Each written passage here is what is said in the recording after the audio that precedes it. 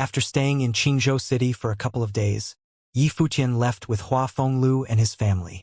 When the black-winged condor spread its wings to depart, many from Qingzhou City watched them leave. Although many already knew who Yi Futian was, no one disturbed him except for an occasional stare from a distance. No one expected that he would leave after only 2 days, so this caught many by surprise. There was a woman standing in front of the house, watching them as they were leaving. She stood there for quite a long time afterward. With the kind of cultivation that Yi Futian possessed, a single sweep of his divine spirit was enough to see through everyone in Qingzhou City. However, this time he just stayed there quietly for 2 days without causing any excitement. Just as the master preferred peace and quiet nowadays, although his cultivation was superior, he had not interfered with other people's lives. He could easily change people's destiny, but in doing so, their course of life would change accordingly. Who knew what the future would bring? Qingzhou City was a paradise in his heart. But what Yi Futian didn't know was that after he left, the island city upon the East Sea was gradually being swallowed up by heavy fog and became ever more elusive.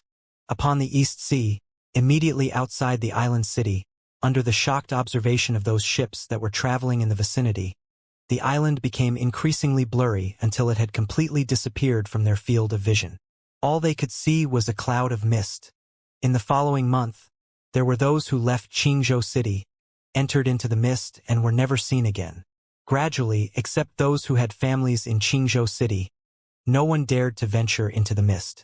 A few months later, the mist dissipated, but Qingzhou City had completely disappeared. It was as if there had never been such a city that existed in the East Sea.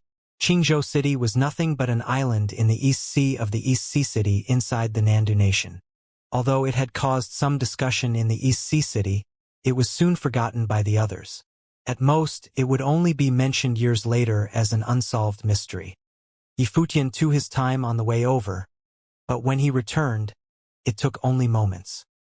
He had picked up some people on the way, met up with them in the Holy Ji Palace in the Barren State, and then departed toward Emperor Xia's realm. After that, from Emperor Xia's realm to Crimson Dragon realm, he took advantage of Crimson Dragon realm's teleportation grand matrix to return to Heavenly Mandate realm. It took very little time for him to get back, so that by the time they got back, the assessment at Heavenly Mandate Academy had not yet concluded, and countless cultivators from the 9 realms were still converged inside Heavenly Mandate City. In the Heavenly Mandate realm, outside the Heavenly Mandate Academy, a divine bird, the roc, morphed back into its original form. The wings of 1,000 meters were spreading out, covering the sky and the sun, and a mighty group rode on its back. There were not many of them when they departed to the lower worlds, but now there were many on the return trip. They were all families and friends from the lower worlds of the 9 states. Were it not for the cultivators of the Shin clan, Yi Futian might not have brought so many people back. But, since what had happened, he must now guard against the Shin clan. At the very least, those who were close to him could not be left behind in the lower worlds for fear that their safety might be threatened by the Shin clan. On the back of the roc, those from the 9 states looked down at the vast crowd below.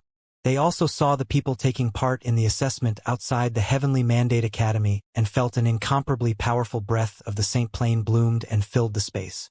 At a glance, cultivators of the Saint realm were packed in densely like sardines, and all the saints from the 9 states were dumbfounded. They were all people at the top in the 9 states, transcendent and holy. However, in the Heavenly Mandate realm, the Saint realm actually looked quite different. The hearts of many palpitated. They had thought that the Supreme Region would definitely be different, but they never expected it to be so terrifying.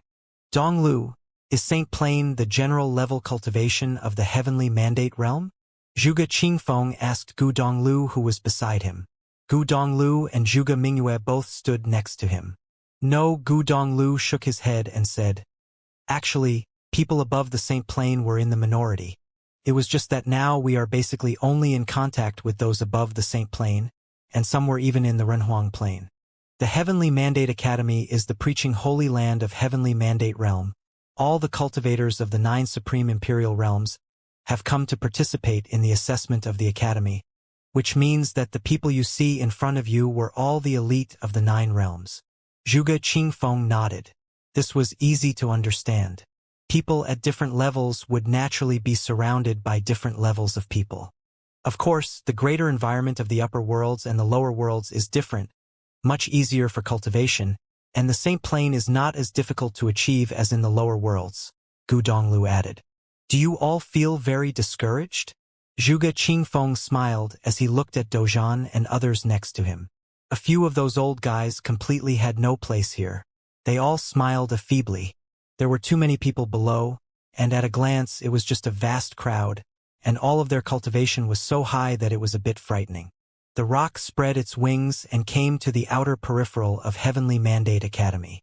The people below saw the white-haired young man on the back of the rock, and suddenly many people bowed and called out, Emperor Yi. Greetings to Emperor Yi. Many people bowed and saluted Yi Futian, demonstrating a lot of respect, especially the youngsters. Now, Yi Futian was a legend among the younger generation. He was their belief and their idol. Their respect was from the heart.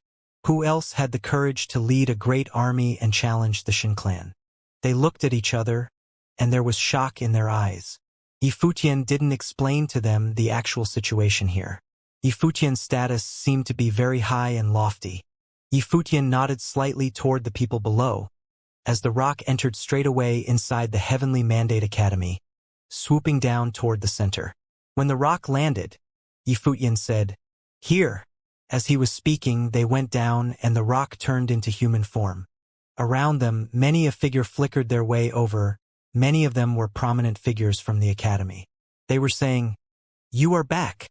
MMM. Yi Futian nodded. Then, there were some youngsters who rushed over. Not many knew Yi Futian had gone away this time. After he returned with so many people in tow, inevitably, it would attract a lot of curiosity. The saints from the 9 states felt the aura from those people, and they couldn't help but feel a little nervous. The strongest person they had ever seen before was Emperor Xia, but from Emperor Xia's realm to the Crimson Dragon realm, and then to Heavenly Mandate realm, they all understood that Emperor Xia was simply no comparison with the older generation of cultivators here because they were simply not on the same level. Those people who stood there felt unfathomable. Just how strong were they? Only heaven knew. They had never come into contact with such strong people. Although Hua Fenglu had feigned disdain when he was in Qingzhou City, he certainly understood that Yi Futian was a true power now, and he had reached an unattainable height. Of course, Hua Fenglu was not too surprised. He was one of the few people who knew Yi Futian's greatest secret.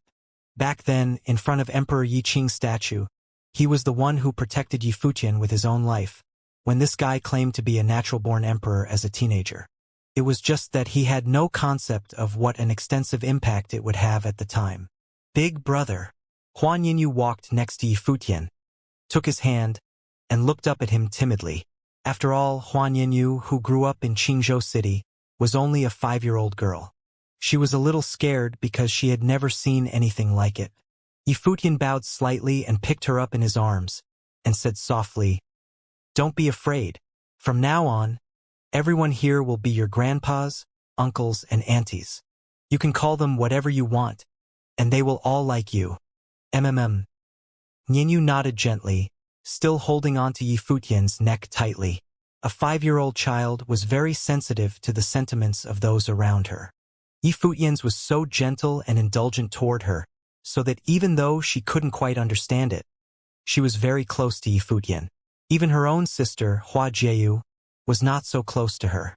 After all, although Hua Jieyu was very good to her, she rarely smiled. What a cute little thing. Many people showed a kind look when they saw Nyenyu. This little thing was way too adorable. She's pretty. Xiao Muyu stepped forward and pinched Nyenyu's cheek. She then smiled and said, Let me give you a hug? Big sister. You are so beautiful. Nyenyu grinned and then turned around in shyness, still holding on to Yi Futian's neck. Xiao Muyu blinked and looked at Yi Futian, asking, Master? Whose child is this? She's so smart. Your grandmaster's child? Jieyu's younger sister. Yi Futian smiled and answered. Then, he looked at Hua Fenglu and Dozhan next to him and said, This is the grandmaster. This is also... Xiao Muyu's expression was particularly worth watching. But she still bowed to Hua Fenglu and Dozhan and said, "Disciple Xiao Muyu greets the Grandmaster and other elders. How did you trick them into becoming your disciples?" Hua Fenglu whispered. He could see that this beautiful woman with extraordinary temperament had a very high level of cultivation. "Master, what do you mean trick? They were perfectly willing. Ask Muyu if you don't believe me." Yi Futian was a little offended. "Grandmaster, it was out of my own will to follow the master," Xiao Muyu said with a small smile. She could see that these people were probably the master's family. The master, who was considered as the most genius talent in the supreme region, had indeed come from the lower worlds. "Hello, two masters. Disciple Do Zhao here." Do Zhao jumped out and shouted cheerfully. "You are everywhere," Yi Futian said with a laugh. But this guy's cultivation was somewhat similar to that of Master Dozhan. As for the names of Sage Dozhan and Saint Dozhan, they were both honorific titles, and his real name was not known to many. "Do Zhao, this master is suitable to cultivate methods from your clan. You two can figure it out yourselves." He pointed to Dozhan. "Sounds great. The master can choose any top methods you like," Do Zhao said readily. "Isn't it a little inappropriate for me to do that?" Dozhan could tell that Do Zhao's realm was far stronger than him. "Master need not be polite. If he's willing to give, you can choose at will," Yi Futian smiled. Yes, master needs not be polite." Do Zhao nodded in agreement. Dozhan smiled a little weakly. "Futian." At this time, Lord Taixian and the others also came over and asked, "Family? MMM." Yi Futian nodded and introduced to everyone, Lord Taixian, the Dean of the Heavenly Mandate Academy. "Greetings." When everyone heard Yi Futian's introduction, they knew that this must be an esteemed person, and they were all being respectful. "No need to be so formal," Lord Taixian said. "Futian, since it is your family, you will do well to get them settled." "Yes. What's the girl's name?"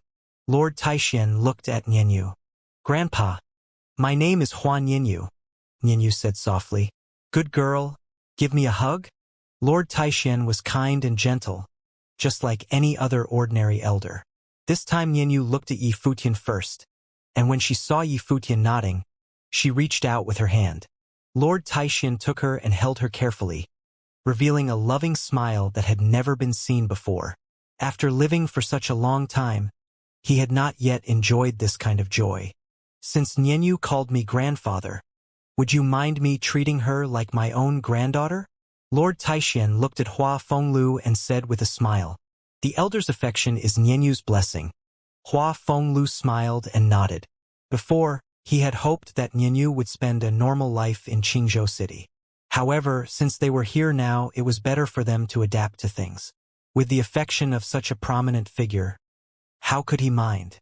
Lord Taixian and all the elders, Nianyu's talent may be a little lacking by nature, but we will leave her cultivation to you in the future, Yi Futian said with a smile. "That is no problem. I'm still here, aren't I?" Lord Taixian said with a smile. His realm was enough to change lives and alter destinies, so a little lacking in natural talent was of no concern to him. Many were looking at the little girl in Lord Taishuan's arms, and they all knew that the girl's future was bound to be extraordinary. Of course, they could also see that Yi Futian's position in this Heavenly Mandate Academy was significantly superior. The people from the 9 states stayed in the Heavenly Mandate Academy.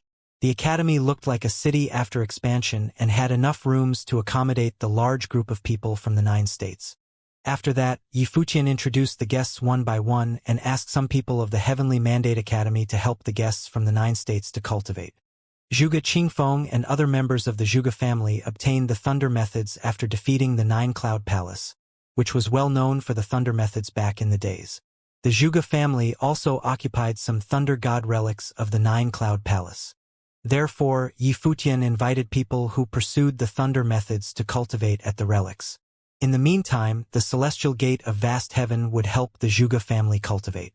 Gu Donglu was the clan lord of the celestial gate of vast heaven and had no problem with attending to his father-in-law. Yi Futian asked Dozhan to follow the seniors of the Dou tribe to cultivate. As for Yuan Zhan and Yuan Hong, Yi Fuqian introduced them to Zhu Yan, the Demon Emperor and the Demon Emperor of the Thunder Gods. Yuan Hong and the others belonged to a Golden Ape clan and were naturally excited about the meeting. Yi Fuqian had arrangements for the rest of the people as well. Yi Fuqian would certainly make sure that they made headways in cultivation since he brought these people to the heavenly mandate realm. They could achieve breakthroughs even if they reached bottlenecks before. Yi Fuqian wasn't worried about Nianyu's cultivation progress at all. He had confidence in Nianyu as much as he did in Feishue.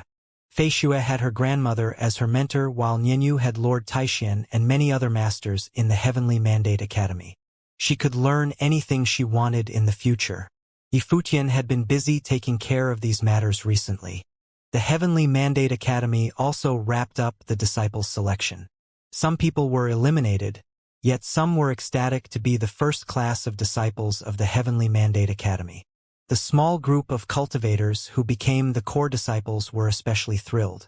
Maybe they would have a chance to develop the super divine will when they attempted the Renhuang plane if they could be lucky enough to receive some help from Yi Fuqian in the future. The people from the 9 states eventually dispersed, and the Heavenly Mandate Academy returned to normal. However, it was still bustling and lively because of the new disciples. Besides, the population of Heavenly Mandate City grew as well. Even though many left, there were still plenty of people who chose to stay and cultivate in Heavenly Mandate City. Yi Fuqian finally had some free time after having his hands full for many days straight. Nianyu became more at ease in the Heavenly Mandate Academy. She often pestered Lord Taixian and occasionally went to bother Hua Jieyu. Although Hua Jieyu spent most of her time cultivating, she would still set cultivation aside to indulge Nianyu whenever she saw her. At the moment, Yi Fuqian was watching the conversation between Hua Jieyu and Nianyu at where Hua Jieyu cultivated. Of course, Nianyu was the one talking most of the time, while Hua Jieyu responded every now and then. Looking at the pleasant and delightful scene, Yi Fuqian cracked a gentle smile. How wonderful it would be if Jieyu came back for real. She must be very happy to see Nianyu. However, Yi Fuqian started to suspect Hua Jieyu's real identity more and more. He previously speculated that Hua Jieyu might be possessed by the Brahma's pure sky empress. But why would someone like the empress be interrupted by a little girl in the middle of her cultivation? She probably wouldn't bother to talk to Nianyu at all. Besides, the feelers he put out before, like holding her hands, were eventually accepted by Hua Jieyu in spite of her initial resistance. It made him believe that Hua Jieyu was not controlled by the empress. She seemed more like a blank piece of paper in Yi Fuqian's eyes, as she was not interested in anything else but cultivation. But maybe she was drawn to Hua Nianyu by nature. Just now, a person walked toward Yi Fuqian. Yi Fuqian focused his eyes on the incoming woman. Her face was beautiful and ethereal. "How can I help, goddess?" Yi Fuqian asked with a smile. The woman was the Xianxia goddess. "This girl is disrupting her cultivation by coming here frequently," answered the Xianxia goddess. She was ordered by the empress before she came here that Hua Jieyu's cultivation was more important than anything else in the Heavenly Mandate Academy. "It's not necessary for you to interfere if she doesn't think so herself," Yi Fuqian answered, smiling. The Xianxia goddess frowned slightly. It seemed that Hua Jieyu didn't stop Nianyu from coming to play indeed. She came to the Heavenly Mandate Academy to cultivate. "I hope you can keep a tight rein on her," said the Xianxia goddess. Yi Fuqian gazed at Nianyu and smiled softly. "That is your purpose, not mine." Yi Fuqian replied in a calm voice.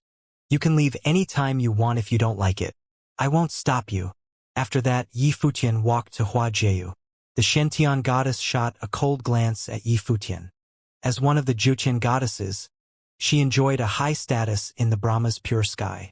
As talented as Yi Fuqian was, he was only a junior in her eyes. Nevertheless, Yi Fuqian didn't show due respect for her at all now. She certainly understood that the Yi Fuqian here and now was no longer the same person who went to the Xiantian pavilion back in the days. The Brahma's pure sky couldn't possibly manipulate him anymore. This white-haired young man was almost the king without a crown in the Heavenly Mandate realm. He could lead the army to attack the Shin clan with one order. He had already wiped out the Heavenly Mandate dynasty and the Nine-Cloud Palace. They were standing right now on where the palace of the Heavenly Mandate dynasty was in the past.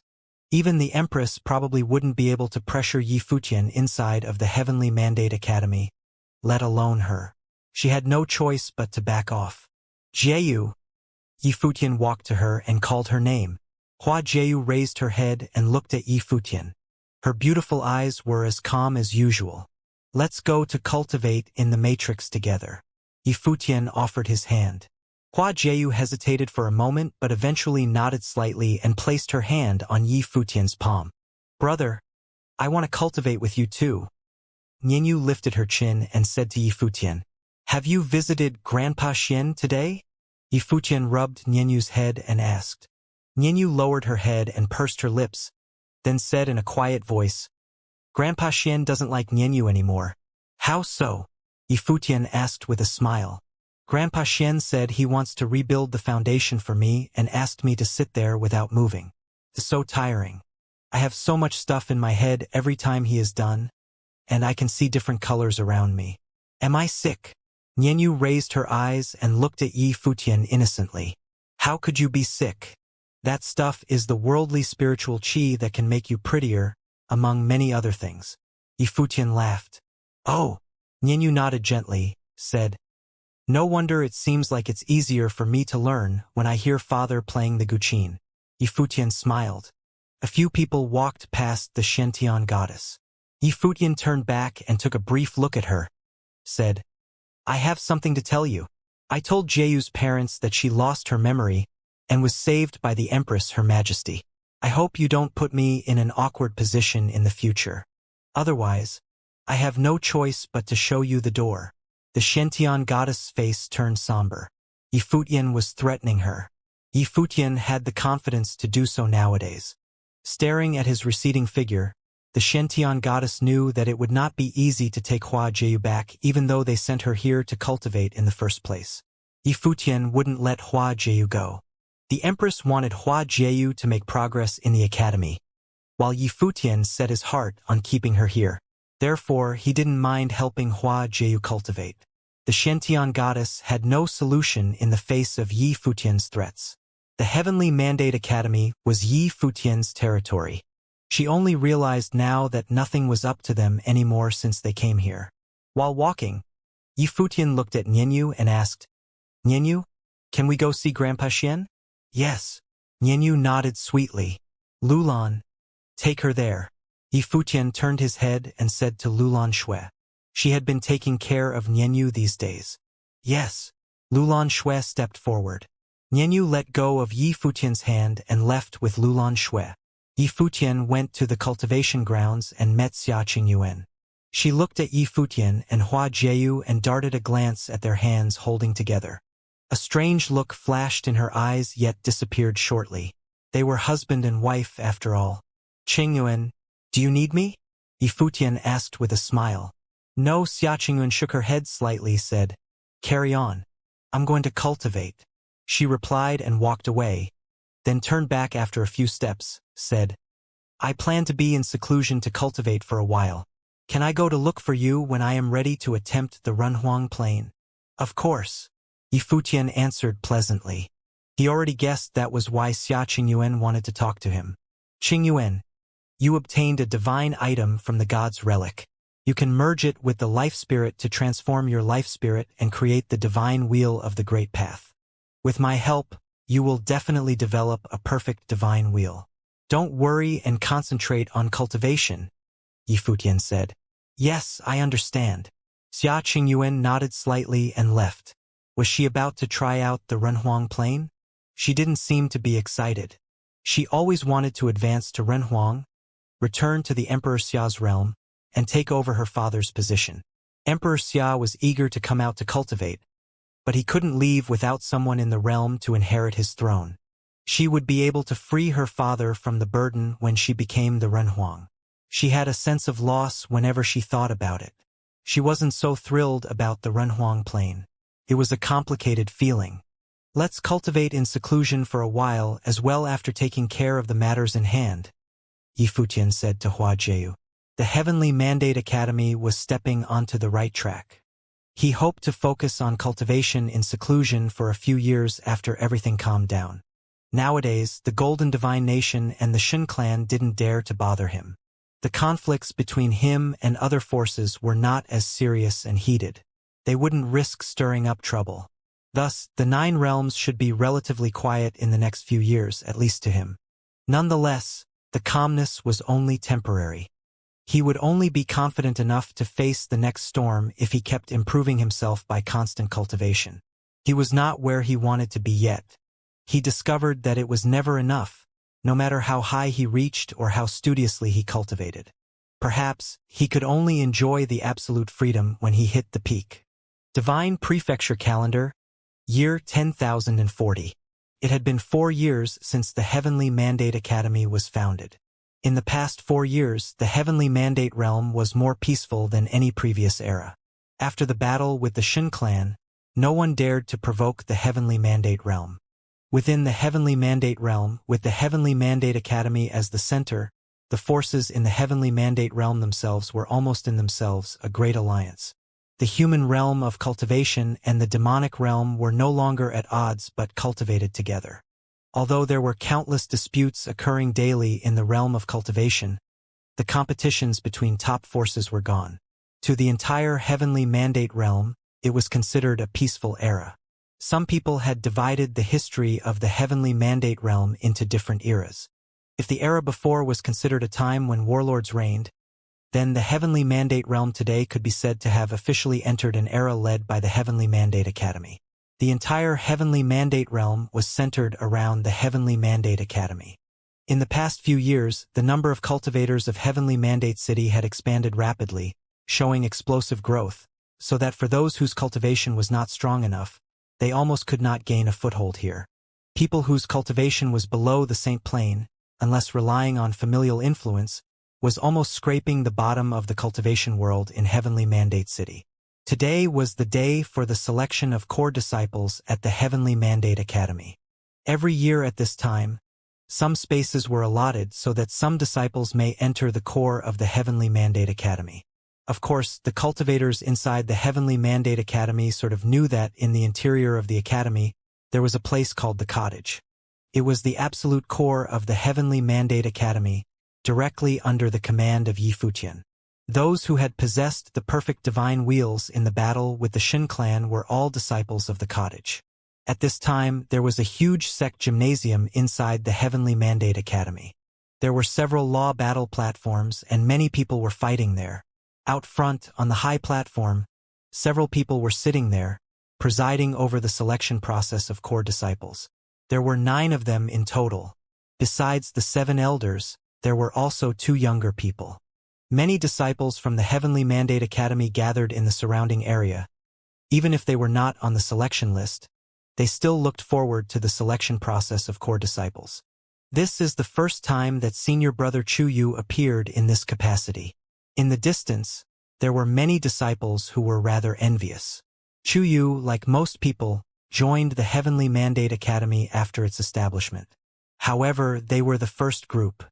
When the Tianxian Academy was first established, Gaizong, the overlord of the Golden Divine Nation, and the cultivators of the Shin clan descended in force, so that almost no one dared to approach the academy. Chu Yu was one of the first 3 who entered the academy. Many people guessed that perhaps from that time on, he had already been regarded as an important person to be brought up in leadership. Well, I heard that Senior Brother Chu Yu was the first to enter that place and was the only disciple of the Heavenly Mandate Academy who was not previously acquainted with Emperor Yi, someone said softly. Many people knew what place he was referring to. The cottage inside the Heavenly Mandate Academy was a mysterious place that was not made public to the outside world. But those who cultivated in the Heavenly Mandate Academy more or less knew something about it. In the past few years, several people had entered the cottage, but only Chu Yu, who had not known Yi Fuqian before, was the first to enter the cottage by his own ability. So, it is possible that Senior Brother Chu Yu could cast the divine wheel of the Great Path. Some showed a sharpness in their eyes, and there were some speculations in their minds. Brother Chu Yu was an extremely famous figure in Heavenly Mandate City even before that. The crown prince of the Heavenly Mandate dynasty, Yi Tianyu, once tried to coax Chuyu to accompany him in cultivation, so his talent was without doubt. However, Emperor Yi and the others truly didn't care about his relationship with the Heavenly Mandate dynasty. Some people couldn't help but secretly admire him. The operations of the Heavenly Mandate Academy were fairly transparent. This matter also demonstrated the generosity of Yi Futian and the elders of the academy. They didn't care much about the candidate's background or past. It was said that the Chu clan in Heavenly Mandate City had already designated Chuyu as the next clan leader. Senior sister Feishue became an emperor at such a young age. Wasn't the conflict with the Shen clan caused by sister Feishue? Someone looked at the other young person sitting above, and it was Feishue. Senior sister Feishue is actually not that young, but it was said that she used to fall into deep sleep often, almost in a state of suspended animation.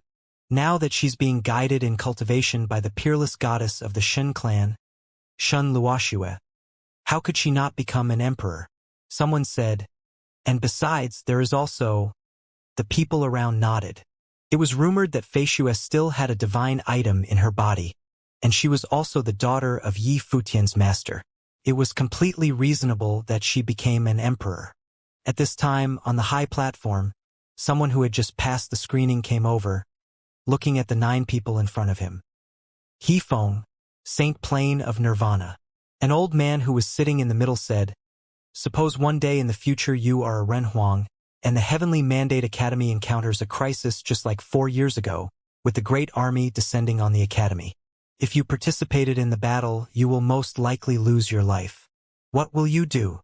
If the Heavenly Mandate Academy thinks that the battle can be won, then I will fight. If it thinks that it cannot be won, then I will run. If one day I have the ability to avenge, I will. If not, I will choose to continue cultivating quietly." He Feng responded.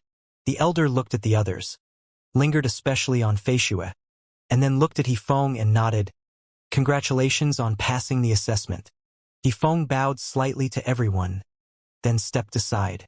After that, someone else came forward, and the questions were still simple. However, the results were different. Some passed and some didn't. The people who had reached this point had, in fact, already passed the talent screening. As long as the 9 people were in agreement, they could become core disciples. This year's assessment format was different from years past. It was really the simplest yet. Just a few questions, or even just one question. At this time, another person came forward. This person exuded a dazzling divine light and a supernatural temperament. He was a Renhuang. Most people who entered the Heavenly Mandate Academy were in the Saint Realm, but there were also a few Renhuang. Or rather, those who broke through and became Renhuang in the training process at the Heavenly Mandate Academy. Not just any Renhuang could enter the Heavenly Mandate Academy. The rule of the Heavenly Mandate Academy dictated that they would still need to go through a selection process. Yen Huang of the Solar Realm, Divine Will First Order, cast the Divine Wheel of the Celestial level. The old man looked at him and said, "Why would you not enter the Solar Divine Palace to cultivate but choose the Heavenly Mandate Academy instead? The Heavenly Mandate Academy is famous in all of the 9 realms. Do I need any other reason?" Yen Huang replied with a smile. "If your cultivation at the Heavenly Mandate Academy is not satisfactory, it will not help you much, because you are already in the realm of Renhuang, and there are no other strong elders to guide you in your cultivation. But if admitted, at some point in the future, you may be required to do something for the academy, would you be willing?" The old man asked. This question, stated bluntly, was to ask him if the Heavenly Mandate Academy couldn't help in furthering his cultivation, would he still be willing to pay the price? Yen Huang didn't answer immediately. His pupils contracted slightly. But then he smiled casually. "Since I have entered the academy, I am a member of the Heavenly Mandate Academy. If the academy has any needs, of course, I will do my best to help." "What if there is danger?" the old man asked again. "If the danger is great, I might consider it. But if the danger is low, I will be willing to do it," Yen Huang replied. The old man nodded, then looked to the others, as if they were secretly transmitting messages. After a while, the old man said, "Yen Huang, assessment failed." The pupils of the people in the distance contracted. "Failed? How could it be?" Yan Huang's cultivation was inordinately advanced, and he was quite well known among his peers. His strength was mighty, and his demeanor aloof, but he actually failed during the selection process for core disciples. What was wrong with his answer? Yan Huang was also in shock. A scorching glow shot out from his eyes as he stared at the old man. He asked, "Why? You'll still have a chance in the future." The old man did not respond directly but replied with a smile. Although he was sitting in the middle seat for the assessment, the actual decision-maker was Feishue, who was sitting next to him. She was the sole person who determined the results in the last phase of the assessment. In fact, even if a few of the others didn't quite understand Feishue's reasons, but everyone sitting here were key members of the Heavenly Mandate Academy, and they would have never doubted such a high-level decision. As for the reason behind Yan Huang's failure, it was actually very simple, because Feishue saw that all his answers were nothing but lies. Heavenly Mandate Academy would rather choose those disciples with lesser talents over those cultivators who were keen on infiltrating the core of the Heavenly Mandate Academy. These core disciples would be the mainstay of the academy in the future. "I want to know the reason," Yan Huang insisted. The old man frowned, but heard Feishue answered, "You are a cultivator of the Solar Divine Palace, correct?" Yan Huang's pupils contracted, and he now looked at Feishue, who was sitting beside the old man. How could she know that there was a problem in his answer? The Heavenly Mandate Academy is said to recruit disciples regardless of background. So what does it matter whether I am a disciple of the Solar Divine Palace or not? Yan Huang did not answer but looked at Feishue instead. "Indeed, we don't question your background. If you are a disciple of the Solar Divine Palace, you could very well enter the academy as such. However, if you deliberately lie to conceal your identity, it just casts more doubts on your true purpose." Feishue said, "I will report this matter to the academy." The disciples who were watching from a distance were stunned. Yan Huang was actually a member of the Solar Divine Palace. But why would he hide it? "Goodbye." Yan Huang turned around to walk away. Since he failed, he was going to leave the Heavenly Mandate Academy. It seemed that the Heavenly Mandate Academy had secretly investigated him. "Yan Huang, don't leave the Heavenly Mandate Academy for the next few days." Another voice was heard. It was Chuyu. Yan Huang turned around and glanced at Chuyu. "You have no right to give me orders." After that, he took great steps forward. However, Chuyu also stood up, and in an instant, a violent power of the Great Path shrouded Yan Huang. Yan Huang's face changed slightly as he turned to face Chuyu. "I have heard your name many times while cultivating at the Heavenly Mandate Academy. I guess I can see for myself today." "You are not worthy," Chuyu said.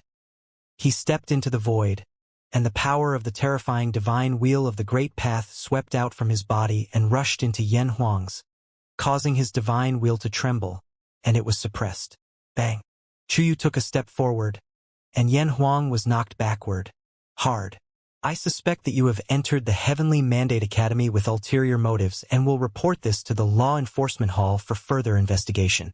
If you leave without authorization, know that you are doing so at your own risk," Chuyu said forcefully, and suddenly, Yan Huang looked extremely upset. The elder who was sitting there now looked calmer. In the past few years, the Heavenly Mandate Academy had grown extremely quickly.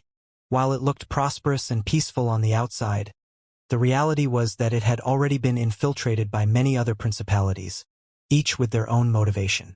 It seemed that they really need to think the matter over carefully. After 4 years, the Heavenly Mandate Academy's internal operations were already well developed. The Supreme Elder of Heavenly Mandate Academy was in charge of the Law Enforcement Hall, and it was none other than Shen Luoxue, who was once the goddess of the Shen clan. Those in the Shen clan possessed a special talent, and under the survey of the divine eyes, there was no secret that could be hidden from them. The incident with Yan Huang was personally investigated by Shen Luoxue, who rarely involved herself in day-to-day affairs. The final result was that Yan Huang was indeed an undercover agent, whose purpose was to infiltrate into the core of the Heavenly Mandate Academy. He was to collect information and to get a hold of secrets inside the Heavenly Mandate Academy. Of course, no details were disclosed to the public.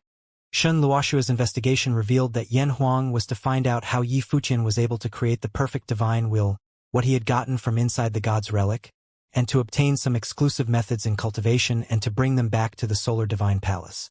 In truth, the Heavenly Mandate Academy was a principality in preaching, not a clan. It did not necessarily require a strong sense of loyalty from its disciples. Since leaving after their cultivation had concluded wasn't an issue for the academy, the assessment process was not actually as strict.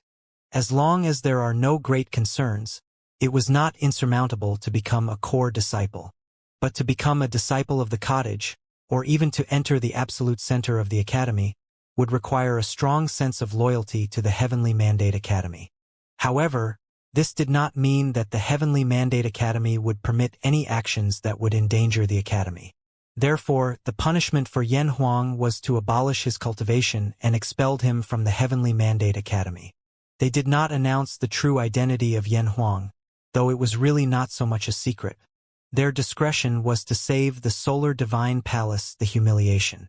As for the abolition of Yan Huang's cultivation, if the Solar Divine Palace was not afraid of offending the Heavenly Mandate Academy by sending in a spy, the academy wouldn't care too much about the consequences of the punishment. It was all done with mutual understanding. The incident this time was meant to set an example for the others.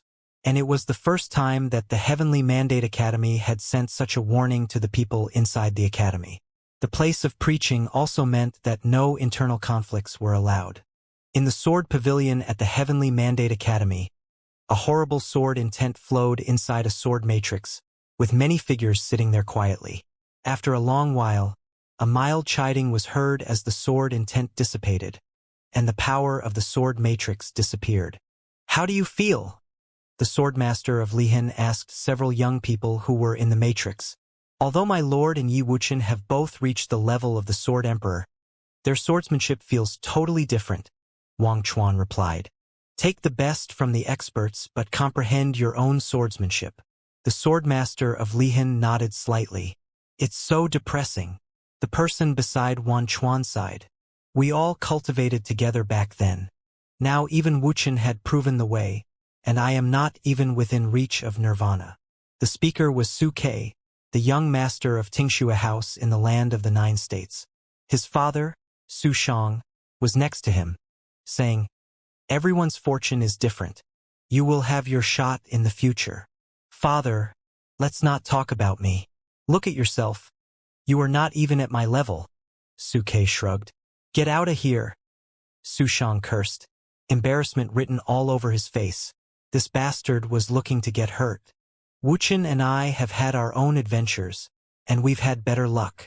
The swordmaster of Lihan appeared very calm, without the slightest air of an elder.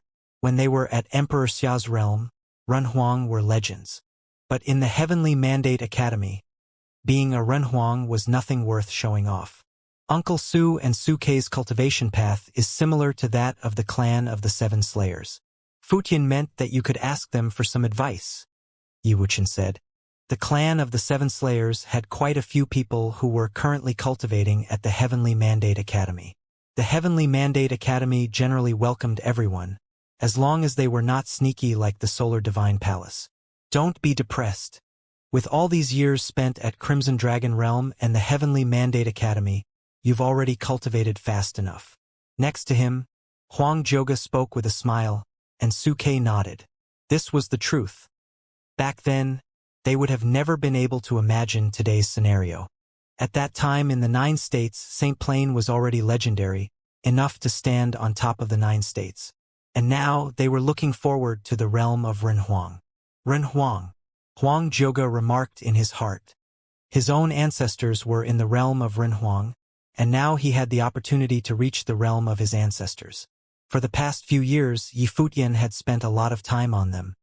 He would come and visit them whenever he came out of the retreat and provided them the best resources for cultivation.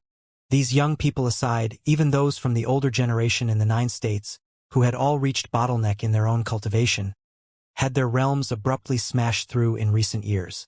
Dozhan, for example, was cultivating the powerful body refining formula of the Do tribe, constantly breaking through the limit of his own physical body, and tempering his spiritual willpower by various means. In such ways, even previous limitations could be broken. How is Futian's cultivation? I wonder if he will break into the second level of the divine wheel, Suke whispered. In the past few years, Yi Futian's cultivation had been intermittent, and most of his time, besides spending on cultivation, was spent on being with Hua Jieyu and Nianyu. He just came out of the retreat and went to Uncle Hua's, so let's not disturb him for the time being. Huang Zhouge smiled and said, and Suke nodded in agreement. Clearly, they won't deprive Yi Futian of the opportunity to enjoy some peace and quiet. In the residential palace where Hua Fenglu was located, Nandu Wanyin had already prepared a table of food. Although Yi Futian no longer required meal intake at this point in his cultivation, he still quite enjoyed the simplicity and warmth afforded by sharing a meal. Nianyu hasn't come back yet from cultivation? Yi Futian smiled and asked. It should be soon, Nandu Wanyin replied. Brother, sister. Just as they were chatting, a clear voice came from outside, and a little girl, like a little fairy, came running toward Yi Futian and Hua Jieyu. Hua Nianyu stretched out her hands to Yi Futian, indicating that she wanted to be picked up. Hey, you are too old for this. Yi Futian smiled and rubbed Nianyu's head. The girl was now 9 years old, and she still wanted him to pick her up every time she saw him. We'll stop when I'm 10. Nianyu looked at Yi Futian pitifully. Deal. Let's see how heavy you are now. Yi Futian indulgently picked Hua Nianyu up, and the girl suddenly burst into a bright smile. How's your cultivation coming along? Yi Futian asked. Grandpa Xian said that I've got potential, and that I will definitely be better than you in the future. Nianyu looked at Yi Futian with her big eyes. That's for sure. Nianyu has to be better than me. Yi Futian smiled and nodded, and put Nianyu on the chair. When everyone sat down, Nanda Wanyin looked at Lulan Shui and said, Lulan, come and sit with us. No, Lulan Shui shook her head. Come and sit together. Yi Futian turned his head and said to her. Lulan Shui glanced at him, then nodded gently, and sat down on the other side of Nianyu. You've worked hard these years, don't delay your own cultivation, Yi Futian said to Lulan Shui. Lulan Shui nodded slightly. Although her cultivation was weak, she couldn't have imagined all that was before her eyes. However, if you return to the 9 states now, you would be someone great and could even become a clan lord in your own right, Yi Futian said with a smile. Lulan Shui gave him a look and said, I'm not going back. Yi Futian didn't expect Lulan Shui to be so sensitive. Upon seeing his gaze, Lulan Shui explained, I like Nianyu very much. I would be happy to take care of her for the foreseeable future. Well, Sister Lulan is very good to me. Nianyu said, I don't want Sister Lulan to leave. I didn't ask Sister Lulan to leave. Yi Futian pinched Nianyu's face and replied. Nandu Wanyin watched in silence. She smiled and said, The food is getting cold. Let's eat. She was a woman, so she understood what Lulan Shui was thinking. This girl was way too stubborn. She would rather stay by Yi Futian's side as a handmaid. Well, Masteress, please eat. Yi Futian started serving Nandu Wanyin some of the dishes and then did the same for Jieyu. It's enough to take good care of your own wife. Hua Fenglu glared at Yi Futian, and then took the initiative to serve Nandu Wanyin. Of course, he also did so for Tanglan, who was next to him. Yi Futian had a completely innocent look on his face. Master, you are too. Don't mind him, Nandu Wanyin said with a smile. Big brother, eat. Next to him, Hua Nianyu copied Yi Futian and started serving him the dishes. Nianyu, what about me? Hua Fenglu looked at Nianyu and said, Dad, you have Mom to help you. Nianyu looked at Hua Fenglu innocently with her big eyes. Hua Fenglu looked at her, dumbfounded, and then at Nandu Wanyin, who was clearly trying not to laugh. He felt like a total failure.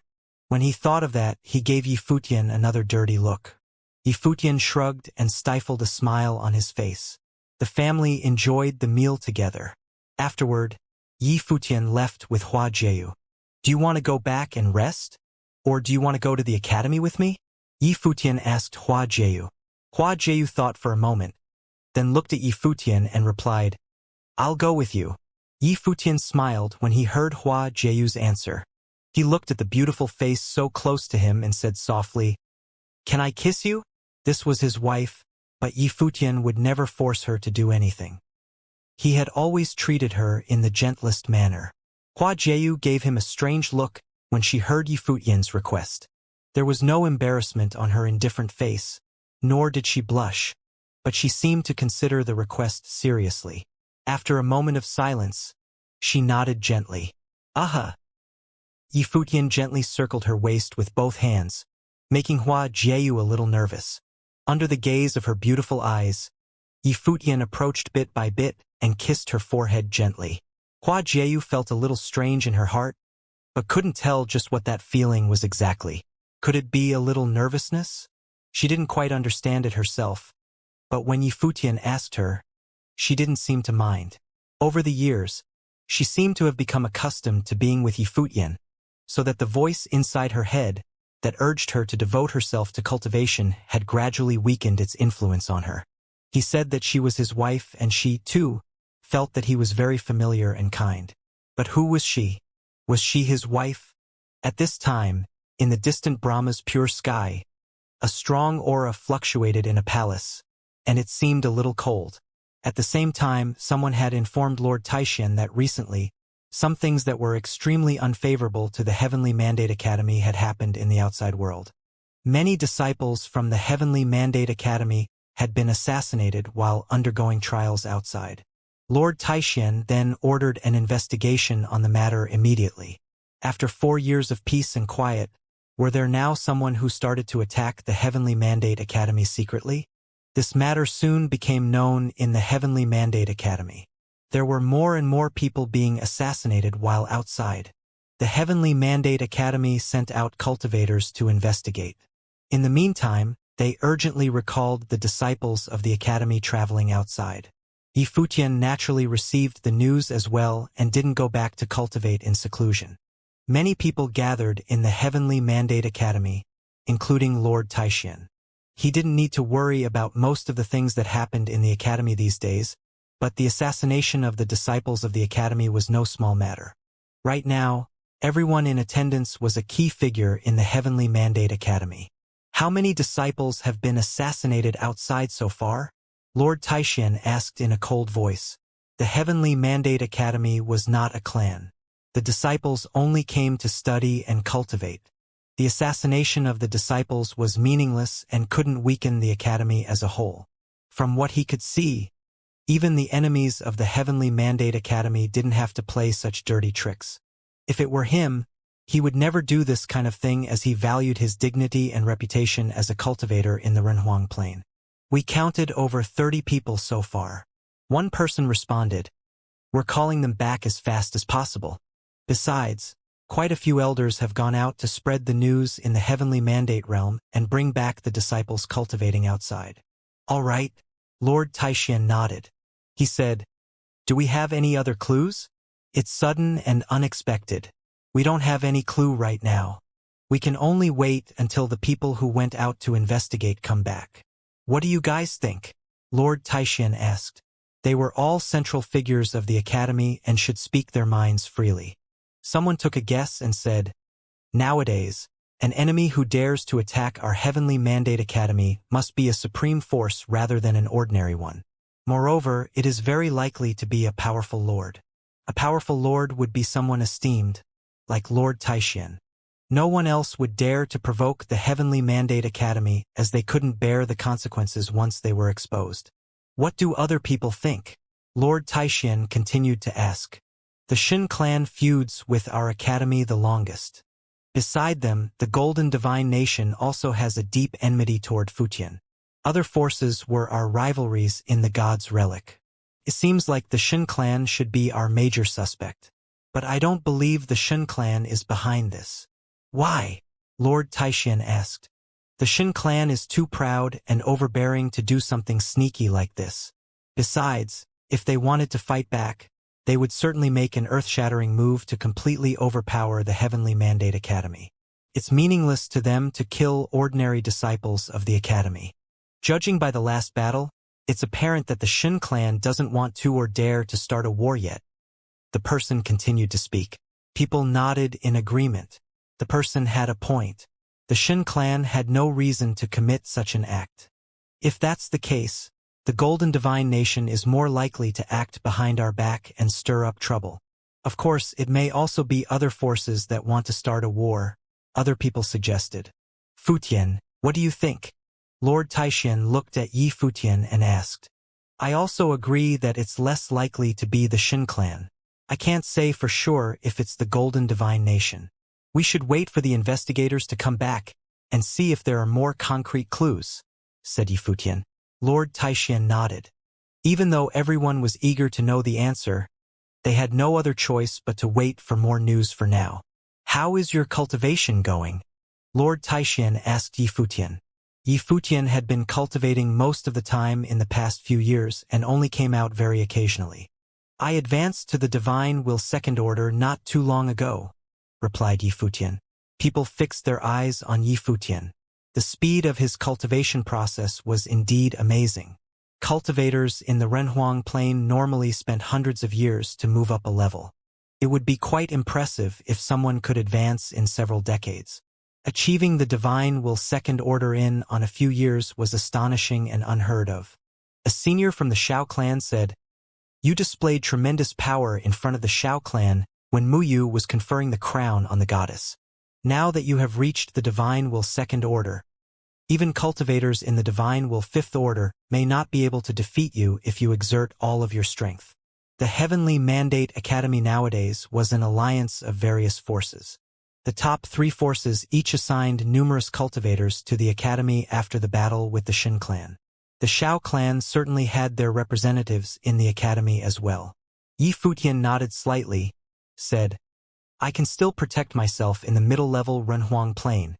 Things will get tricky if I have to fight against cultivators in the high-level Renhuang Plain. Apart from his ability to fight, he also possessed many valuable tools. Although he gave out a lot of the ritual implements he gained from the god's relic back in the days, he still kept some of the best implements and had picked several handy ones for himself in the past few years. Therefore, he was confident to say that he could defend himself against cultivators in the middle-level Renhuang Plain, as long as they didn't have the perfect divine wheel. People nodded in silent wonderment. No one else in the Divine Will Second Order in the 3,000 realms of the Great Path had such confidence. Nevertheless, they knew how powerful Yi Futian's divine wheel was. Otherwise, how could he convince the top forces to attack the Shin clan in joint action and establish the Heavenly Mandate Academy? In fact, many people in the Heavenly Mandate Academy were waiting for Yi Futian's time to come. He was destined to become the best cultivator in the 3,000 realms of the Great Path, as long as he had enough time to grow. Someone is back. Lord Taishan stood up and walked outside at once, followed by other people. A pung bird dived to the ground, landed in front of the great hall, then transformed into a man.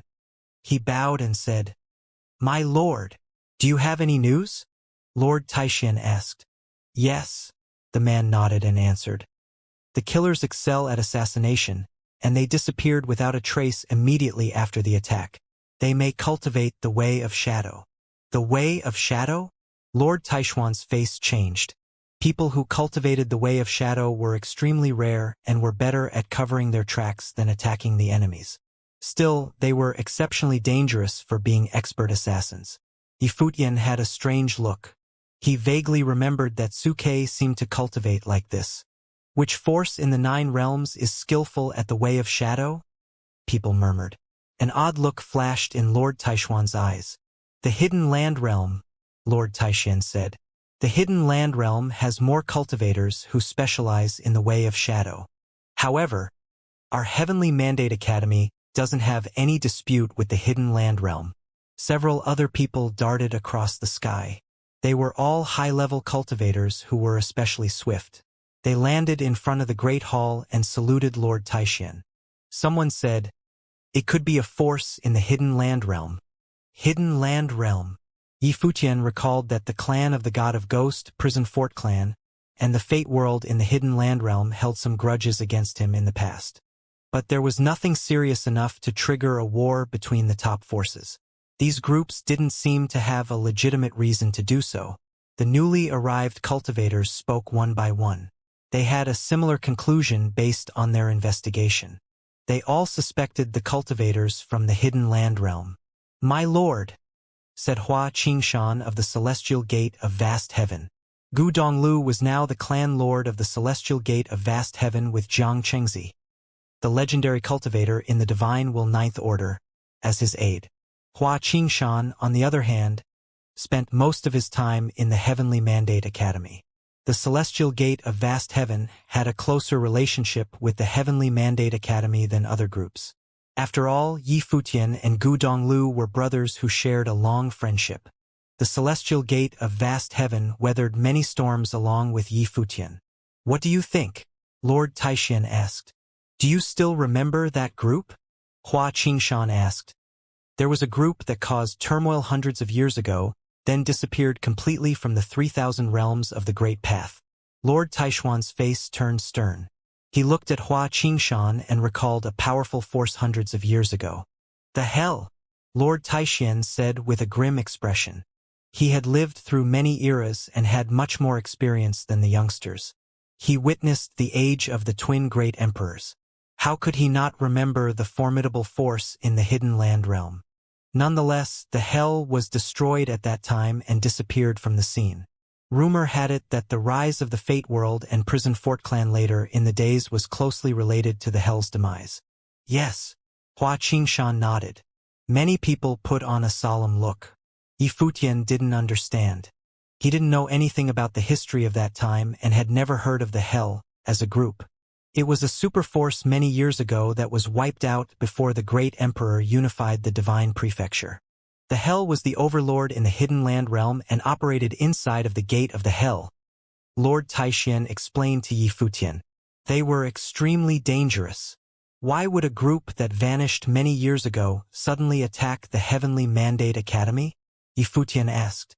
"We don't know for sure yet, but this does seem like something the hell would do.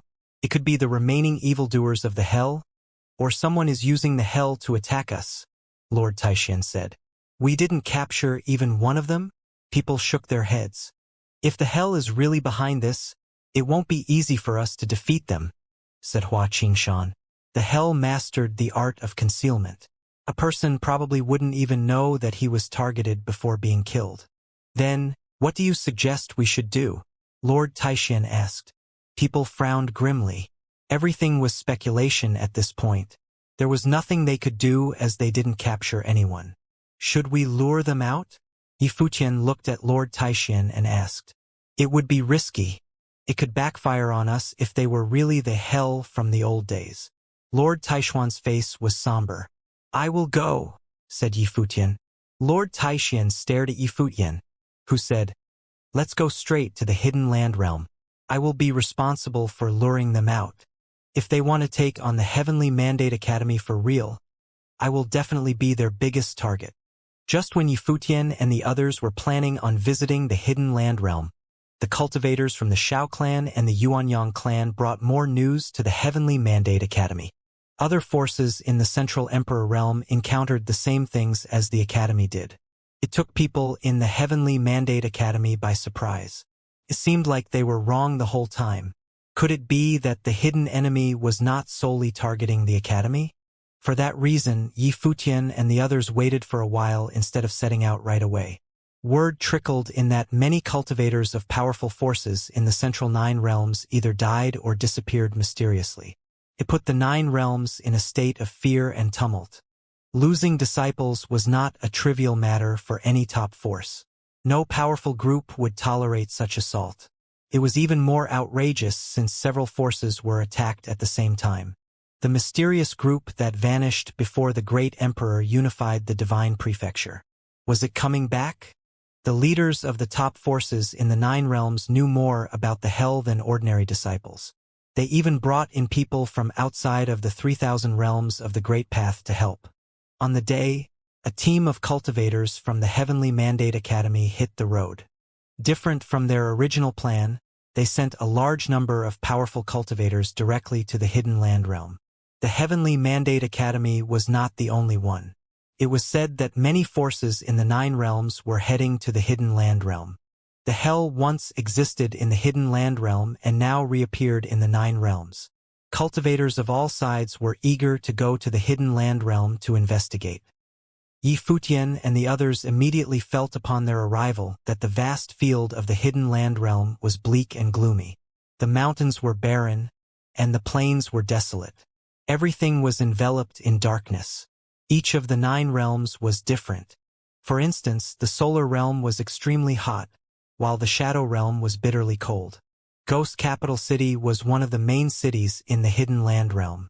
Magnificent and imposing, many ancient, dark-colored buildings towered up inside of the city.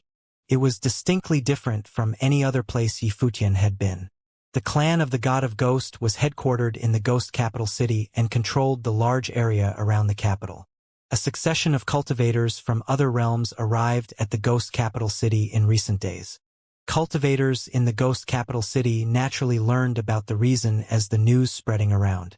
The mysterious group Hell, from the hidden land realm many years ago, reappeared and caused plenty of troubles in the 9 realms. The cultivators from the top forces obviously came to inquire into the matter. The clan of the God of Ghost was the most influential group in the hidden land realm. The Ghost Capital City as its capital might have more information circulating around. Therefore, it was the most desirable destination for many forces. The cultivators from the Heavenly Mandate Academy also came to Ghost Capital City and found a place to settle down temporarily. Their arrival soon attracted people's attention. The Heavenly Mandate Academy was prominent in the 9 realms. Even though they didn't have the same level of influence in the Hidden Land realm as they did in the Heavenly Mandate realm, the cultivators in the Hidden Land realm still knew about their attack on the Shin clan 4 years ago. The Heavenly Mandate Academy was even more renowned than the top forces from the Central Emperor realm, such as the Shin clan. Yi Futian was also a legendary name well known in the 9 realms. Cultivators in the Hidden Land realm heard about him as well. Many people were guessing if Yi Futian was truly as strong and unrivaled as the rumors claimed so. The night was pitch black. Yi Futian was cultivating in the room when he sensed something. He opened his eyes and saw an indistinct figure in the distance. "Which friend is it?" Yi Futian asked and immediately saw a pale shadow gracefully landed on the roof in front of him. The shadow was faint and indistinct as though it was not a real person but a ghost in the moonlight. Wearing a thin, white dress, she had long, black hair, an elegant figure, and a gorgeous face. She looked like a ghost in the darkness. "Is this not her real body?" Yi Futian was intrigued. He stepped forward and unleashed invisible energy on her. "I have long heard about your name and how you defeated Shin Hao from the Shin clan and built the perfect divine wheel. I came here particularly to catch a glimpse of your regal bearing," the woman said with a smile. "You are indeed a man of elegance and talent. This is quite surprising as I thought you would be a brawny and domineering guy. Did you come from the clan of the God of Ghost?" Yi Futian asked. She couldn't move so quietly if it were her real body. She probably used a technique unique to the clan of the God of Ghost to project a blurry shadow of her. "I'm Lian Qingyi from the clan of the God of Ghost," said the woman. "Lian Qingyi," Yi Futian murmured. There was an outstanding cultivator from the clan of the God of Ghost in the God's Relic whose name was Lian Juyo. Maybe she was related to him. "You already knew the intention of the Heavenly Mandate Academy, didn't you?" Yi Futian asked her. "Yes, I do." Lian Qingyi nodded. "Can you tell me?" said Yi Futian. "I will tell you everything I know when you come to the clan of the God of Ghost tomorrow," said Lian Qingyi. Then, her shadow glided away and disappeared silently. Hua Jiangshan came to Yi Futian after Lian Qingyi was gone. Said, "Lian Qingyi is the goddess of the clan of the God of Ghost. She is an extraordinary cultivator in the middle-level Renhuang Plain, one of the best in the younger generation of the clan of the God of Ghost." Yi Futian nodded. He was curious why Lian Qingyi came to him. Was it really possible that she simply wanted to meet him? "I will go to the clan of the God of Ghost tomorrow to see if I can gather any useful information," said Yi Futian. "Okay." Hua Jiangshan nodded. The next day, Yi Futian led a group of people to the God of Ghost Palace where the clan of the God of Ghost was located. Standing outside of the God of Ghost Palace, Yi Futian gazed into the distance. The magnificent castle far away with black and forbidding walls could almost reach the sky. Some other people moved closer to them at the moment. Yifutian sensed something and turned around. A strange look flashed across his face when he saw the people coming. Those people's penetrating eyes darted toward Yifutian like sharp blades with a golden gleam. They were cultivators from the Golden Divine Nation. They also came to Ghost Capital City. The Golden Divine Nation also lost some disciples who were traveling or cultivating outside. It was obvious that the Heavenly Mandate Academy was not the only group the clan of the God of Ghost invited. The tension in the room was incredibly palpable due to the enmity between the Academy and the Golden Divine Nation. One of the leaders of the delegation of the Golden Divine Nation was especially forceful and frightening. He was a divine general in the Golden Divine Nation and had met Yifutian in the battle of the Heavenly Mandate Dynasty. A dashing young man in his 30s stood next to the divine general. He seemed shrewd and assertive. Gai Qixing, the seventh son of the sovereign of the Golden Divine Nation, stared at Yifutian with a menacing look. Yifutian could sense that Gai Qixing was in the middle-level Renhuang plane with a fourth-order divine will. He was not threatened by Gai Qixing at all. Gai Tsong, the sovereign of the Golden Divine Nation, personally visited the Heavenly Mandate Academy when it was established. But they later realized that there was nothing they could do to Yifutian and had been keeping a low profile ever since the battle with the Shin clan. Nowadays, neither side would launch an attack recklessly despite mutual hostility. "Let's go." Yifutian glanced at them, turned back, and walked toward the guide sent by the clan of the God of Ghost. The cultivators from the Golden Divine Nation also stepped forward. The clan of the God of Ghost already prepared a banquet in front of a palace. Yifutian found out that the cultivators from the Sky-Reaching School, Xianxia Divine Palace, Celestial Worthy Temple, Heavenly Sword Hall, and other groups were all present. Some people showed an interesting look when the cultivators from the Heavenly Mandate Academy and the Golden Divine Nation walked in. Many people here knew about their grudges. Yifutian looked at the seat of the host. It was someone he met the night before, Lian Qingyi. Several cultivators from the clan of the God of Ghosts sat behind her. Nevertheless, it was the real Lian Qingyi today instead of her shadow. "Please." A cultivator from the clan of the God of Ghost showed Yifutian and the others to their seats. Lian Qingyi shot a glance at Yifutian yet didn't say anything. A person asked, "Is everyone here?" The cultivators of the top forces in the 9 realms who came to Ghost Capital City were all here. "Yes." Lian Qingyi nodded and said, "I invited you here because I know why you came to the Hidden Land Realm. Based on the information gathered by the clan of the God of Ghost, the rumors about the once powerful group in the Hidden Land Realm are very likely to be true. Your speculations are correct." People's eyes narrowed in concentration. Was it really the mysterious force from years ago? A group that had disappeared for hundreds of years suddenly resurged?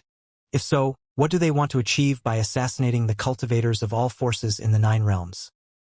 A person from the Sky-Reaching School asked Lian Qingyi. It was a question that puzzled everyone. "They want to make you come to the Hidden Land Realm," said Lian Qingyi. Her answer astounded the crowd. The hell intentionally lured them to the Hidden Land Realm? Why? Several people asked simultaneously. If the hell truly resurrected, shouldn't they develop and expand in secret? Why would they provoke the cultivators in the 9 realms and cause quite a stir? In fact, there has been a deep undercurrent in the Hidden Land Realm. A rumor has been spreading for the past few years. Lian Qingyi looked at the crowd and said, "The gate of the hell might have emerged." Gate of the hell! The cultivators' faces grew stern. People of the older generation had heard about the gate of the hell many years ago. If that's true, the hell might make a comeback and fall upon the 9 realms again? Someone asked. Lian Qingyi nodded and replied, "To be honest, they're already back. Based on folk tales, the gate of the hell was the holy land of the hell and guarded the path to the real hell. The hell might reappear in the 9 realms when the gate of the hell opened." Lian Qingyi, did you mean that the gate of the hell has appeared but not opened yet?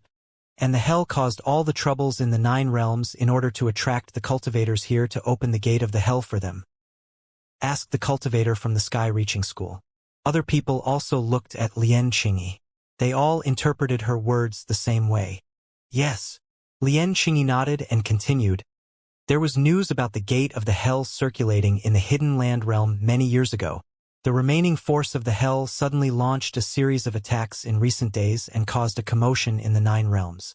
Without a doubt, they wanted to attract the attention of the 9 realms and lure you to the hidden land realm. Their goal, as you would expect, is to make the cultivators from the 9 realms to open the gate of the hell for them.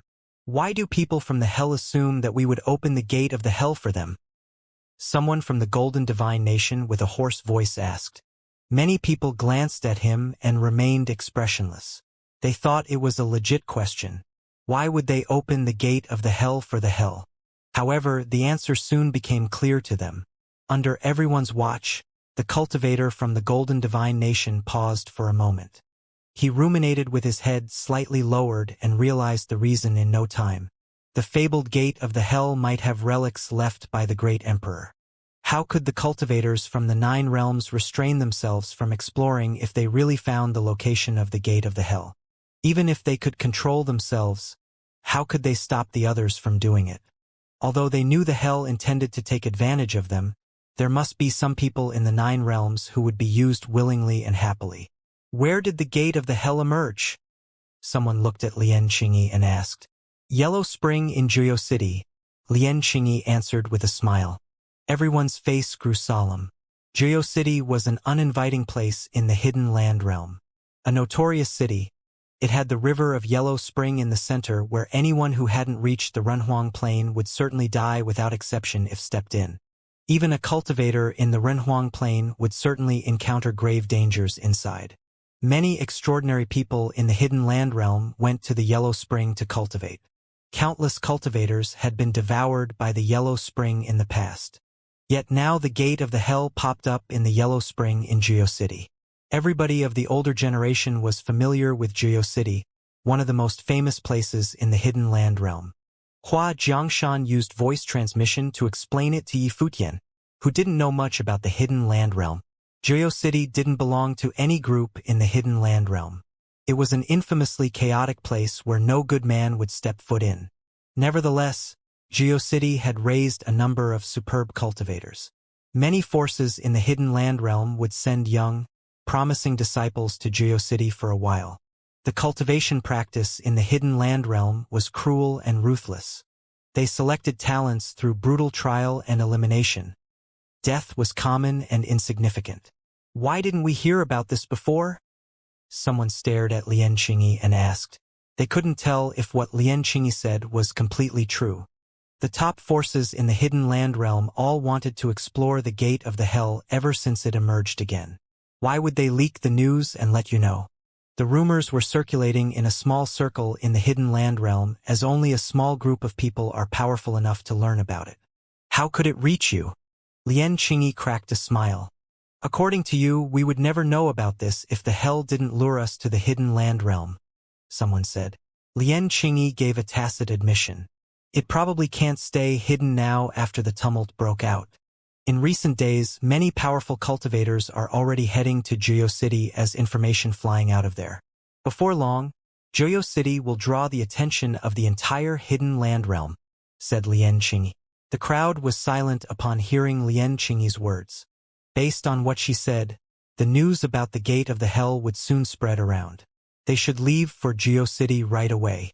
You don't need to worry. As far as I know, even though the people in Juyo City knew about the gate of the hell, they haven't found the exact location yet. Things won't move at such a rapid pace. It's a rare opportunity for you to gather here, and the clan of the God of Ghost would like to perform the duties of a host. Lian Qingyi seemed to see through people's minds. She raised her glass and spoke to the crowd with a smile. People nodded. Although many guests were more senior than Lian Qingyi, they came to the clan of the God of Ghost and were welcomed by its goddess. They were glad to respect the host's wishes. Renhuang Yi, can I go to study and cultivate in the Heavenly Mandate Academy if the chance arises in the future? Lian Qingyi raised her glass again. How modest you are. People in the Heavenly Mandate Academy would be lucky to learn from you if you are willing to visit us. Yi Futian replied politely. Lian Qingyi was in the middle-level Renhuang Plain. Cultivators in this level were already big fish in the 3,000 realms of the Great Path, even though they might not be prominent in supreme forces. Only a small group of people reached this level. They were at the very top considering the vast population of the 3,000 realms of the Great Path. This small group of people had the strongest voice and the ultimate say in the entire world. After all, only a few could stand at the top of the pyramid. Lian Qingyi smiled and exchanged polite remarks with the leaders of other groups.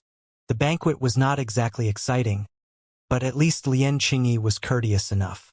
Some people excused themselves after a few rounds of toast. Lian Qingyi didn't stop them from leaving. She nodded slightly and said, "Joyo City is quite famous in the hidden land realm. I won't need to guide the way as I'm sure you can find it without trouble. Besides, I suppose you will meet other groups from the 9 realms in Joyo City." One by one, people stood up and asked to leave. Yi Futian and the others from the Heavenly Mandate Academy also left the banquet without bothering the host any longer. They had to go to Joyo City no matter what the hell planned to do.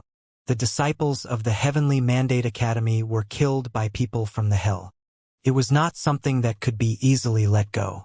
However, the remaining members of the Hell most likely went into hiding after its demise. It would be very difficult to uncover them if they didn't expose themselves first. People left the banquet one after the other. Soon, Lian Qingyi was the only one that remained in her seat. A blurry figure became visible behind her and slowly took shape. The man was tall and mysterious in a black robe. "How did it go?" the man asked. His voice was deep and hoarse. Yi Futian was the one who solved the mystery of God's relic years ago. Lian Zhuo was one of the witnesses there. It's not a secret that Yi Futian attained the God's inheritance. He is undoubtedly powerful yet surprisingly humble and easygoing. She gazed into the distance and murmured, "It depends on luck whether he could open the gate of the hell or not." So far, she couldn't accurately gauge Yi Futian's ability from simple conversations and brief observation. "You should lead a group and set off as well," said the black-robed man. He then became blurry again and vanished into thin air. Joyo City in the Hidden Land Realm was also called a City of Chaos, City of Barbarity, and City of Death. It was famous enough to be the best-known city in the entire Hidden Land Realm. After all, the other capitals were controlled by the supreme forces in the Hidden Land Realm, yet Joyo City was not in the hands of any particular overlord. It was a labyrinth of forces and groups. These forces rose and fell at a fast pace. Resting on a high mountain, the castles in Joyo City almost seemed to be built in midair. The yellow spring split the city into 2 halves. Joyo City had been exceedingly busy these days. As the rumor spreading around the Hidden Land Realm, countless cultivators headed to Joyo City. Even people from supreme forces in other realms arrived at Joyo City. For instance, it was alleged that cultivators of the Nantian Divine Kingdom and the Shun clan in the Central Emperor realm were already here. In addition, the ravishing princess of the Nantian Divine Kingdom was also in Joyo City. Right now, a woman with breathtaking beauty was sitting in the Linquan Tavern high up in Joyo City. She could enjoy the magnificent view of the bottomless chasm from her seat on the cliff. Buildings were perched on several terraces of the cliff. Cultivators strolled around with ease while the yellow spring roared below. People in other taverns on the cliff all looked up to catch a glimpse of the woman sitting on the edge of the Linquan Tavern. Her gorgeous face made many people's eyes blaze. Sinful thoughts flashed through some people's minds as they saw the only daughter of Emperor Nan and Empress Luo of the Nantian Divine Kingdom appeared in this chaotic place. After all, there were many evil cultivators in Joyo City. "Princess, would you like me to?" An old man behind Nan Luoshan said in a low voice with a menacing look in his eyes.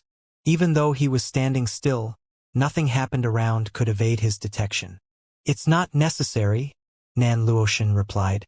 She didn't come here to cause trouble, and it was impossible to escape from people's stares. Princess Luoshan. At the moment, a man with a trim figure strode toward them from outside of the tavern. He hovered in the air and looked at Nan Luoshan, asked, "Is Princess Luoshan curious about the emergence of the Gate of the Hell as well?" The man speaking was Shen Hao from the Shen clan. The cultivators of the Shen clan arrived too. "I'm here to have a look," Nan Luoshan shot a casual glance at Xin Hao. Xin Hao nodded slightly and said, "As far as I know, the forces around the Hidden Land Realm and the 9 realms are all here now. Joyo City is a complicated place where good people and bad people mix up together. Princess Luoshan, please be careful." "Thank you," Nan Luoshan responded monotonously. Xin Hao ended the conversation and walked toward the tavern as he sensed that Nan Luoshan had no intention of inviting him to join her. A man in his position couldn't possibly pester her shamelessly. The cultivators of Nantian Divine Kingdom and the Shen clan appeared in the same inn. This caused a huge uproar in the surrounding districts in Joyo City. Many cultivators of Joyo City came over to catch a glimpse of these top figures from other realms. After seeing Nan Luoshan, many people were astonished by her peerless beauty that could cause nations and cities to fall. At least, they had not seen anyone with a face more beautiful than hers. Nan Luoshan's temperament was also extraordinary. However, not long after, in another place, another stunning beauty appeared. Word of her identity was very quickly spread around. She was the goddess of the Shadow Realm's Yue Divine Palace, Xianxia. Above the yellow spring, at the top of a peak, similarly in a large inn, a group of silhouettes arrived. They sat off to one side and enjoyed the scenery. Yifutian stood at the edge of the inn. He gazed down at the yellow spring below as well as the layered districts aligning the 10,000 zhangtall cliff. This scenery gave off a different type of beauty. It was very majestic and felt grand. In the 3,000 realms of the Great Path, there are countless distinguished figures. In this current generation, among the women, Nan Luoshan is without equal. "Goddess Chang, she might be the only person that can be compared with her," said someone not far from Yifutian. Their gazes were staring off in the opposite direction. From where they were, they could faintly make out an absolutely stunning silhouette. Yifutian noticed the discussion of the people around him. He turned to look in the opposite direction and also saw that across the yellow spring, in the inn opposite of the one he was in, a woman who was like a goddess was sitting there quietly. It was as though she was not of this world.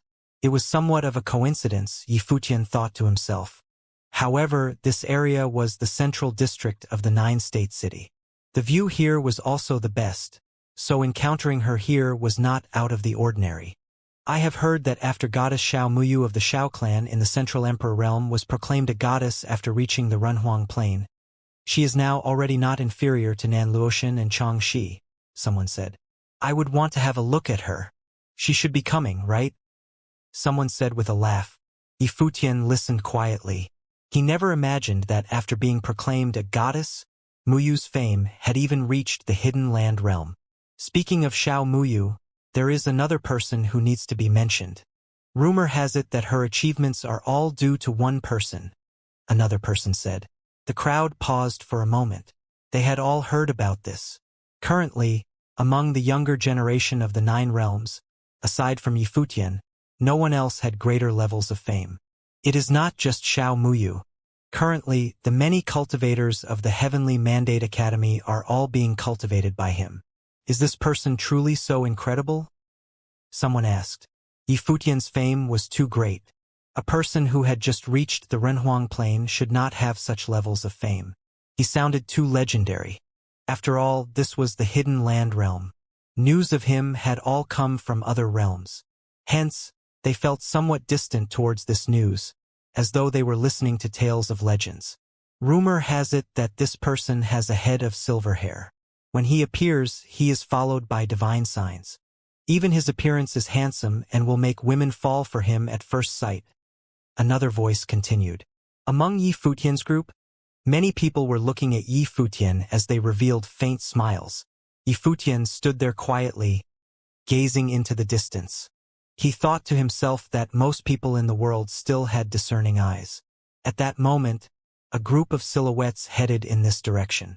The leader had a stunning appearance that made others want to succumb to her at first glance. She had an intelligent smile, and she looked ahead with her beautiful eyes. She seemed to have walked out of a painting. Many people were astonished. However, the people in this inn discovered that this woman was actually heading towards them. They could not help but reveal strange looks. She was the goddess of Yue Divine Palace, Xianxia. She walked over through the air. She wore a faint smile on her face that made their spirits leave their bodies. Who is she looking at? Many people were wondering. The gazes of the people around here all shifted towards the inn. Who was she looking for in there?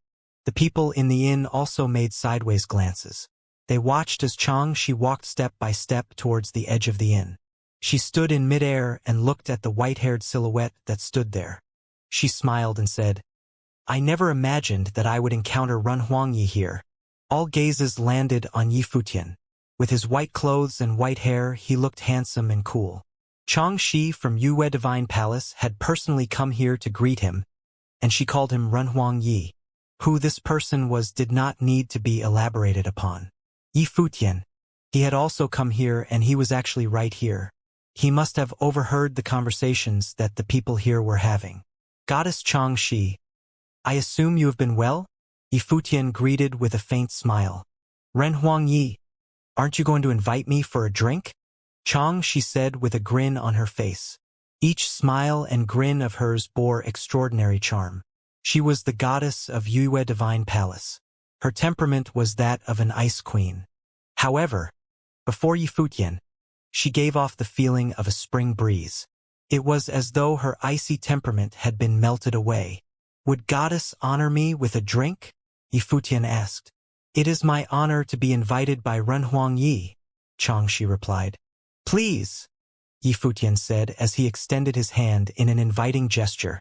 Xianxia stepped forward and entered the inn, sitting down at Yi Futian's table. The two of them laughed and chatted, causing many people to have the same thought. These two people were sitting together like peerless lovers. Were they together? If so, this would make for a good fairy tale. In the opposite direction, Nan Luoxin as well as Xin Hao naturally also saw Yi Futian. The two of them were not sitting together, but their gazes were directed towards Yi Futian.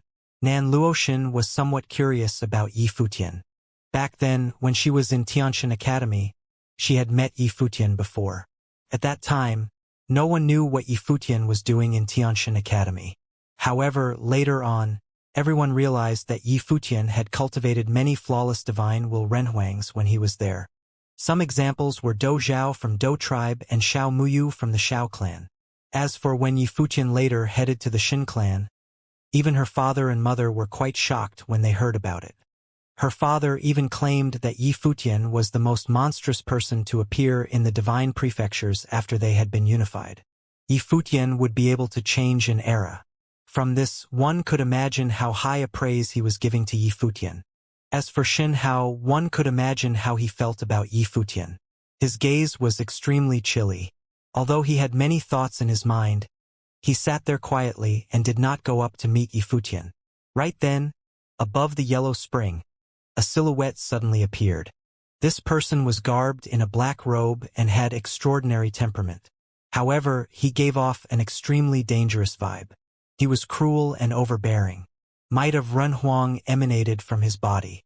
When they saw this person appear, the cultivators in City recognized who he was. He is Du Yuan, disciple of Evil Emperor.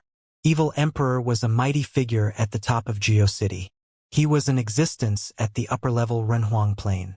This Du Yuan was one of the most outstanding of Evil Emperor's disciples. He was in existence that would most likely surpass Evil Emperor himself. He had proven his way and reached the Renhuang plane in less than 100 years. Currently, he already had a second-tier divine will. What was Evil Emperor's disciple, Du Yuan, doing here? He seemed to be facing the direction of the inn in which Yi Futian and Xianxia were at. Yi Futian and Xianxia were still casually chatting. They ignored the existence of the other party. In reality, with their identities, there weren't many people that they needed to worry about. Although Du Yuan was a Renhuang, he was not worthy of their attention. I, Du Yuan from Joyo City, have intentionally come to ask a few pointers from Renhuangyi, Du Yuan said. Many people revealed strange looks when they heard his words. What was Du Yuan's intention? Was this a challenge? However, Du Yuan's tone was very polite. It seemed that he truly was asking for pointers. Yi Futian's fame was the genuine article. Moreover, Yi Futian had led an army into the Xin clan and had defeated Xin Hao. Even if the members of the Hidden Land Realm had not witnessed it themselves, they were not so foolish as to doubt Yi Futian's credibility. Even goddess Xiao Muyu from Xiao clan was willing to be his disciple. Although Du Yuan was a cultivator with a second-tier divine will, it was impossible for him to be a match for Yi Futian. Everyone was aware of this point. Du Yuan certainly also knew about this. Hence, if it was a challenge, even though Du Yuan was a Renhuang, he was unqualified to challenge Yi Futian. It was more likely that he had truly come to ask for pointers. As a disciple of the evil emperor, it was praiseworthy for Du Yuan to set aside his pride and ask for pointers from a Renhuang that was the same generation as he was. After all, in Geo City, Du Yuan was also famous. Only now did Yi Futian and Xianxia turn to look at Du Yuan. A powerful aura flowed out of Du Yuan's body. They could clearly sense that the other party had a second-tier divine will. "What do you wish to know?" Yi Futian asked calmly. Before this, he had looked up to people at the Renhuang Plain. However, after he had proven his way and reached the Renhuang Plain himself, his mentality naturally also changed accordingly. Now, even if he was against an upper-level Renhuang, he would still be very calm. People at the Renhuang Plain, like Du Yuan, already could not stir up his emotions. "I have long heard of Renhuang Ye's name. I wish to ask Renhuang Yi for a few pointers through actual combat to see the difference between us," Du Yuan explained. Yi Futian was the possessor of a flawless divine will and was considered the most outstanding figure of their generation. To be able to battle against Yi Futian was an opportunity that was extremely hard to come across. Of course, Du Yuan would certainly lose, but that was not important. Yi Futian's gaze landed on the white-robed swordsman. He smiled and said, "Wuxian, after having proven your way, you have yet to have the chance to experience actual combat. How about you give it a try?" It had not been long since Yi Wuxian had broken through to the next plane. He had always been in the academy and had yet to have the opportunity to experience his own abilities as a Renhuang. He did not have actual combat experience. "All right." Yi Wuxian nodded his head and stood up. Yi Futian glanced sideways at Du Yuan and said, "My friend has just broken through the next plane. Why don't you spar with him?" "All right." Du Yuan nodded his head. He did not underestimate his opponent at all just because Yi Futian had mentioned that his friend had just broken through to the next plane. Du Yuan knew about the battle with the Shin clan. Yi Futian's group of first-tier divine will cultivators had swept away the lower-level Renhuangs of the Shin clan. They had utterly dominated their opponents. Since Yi Wuxian was a good friend of Yi Futian, he would certainly also be very powerful. Yi Wuxian stepped forward and flew up into the air above the yellow spring. He stood across from Du Yuan. The yellow spring was very wide. However, if two Renhuang were to begin battling here, they would still affect the people on both shores of the yellow spring. Hence, a cultivator from the Heavenly Mandate Academy beside Yi Futian walked out, and an extremely powerful might of Wei emanated from him. In an instant, an independent spatial battlefield was forged above the yellow spring. It directly sealed off the two shores of the yellow spring. "You all do not need to hold back," the elder said. The might of Wei on Yi Wuxian and Du Yuan's bodies were also released at this moment. A dark storm swept up in the sky above the yellow spring. Endless black winds blew in and instantly flooded the sky above the yellow spring. It was as though the sky had become a one-dimensional dark world. Rumble. An area of fire appeared in the dark space.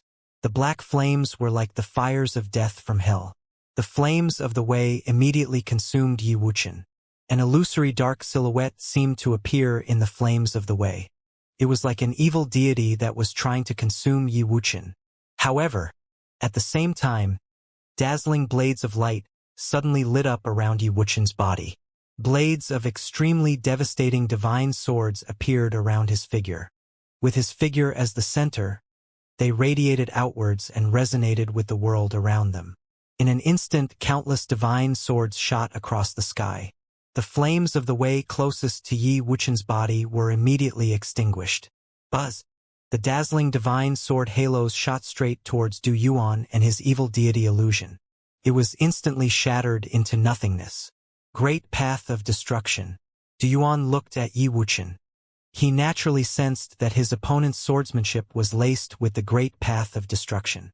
Under the influence of this will of the great path, Du Yuan's fires of death were constantly extinguished and disappeared without a trace. At that moment, divine swords were everywhere in the heavens above. Aura of the divine wheel of the great path swept out of Yi Wuqian's body. Divine signs appeared, and countless divine swords resonated with the divine wheel in his body. His divine will radiated brilliant light and destructive power. Du Yuan sensed an extremely powerful pressure. In such a situation, he naturally did not dare to hold back. He instantly unleashed his power. A dark, illusory figure of an evil deity appeared. It seemed to be formed from coalesced fire of death. The space was flooded by dark flames and became a sea of dark flames. Illusions of evil deities roared as they charged towards Yi Wuqian. Du Yuan's flames of the way contained the power of death and burning. As long as it invaded one's body, it could instantly consume the person and burn them to death. It was extremely overbearing. However, Du Yuan felt that his opponent's swordsmanship and great path of destruction was suppressing his own might of way. His terrifying fire of death could not invade Yi Wuqian's body, could not even get close to him. Was this the suppression of the great path and the divine wheel? Du Yuan thought to himself. He had come to seek pointers from Yi Futian because he wanted to experience a flawless divine wheel. Right now, he was experiencing it firsthand. This friend of Yi Futian was also a possessor of a flawless divine wheel. Against such suppression of the great path, Du Yuan did not stand a chance at all. Right now, the divine swords floating in midair radiated blinding divine light. The light kept pushing back Du Yuan's way. The divine swords hummed and emitted frightening destructive winds that ripped towards Du Yuan's body. With the suppression of the great path, you cannot harm me, Yi Wuqian concluded as he looked toward Du Yuan. He did not attack. Swordsmanship was extremely dangerous. If a sword was sent slashing out, it could not be drawn back. They were only sparring. He did not want to kill his opponent. Thank you very much. The fire of death in the space receded like a tide and disappeared very quickly. Everything returned to normal. In the end, Du Yuan chose not to attack. It was as Yi Wuqian said. Yi Wuqian's divine will caused his great path to be suppressed. Under the suppression of the great path, Du Yuan did not stand a chance at all. However, he had managed to experience the power of a flawless divine will this time. The sword will on Yi Wuqian's body also dissipated. The two of them had not even truly exchanged blows. Everything had ended before that happened. Thank you for the instruction, Du Yuan said as he bowed slightly at Yi Wuqian. His plane was actually higher than Yi Wuqian's plane. Du Yuan was a Renhuang with a second-tier divine wheel. However, in terms of ability, he could not put up a fight against Yi Wuqian. This round of sparring was indeed him receiving instruction from Yi Wuqian. Yi Wuqian nodded his head slightly and then walked back to the inn. Yi Futian smiled bitterly when he saw this scene. Yi Futian had wanted Yi Wuqian to experience a battle at the Renhuang Plain. However, he had overlooked the might of a flawless divine wheel. Although Yi Wuqian's opponent was famous in Jiuyou City, he could not be considered a member of a top force. For his second-tier divine wheel to go against Wuqian's flawless divine wheel, they were indeed not on the same level. This battle was not very meaningful for Yi Wuqian. He still had not experienced an actual battle. I apologize again for disturbing Renhuang Yi. Du Yuan saluted Yi Futian with his fists. His manners were impeccable. Before this, he had initially wanted to ask Yi Futian to give him some pointers. However, from the looks of it now, it was meaningless for him to do so. Even against Yi Wuqian, Du Yuan had been suppressed. If Yi Futian had been the one to enter the battlefield, what would the outcome of the match be like? You are too kind. Yi Futian nodded at Du Yuan. He did not mind that Du Yuan had come. After all, Du Yuan had carried himself with absolute respect. He was a Renhuang that had come with sincerity. Du Yuan turned to leave. However, this caused an uproar on the two shores of the Yellow Spring. He was a disciple of the evil emperor. He actually was not even qualified for Yi Futian to lift a finger against him. Just a mere friend of Yi Futian's could immediately suppress Du Yuan. However, the sword will just now was indeed frighteningly powerful. It was another flawless divine wheel. When the cultivators of some top forces saw this scene, they had different thoughts about it. They were not so concerned about the actual battle. Yi Wuqian's flawless divine will was far more astonishing than this battle. How many flawless divine will possessors did the Heavenly Mandate Academy have now? Before this, they did not even know about Yi Wuqian. It was as though any person that Yi Futian simply brought out had a flawless level divine will. This hurt the members of the top forces a lot. By looking at Heavenly Mandate Academy, one would have the misconception that obtaining a flawless divine will was very easy, and its value was not very high. However, in the battle just now, it was made very clear. Even if their plane was low, a flawless divine will possessor could still crush their opponent. When the cultivators of the Shin clan saw this scene, one could imagine how they felt. Even Nan Luoshan's heart wavered. Nan Luoshan was a proud person. In the past, even a talented figure like her had to put in an enormous amount of effort in order to forge a flawless divine wheel. However, right now, wielders of flawless divine wheels appeared one after another around Yi Futian. This made her feel slightly uneasy. Up until now, Yi Futian had been witnessing everything quietly. In the inn, Yi Futian and Yi Wuqian were chatting casually. The way the people, who were on both sides of the Yellow Spring, looked at Yi Futian changed subtly. Before this, they had only heard of his name. Now, they had seen him personally. Du Yuan, the disciple of Evil Emperor, was not even qualified to receive guidance from Yi Futian. A follower of Yi Futian was more than capable of putting up a fight. They felt as though Yi Futian was not of the same generation as them. His current status had long surpassed his level of cultivation. Rumor has it that in the 9 realms, many crowned Renhuang Yi as the top figure of the generation. You are standing head and shoulders above the rest of your generation. What does Renhuang Yi think of this title? Someone located in an inn at the opposite side of the Yellow Spring suddenly spoke up. The speaker was also a cultivator at the Renhuang Plain. As soon as he spoke, many people stared at him. He was a middle-level Renhuang from Juyou City. Yi Futian paused momentarily while holding his glass in his hand. His gaze shifted and glanced in the direction where the speaker was. They were very far apart from each other. However, for high-level cultivators like Yi Futian, this distance amounted to nothing. In front of me sits Goddess Xianxia. Across the river, there is Princess Luoshan. Who was the one who said that I am the top figure of this generation? Yi Futian replied calmly, there are countless legendary figures in the 9 realms. I am but one out of the many of them. I am quite fortunate to have a few seniors willing to aid me in some matters. Hence, I have accumulated a little bit of fame. That's all. Renhuang Yi leads the members of the Heavenly Mandate Academy, and your academy dominates the battles wherever you go. Your achievements cannot be summarized with the phrase, a little bit of fame. The speaker continued to praise Yi Futian. I do not deny that others are exceptional as well, but I reckon there is hardly anyone who is on par with Renhuang Yi. When Yi Futian heard the speaker complimenting him, his expression turned indifferent. He put down his glass and looked at Golden Wing Giant Peng Bird Demon Emperor. Yi Futian transmitted his voice to the latter, saying, Senior, can you please help me to capture him? All right. The Golden Wing Giant Peng Bird Demon Emperor nodded his head. He took a step forward and immediately headed out of the inn. The crowd was stunned. No one managed to react. The Renhuang had extended his praise to Yi Futian, but Yi Futian was subduing the other party instead. What was the meaning of this? Buzz. Golden Wing Giant Peng Bird Demon Emperor directly disappeared from his spot. In another inn, the Demon Emperor who praised Yi Futian put down his glass. The next moment, his silhouette vanished too. He merged into the shadows, as though he had never appeared before. This caused many people to reveal strange expressions. One by one, silhouettes of Renhuangs stood up.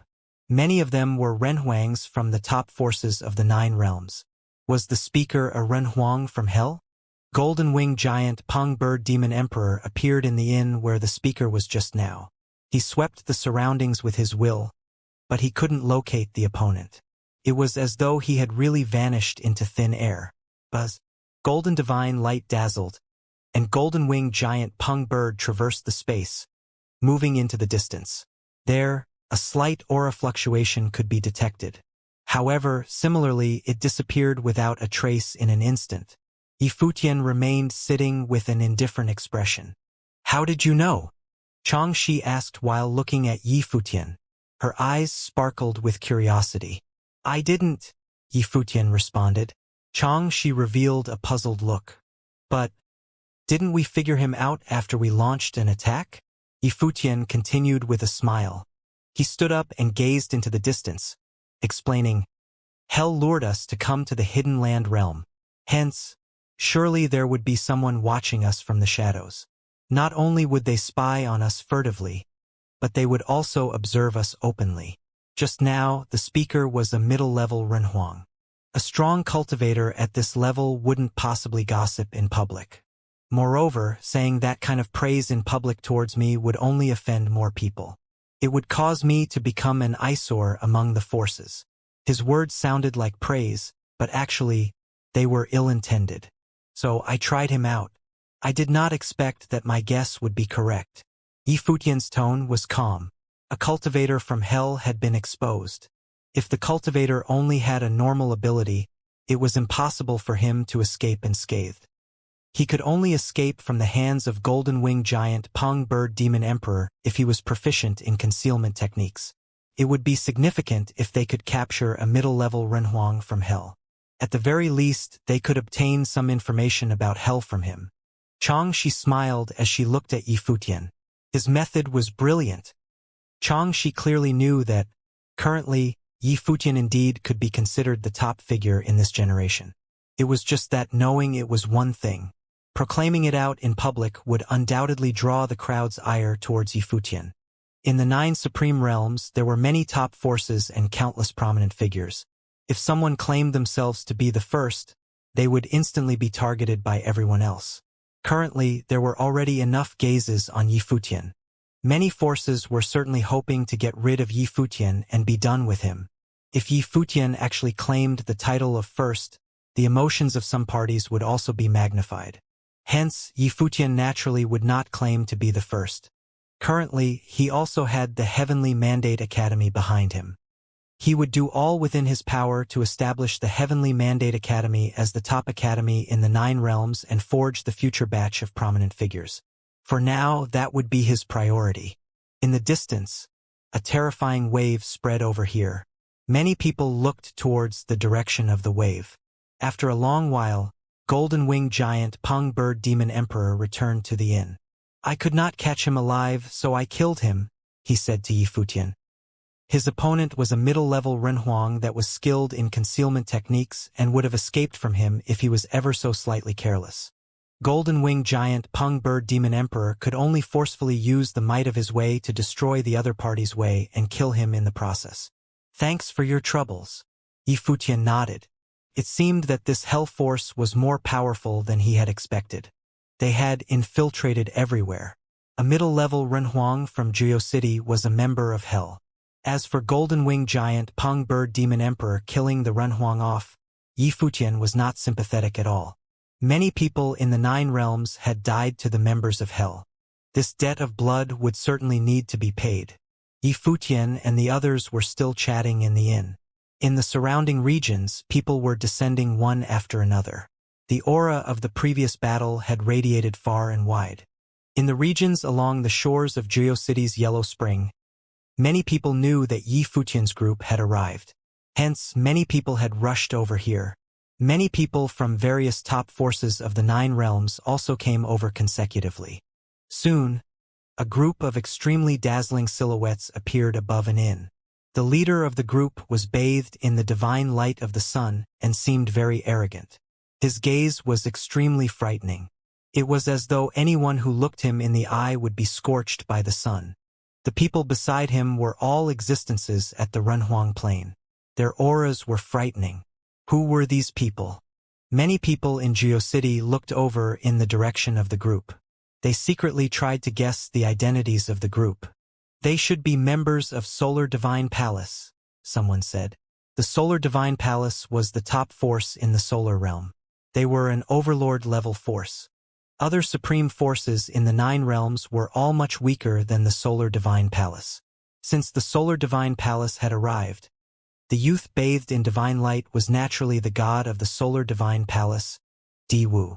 Rumor has it that the god of the solar divine palace, Diwu, was the descendant of the sun god. He was the top figure of this generation and the future successor of the solar divine palace. He mastered the power of the divine fire of the sun. Be it in terms of talent or ability, he was outstanding. Now that they had seen him in person with their own eyes, he was as glorious as expected. Currently, Diwu was looking directly at where Yi Futian and Xianxia were. He showed no signs of avoiding them. This caused the temperature in the inn where Yi Futian was to rise. It became extremely hot. Many people in the inn began to sweat. It was as though there was a sun beside them. This feeling was extremely uncomfortable. However, knowing the identity of Diwu, the people did not dare to raise their objections. This person was too frightening. With one look, he could cause the temperature in the space to rise. Xianxia released a chilly wool over her body, which caused the small area where she was to remain cool. She smiled and said to Yi Futian, "He seems to have a bone to pick with you. It might be the effects of the words spoken by the Renhuang from hell just now," Yi Futian replied half-jokingly. However, he clearly understood that there was another possible reason for this. He had heard from Feishue and Chuyu that during the Heavenly Mandate Academy assessment to choose their core disciples, a cultivator called Yan Huang, who was at the Renhuang Plain, was discovered to be a cultivator from the Solar Divine Palace by Xin Luoxue. Yan Huang's cultivation was crippled, and he was exiled from the Heavenly Mandate Academy. Clearly, the Solar Divine Palace knew of this incident. However, Yi Futian was not worried about this incident. Since the Solar Divine Palace dared to send spies to the Heavenly Mandate Academy, there was no issue for the Law Enforcement Hall of the Academy to cripple the other party's cultivation. The current Heavenly Mandate Academy did not need to give any face to any force in the Nine Realms when doing things. They would act according to their own rules. However, from the perspective of the surrounding crowd, this scene was somewhat intriguing. Surely the god of the Solar Divine Palace, Diwu, would not consider himself lesser than Yi Futian? Far away in mid-air, other cultivators were heading over here. This group of people traversed through the air and appeared overbearing and authoritative. They were from the Central Emperor Realm's Celestial Worthy Temple. They swept a glance in Yi Futian's direction and then found an inn along the shore of the Yellow Spring to land. Various forces arrived one after another. The forces from the Central Emperor Realm such as Celestial Worthy Temple, Martial God Clan, and Sky Reaching School descended upon the region one by one. Other forces from the Nine Realms such as Illusion Island, Fate World, School of the Emperor Star, and Golden Divine Nation also appeared consecutively. This region was very big. They all chose their own corner to land in. The distances between all of them were rather far. However, before figures with their levels of cultivation, this could not be considered far. They are all arriving one after another. The people in GeoCity were somewhat excited. The cultivators of the top forces of the Nine Realms had all gathered here. Things were getting interesting. The gate of the hell had yet to appear, and the various forces were already on the move. Many factions most likely intended to be diametrically opposed to each other. The members of the various factions naturally also noticed Diwu's unfriendly gaze. Today there might be a good show from them to enjoy. Yi Futian initially ignored Diwu. However, being constantly stared at by someone would still be somewhat unnerving. Yi Futian shifted his gaze and looked towards Diwu's direction. The light of the divine fire in his opponent's eyes was aimed right at Yi Futian's eyes. Diwu had not intentionally released any of his power. However, his eyes seemed to contain the fire of the sun within them. This made Yi Futian feel very uncomfortable. "Do you have any business with me?" Yi Futian asked as he frowned. Diwu's attitude displeased him. When they were in Tianshan Academy, Diwu already disapproved of him. The Heavenly Mandate Academy is recruiting disciples of the Nine Realms and teaching the way in the Heavenly Mandate Realm. The existence of the Academy is to teach the way, Diwu announced loudly. These were not his words.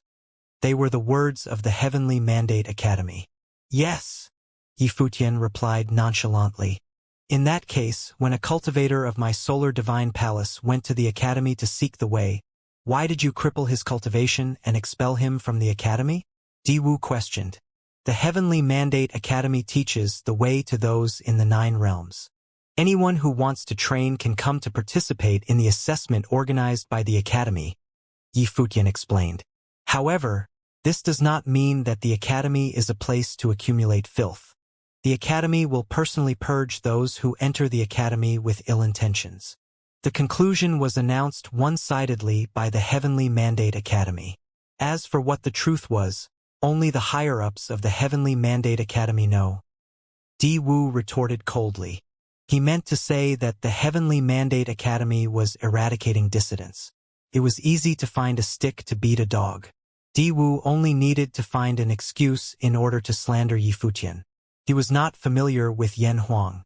However, Yan Huang's clan had been members of the Solar Divine Palace for generations.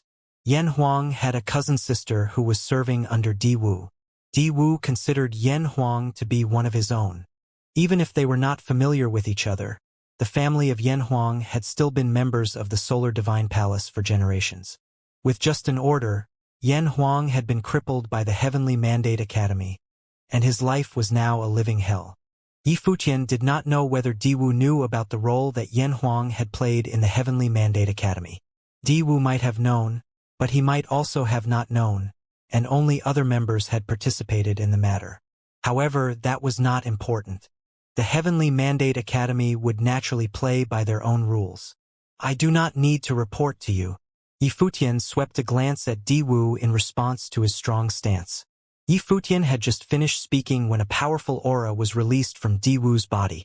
This caused the inn that Yi Futian was in to become even hotter. The aura from Diwu's body was frightening. He actually also had a second-tier divine wheel. Clearly, he had broken through to the next plane after emerging from the god's relic.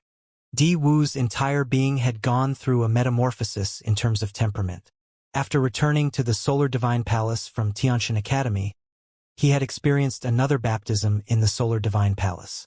His ability was much more powerful than when he was training in Xianxia Academy. Yi Futian frowned. However, behind Yi Futian, another silhouette had already walked forward. The silhouette's burly figure gave off an overbearing feeling. He stood there like a demon. Yu Sheng's gaze swept towards Diwu standing on the other side. An overbearing demonic might roared out. The yellow spring ran between the two parties. Above the yellow spring, their auras of the Great Path collided. Dark golden demonic winds crashed with golden winds of divine fire. The two powers eroded each other and were extremely frightening. Buzz. Golden light of the divine fire consumed the demonic winds and continued to charge towards Yusheng. Yi Futian did not even lift a finger. Yusheng, who had a first-tier divine wheel, actually dared to block in front of Yi Futian. Yusheng took a step forward. When the golden divine fire descended, it was actually consumed by him immediately. At that moment, it was as though Yusheng, who was enveloped in demonic light, was bathing in the divine fire. Diwu frowned. His way of divine fire was extremely powerful. Ordinarily, people of the same plane as him would perish at a mere touch of his divine fire. Yusheng had actually consumed the divine fire and had refined it. Yusheng's gaze swept towards Diwu. His ink-black eyes revealed an extremely overbearing intent to do battle. You are still unqualified to be my opponent, Diwu said indifferently. He naturally felt the intent of battle from Yusheng's eyes. Yusheng was just a follower of Yi Futian. Even though his ability was powerful, Diwu would not lower his status to exchange blows with him. If Diwu did so, wouldn't he be solidifying Yi Futian's status as the top figure of their generation? It would be saying that he, Diwu, was only qualified to fight a follower beside Yi Futian. Such an arrogant tone. In the inn, Dou Zhao revealed a bizarre expression when he heard Diwu's words. Was Diwu actually looking down on Yusheng? If you want to fight, then fight. If not, then just shut up and sit there quietly, Dou Zhao said mockingly. Who was Diwu showing off for? Wasn't he the god of the Solar Divine Palace? So what if he was? Even Dou Zhao himself, a dignified descendant of fighting god, had yielded to Yusheng. Which member of their group in Tianxian Academy was not an outstanding figure? Why was Diwu acting so arrogant? Even the Shin clan was beaten to the ground, and their lower-level renhuangs were wiped out. Diwu swept a glance at Dou Zhao and said, "Descendant of the Ziwei Realm's Dou tribe, have you already stooped so low as to flatter and follow behind in someone else's shadow?" Dou Zhao actually had no comeback to what Diwu had said. Dou Zhao stood up, and his gaze swept towards Diwu as he said, "The Solar Divine Palace is so pretentious as to sneakily send spies to steal teachings from Heavenly Mandate Academy? Are you not ashamed of yourself?" When they were in the God's Relic, Diwu was one of the most monstrous figures among them. In the God's Relic, he forged a flawless divine wheel. He had walked below the Heavenly Palace and bathed in the Emperor's might. He was the god of Solar Divine Palace, the successor of the Emperor's family, and descendant of Sun God. The bloodline of God flowed within his veins. Among the 9 supreme realms, the Central Emperor realm was the most powerful. Hence, many people believed that Jian Qingzhu, Shen Hao, and Nan Luoxin were the 3 most powerful figures of their generation. However, Diwu never considered himself to be weaker than the 3 of them. The Solar Divine Palace was the absolute overlord of the solar realm. Their influence far surpassed that of the other top forces of the solar realm. As the successor of the Emperor family, Diwu could be considered to be the most prominent figure of this generation in the solar realm. No one else could claim that title. If he inherited the Solar Divine Palace in the future, he would become one of the giants at the peak of the 3,000 realms of the Great Path. Diwu was a proud person. Even though Yi Futian had defeated Shen Hao before, Diwu would never consider himself weaker than Yi Futian. The one that Yi Futian had defeated was merely Shen Hao. Diwu did not refute Dou Zhao anymore. Divine light of the sun shot out from his body. The blinding light caused many people to be unable to open their eyes. On Dou Zhao's body, fighting god aura swept out. His battle intent filled the sky and was overbearing. On his body he wore fighting god armor. Sunlight shone down on Dou Zhao's figure. He could not possibly block it. A terrifying high temperature smelted everything around. The armor on Dou Zhao's body also began to melt into flaming smoke and liquid fire. Dou Zhao's entire body was bathed in divine light. He activated the will of fighting god. An even more awe-inspiring armor coalesced on his body, blocking the incoming light of Sun God. Dou Zhao realized that Diwu, the god of Solar Divine Palace, was indeed very powerful. Despite Diwu's arrogance, he was crowned as the descendant of Sun God, the possessor of the Emperor family's bloodline. Moreover, after he had returned to the Solar Divine Palace, he had broken through to the second tier of the Divine Wheel. His ability was most likely above that of Dou Zhao. Since both of them were wielders of flawless divine wheels, then their combat abilities were directly dependent on the difference between their planes. Dou Zhao was at a disadvantage when faced with Diwu since the former had a lower plane. Even in such a case, Dou Zhao was not someone who retreated easily. Bam! The will of sevenfold fighting god was activated.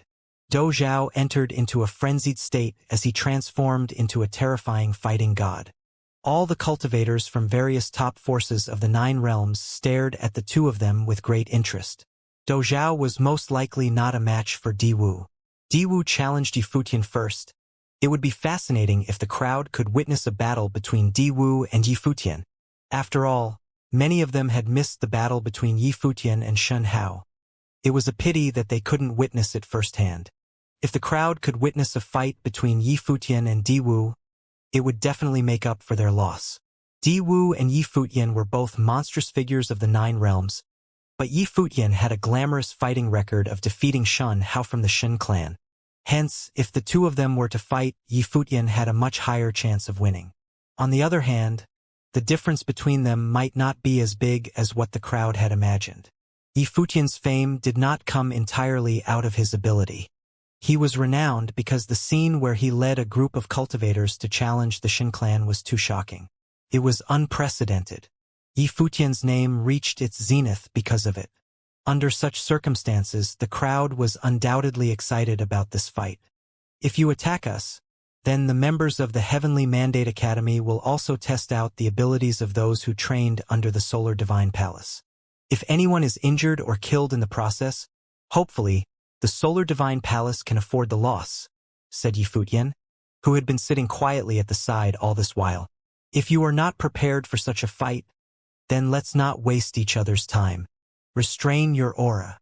Solar Divine Palace was a force that stood at the peak of the solar realm. In reality, both parties did not dare to touch each other. Yifutian was not interested in personal disputes.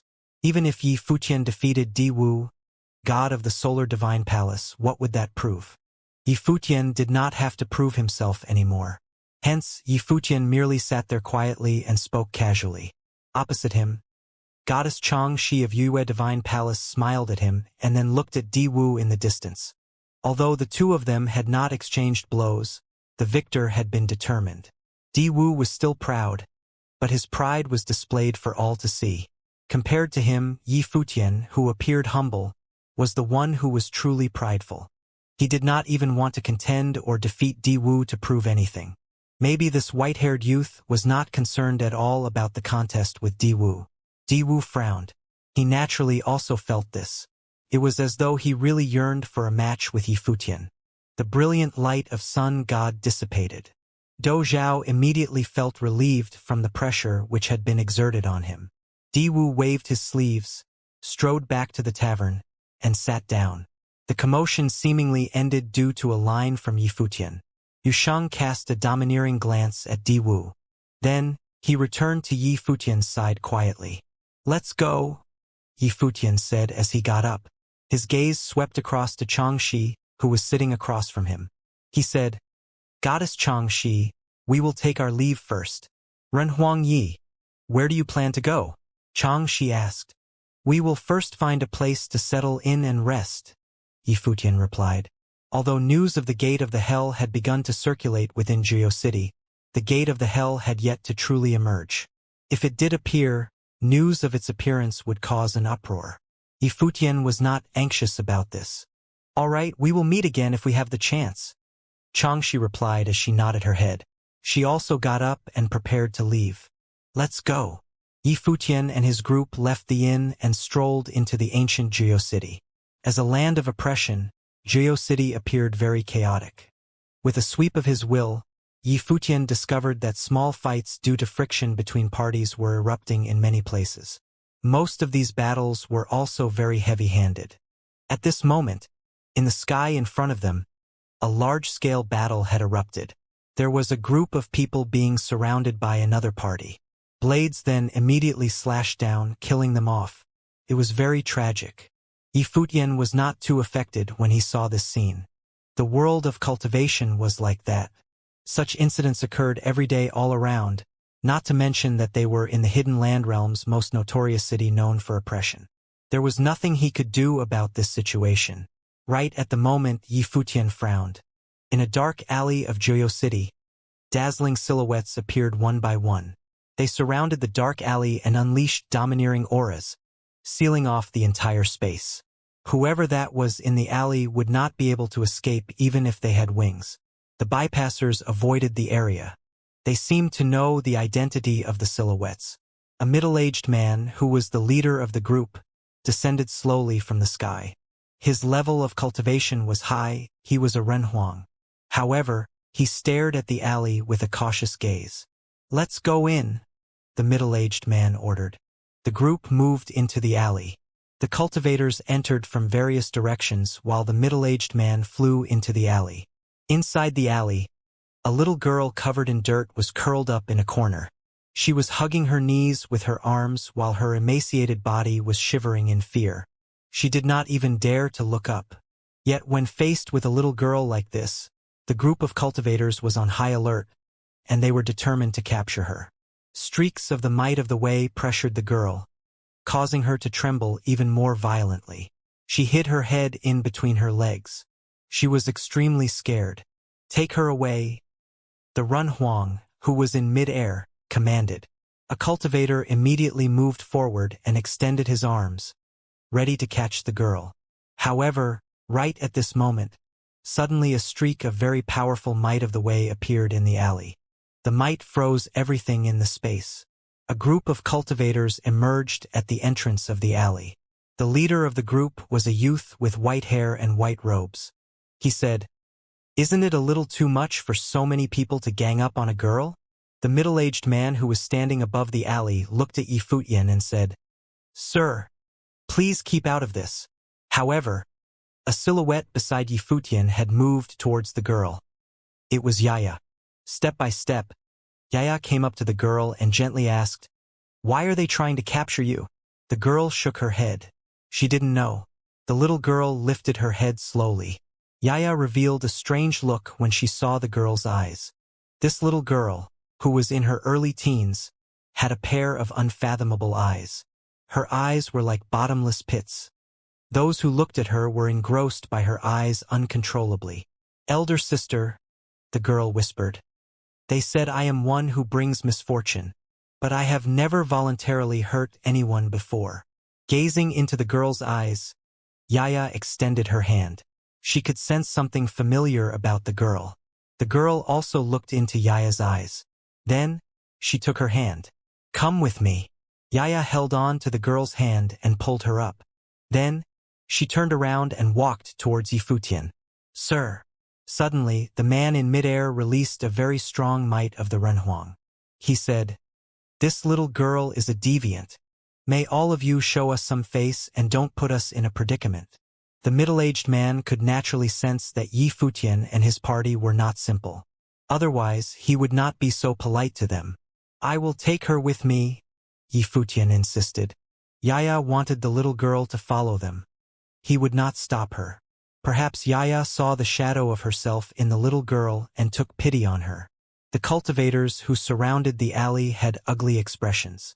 However, they merely stared at Yifutian and his group as they left. Nobody dared to stop them. Many people behind Yifutian had auras that were frighteningly powerful. "Let's go. We will return and make a report." The leading Renhuang instantly turned and left. He was afraid that he had invited trouble. Yifutian's group had already left with the girl. After they emerged from the alley, the girl lifted her head and looked at Yifutian. She softly said, "Thank you, elder brother." Yifutian lowered his head and looked at the girl's eyes. At that moment, his heart had actually trembled inadvertently inside. What were those eyes of hers? A mere glance from them had actually caused the life spirit in his body to stir. The girl quickly retracted her gaze. She lowered her head and looked at her feet. "What is your name?" Yifutian asked. The girl shook her head and softly answered, "I have no name." "No name?" Yifutian was stunned. He asked, "Then, what about your family?" The girl still shook her head. She fell silent and did not say anything. She also did not have a family. She did not know how she had come to this world and also did not know how she had managed to survive until now. She only knew that she was a girl of misfortune. As long as anyone came in contact with her, things would not end well for them. "Let us bring you back," Yaya said softly. The girl instead shook her head in refusal. She pulled back her tiny little hand. "What's wrong?" Yifutian asked. "Elder brother and sister are good people. I do not wish to get you too involved," the little girl said with a timid voice. "Even though I do not wish to harm others, I know for a fact that I bring misfortune. Whoever stays close to me will be in trouble." "Oh, what a coincidence. It is the same for me," Yifutian said as he laughed. When the girl heard him laugh, she lifted her head and looked into his eyes. She thought to herself that he had the brightest eyes that she had ever seen. He was handsome and exceptionally warm. "Really?" the girl asked nervously. Yifutian nodded his head in affirmation and said, "If we live together, we are basically fighting fire with fire." The little girl didn't quite understand what Yifutian meant by that, but she could sense the friendliness from Yifutian's smile. A glimpse of an innocent smile appeared on her dirty face. Even though she was plain-looking, her smile was exceptionally warm. It was a genuine smile. Yifutian and Yaya extended their hands. The girl smiled and grabbed hold of both of their hands. "Why don't we let elder brother come up with a name for you?" Yaya asked softly as she looked at the girl. Can you? The girl asked as she turned to Yifutian. She looked somewhat timid, but she also had a look of anticipation. Of course, Yifutian replied as he nodded his head. He pondered for a while and then asked, What do you like? I don't know. The girl shook her head, somewhat crestfallen. Then, is there anything that you want to do? Yifutian asked. The girl raised her head and looked at Yifutian. She timidly said, I wish to become nicer to look at. That way, I do not need to hide every day and can be like normal girls. Yifutian was stunned. He felt a pang of melancholy inside. It was such a simple wish. However, for the girl it was a lofty dream. When she saw the look in Yifutian's eyes, the girl lowered her head again. She thought that it could only be a dream of hers. Elder brother and sister had no relations with her whatsoever. How could they possibly bring her along? She would probably be alone again very soon. As she thought about this, her expression became depressed and sad. You will be named Xianxia. How about it? Yifutian said gently. The girl looked at Yifutian and giggled. Xianxia, I like it. Thank you, elder brother. Is it all right if her family name is Yi? Beside her, Yaya looked at Yifutian in anticipation. Yifutian was stunned. He then smiled bitterly. Yaya must have felt compassion towards this girl. Back then, she had also experienced a gloomy time in her life. During those tough times, Yifutian was Yaya's pillar of support. Therefore, Yaya could most likely empathize well with the girl. Yaya was also at Qingyao's age at that time. Of course it is, Yifutian replied as he nodded. He naturally would not deny Yaya's wish. The girl was not sure what the two of them were talking about. She lifted her head and looked at them curiously. She saw that many people around her were looking at her. There was kindness in their eyes that made her feel warm inside. The family name of elder brother is Yi, Yaya explained to the girl. The girl was clearly stupefied. Looking at the kind smiles around her, she lowered her head slightly and shed a tear. However, she quickly regained control of her emotions. She was used to being alone and was much tougher than girls of the same age.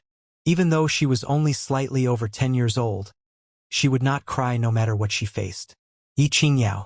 She carved the name into her heart. She did not say thank you, but today was the happiest day in her life so far. It was because she finally had a name. Moreover, the name was so beautiful. It was an even better name than all the names of the playmates she had met. The name was similar to those of the princesses and young mistresses. It had a good ring to it. Yifutian and the group found an inn to stay overnight. Yaya took Qingyao out for a shower. After she had been changed into some clean clothes, Yaya put her to bed. In the courtyard, Yifutian was sitting quietly. Yaya sat beside him and whispered. She kept holding on to my hand and refused to sleep. She was afraid that we would be gone when she woke up. Even after she was asleep, she was still talking in her sleep. She kept saying the name Yi Qingyao with a smile on her face. She most likely has been repeating the name internally. Yifutian sighed. He had just met with the girl and did not have any attachment to her. Their encounter was purely a coincidence. It was just that Yifutian could not ignore it when he saw a group of cultivators bullying a little girl. However, he was well aware that the world of cultivation was too huge. Scenarios like this were happening daily. He could not do anything about it at all. But if it was just Qingyao, he could still afford to provide her a simple living environment without much hassle. You will bring her back, right? Yaya asked Yifutian. Yaya, you have never cared so much for anyone else before, Yifutian said with a smile. Of course, he was an exception for her. Yaya had risked her life multiple times for him. Normally, Yaya had a very low sense of presence. She was always quiet. However, whenever Yifutian was in danger, she would definitely be one of those who were willing to give up their lives for him. Yifutian was very aware of this fact. Yaya said nothing and just stared at him. Yifutian nodded with a smile. Since you like that girl, you should keep her with you. Yaya nodded her head in agreement. However, there is more to Qingyao than meets the eye, Yifutian said. I also feel the same way. She said that she would bring misfortune. Can you make out anything? Yaya asked. I always thought that cultivating was like footprints. One can only take it one step at a time and that it is impossible to skip past any step, Yifuqian said softly. I thought that people had to cultivate stable foundations. However, after meeting Qingyao, I feel that what I understood was wrong. Are you saying that Qingyao's cultivation is very high? Yaya asked. No, Yifuqian shook his head. She does not have any cultivation, but she has insights into the laws. Yaya was befuddled. Qingyao might be the legendary innate divine fetus of the Great Path. Yifuqian explained while staring at Yaya. Anything that could cause Yifuqian's life spirit to stir was a divine item. Qingyao's eyes actually managed to stir his life spirit. This was slightly terrifying. The pitiful little girl whom they had saved might be the most terrifying monstrous figure that Yifuqian had ever met before. Fei Xue had a divine item in her body. Hence, when she cultivated, her progress was speedy. Could even be regarded as Godspeed. However, Qingyao might not even need to train at all. He had never encountered such a condition before. Qingyao was the first. She subverted all that he understood. She was like what the legends said. A divine fetus, an innate instrument for the way. Even Zhan Yuan's and Yi Tianyu's bodies paled into insignificance when compared to hers. However, Yifuqian did not dwell upon his thoughts of Qingyao. For him, Qingyao was first and foremost a pitiful little girl. As for the rest, he would go with the flow of fate. Besides that, the force that appeared in the alley before this was most likely not simple. They should have noticed something about her too. Otherwise, they wouldn't have wanted to capture her. They were also cautious of her when they met her. It was hard to imagine that a few Renhuangs would actually be cautious of a little girl who had no cultivation. If the force were a top force in GeoCity, they would most likely not give up on her so easily. As Yifuqian had expected, the next day, a large group of people arrived at the inn. The visitors did not purposely emanate any might, but they still gave off a solemn vibe. Everyone in the inn avoided them. The entire inn was empty except for Yifuqian and his group. In the distance, another group of silhouettes appeared in the air. A middle-aged man walked out from the troop of visitors. He was wearing a long black robe and had a terrifying aura. The crowd observed all this from afar. They were shocked. Who was staying in the inn? The magnate of GeoCity, Hierophant Geo, had actually come over personally. GeoSect had been long rooted in GeoCity. The sect had experienced many generations rise and fall. They had been eradicated a few times, yet they rebuilt themselves very quickly after. However, through their rise and fall, the name GeoSect had remained constant and had always been used. Hierophant Geo was extremely frightening. Normally, he rarely made an appearance. Unless some shocking event had occurred in GeoCity, he would not appear. However, today he was here. I heard that Renhuang Yi from Heavenly Mandate Academy had arrived in GeoCity. GeoSect has come over to greet you. A voice cried out. The members of GeoSect were all outside the inn and had not barged in. With Heavenly Mandate Academy's current standing, no force dared to act presumptuously before them. Although GeoSect was the local gang of GeoCity, they still did not have the background of a supreme force. Rumor has it that Hierophant Geo's current ability was at the 8th tier of the Divine Wheel. He was already an extremely powerful existence. Yi Qingyao seemed to know that these people had come for her. She kept hiding behind Yaya and grabbed hold of Yaya's clothes.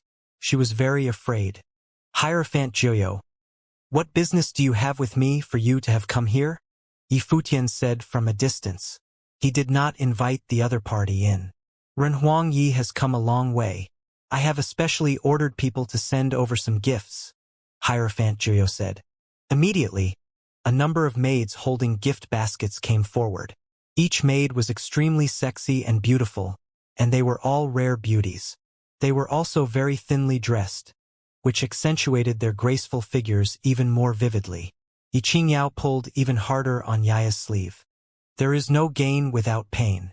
Hierophant Geo, I appreciate the gesture, but I cannot accept these gifts, Yifuqian said, rejecting the offer. Although the other party was very respectful, if they had come for Yi Qingyao, it was impossible for him to just hand her over like that. Hierophant Jiu was an understanding person. He waved his hand, and the women immediately stepped down.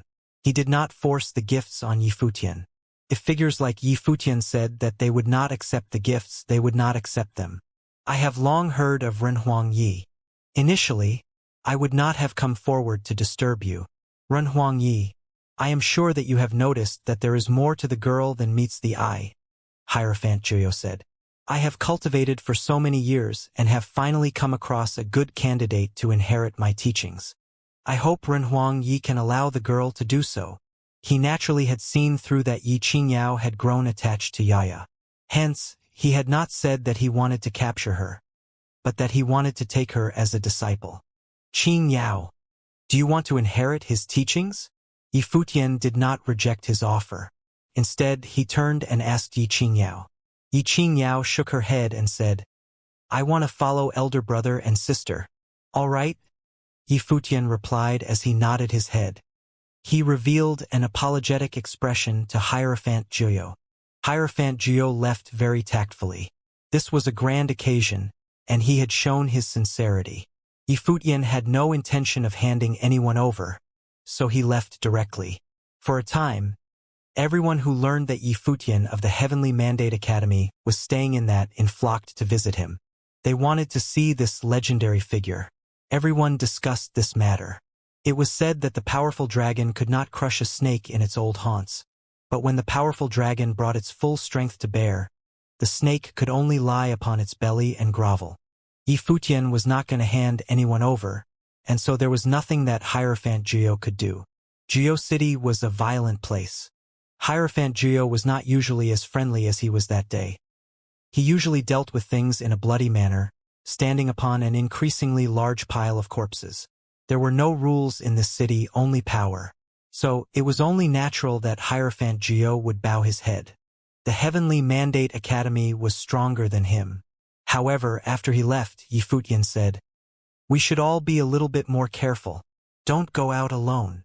Do you think Hierophant Jiu would dare attack us? Said Dozhao. Not necessarily, but in a violent city like this, the most powerful people are surely fierce and ambitious. Since he left so quietly, he has probably accepted us. But maybe... Yifutian said no more. Everyone knew what he meant. Jiu City was Hierophant Jiu's realm, after all. In such a lawless place, it was a good idea to be careful. Sister, have I brought trouble to your brother? Qingyao did not understand the world of cultivation, nor did she understand who Yifutian and Hierophant Jiu were. She only knew that someone wanted to take her away, but Yifutian had still asked her opinion. This was a feeling that she had never had before. It's not a problem.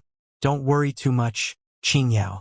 Your brother will take you somewhere safe, said Yaya, patting Qingyao's head. This action might have been learned from Yifutian. After all, her own head was often patted. All right. Although Qingyao had an ordinary appearance, she gave people a simple and refreshing feeling. Afterward, more people came to the inn to visit, all of them from Jiu City. Yifutian left them all for others to deal with. He naturally had no time to meet with them. Otherwise, he'd have no time for himself at all. Yifutian didn't know whether to laugh or cry when he was told that some people had come simply to pay a visit.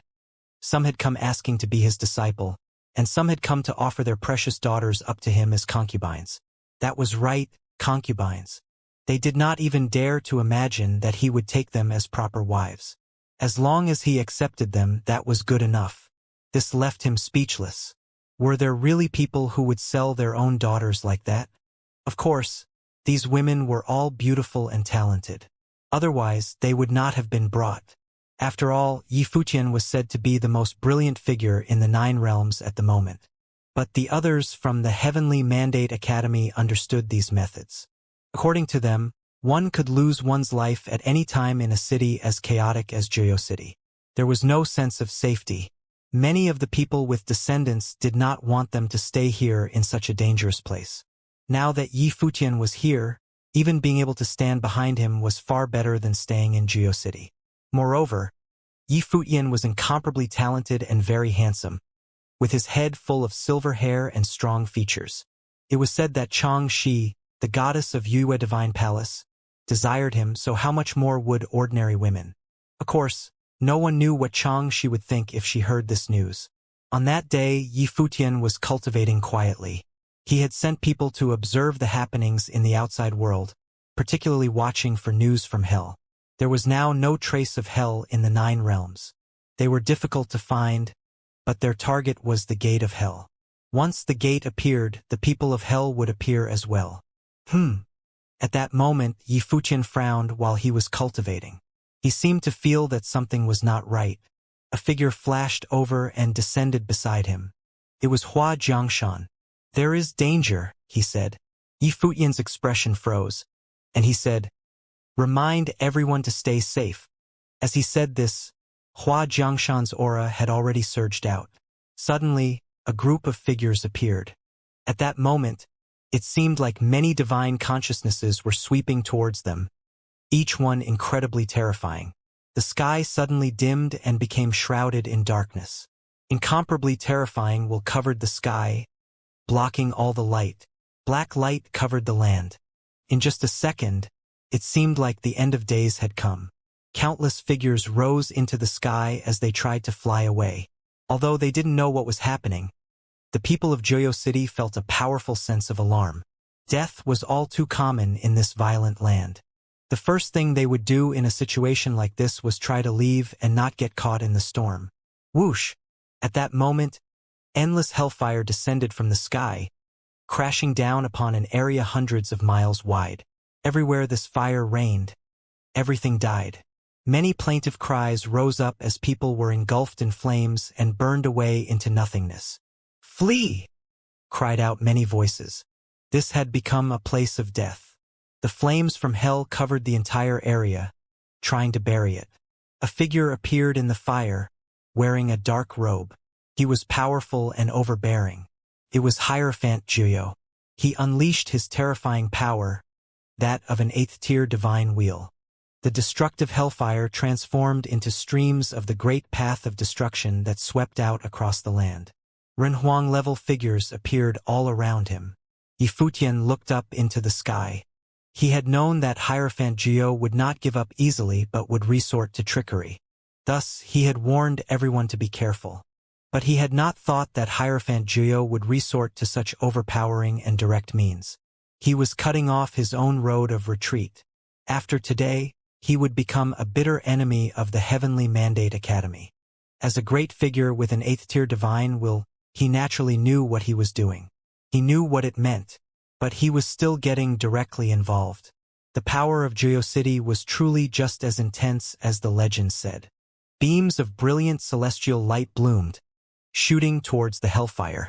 At the same time, Hua Jiangshan stepped forward, the beams of light opening up a road of the great path for him. He suddenly rose up into the air and thrust a hand out towards Hierophant Juyo. But Hierophant Juyo was not the least bit afraid.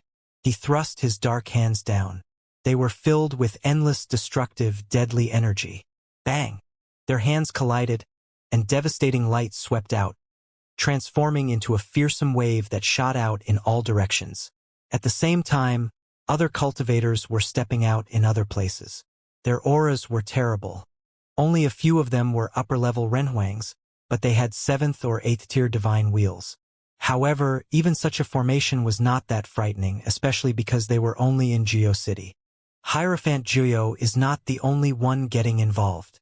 The people who had fled far away still felt their hearts tremble. Many of them were top figures of Joyo City. Now, they were all targeting the Heavenly Mandate Academy. Did the old snake want to swallow up the dragon of the Heavenly Mandate Academy? The Blood Demon Emperor! Someone cried after seeing a terrifying figure emerge. Blood-colored light shone all around him, sweeping out towards Yi Futian below him. It was a horrifying sight. That's the Sky Sword Emperor. More figures from Joyo City appeared, shocking all the onlookers. Were they crazy? So many of Joyo City's greatest figures were coming out to attack the Heavenly Mandate Academy. Below them, many of the great figures of the Heavenly Mandate Academy acted, blocking off the area all around them. When war had broken out between the Heavenly Mandate Academy and the Shin clan, they had flocked to the Hidden Land realm, and several top figures had been dispatched to ensure their safety. Although the Shin clan and the Golden Divine Nation would not necessarily attack them openly, who knew if they would attack them in secret? As Yifutian watched this apocalyptic battlefield, his expression suddenly turned cold. Such a huge force had planned against him? They were openly declaring war. They no longer cared about the consequences. A young girl had been enough to make Hierophant Juyo and several other great figures act without regard for the consequences, even though the Heavenly Mandate Academy protected her. How much importance did they place upon her? Yifutian did not think that Hierophant Juyo was attacking because he had refused him earlier. Would he really go so far as to risk his life just to save face? Obviously not. There was only one reason. Xianxia had the same name as him. Because he had some special power, he was able to see that Xianxia was extraordinarily talented in both mind and body, but others always overlooked her. Yet his opponent clearly knew her secret as well. However, even though he knew, why would he risk his life to get her? What kind of secret could it be? Yifutian looked at Xianxia, who just so happened to be looking back at him. She seemed very scared as she stood behind Yaya. When she saw the look in Yifutian's eyes, her face went white. She was thinking that she was imposing on her brother and sister too much. She really was an unlucky person. Everywhere she went, disaster followed. Someone like her did not deserve to have such wonderful friends. But although she was scared, she let go of Yaya's hand and strode forward. She looked up at the figure in the sky and called out, "I will go with you." She seemed so alone as she yelled this. It was as if she was no longer part of a group. But she had been so happy these past few days. She was happy to have had such wonderful friends. But even though she wanted to keep them, she did not want to keep using them. "Emperor Yi, I will take her away, and we will end the matter here, yes?" said Hierophant Juyo up in the sky when he heard Xianxia's offer. If he was not forced to, he would not gamble the lives of his family on this. He knew that no matter what happened that day, there would no longer be a place for him in Juyo City after this. But if he could take her away peacefully, the Heavenly Mandate Academy's anger would not be as fierce. Thus, although it was only a narrow avenue of retreat, he was willing to take it. Of course, if Yifutian would not accept, he would use his most violent measures. He had to have her. Yifutian looked up at Hierophant Juyo, his heart full of doubt. He could not help but ask, "Why would you bring such a force for a single girl?" Hierophant Juyo, the Blood Demon Emperor, the Sky Sword Emperor, and more had all gotten involved. There must be something more to this. "Do not worry, Emperor Yi, we will not hurt her," said Hierophant Juyo. "What does this have to do with the Gate of Hell?" asked Yifutian. There was no change in Hierophant Juyo's expression. The death current flowed out all around him. Whoosh! At that moment, a shocking aura bloomed. The Sky Sword Emperor slashed with his sword, cutting the great path apart. Lines of destructive death light shone through the sky, cutting through the air as they shot towards the people from the Heavenly Mandate Academy. He had acted without mercy. They had decided to act. They had not a road of retreat, and they would not leave any road of retreat. A violent storm whipped up as a Kuanping Demon Emperor flapped his wings, covering the sky for a vast distance. He lashed out with his wings, enveloping the oncoming light. Yifutian stood there without moving, still staring at Hierophant Juyo. The news about the Gate of Hell had come out of Juyo City. Perhaps it was at the Yellow Spring. So did the power of Juyo City have to do with the Gate of Hell? Previously, a middle-ranking Renhuang had appeared in the city. The terrible storm swept out as the Kuanping Demon Emperor flew up into the sky to battle with the Sky Sword Emperor. A cultivator of the Dou tribe strode through the air, descending like a god of war. His body grew hundreds of feet, covering the inn below him. He lashed out with a fist, splitting the ground, causing dark cracks to spread out. Endless dark flames shot out in all directions. Bang! There was a loud noise as he transformed into a beam of golden light. He lashed out with his fist yet again, this time towards the Blood Demon Emperor. Blood chi rose up from the Blood Demon Emperor as he grew into a huge, blood-red form. He was terrifying in the extreme. When he saw his opponent coming, he lifted an arm. This made everyone for many miles feel the blood roiling in their veins until it felt like they would burst. When the two of them collided, blood-red light appeared upon the great figure from the Dou tribe. But the fist cut through everyone like a knife through bamboo. Along the way, it transformed into brilliant divine light, smashing his opponent up into the sky. This battlefield was too small for people at their level. They needed to expand their fighting area so they wouldn't drag in people weaker than them. Xianxia looked at Yi Futian. She had not thought that they would really fight for her. "If you want to stay, brother won't let them take you," said Yaya to her. Xianxia was speechless. Although she was moved, she was also apprehensive. She was afraid she would bring them more bad luck. "Yaya, you take care of Xianxia," said Yi Futian. Up in the air, people were constantly trying to break through the defensive spells to get to them. "All right," said Yaya with a nod. A beam of brilliant light shot out from Yi Futian's forehead, which then transformed into many divine halls that covered Yaya and Yi Xianxia. Yaya was stunned. This was Yi Futian's defensive treasure, and he was giving it to them. Was he planning on going to fight himself? Everyone who had come to the hidden land realm was at the Renhuang level or above.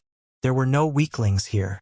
This truly was a trial for the cultivators of the Heavenly Mandate Academy. "I'm going to help." As Yi Futian said this, he suddenly shot up into the sky. Many figures flew through the air around him, charging towards Hierophant Joyo and the other cultivators. Whoosh! The storm of death raged. A Renhuang with huge black wings charged towards Yi Futian. His divine will surged, and huge, dark vermilion birds appeared, filled with a destructive will. The images of vermilion birds shot towards Yi Futian, filling the air around him. This was a mid-level Renhuang. He was truly terrifying. A spear appeared in Yi Futian's hands.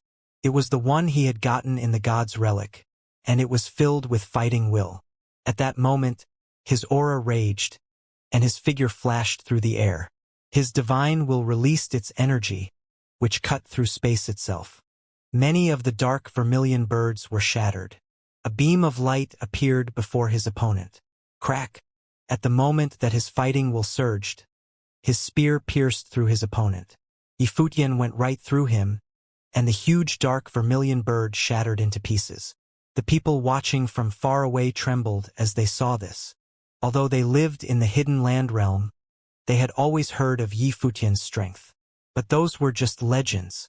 The kind, silver-haired youth stood there in the air, bathed in divine light like a god of war. His spiritual will was so powerful that with a single spear thrust, he had slain a mid-level Renhuang. Moreover, he had broken through to the next level and already had a second-tier divine will, even though it had only been 4 or 5 years since he had created it in the god's relic. The cultivation of geniuses like him could not be compared to ordinary people. And it was not just Yi Futian. They also realized that the other cultivators were terrifying as well. When the first-tier Heavenly Mandate Academy Renhuangs unleashed their divine wheels, their talent had been obvious and dazzling. They were all world-class heroes. All of them had crossed through many realms to fight here. When they had heard that Yi Futian had led a force of first-tier, lower-level Renhuangs to sweep away the Shin clan, and that their opponents had not had any power to resist, they had thought it was exaggerated. After all, that was the Shin clan they were talking about.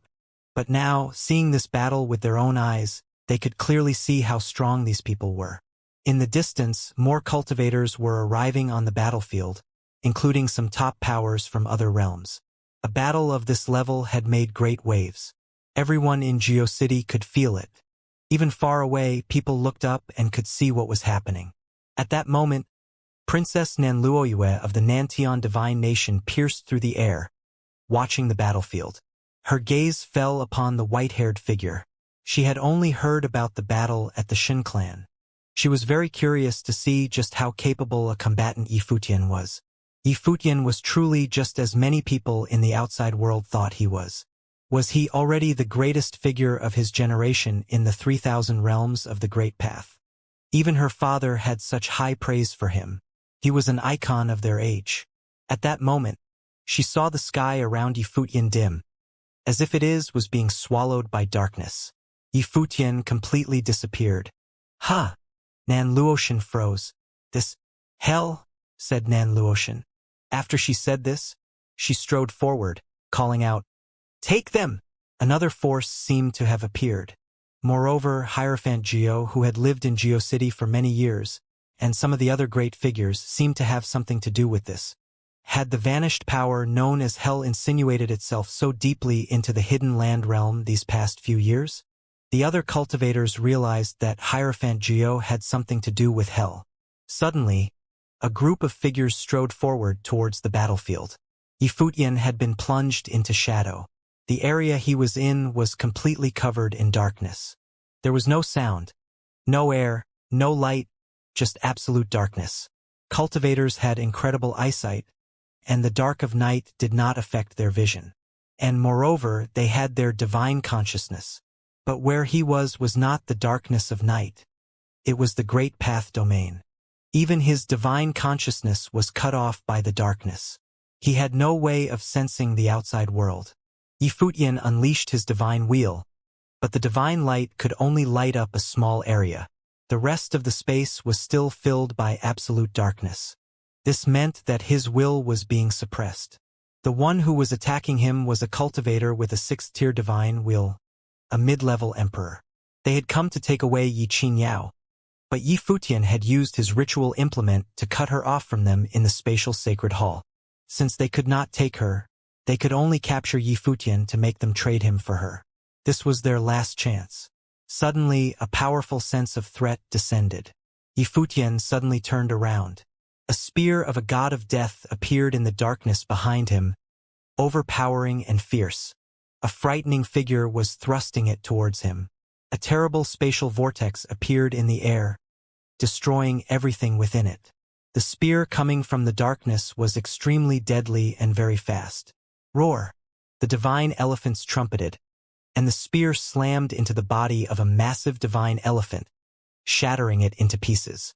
The ferocious spatial vortex entered into Yifutian, making lines of dark light appear all over him as his body cracked. Yifutian was sent flying, letting out a groan of intense pain. His opponent stepped forward, trying to go further into the darkness. But he found that he could not. What is going on? He looked into the air.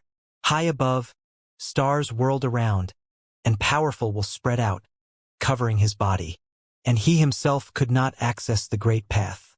It was as if he had been cut off from it. Had he been cut off from the Great Path domain? Yifutian had pulled him into his own Great Path domain.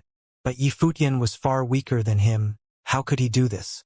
Only if his Great Path domain had cut off his opponents could this be possible. Was it because he had a perfect divine will? However, even with his perfect divine will, Yifutian was still only at the 2nd tier. His opponent was at the 6th tier. Could even a perfect divine will make up such a huge difference and let him suppress his Great Path domain? This Great Path domain was a separate vast space that had the sun, the moon, and the stars. It looked just like a real world. The only thing unusual was that the cultivator in the divine will 6th order couldn't make contact with the outside world anymore. As one of the best cultivators in the middle-level Renhuang plane, he was extremely powerful with the body of the Great Path. Yet now, he seemed to have lost his power to communicate. What kind of a divine will is this? He glared at Yifutian and asked in a cold voice. Bang! He sensed a terrifying burst of energy of the Great Path and a massive wave. Great Path rules flowed in the air while countless stars fell from the sky and shot at his body. This cultivator in the middle-level Renhuang plane felt like his whole world was collapsing at the moment. Buzz! His body became a shadow and rushed in the darkness. He was extremely fast. The incredible speed made it seem like his shadow was surrounding Yifutian from all directions. However, he could not blend into the darkness like before to evade Yifutian's detection. Right now, Yifutian could sense his existence no matter how fast he managed to be. A frightening black storm took shape around Yifutian's body. The dark whirlwind swallowed everything nearby as the man exerting strength from his divine wheel. Buzz! Yifutian thrust a spear forward. The terrifying whirlwind of destruction pounced on Yifutian's body. Even stars in the sky were devoured and annihilated by the whirlwind. Yifutian jumped nimbly and appeared in the air high above. The spear in his hand vanished, and a long stick appeared. Bang! The stick extended dramatically to an astonishing length. Yi Futian was like a war god who drew all the power of this world-great path to his body. Bang! Bang! A starry storm was developing in the void, accompanied by spine-chilling noises. The stars hanging in this space spun frantically as though the void was about to crash into entropy. The Great Path domain was going on the rampage. Bang! An exceptionally violent storm of the Great Path emerged and blocked the cultivator in the Divine Will Sixth Order just when he was about to change location. His shadow flashed, yet the storm was everywhere. Yi Futian bathed in the brilliant divine light. His silver, long hair was blowing in the wind. He raised the stick in his hand. The entire world was collapsing in horrifying thunder. The Renhuang in the Divine Will Sixth Order had an illusion at the moment that Yi Futian and this Great Path domain formed an integral whole. Yi Futian's every move was magnified by the Great Path domain. As a master cultivator in the middle-level Renhuang plane, he was surprisingly threatened by Yi Futian. The rampant starry storm kept swirling. He finally stopped moving after a violent crash and a loud bang. He stood high in the air. The divine will behind him seemed even scarier. The dark whirlwind of destruction slowly swallowed the great path of space and turned it to hell. The destructive energy wrapped around his body. He suddenly transformed into a bolt of black lightning and struck forward with great momentum. Bang bang! His spear crushed every star it touched. It was as if the sky was crumbling.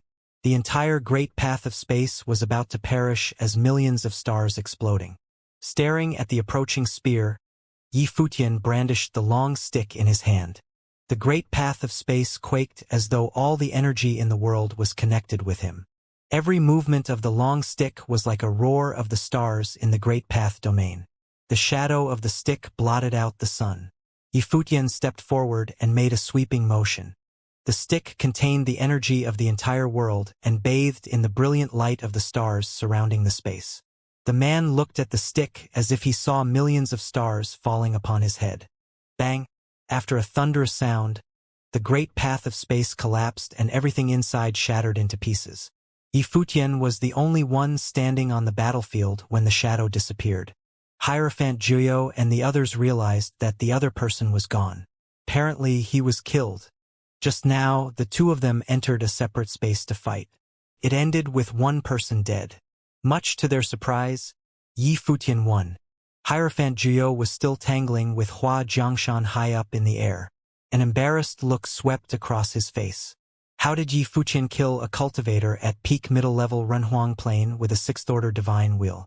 There were 4 levels between them. Although Hierophant Juyo heard that Yi Futian was exceedingly powerful, he never expected such results. Did they need someone in the high-level Renhuang plane to defeat a cultivator with a second-order divine wheel? Retreat, said Hierophant Juyo. The clash between Yi Futian and the man didn't last long in reality. Everything happened in a short time. Cultivators from various other groups were marching toward them and might join the fight. They wouldn't be able to pull back if they didn't leave now. Where do you think you're going? There was no way the cultivators from the Heavenly Mandate Academy would let them go easily. Some people also rushed here from afar. They wanted to keep the enemy in place. Nevertheless, darkness suddenly engulfed the field. The entire world quieted down. Many people stopped moving at once as an overwhelming sense of crisis settled over them. Be careful, Hua Jiangshan reminded everyone. Several cultivators of the Heavenly Mandate Academy surrounded Yi Futian and sealed off the area with domineering force of the Great Path. They were worried that someone would catch them off guard. However, darkness slowly disappeared, and nothing happened. Hierophant Juyo and his people already vanished when everything went back normal. What happened? Many people were astonished. What was it just now? Yi Futian's eyebrows knitted tightly. Was it a magic tool? Or did a powerful cultivator hiding in the dark help them? Cultivators from various supreme forces arrived one after the other. A look of concern and confusion furrowed their brows when they saw the enemies had left. They also sensed something peculiar a moment ago. Nan Luoshan stood in the void, as gorgeous as usual. A frightening old man behind her said to her in a low voice, "A mysterious force is here. People from the hell probably infiltrated GeoCity already. Our trip might be more complicated than we expected. Nan Luoshan nodded slightly. She realized it as well. The hell lured them here to look for the gate of the hell. They still didn't know what secrets they were hiding and what their objectives were. Nan Luoshan didn't think for too long. She lowered her head and glanced at Yi Futian. A strange look crossed her beautiful face. The man who fought with him seemed to be in the Divine Will Sixth Order. Nevertheless, Yi Futian came out while his opponent was gone. The man had undoubtedly been killed by Yi Futian. She also had a perfect divine will and certainly understood that a Renhuang with a perfect divine will controlled the finest power of the Great Path. Even so, his ability was not limitless, and his opponent was also a Renhuang after all. However, Yi Futian killed someone 4 levels higher. How staggering and terrifying it was. Would he be able to defeat cultivators in the high-level Renhuang plane if he advanced to the Divine Will Third Order? High-level Renhuangs were master cultivators. How did Yi Futian achieve this? Divine item. An idea suddenly popped in Nan Luoshan's head. She obtained a divine item under the heavenly palace in God's relic. The same thing probably happened to Yi Futian as well. Perhaps he got more divine items in addition to the one he gave to Yaya. The divine item must be the reason why he had a chance to kill a middle-level Renhuang. Nan Luoshan was not the only person looking at Yi Futian. All the cultivators who just arrived stared at him as well. Although they didn't witness the fight with their own eyes, the ending was stirring enough. Renhuang Yi, what is the goal of the Joyo sect? Nan Luoshan asked. Joyo sect was very likely to be connected to the hell. Yi Futian looked at Nan Luoshan and shook his head. Replied, I don't know either. While speaking, he looked down at the figure of the girl covered by the spatial sacred hall. From what he could tell, Xianxia was not only wanted by the Joyo sect. The hell was probably after her as well. If that was the case, he had more reasons to protect Xianxia better. At first, he was only feeling compassionate and got involved simply because he couldn't watch a group of Renhuang bullying a kid. The situation became more complicated just now. Yi Futian landed on the ground and put back the spatial sacred hall. Yi Xianxia stared at Yi Futian silently, then slightly lowered her head as if she did something wrong. I bring bad luck, she said in a quiet voice. Yi Futian heard her and walked forward. He put his hands on Yi Xianxiao's shoulders and said, Xianxia, don't belittle yourself. Why would they go through such trouble if you bring bad luck? They are the top forces in Joyo City. Yi Xianxia raised her head and looked at Yi Futian. She didn't know why they were after her either. Nonetheless, this was the first time she felt protected by someone. Even though the world seems to be full of sadness and misfortunes, there are also many people and many things that are not as terrible as you imagined. Right? Yi Futian spoke softly. Xianxia, you're not ordinary, so don't ever underestimate yourself. Okay. Yi Xianxia nodded. You need to remember to take care of yourself if the day comes when I can't protect you anymore, Yi Futian said. Yi Xianxia was dazed. She looked at Yi Futian, eyes filled with sorrow. Then she lowered her head and didn't have the courage to meet Yi Futian's eyes. Don't worry too much. I will do my best to protect you. I was only saying if. Do you understand? Yi Futian knew she was an extremely sensitive girl the moment he saw her eyes. Although she didn't want to get other people into trouble, she cherished this warm feeling a great deal. Maybe it was because she never experienced it in the past. Looking into Yi Futian's eyes, she nodded solemnly and tried to remember his words. Give me a smile. Yi Futian rubbed her head and laughed. Yi Xianxia gazed at him, blinked a few times, yet couldn't crack a smile. Aren't you silly? Yi Futian said with a grin. Yi Xianxia suddenly curled up her lips and beamed innocently. Yi Futian looked at her smile and sighed silently. He had a vague feeling that Yi Xianxia might be involved in an incredibly big secret, and he might not be able to protect her. More cultivators came to Joyo City. Right now, a line of people was standing above the yellow spring in Joyo City and looking down at the roaring water, wearing monastic robes and radiating the light of Buddha from their bodies. They were all Buddhist cultivators who looked quite stately and solemn. They came from the mountain realm of the 9 supreme imperial realms. In addition, people from the mountain realm were usually strong cultivators. Master Guizong, one of the Renhuangs who built a perfect divine wheel in the god's relic, was also among them. Uncle Master, it seems like you're not the only one who came. Several temples sent their masters here, Guizong said to a master standing next to him. The master was gaunt without a shred of strength in his limbs. His bony hands were holding a string of Buddhist prayer beads in front of his chest. He was intoning some Buddhist scripture that was too obscure for ordinary people to understand.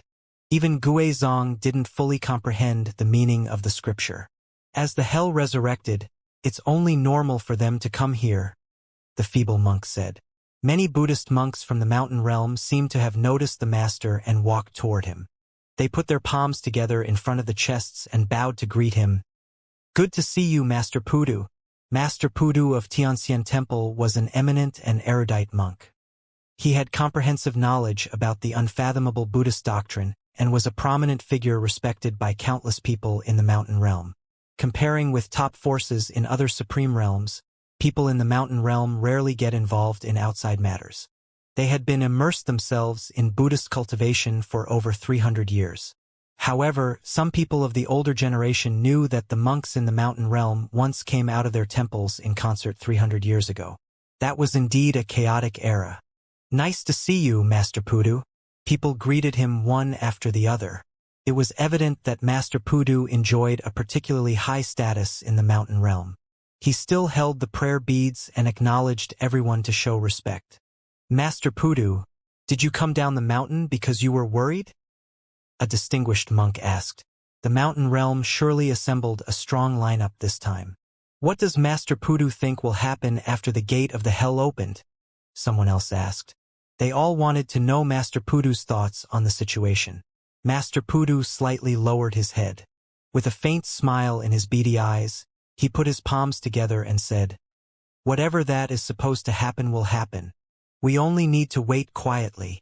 His response was meaningless, yet people still nodded approvingly, as if they were completely convinced by him. Many people on the banks of the yellow spring far away cast their eyes toward Master Pudu and whispered to each other. People in the mountain realm hardly ever go outside. However, they sent a group of high-powered cultivators here this time. Even Master Pudu of Xianxia Temple came to Juyo City, someone said. Xianxia Temple was the greatest temple in the mountain realm, while Master Pudu was the supreme monk in Xianxia Temple. Plenty of people were familiar with his monastic name, even in Juyo City. The man standing next to Master Pudu is Guizong. He has a perfect divine wheel and achieved his breakthrough in God's relic along with Shen Hao, Jian Qingzhu, Nan Luoshin, Di Wu, and others. Guizong is a low-key person, typical for a Buddhist monk. I suspect that he might even be stronger than Shen Hao. It seemed like people tended to use Shen Hao for comparison whenever they talked about top cultivators these days. Shen Hao lost his luster due to the debacle of the Shen clan. Therefore, many people liked to use him as a yardstick when they gauged a cultivator's ability. Shen Hao's reputation declined markedly. It was the price he had to pay for losing the battle. Shen Hao used to be considered as one of the top 3 cultivators of his generation. Nevertheless, the public now suspected that anyone who stood in front of the heavenly palace in God's relic back at that time might be a better cultivator than him. The cultivators from the mountain realm were not the only ones who came. Several other people also arrived at where Yi Futian was standing. Yi Futian was surprised to see that the leader of these people was Shen Luoxue. "Granny," Yi Futian called. "Why do you come here yourself?" Based on seniority, he was supposed to refer to her as Grandma Master, which was too much of a mouthful. In addition, since Fei Xue called her Grandma, he wouldn't sound like a complete stranger by calling her Granny. Shen Luoxue didn't come across as an old woman despite how Yi Futian and Fei Xue addressed her. But she did have silver hair, same as Yi Futian. "Grandma was worried about you," Fei Xue, standing alongside, told Yi Futian with a smile. Yi Futian, of course, understood that Shen Luoxue truly cared about him, even though she might appear standoffish and indifferent. She also treated Nianyu very well. "Did someone attack you here in Juyo City?" Shen Luoxue asked. "It's not a big deal. I already took care of it. Those people wouldn't dare to show their faces again," Yi Futian said. Granny, you didn't need to come specifically for this. I didn't come just for this, Xianxia said. All the forces in the 9 realms have sent reinforcement after hearing what happened here in the Hidden Land realm. This thing with the hell is not as simple as you expected. Yifutian looked at Xianxia and asked, "What kind of group is the hell?" Xianxia, a cultivator of the older generation and was born many years ago. She lived through the turbulent times and surely knew more about the hell. The hell?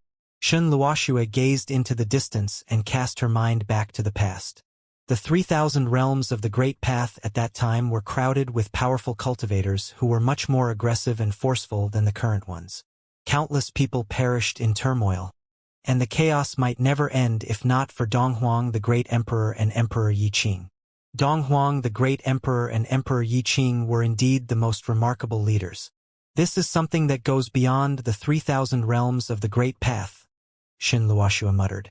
Eyes narrowed, Yifutian concentrated to listen. Anyway, the hell had a horrific influence in the Hidden Land realm back in the days. Even though they disappeared many years ago, I'm afraid that the remaining evildoers of the hell have always been hiding in the Hidden Land realm, and they are exposed now only because of the mayhem they caused. This thing is not that simple anymore. Xianxia spoke to Yifutian.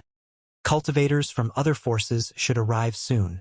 Granny, I met a girl in Joyo City. Yifutian turned around and shouted, "Xianxia, come here." Xianxia walked to them and stared at Xianxia curiously. Said, "Nice to meet you, Granny." Xianxia looked at Xianxia, and the divine eye in her brow chakra stared directly at her. Scared, Xianxia felt a little sick and backed to hide behind Yifutian. "Granny, wait a second." Yifutian crouched down. He gazed at Xianxia and said in a soft voice, "Xianxia, Granny wants to take a closer look at you in order to better help you. But I will ask Granny to stop if you don't want it." Xianxia looked into Yifutian's eyes. She certainly could feel the kindness Yifutian had been showing her since the beginning. She nodded and said, "I will you whatever you say." Yifutian smiled and pinched her cheek gently. Said, "Good girl." He then turned to signal Xianxia. Xianxia didn't hide this time.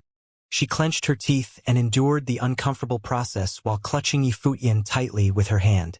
Yifutian could feel the sweat in her palm. For a girl who grew up in darkness, she displayed absolute trust by opening herself up. Because of Qingyao's life experience, she naturally kept her guard up when confronting most people. She would be particularly hostile this time, if not for Yifutian. Xianxia glanced through many things. Before long, the divine light disappeared, and she stared solemnly at Xianxia. She was apparently in shock. "You, follow me?" Xianxia turned her eyes to Yifutian and said. She looked quite serious. Although Yifutian already knew Xianxia was not an ordinary girl, he didn't expect Granny to be so astonished. He looked at Xianxia and realized the girl was also looking at him with her chin up. She grasped his hand firmly.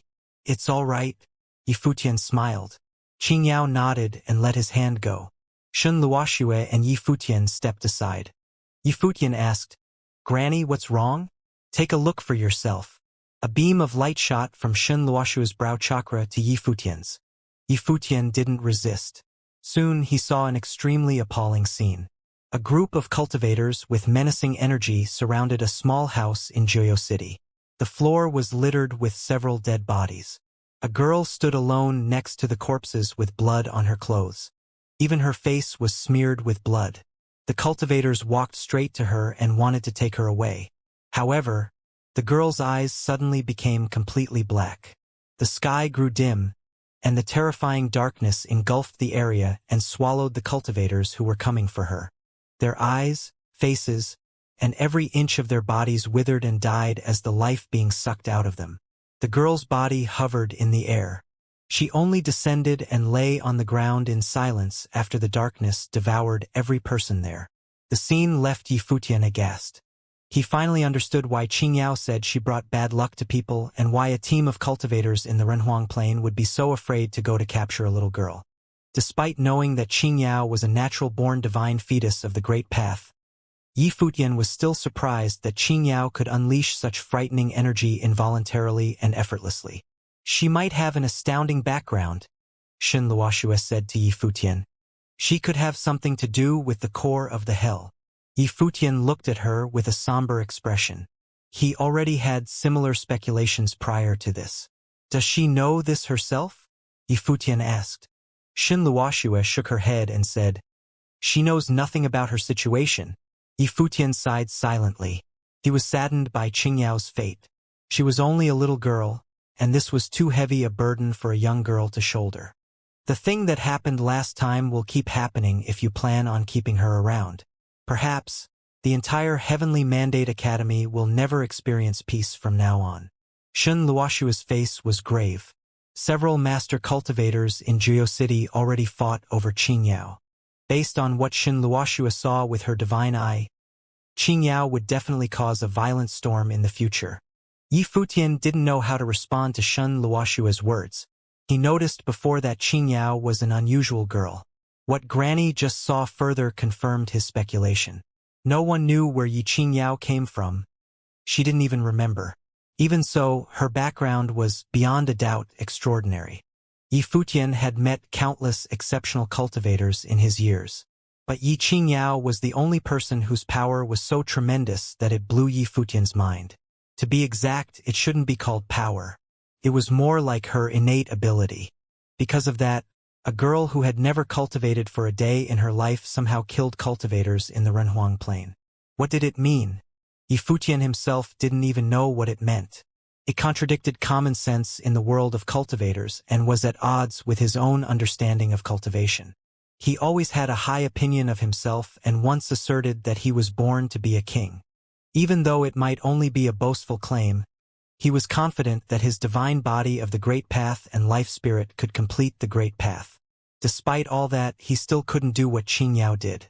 Master cultivators such as Hierophant Juyou were willing to put their lives in jeopardy to snatch Yi Qingyao, who was under the protection of the Heavenly Mandate Academy. They chose to do it in spite of the extremely high risk. So, who on earth was behind them? The extent of influence and infiltration the hell achieved in the Hidden Land realm might be far beyond everyone's imagination, Shen Luoxue continued to say. The forces in the 9 realms sent reinforcement to the Hidden Land realm because they started to realize that. It was also the reason Shen Luoxue came to Juyou City in person. Yes, Yi Futian nodded. He looked at Shen Luoxue and said with a smile, Let's take one step at a time. But I don't have the heart to abandon the girl like this. I knew you would choose this way. Let's go back, said Shen Luoxue. She then turned around and walked back. It was why Shen Luoxue was fond of Yi Futian. As a newcomer to the Renhuang Plain, Yi Futian dared to risk his life and led an army to attack the Shen clan for the sake of his master. He was a young man with tremendous courage and determination. She would be disappointed if he was willing to give the young girl up easily. Yi Qingyao was standing in place and waiting for Yi Futian and Shen Luoxue to come back. She raised her head slightly when she saw Yi Futian walking toward her.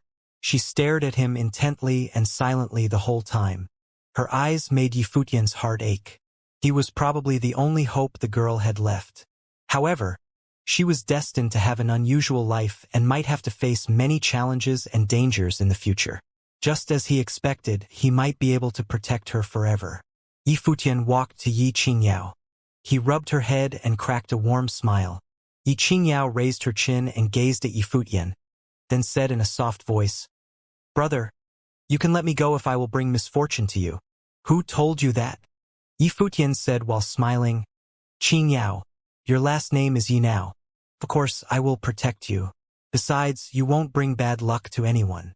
The bad things in the past only happened because you are bound to have an extraordinary life. That's why you have to stay strong and optimistic, no matter what happens to you in the future. Do you understand? Yi Qingyao didn't fully grasp what Yi Futian said, but she still nodded earnestly and remembered his words. Don't think too much of it. Perhaps you're the child of destiny. Yi Futian grinned and said. Yaya also came forward and held Qingyao's hand. Said, Don't worry about it. Okay. Qingyao nodded and beamed with joy and innocence.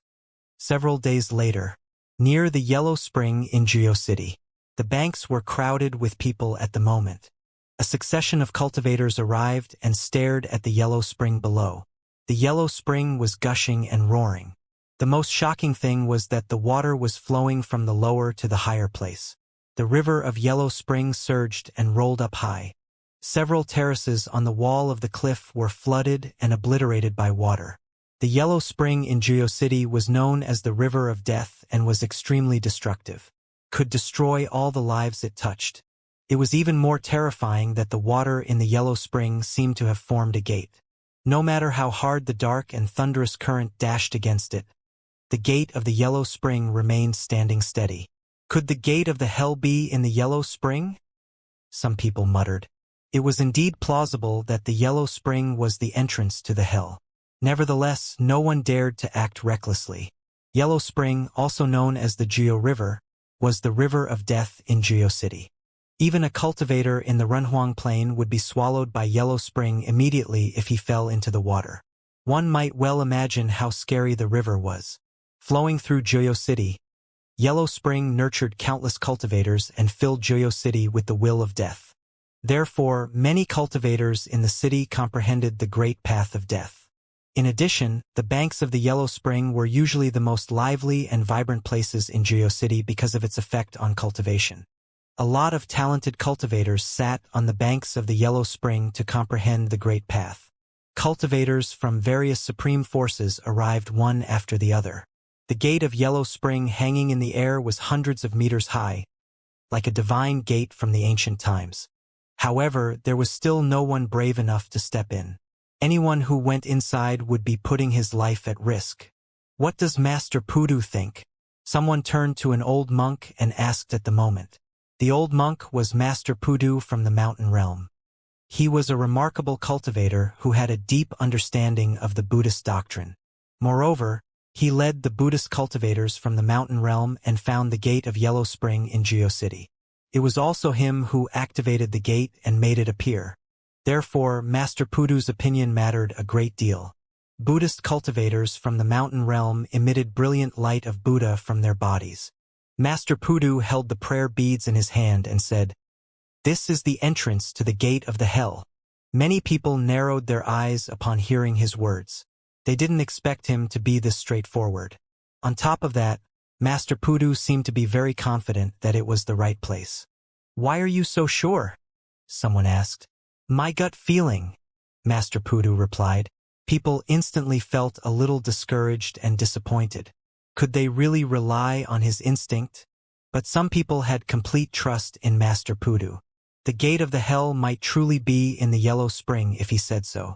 Master Pudu is one of the best cultivators and an expert on Buddhist doctrine. It's probably the case if he thinks the entrance to the gate of the hell is in the Yellow Spring, said Gai Qixing, a prince of the Golden Divine Nation. Can Master Pudu bring us in and show us what hell looks like? Someone else in another direction asked. It was Di Wu from the Solar Divine Palace who was asking the monks from the Xianxia Temple of the Mountain Realm to lead the way. They were at the Yellow Spring after all. Even cultivators from Supreme Forces didn't dare to underestimate the situation. No one knew what was inside of the gate formed by the Yellow Spring. "Can't you walk on your own?" A voice answered Di Wu's request. It sounded very calm without a shred of sarcasm, as if the person was simply asking a plain question. The man who spoke was Guizong from Tianxian Temple. All the Supreme Forces in the 9 realms had sent cultivators to Jiu City. The several geniuses who developed perfect divine wheels in God's relic were also here. After all, they represented the future of the world of cultivators and should seize every opportunity to improve themselves. Moreover, they were strong enough to shoulder responsibilities alone now. They were definitely capable enough to take control of their own territories if they left the Supreme Forces. It was Master Pudu who found this gate. Besides, what's wrong with us following someone as extraordinary as Master Pudu? Di Wu replied calmly. He didn't think there was anything wrong with his request. "I guess you have a point," Guizong said expressionlessly. He didn't know how to counter such an argument. Another group of people walked toward the gate from far away. Many people turned to gaze at them. The divine beams of flame gleamed in Di Wu's eyes after he recognized the people coming. The silver-haired lady next to Yi Futian was probably that distinguished woman from the Shin clan. What a pity. Shun Luoxue was such a prominent figure back in the days. She might even be the successor to Shin Ji if she stayed in the Shin clan instead of getting mixed up with the Sky River Great Elder. Yet now she was in the Heavenly Mandate Academy. What a steal for the academy. Yi Futian walked closer and stared at the gate of Yellow Spring. He was astounded by how the water flowed backward and transformed into a gate hundreds of meters high. It seemed like something mysterious was going on inside of the Yellow Spring. They heard that people from Xianxia Temple found the gate. It's been a long time since I last saw you, Master Guizong. Yi Futian turned his head and said to Guizong with a smile, Nice to see you too, Benefactor Yi. Guizong put his palms together in front of the chest and said, I had a deep admiration for you in the God's Relic. It took me by surprise that even people in the mountain realm have long heard about your great name. It's undeserved fame. Yi Futian smiled and replied, You're such a humble person. Guizong laughed. Brother Yi enjoys a stellar reputation in the 9 realms nowadays. You surely don't need to be too modest. Someone in another direction said. Yi Futian saw the cultivators from the Tianxian Academy and recognized that the man who spoke was Jian Qingzhu. Nice to meet the seniors from Tianxian Academy. Yi Futian greeted the men standing beside Jian Qingzhu. He felt grateful to them even though it was merely a deal back then. People from Tianxian Academy nodded slightly.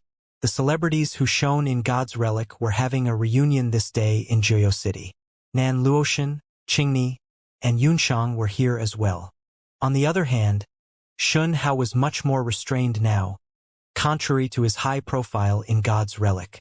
Yi Futian rose to fame by standing on Shun Hao's shoulders. How is the situation, Granny? Yi Futian said to Shun Luoxue at his side. A lot of people, Shun Luoxue replied. Even some cultivators in the high-level Renhuang Plain showed up. Her divine consciousness spread out and covered a large area. They were not the only ones who were attracted by the gate of Yellow Spring. The presence of Shun Luoxue attracted the attention of many cultivators, especially those from the Shin clan. The person who headed the Shin clan was a middle-aged man. Just standing there, he exuded an air of authority, as if he had been accustomed to being in charge for a long time. He was wearing a purple robe, and there was a hint of majesty between his brows. Upon close scrutiny, he and Shun Luoxue bore some resemblance to one another. Shin clan, Shun Luochuan, Shun Luoxue's elder brother, and Shun Hao's grandfather. Shun Hao was the same generation as Fei Xue. Shun Luochuan's gaze focused on Shun Luoxue, and he asked, How have you been at the Heavenly Mandate Academy? Shun Luoxue glanced at him casually, her expression indifferent. She did not respond. No one was on her side for what happened back in the days. Everyone had followed the will of the Shin clan, acting based on the interests of the Shin clan, including her own brother, who had even participated in the battle. Therefore, for Shun Luoxue, this familial relationship had long been terminated as far as she was concerned. At the moment when her own daughter died, that cruel and cold-blooded family was already erased from her heart. Therefore, she paid absolutely no attention to Shun Luochuan. At her level of cultivation, she was extremely grounded in every way. Once she had determined her view on certain things, nothing could change her mind at all. People from other principalities watched the two with great interest. These two characters from the Shin clan were once peerless, commanding figures of their times, and they both figured prominently in the Shin clan. If none of those things happened in the past, and the Shin clan had not interfered with Shun Luoxue and the Sky River Great Elder, perhaps the Shin clan would be extremely prosperous now. However, there was no if. The aggression of the Shin clan determined what happened in the past as well as the situation today. Master Pudu. Shun Luoxue looked at the eminent monk from Tianxian Temple, who returned her look by clasping his hands together in greeting. Benefactor Luoxue. The eminent monks of the mountain realm should be one of the forces that know hell the best. What does the master make of hell's intention of bringing all of us here? Shun Luoxue asked. Master Pudu smiled and understood what Shun Luoxue meant. There must be a purpose for hell to draw the forces of the 9 realms to the hidden land realm. Now, finding the entrance to the gate of hell may just be what the other side wanted and could be used by the remnants of hell. Before I came down the mountain, the abbot told me that everything has its own time and what must happen cannot be stopped, Master Pudu said with a smile. Xianxia looked slightly alarmed.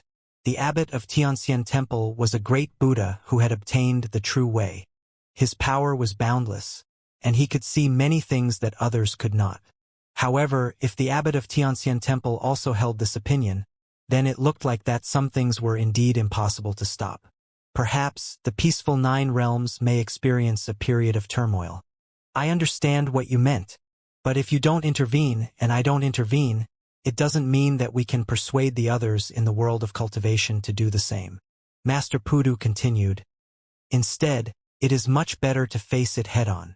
There were many top forces in the 9 supreme imperial realms. Even if they did not participate, could they stop the others?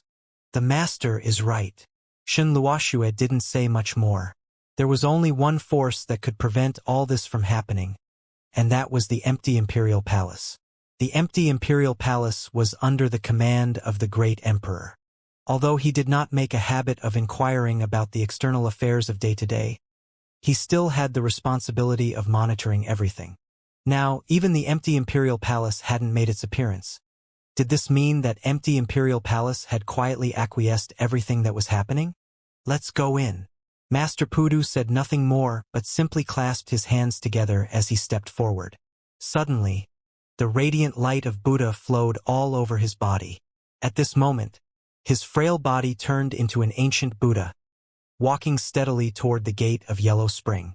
Wherever the light of Buddha touched the gate of Yellow Spring, the great destructive power of the spring was unable to corrode it.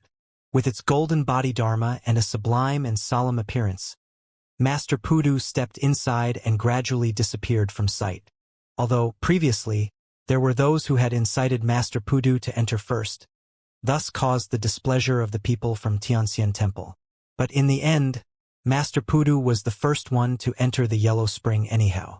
Sonorous sounds of Buddha rang out. They turned into an all-encompassing light of Buddha. All the masters from Xianxia Temple moved forward, watching their own steps. Even Guizong had no one to escort him, but must walk alone by himself, shuttled inside the gate of Yellow Spring. Soon, all the cultivators from Xianxia Temple disappeared from sight. Let's go. Since someone took the lead, everyone else suddenly became bolder. Everything behind the gate of Yellow Spring was unknown, but with the eminent monk of Mountain Realm in the lead, they felt it was safe enough to follow behind. Therefore, there were many people rushed forward this time. Yifutian was in no hurry when he saw the action taken by the others. All the cultivators from the Tianshan Academy waited quietly. At this moment, there was a scream, and the blazing flame of a cultivator from the solar realm dimmed, and then turned into a black fire, consuming him little by little. Soon, his body was swallowed by the Yellow Spring. Careful! Everyone became much more alert when they saw this. They had been too careless. Some had begun to release the might of the way to protect those around them. Yaya, take care of Qing Yao, Yifutian said to Yaya, who was beside him, and she nodded. Yaya of Renhuang Cultivation had also cast a perfect divine wheel of swordsmanship. She would have no trouble passing through the gate of Yellow Spring, but Qing Yao needed to be protected at all times. Let's go. Yifutian spoke, and suddenly the cultivators from the Heavenly Mandate Academy started to move. Yifutian did not release the might of the way to shield himself but walked into the Yellow Spring directly. In an instant, the terrifying Yellow Spring swallowed up his body. Its destructive power corroded it, even trying to enter his body to corrupt and destroy his vitality.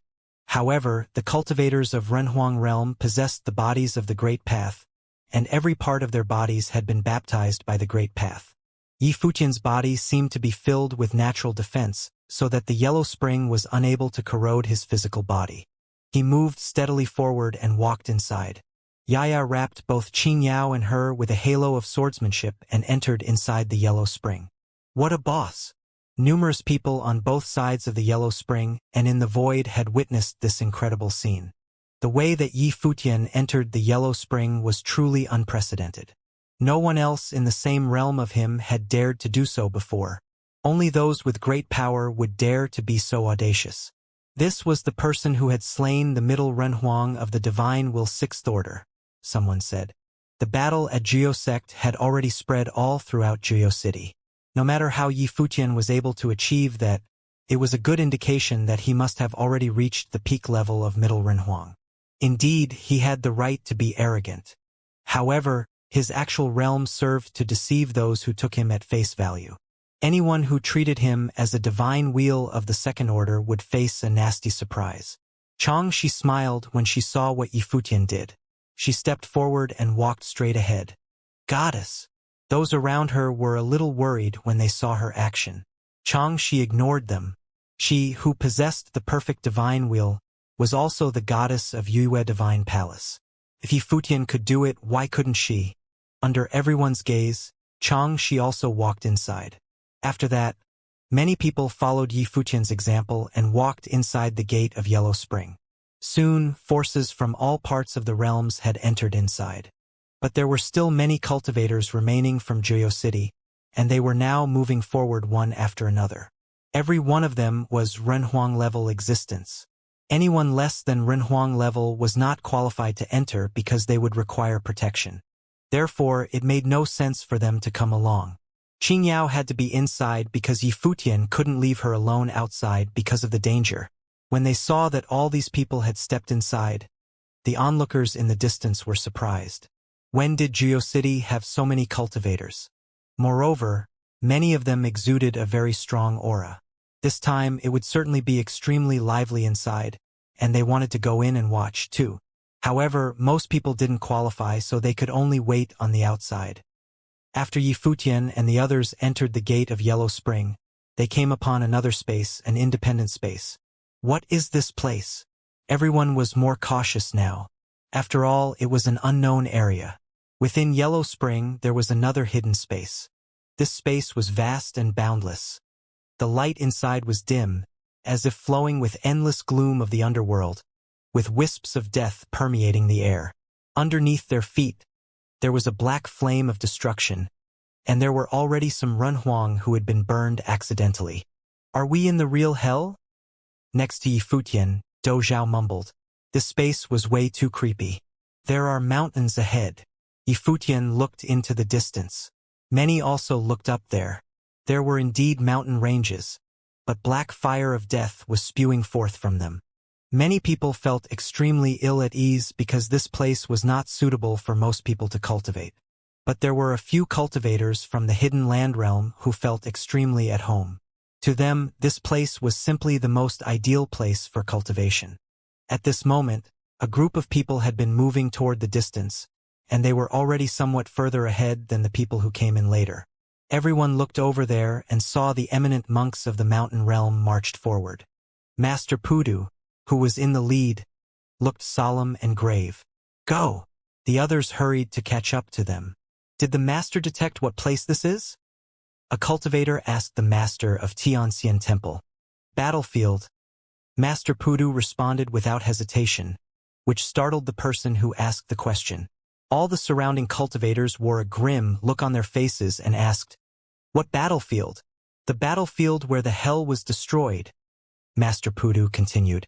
Finally, his footsteps stopped momentarily as his gaze aimed in one direction.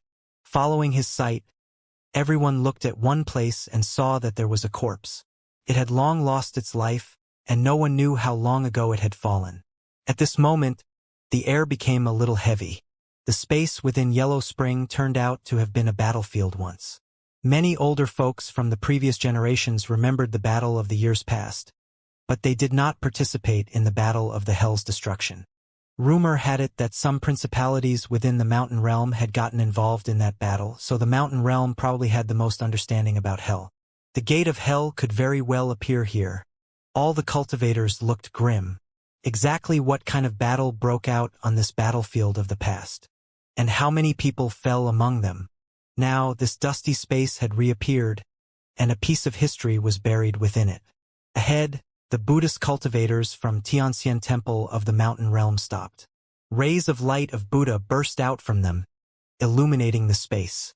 This terrible light of Buddha lit up the front, and an infinitely boundless figure of an evil demon was seen. Behind that great demon, countless other demons gnashed their teeth and flung their claws. It was as if those who had fallen into hell had now come back to life once again. Beneath the light of Buddha, those elusive shadows continued to be destroyed and shattered madly.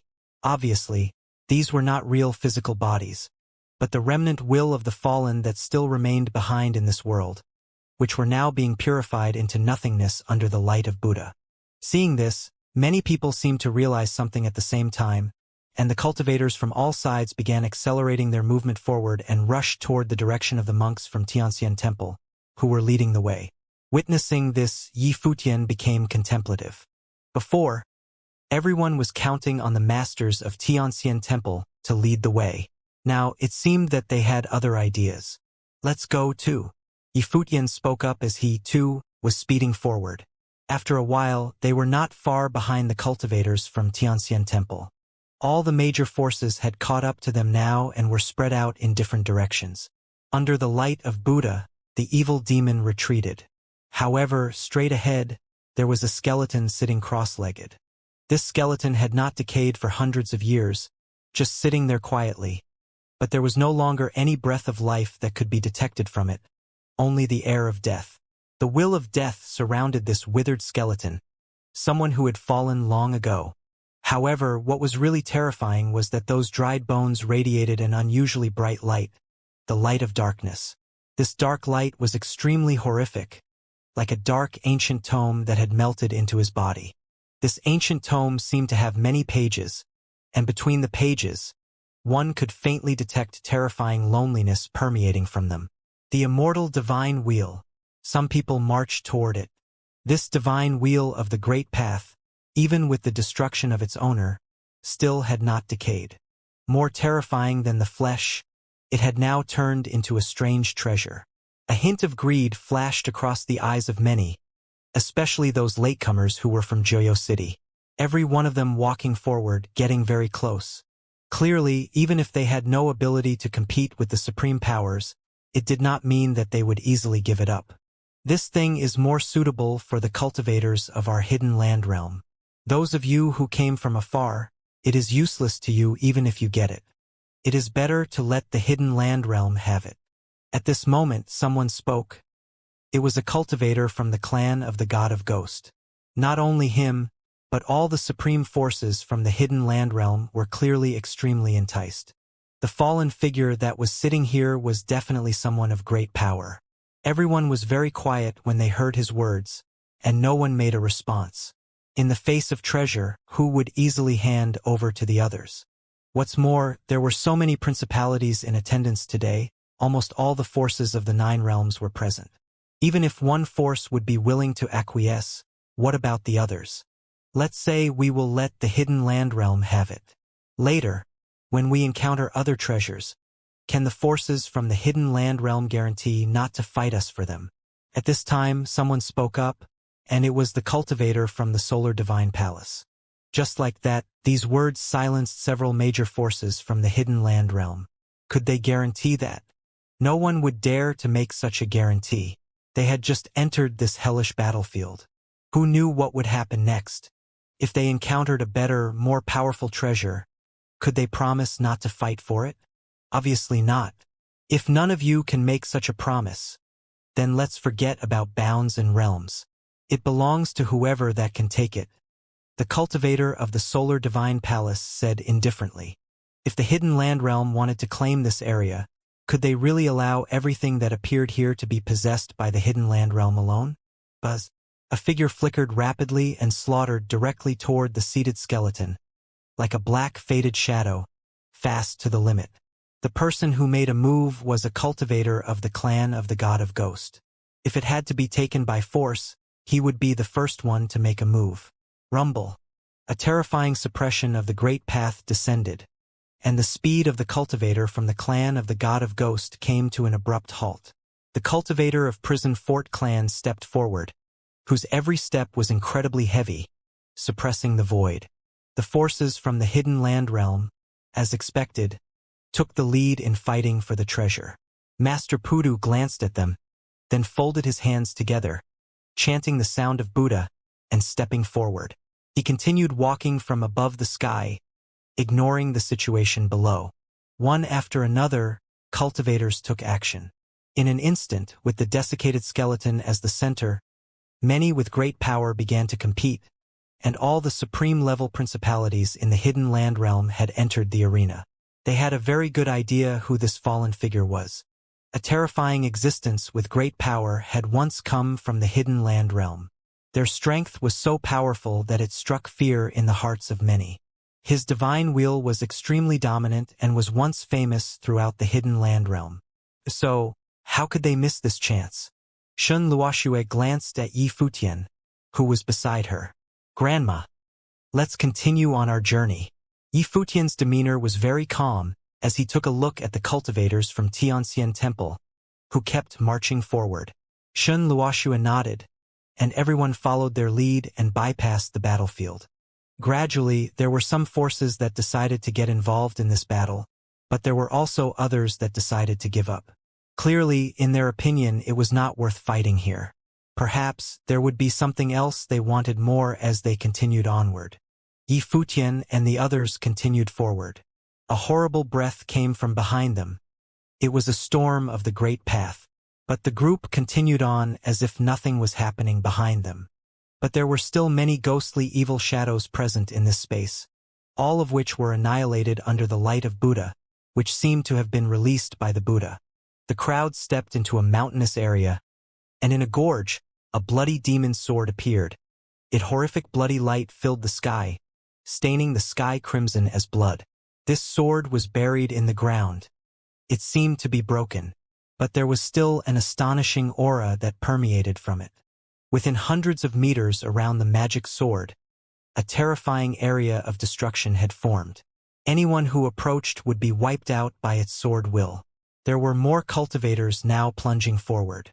This time, no one even bothered saying anything before lunging into the raid.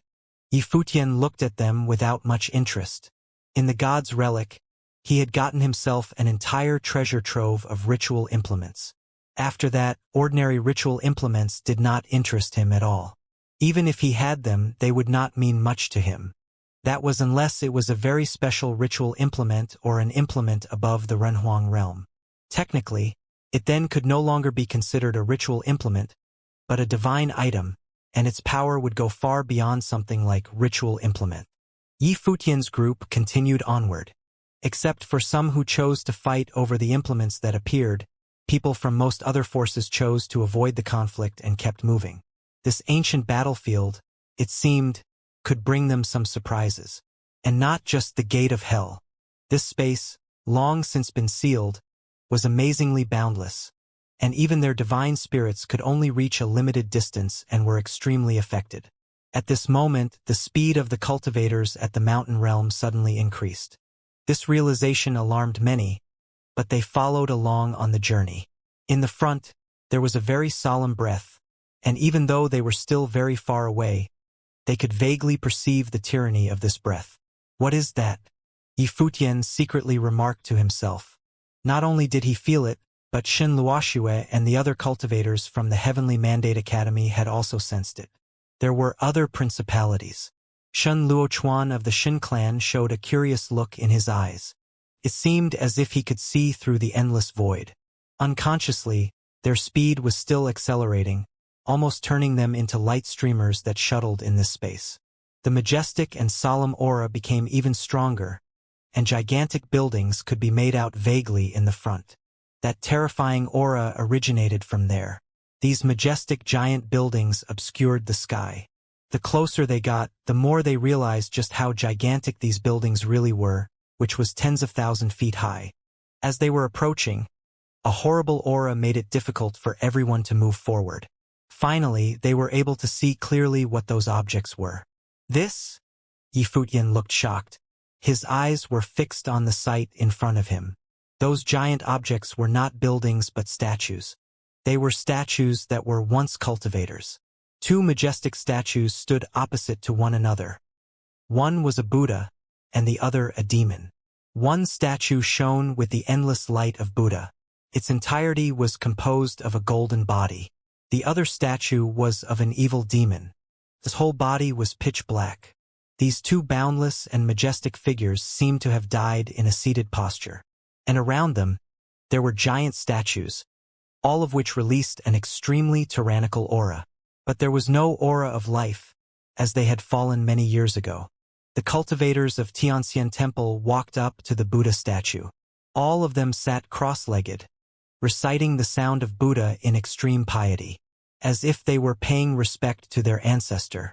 Here, the fallen cultivator was indeed their ancestor, the ancient Buddha. Yifutian looked at the cultivators from the mountain realm, the sound of Buddha lingering in the air. Seeing their pious demeanor, Yifutian knew that this ancient Buddha must have had some connection with the mountain realm. Vajra Buddha, Shen Luoxue said in a low voice. She then clasped her hands and bowed to the Buddha statue. Clearly, this ancient Buddha was an ancestor whom she respected. It's the senior brother of the current abbot of Xianxia Temple, the grand uncle of Master Pudu. Next to him, Hua Jiangshan from the celestial gate of vast heaven made the presentation to Yifutian.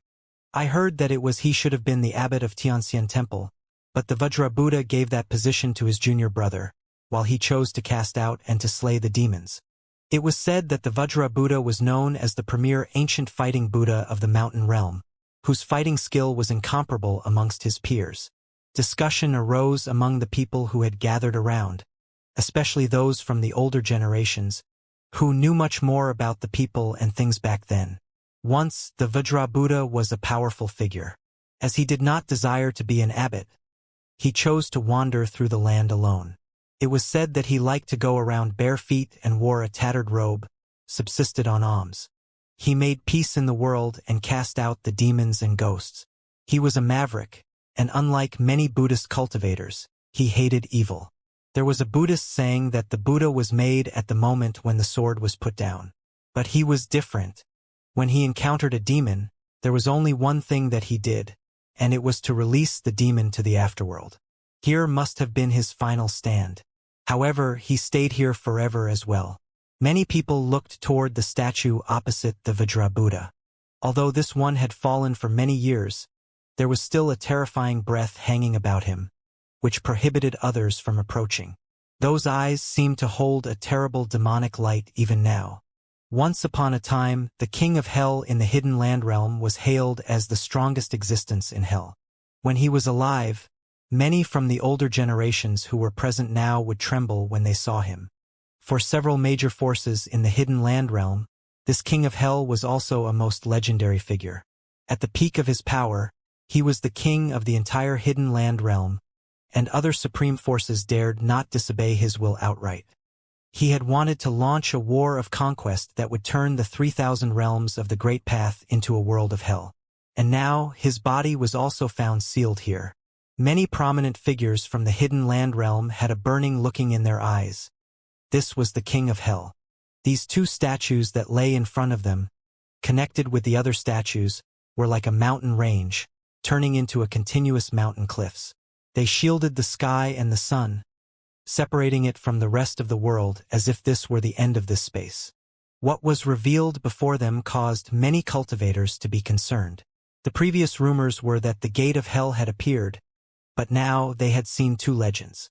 So where was the gate of hell? Unless it was sealed here by all these statues?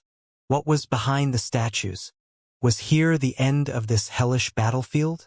Furthermore, endless Buddhist writings appeared on the statue of the Vajra Buddha. Under the chanting of the sound of Buddha by the cultivators from Xianxia Temple, the light of Buddha on his body became extremely fervent, illuminating this dark space. It seemed that a magical and overbearing strength was beginning to awaken. Many looked surprised. Could they really have woken up the Vajra Buddha? Underneath the sound of Buddha, they could vaguely make out an elusive shadow of an ancient Buddha, appeared upon the statue of the Vajra Buddha. It was not real, but it was getting bigger. It was as if it had been separated out from the statue. A mighty breath enveloped the sky, and everyone seemed to be able to feel an unbearable pressure of might. That ancient Buddha had anger in his eyes, and an incredibly brazen light of Buddha fell from the statue. All the Buddhist cultivators from the mountain realm looked there. Afterward, many of them clasped their hands together and closed their eyes to comprehend. When Yi Futian saw this, he had a look of curiosity. It wasn't just the Vajra Buddha, but all the statues of the ancient Buddha behind him were also blooming with a blazing light of Buddha. It was as if it were being awakened. In this instant, the light of Buddha suppressed the darkness, and the endless brilliance spread toward the battlefield of hell. The power of destruction seemed to be expelled and purified, and many remaining wills were supremely purified. The world on this side seemed to be brightened, and endless Buddha now appeared. It was all Buddha returning to the source. Many people turned their heads to behold the awesome, earth-shaking sight. However, at this time, many turned their attention to the dark statue, the King of Hell. Cultivators from the hidden land realm had rushed from behind, including the people of the Supreme Forces and the cultivators of GeoCity. They looked at the gigantic and boundless dark shadow, that of the King of Hell, as if they felt a terrifying power from it. As all this was playing out, the dark figure of the King of Hell, likewise, released a terrifying light of darkness and destruction. Darkness enveloped the land, and shadows covered the light of Buddha. For a moment, this dark light and the flaming light of Buddha met and collided in the air, entangled. Don't aid the evildoers. The sound of Buddha rang throughout the void, loud and clear. It was as if spoken by the ancient Buddha in the void. However, the speaker, in fact, was Master Pudu.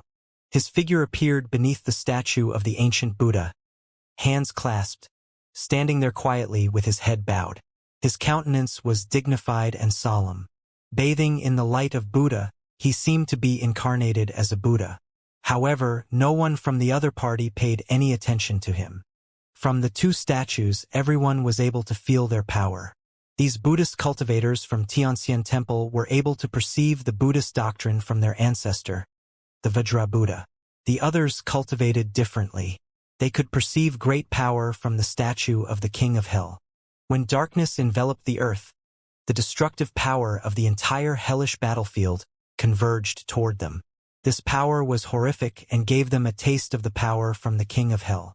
If they were allowed to continue, they could get strength from it. Under such circumstances, there was no way they could give up and allow these Buddhist cultivators to inherit the power of the ancient Buddha. Seeing the altercation between the two sides, many had an uncertain look on their faces, but most of the principalities decided to maintain their neutral stance. They stood aside and looked on quietly. "This is very possibly the key to the gate of hell," Yi Futian said in a low voice. The forces of hell had lured the cultivators from the 9 realms to here. His purpose could very well be to reopen the gate of hell. Judging from the sight before him, the gate of hell may very well be related to these two statues. However, the question at hand was, should they let the Buddha suppress the evil or just let them do whatever they wanted? Yi Futian looked in the front. The battle between this ancient Vajra Buddha and the King of Hell, even many years after their fall, seemed to be continuing. In such a case, perhaps most people would choose to stay out of it. Just as he thought, all the principalities just watched on the side quietly, let the two sides confronting each other, curious to see what change would happen here. Rumble, the vast and endless space trembled. Many raised their heads to look up at the sky above. There seemed to be a gigantic Buddha standing in the middle of the light of Buddha. This sight ignited much interest among the people. It was Master Pudu. Yi Futian also revealed a look of surprise. He lowered his head and looked down. Master Pudu's physical body was still sitting under the ancient Buddha, quietly chanting.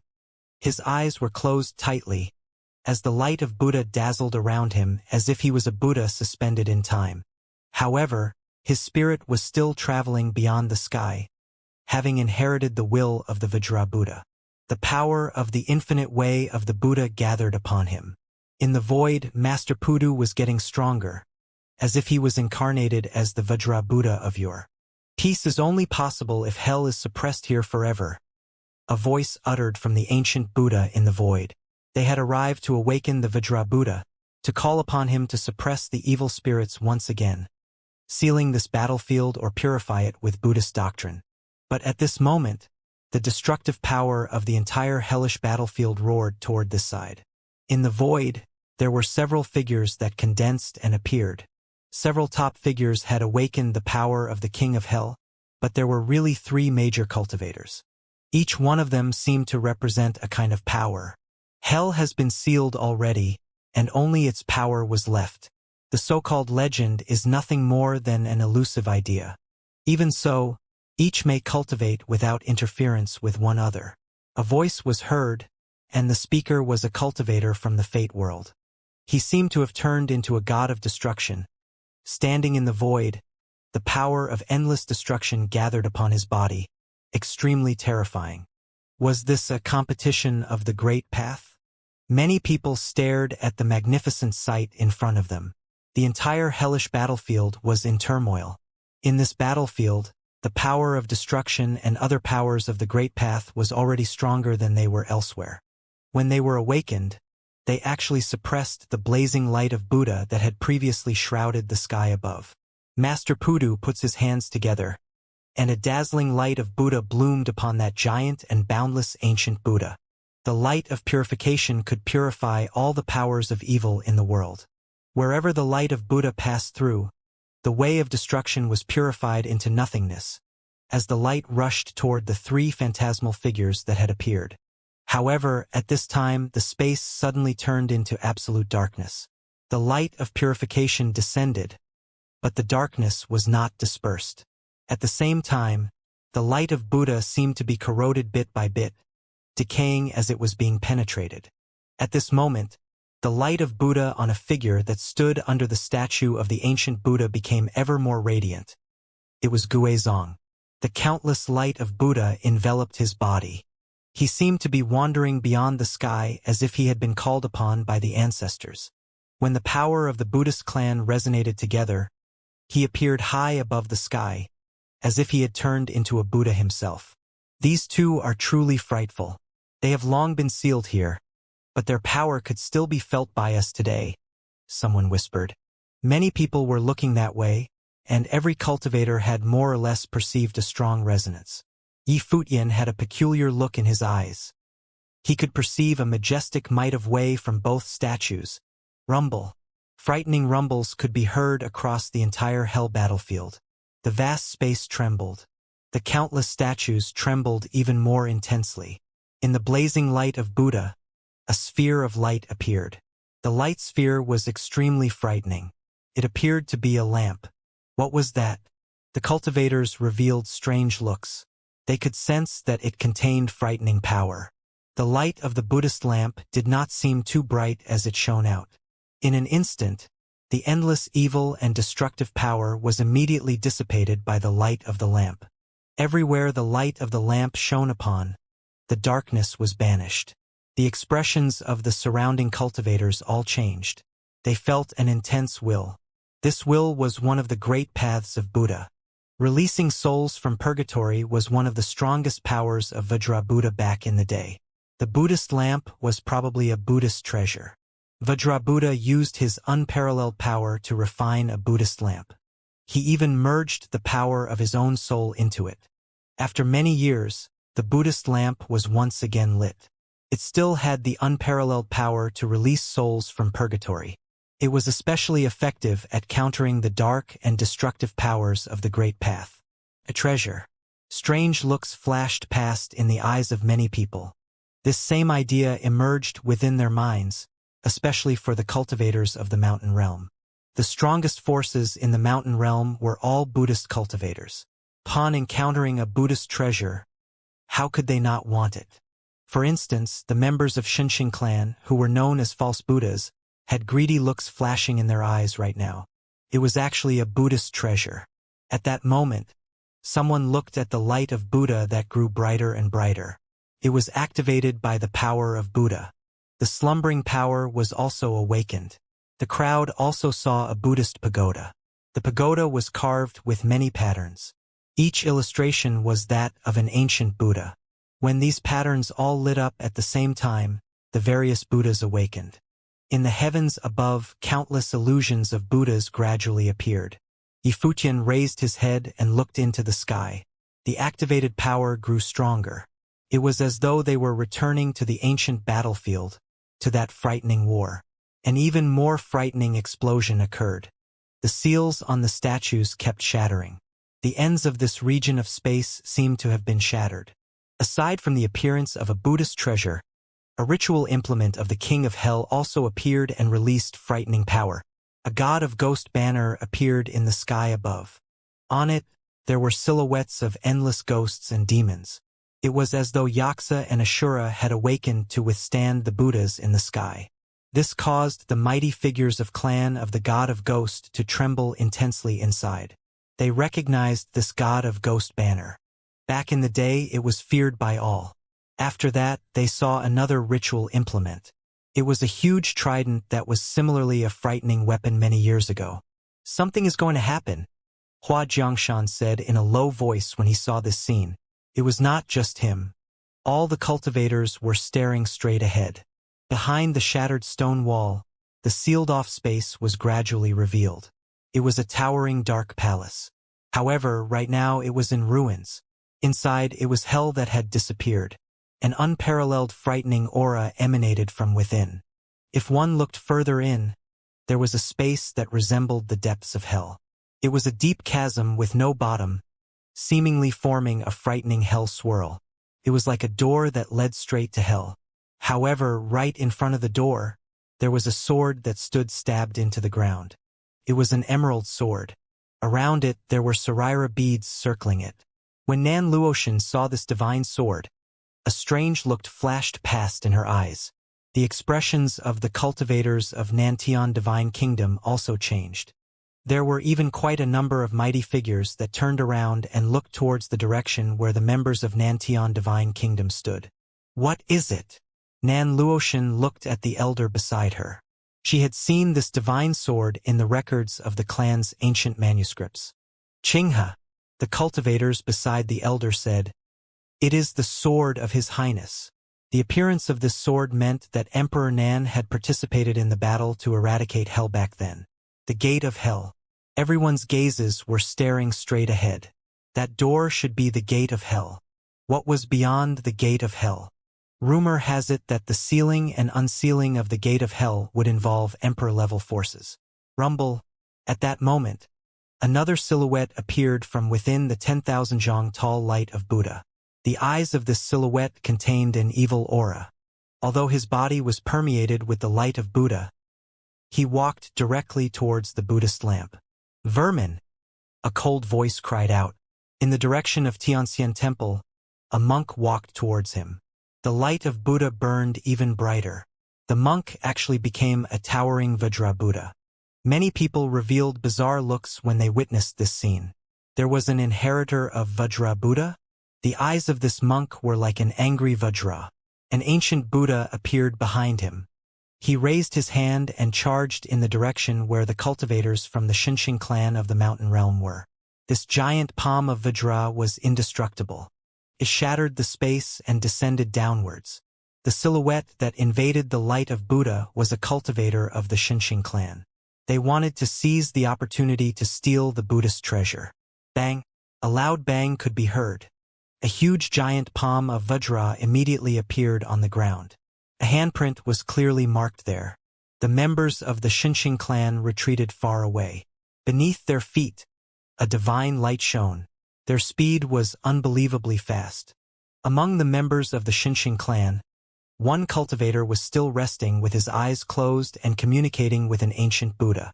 On top of a Buddha statue, a huge foot stomped down. It actually descended upon Master Pudu. Right now, Master Pudu was still countering the awakened power of the King of Hell.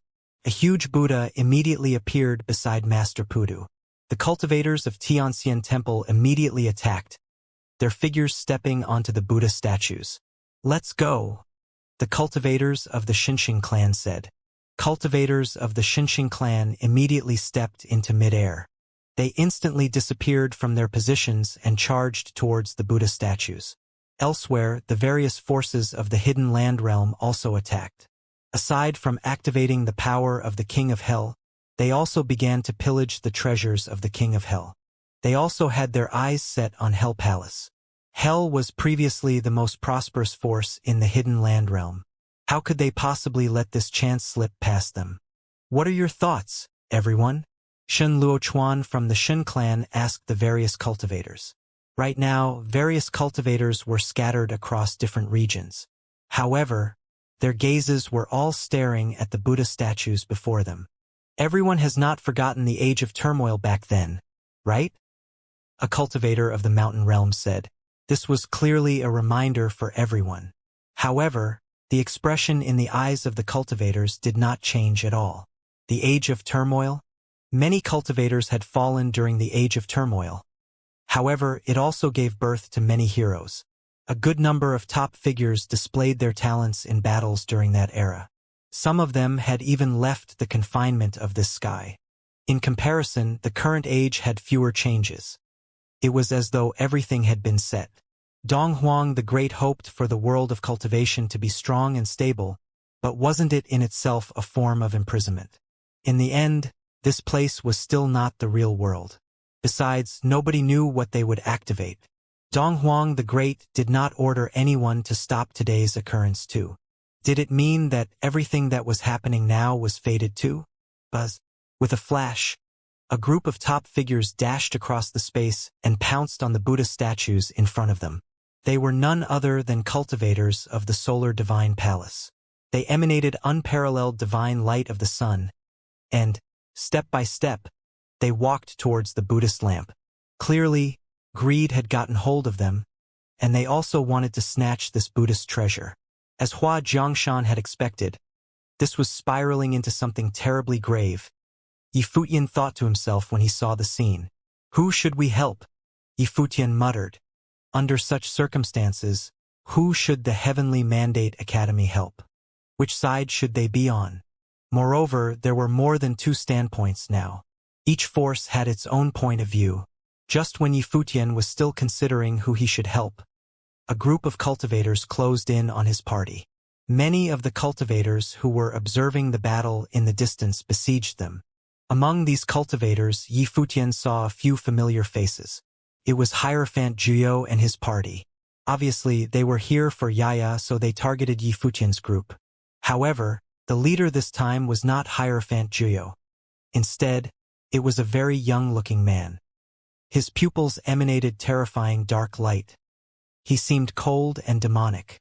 He looked like he was at a similar age with Yifutian, but his actual age could not be determined.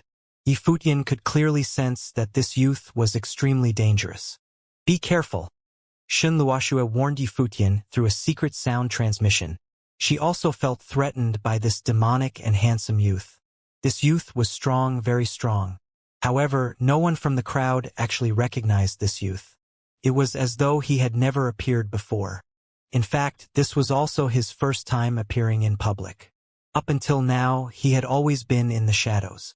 Hand her over to me and you can live, the youth demanded while sweeping a glance at Xianxia, who was standing beside Yaya. His voice was sinister. A domineering aura permeated through his indifferent tone. His gaze was emotionless, but it contained absolute confidence. By handing Xianxia over to him, they could live. What if they didn't want to hand her over? Who are you? Yifutian asked. Why was this mysterious person so determined to seize Xianxia? Which force did this demonic youth come from? If he was from one of the forces in the hidden land realm, his tone would at least be a little less presumptuous. Currently, none of the forces in the hidden land realm would dare to threaten the Heavenly Mandate Academy like this. The demonic youth glanced at Yifutian. His gaze was indifferent. He extended both his hands, and suddenly, myriads of dark light surged into his body from all corners of the hell battlefield. The youth raised his head, and streaks of dark lines appeared on his face. His body transformed into a terrifying swirl and was frenziedly engulfing all the energy around him. Around the youth, a terrifying swirl formed. The great path of destruction seeped into his body. When Shen Luoxue, as well as Hua Jiangshan, saw this scene, they both stepped out in front of Yifutian and the others. Shen Luoxue's body released a frightening divine spatial halo. Be careful. He is most likely an ancient monster, Hua Jiangshan said in a low voice. Although this demonic youth did not appear old, it was highly likely that he was an ancient monster that had cultivated for eons. From the other party's figure, they could all sense a very powerful threat. Rumble. Countless destructive flows of darkness rampaged around them. Each flow of darkness contained frightening will. This will swept across the space like a destructive river. The entire world seemed to have been covered by this power. The demonic youth pointed a finger in the direction of Yi Futian's group. Endless destructive flows of darkness immediately bellowed and charged in their direction. The cultivators of the other forces around Yi Futian's group retreated from them and did not dare to get close. This destructive power was too terrifying. It was as though they would instantly die if they touched it. At the same time, Luoxue stepped forward, her white hair dancing in the wind. With her figure as the center, the peerless divine spatial halo radiated outwards. This divine spatial halo stretched up into the sky. It could eliminate all great paths simultaneously. Again, with her as the center, the spatial storm in this region seemed to close in and became a divine wall. It sealed off the space with the absolute great path of space. A cold gaze flashed past in the eyes of the demonic youth. His body floated high in the sky, as though he was an evil god here to end the world. He waved both of his hands, and the endless will of the great path became bolts of dark lightning that descended from the heavens. His figure stepped forward, and his entire being was bathed in the dark lightning. This dark lightning seemed to come from the abyss of hell. It was like an endless chain that directly linked heaven and earth. Bang, bang, bang. In the distance, some renhuangs from Juyou City were hit by the dark lightning. The lightning penetrated straight through their bodies, and they were immediately turned into puddles of black blood and water. Nothing was left behind. They had died extremely tragically. This scene caused the people in the distance to continue frenziedly escaping. When they looked over at this battlefield, the entire space was dark. The power of the great path of destruction in the entire hell battlefield seemed to have been consumed and used by the youth. The power of the great path in the area seemed to be his auxiliary power source. This scene was too frightening. It was as though it was a scene from the actual end of hell. Dark lightning covered the sky and blocked out the sun. When the lightning descended, it seemed as though it would destroy the world and everything in it. The cultivators of the Heavenly Mandate Academy had extremely serious expressions. Even Hua Jiangshan felt an intensely terrifying threat from the demonic youth. So powerful, the great path of destruction was truly terrifying. Protect the juniors. I will lead him away, Luoxue said. There was a somewhat stern gaze in her eyes. It was obvious that the demonic youth that had appeared had caused her to feel threatened. All right. The rest nodded in reply. They all had serious expressions. If this demonic youth was not led away, it would indeed be very dangerous. Luoxue flew up into the sky alone. The spatial storm enveloped the vast and endless space and covered the land. When the divine spatial halo was released, the storm enveloped the entire sky. Rumble. The will of the demonic youth shifted, and the destructive river of the great path swept down from the sky. The dark lightning seemed to have the power of judgment and wanted to destroy everything in the world. In the instance that the power erupted, the divine spatial halo was completely unleashed. Beams of spatial light traversed the space. The divine spatial halo that burst forth from Luoxue's figure held up this part of the sky. The dark lightning and the golden divine light collided in midair. The next moment, endless strands of spatial light were woven into a spatial road. Under the destructive power, the silhouettes of the demonic youth and Luoxue immediately disappeared from their spots. Many people raised their heads and looked up into the air. In the instant that the two of them disappeared, the dark, destructive power and the golden strands of spatial light frenziedly collided in midair. Even though the two of them had disappeared, frightening bolts of dark lightning were still rampaging. After both of them disappeared, Hierophant Juyou and the others once again charged towards Yi Futian's group. Last time, the cultivators from various forces came and were prepared to stand against them. Hence, Hierophant Juyou and the others could only retreat. However, in this hell battlefield, no one would help Yi Futian's group. As expected, even if the other forces knew that Hierophant Juyou and the others might be related to hell, this time, the the cultivators of various forces did not interfere. They merely observed from the sidelines or focused on pillaging treasures. The Vajrabuddha statue, the King of Hell statue, the Hell Palace, and the Gate of Hell. In such a chaotic situation, who would bother to help Yi Futian's group? Yi Futian's figure turned, and his gaze shifted towards the two statues. His gaze became extremely scary. These two statues were once two giant figures, peerless, frightening existences. Even though they had fallen in battle here, their wills still lingered until now. Even being able to activate a portion of their power was already extremely terrifying. An illusory silhouette suddenly appeared on the Buddha statue. The illusory silhouette that formed was Yi Futian's silhouette. This scene caused the people beside him to be stunned. Some of them looked at Yi Futian's illusory silhouette with strange looks. Yi Futian was not a cultivator of Buddha. Could he also actually communicate with the will of the ancient Buddha? Yi Futian's silhouette quietly stood there, sensing its surroundings. Right now, on Yi Futian's actual body, the glorious light of Buddha actually also radiated. It was as though he was watching an ancient scene. It was the scene of the two pinnacle figures battling. Suddenly, a Buddha statue seemed to light up. It appeared in the sky above, followed by a second Buddha statue. Above the Vajrabuddha, illusions of Buddhas appeared and resonated with the Buddha statue on the pagoda. On top of the pagoda, the light of Buddha shone in all directions. The Buddha statues all lit up. It was as though the various Buddhas had awakened. Terrifying will of Buddha burst forth. It actually caused the people who wanted to pillage the pagoda to be sent flying backward from the shockwave. What was happening? Many people revealed strange looks. They could not help but look at Yi Futian's silhouette. The person who was activating the will of Vajrabuddha was actually him? Master Guizong, please bless me, Yi Futian cried out. Master Guizong also activated the will of Buddha. The Buddhist lamp seemed to light up and grow brighter. After hearing Yi Futian's request, Master Guizong placed his hands together. The light of Buddha shone brightly on Yi Futian's illusory silhouette. With the support of Master Guizong, Yi Futian's will became powerful once again. Rumble. An intense rumbling sound could be heard. More and more Buddha statues appeared in midair. It was all Buddhas returning to the source. Astonished, Master Pudu glanced at Yi Futian. The light of the pagoda shone at its brightest. In the sky, all Buddhas appeared.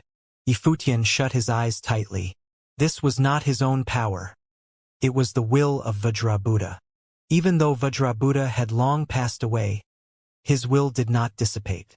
His will lingered in every corner of this space. Not only was the will of Vajrabuddha lingering here, but the will of the King of Hell also remained in this space. Hence, the cultivators could borrow the will of these two mighty figures to fight. Everyone could sense the will of Vajrabuddha and the will of the King of Hell. They were two distinct powers. The more similar the cultivation of a cultivator with one of the wills, the easier it was for the cultivator to sense and activate the will. Yi Futian could sense the wills left behind by both mighty figures. Both wills were extremely terrifying. Through the will of Vajrabuddha, Yi Futian could see various deities and all Buddhas in the heavens. They were in the battlefield of hell, but the appearance of various Buddhas gradually suppressed the destructive power. All Buddhas had emerged. It was no doubt the technique all Buddhas returning to the source. Rumble, a vigorous rumbling sound reverberated. The enormous Buddha statue started moving, accompanied by thunderous sounds. The 10,000 zhang tall Buddha statue lifted up his arm slowly. The dust accumulated on his arm was shaken off. The arm turned golden in color. The entire body of the Buddha statue was shining brilliantly. This arm was raised up to the sky. The light of Buddha radiated, and its power merged into the arm. The power even circled around it. The pagoda also released endless divine light that complemented it. All the cultivators, regardless of which force they were from, were shocked when they witnessed this scene. This was all Buddha's Vajramudra, the greatest attack of Vajrabuddha. This attack shook the world in the past. Once all Buddha's Vajramudra was activated, it would kill all the evils in the world. Right now, this technique was actually reenacted in this space. Moreover, the cultivator that activated it was actually Yi Futian instead of the cultivators of Tianxian Temple. At this moment, many cultivators recalled what Yi Futian said when they were at the god's relic.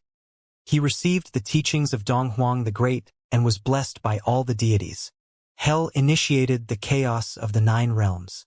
Everyone, are you going to perpetuate this evil deed? Yi Futian said loudly. All of you, please back off. As soon as he finished speaking, a powerful rumble sounded.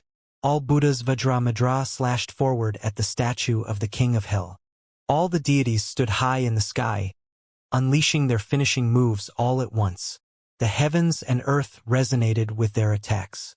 Many of the evil illusory figures activated by cultivators were directly crushed by the light of Buddha Madra. Some illusory figures turned into ashes and disappeared without a trace even before they were hit. Countless cultivators frantically retreated. Under the attack of all Buddha's Vajramadra, the statue of the King of Hell shook violently. Then, the statue was pierced by streaks of golden lightning. One by one, a lot of the statues behind the King of Hell were blasted into pieces. Rumble. A loud thud sounded. The war seemed to have ended. The will remaining in the statue of the King of Hell scattered. Cracks appeared on the towering statue. The formidable ritual implement hung loosely at the side, as though it was about to drop to the ground at any minute. Vajra Buddha and the King of Hell fought each other when they were still alive, and their fight continued even after their death. However, their last battle just now was completed by the younger generations. Rumble. The Buddha statue was also disintegrating. It shattered bit by bit, and its will was also dissipating. However, Yi Futian did not stop there. The arm of Vajrabuddha rose up once again. It seemed to be an illusory arm. Make way! Yi Futian cried out. A terrifying, resonating sound followed. All Buddha's Vajramadra crashed down towards another battlefield. The members of the Heavenly Mandate Academy naturally understood Yi Futian's intentions. Their figures instantly retreated. Hua Jiangshan's speed was extremely fast. He immediately withdrew from the battle with Hierophant Juyo. The next moment, all Buddha's Madra descended. Hierophant Juyo turned around and became a beam of black light that wanted to escape. The light of Buddha enveloped the endless space. Under the light of Buddha, nothing could escape. The flowing light that Hierophant Juyo turned into instantly disappeared far into the distance. However, the sound of Buddha still struck him from a distance. An astonishingly loud rumble followed. Hierophant Juyo was struck by all Buddha's Madra. Qinghe Divine Sword, as well as the Saraira beads, guarded the gate of hell, forming a large matrix around it. Qinghe Divine Sword and the Saraira beads seemed to serve as the cores of the matrix, sealing the terrifying gate of hell. At the moment, there were still countless cultivators gushing towards this area. All of them intended to snatch Qinghe Divine Sword and the Saraira beads. However, as soon as they approached the treasures, they were crushed into pieces by streaks of light. A few Renhuangs had lost their lives. The gate of hell was unapproachable. Right now, there was a group of powerful cultivators of Buddha descending towards them. One of them had a terrifying aura. He was the deputy clan leader of the Xinxing clan. His ability was monstrous.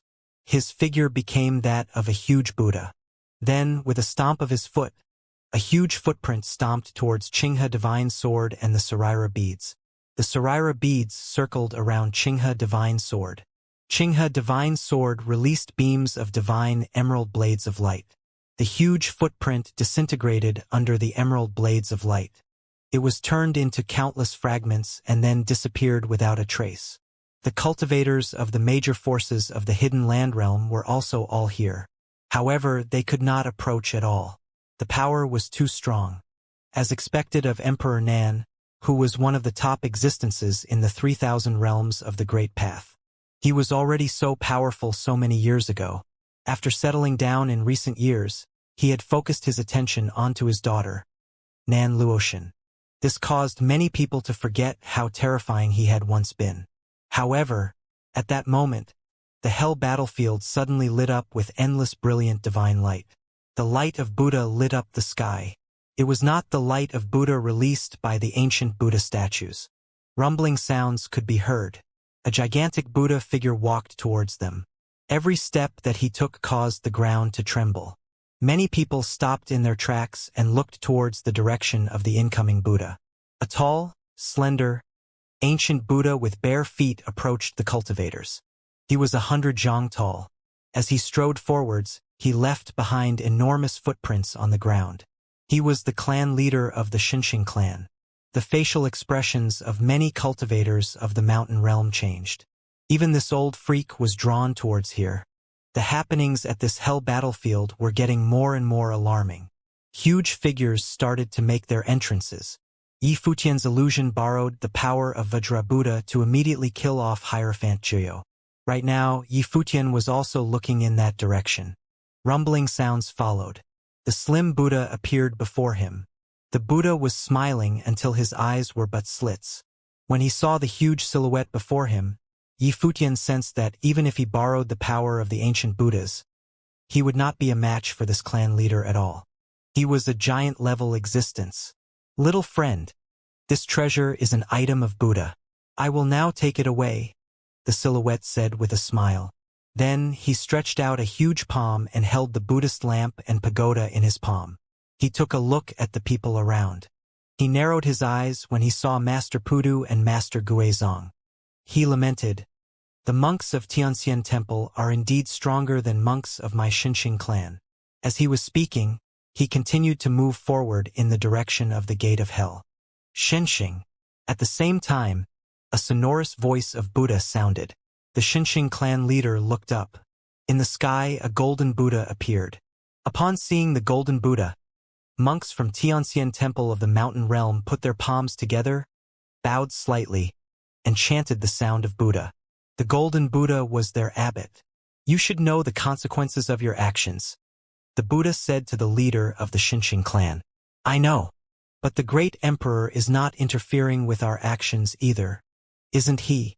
The leader of the Xianxia clan challenged. "In this case, what we are doing now is acceptable. Old monk, don't you want to have a look at the outside world?" "When the time comes, I will naturally go," the abbot replied. "That's right.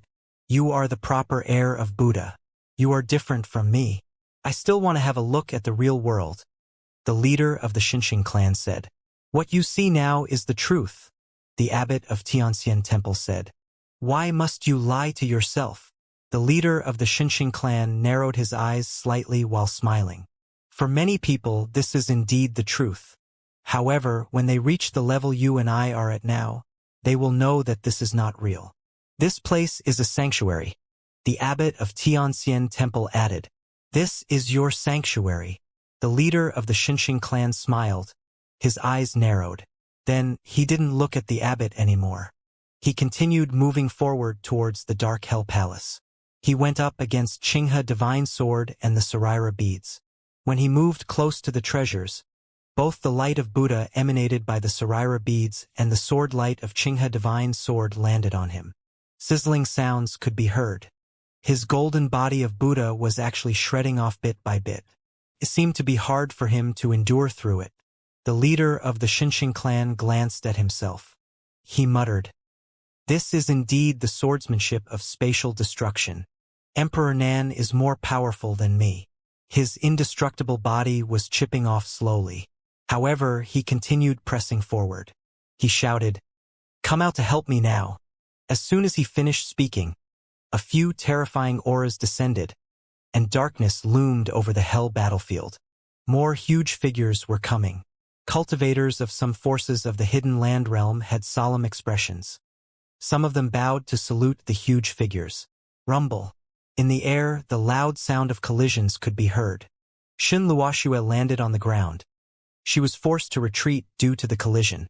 In the sky, the demonic youth stood, and he glanced in the direction of Yi Futian. His gaze was full of disdain. He gazed at Yi Futian as though the latter was already dead in his eyes. The demonic youth shifted his gaze and looked at the gate of hell. A glint of joy flashed past in his dark eyes. It had been a few hundred years since the gate of hell had appeared. He believed that many would be tempted to challenge their fate. He really missed the old times. One by one, the mighty figures arrived. Yifutian returned to being himself. His heart quivered. The current situation was no longer something his party could meddle in. Initially, he thought someone was after the Heavenly Mandate Academy. He had not expected that the opponent's intention was grimmer and was at a level that far surpassed his own. The opponents had their eyes fixed on the mighty figures of the 9 supreme realms. Yifutian heard the conversation between the 2 Buddhas. Prior to this, he had heard similar words before. What did they mean exactly? The heavenly path collapsed and the great path was flawed. What kind of world were they in now? Why did some say this was not the real world? Buzz. Another formidable aura descended. A silhouette landed beside Yifutian. Lord Taixian. Yifutian greeted when he saw the person. Lord Taixian had personally come over. Other than Lord Taixian, almost all the giant figures of the 9 supreme realms came here one by one. Lord Taixian stared straight ahead. He felt uneasy. He naturally could sense that something was about to take place. 300 years ago, his plane was still far away from where he was currently. After all, he had only broken the shackles not long ago. He broke through while Yifutian was training on Taishan Mountain. Back in the day, he could not even be considered as one of the top figures. Hence, he only knew a tiny fraction of what happened in the past. Many old freaks knew much more than he did. Those cultivators, who had been standing at the peak of the top forces of the 9 supreme realms since many years ago, would naturally know more than Lord Taixian. Their knowledge would cover the battle of hell that happened in the past. However, 300 years ago, the powers that existed in the 9 realms were at an entirely higher level than that of the current age. During that era, many terrifying figures existed. Moreover, there were many different factions. For example, there was Hell. Rumor had it that it was supported by an extremely formidable force. The mountain realm was also involved with many strong forces. Despite that, in the end, Donghuang the Great and Emperor Yi Qing conquered and united the 3,000 realms of the Great Path. They put an end to the chaotic era. For the next 300 years, the 3,000 realms of the Great Path were peaceful. Now this gate of hell appeared again. Lord Taixian had no idea what kind of troubles would result because of it. Bang! Right at the moment, a Saraira bead was under attack. The leader of the Xinxing clan held on to it forcefully. A shocking power destroyed his palm, causing his palm to dry up and transform into bones gradually. Despite that, he was still hanging on to the Saraira bead tightly. Other cultivators seized the opportunity and launched their attacks at the same time. Some targeted the Saraira beads while some tried to grab Qinghe Divine Sword. Green divine light covered the sky. Lord Taixian took a big step forward, and suddenly, a terrifying light shroud surrounded the cultivators. A destructive storm swept out and blew past everyone. The top figures who stood at the center of the storm were injured. However, the matrix was dismantled too. The Saraira beads were blasted everywhere while Qinghe Divine Sword was shaking. Buzz! Green divine light shot up to the sky. The next moment, Qinghe Divine Sword traversed through space and went straight in the direction of the cultivators of Nantian Divine Kingdom. It plunged into the ground and transformed into a sword shroud, which enveloped the cultivators in it. Nan Luoshin was right in front of the sword. The sword knew its master. Luoshin, hold on to it. A voice was transmitted from the sword. Father! Nan Luoshin extended her hand and held Qinghe Divine Sword. Green light surged into her body. The sword will refine her body and caused her already beautiful figure to appear even more divine. Rumble!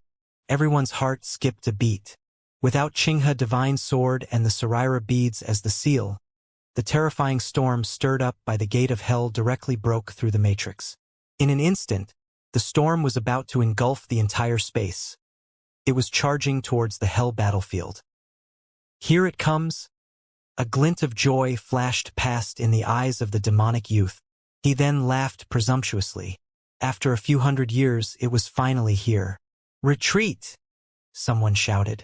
The darkness consumed the sky. Many cultivators began to evacuate. Let's get out of here, Lord Taixian ordered. A powerful aura enveloped everyone in it. In the blink of an eye, Everyone disappeared from their original spots. At GeoCity, in the sky above Yellow Spring, groups of silhouettes appeared gradually. The cultivators of the Heavenly Mandate Academy also appeared in the sky. The water of the Yellow Spring churned as though it was boiling. The water was splashed everywhere. Countless people stood in the sky above the two shores of the Yellow Spring. When they saw this scene, they were greatly shocked. "Don't watch. Let's go." Lord Taishan cried out loudly. His voice was transmitted throughout the sky. Many people still had not made sense of what was happening. Then, they saw the water of the Yellow Spring flowing upstream and gushing out from the river to the sky. Right away, some people were flooded by the Yellow Spring. They let out a miserable cry before disappearing completely. Cultivators with strong cultivation tried to escape frenziedly. Amidst the water of the Yellow Spring, which was flowing upwards into the sky, countless dark currents were flushed upwards and shot up into the clouds. Many people focused their attention in that direction. There, a horrifying swirl of hell seemed to have appeared. It looked like a door. Dark light permeated the surrounding sky. The sky above GeoCity darkened gradually. It was as though doomsday had arrived. Death will envelop the entire city. Something bad is going to happen. Staring at the gradually darkening sky, many people had an ominous premonition about it. Everyone in GeoCity raised their heads and looked at the sky. Darkness enveloped the city. The gate of the hell became visible in the sky. It cast a shadow over all of GeoCity and completely blotted out the sky. The sky changed. Everybody in GeoCity understood that something big was about to happen. Yifutian also looked above. He heard in the past that the gate of the hell was related to the hell and showed the way to the real hell. But it was only a rumor. The real gate of the hell couldn't possibly be leading to the so-called hell in the folktales. It didn't look like a grand matrix of space either. Then what was the gate of the hell? Does Lord Taishan know what this is? Yifutian asked. Coordinates, Lord Taishan replied. Yifutian's eyes narrowed in concentration. Coordinates? Lord Taishan said the gate of the hell was a set of coordinates. The 3,000 realms of the Great Path in the present day were different before the twin great emperors unified the world. So were the forces that occupied the realms. The current 3,000 realms of the Great Path, especially the 9 supreme imperial realms, were formed after the unification. Some forces that were active in the past were destroyed just like the hell, many more simply disappeared. Lord Taishan spoke slowly. Yifutian felt unsettled. What did Lord Tianxuan's words mean? It meant that the 3,000 realms of the Great Path were not the only world. There were other realms as well. If that was the case, where were the other realms? If the gate of the hell was a set of coordinates, was it guiding the way for cultivators in other realms to come to the 3,000 realms of the Great Path? What did the real world look like? Luoxue should know more than I do. Lord Taishan looked at Shen Luoxue and said, Shen Luoxue was from the Shen clan, one of the most powerful forces in the 9 supreme imperial realms. She usually had much better information than ordinary folks. As a daughter of the clan lord of the Shen clan, she must have knowledge of some secrets. There are many different theories about what happened, but I indeed know a little bit more than other people. Shen Luoxue gazed at the stretch of the sky and replied. She was feeling quite emotional too. She never thought that she would witness this. To come back to the 9 realms was the true plan the hell had been plotting. At this time, no one was fussing about the dead and missing cultivators in the 9 realms anymore as if they were already forgotten. It seemed to be such a trivial matter, comparing with what was happening in front of their eyes right now. Do you want to know? Shen Luoxue looked at Yifutian. Yes. Yifutian nodded and said, I heard that the empty imperial palace already made contact with you. I guess you will know about this sooner or later. The empty imperial palace has been preparing for this for a long time, and you're the one they chose. Even so, this storm apparently moved everything up. You should be aware of some things ahead of their time. I will tell you everything I know. Shen Luoxue looked at Yifutian and said. Yifutian nodded silently. He was increasingly intrigued by this world. Step by step, he grew up and became stronger. He thought he was getting on the center of the stage. yet only discovered that he still didn't know the truth about this world. It was like he only saw a small fraction of the world. Even the entire 3,000 realms of the Great Path were not a full picture. The heavenly path crumbled, and the Great Path was incomplete. Countless people standing elsewhere also raised their heads and exchanged their views about what was happening. Many of them were powerful cultivators from various forces in the 9 realms. Yifutian spotted Shinji, for instance, who came here in person from the Shin clan. Master cultivators from around the world all arrived at this city of barbarity. The devilish young man who served as a guide for Hierophant Geo before stood high up in the air. His chin lifted, and his eyes sparkled over a wicked smile. He stared at the dark sky as though he was expecting something. He had waited here for hundreds of years. He hid in the dark for centuries and did all the work in secret. He bore patiently for several hundred years for this day to arrive. The day was finally here. A number of big wheels in the hidden land realm were present as well. They raised their heads and looked at the space with an exceptionally solemn expression. Was what happened right now a blessing or a curse? No one really knew. Nonetheless, they had to face the situation first. Bang!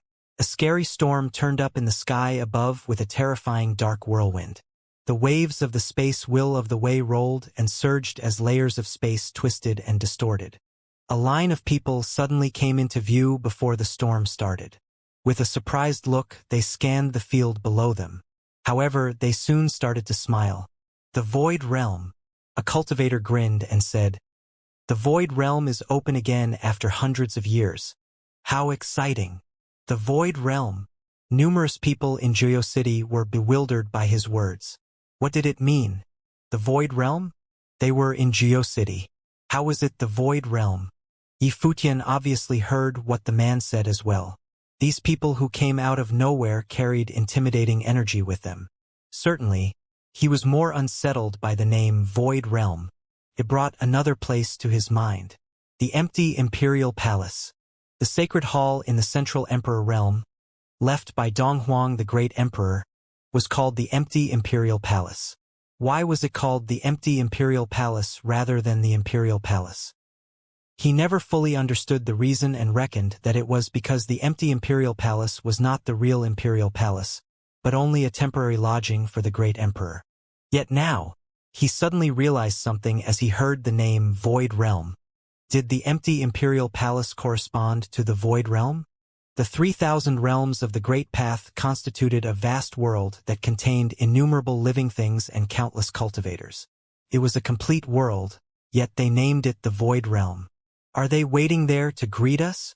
Someone glanced at the field below and the crowd in Geo City. An arrogant look flashed across his face. Welcome to the Void Realm. The devilish young man took in a deep breath. His eyes were filled with eagerness and desire. He made it. Were they finally coming? They're coming so fast, some people thought to themselves.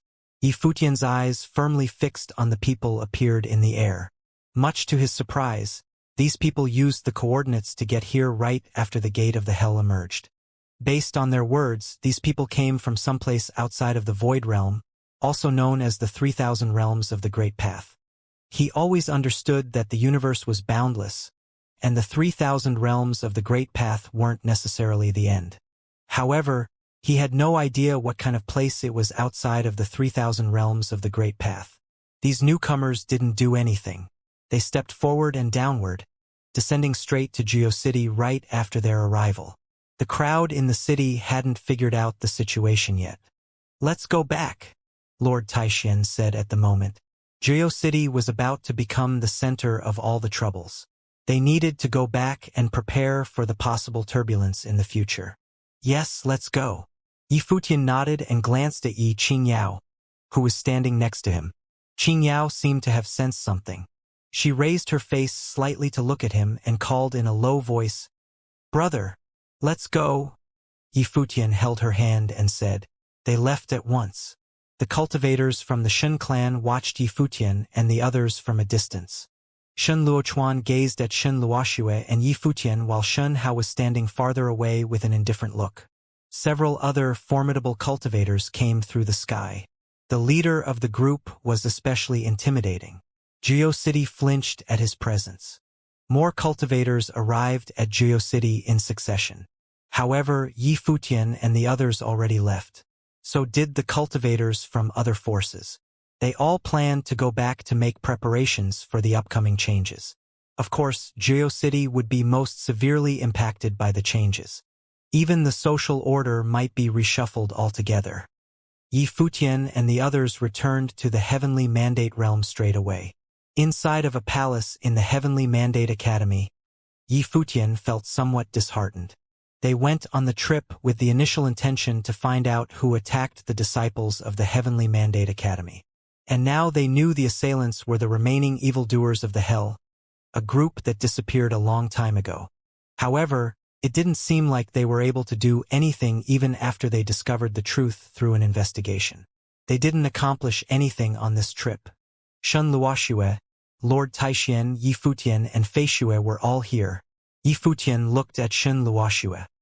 He waited quietly and restrained from asking her anything on their way back until they returned to the Heavenly Mandate Academy.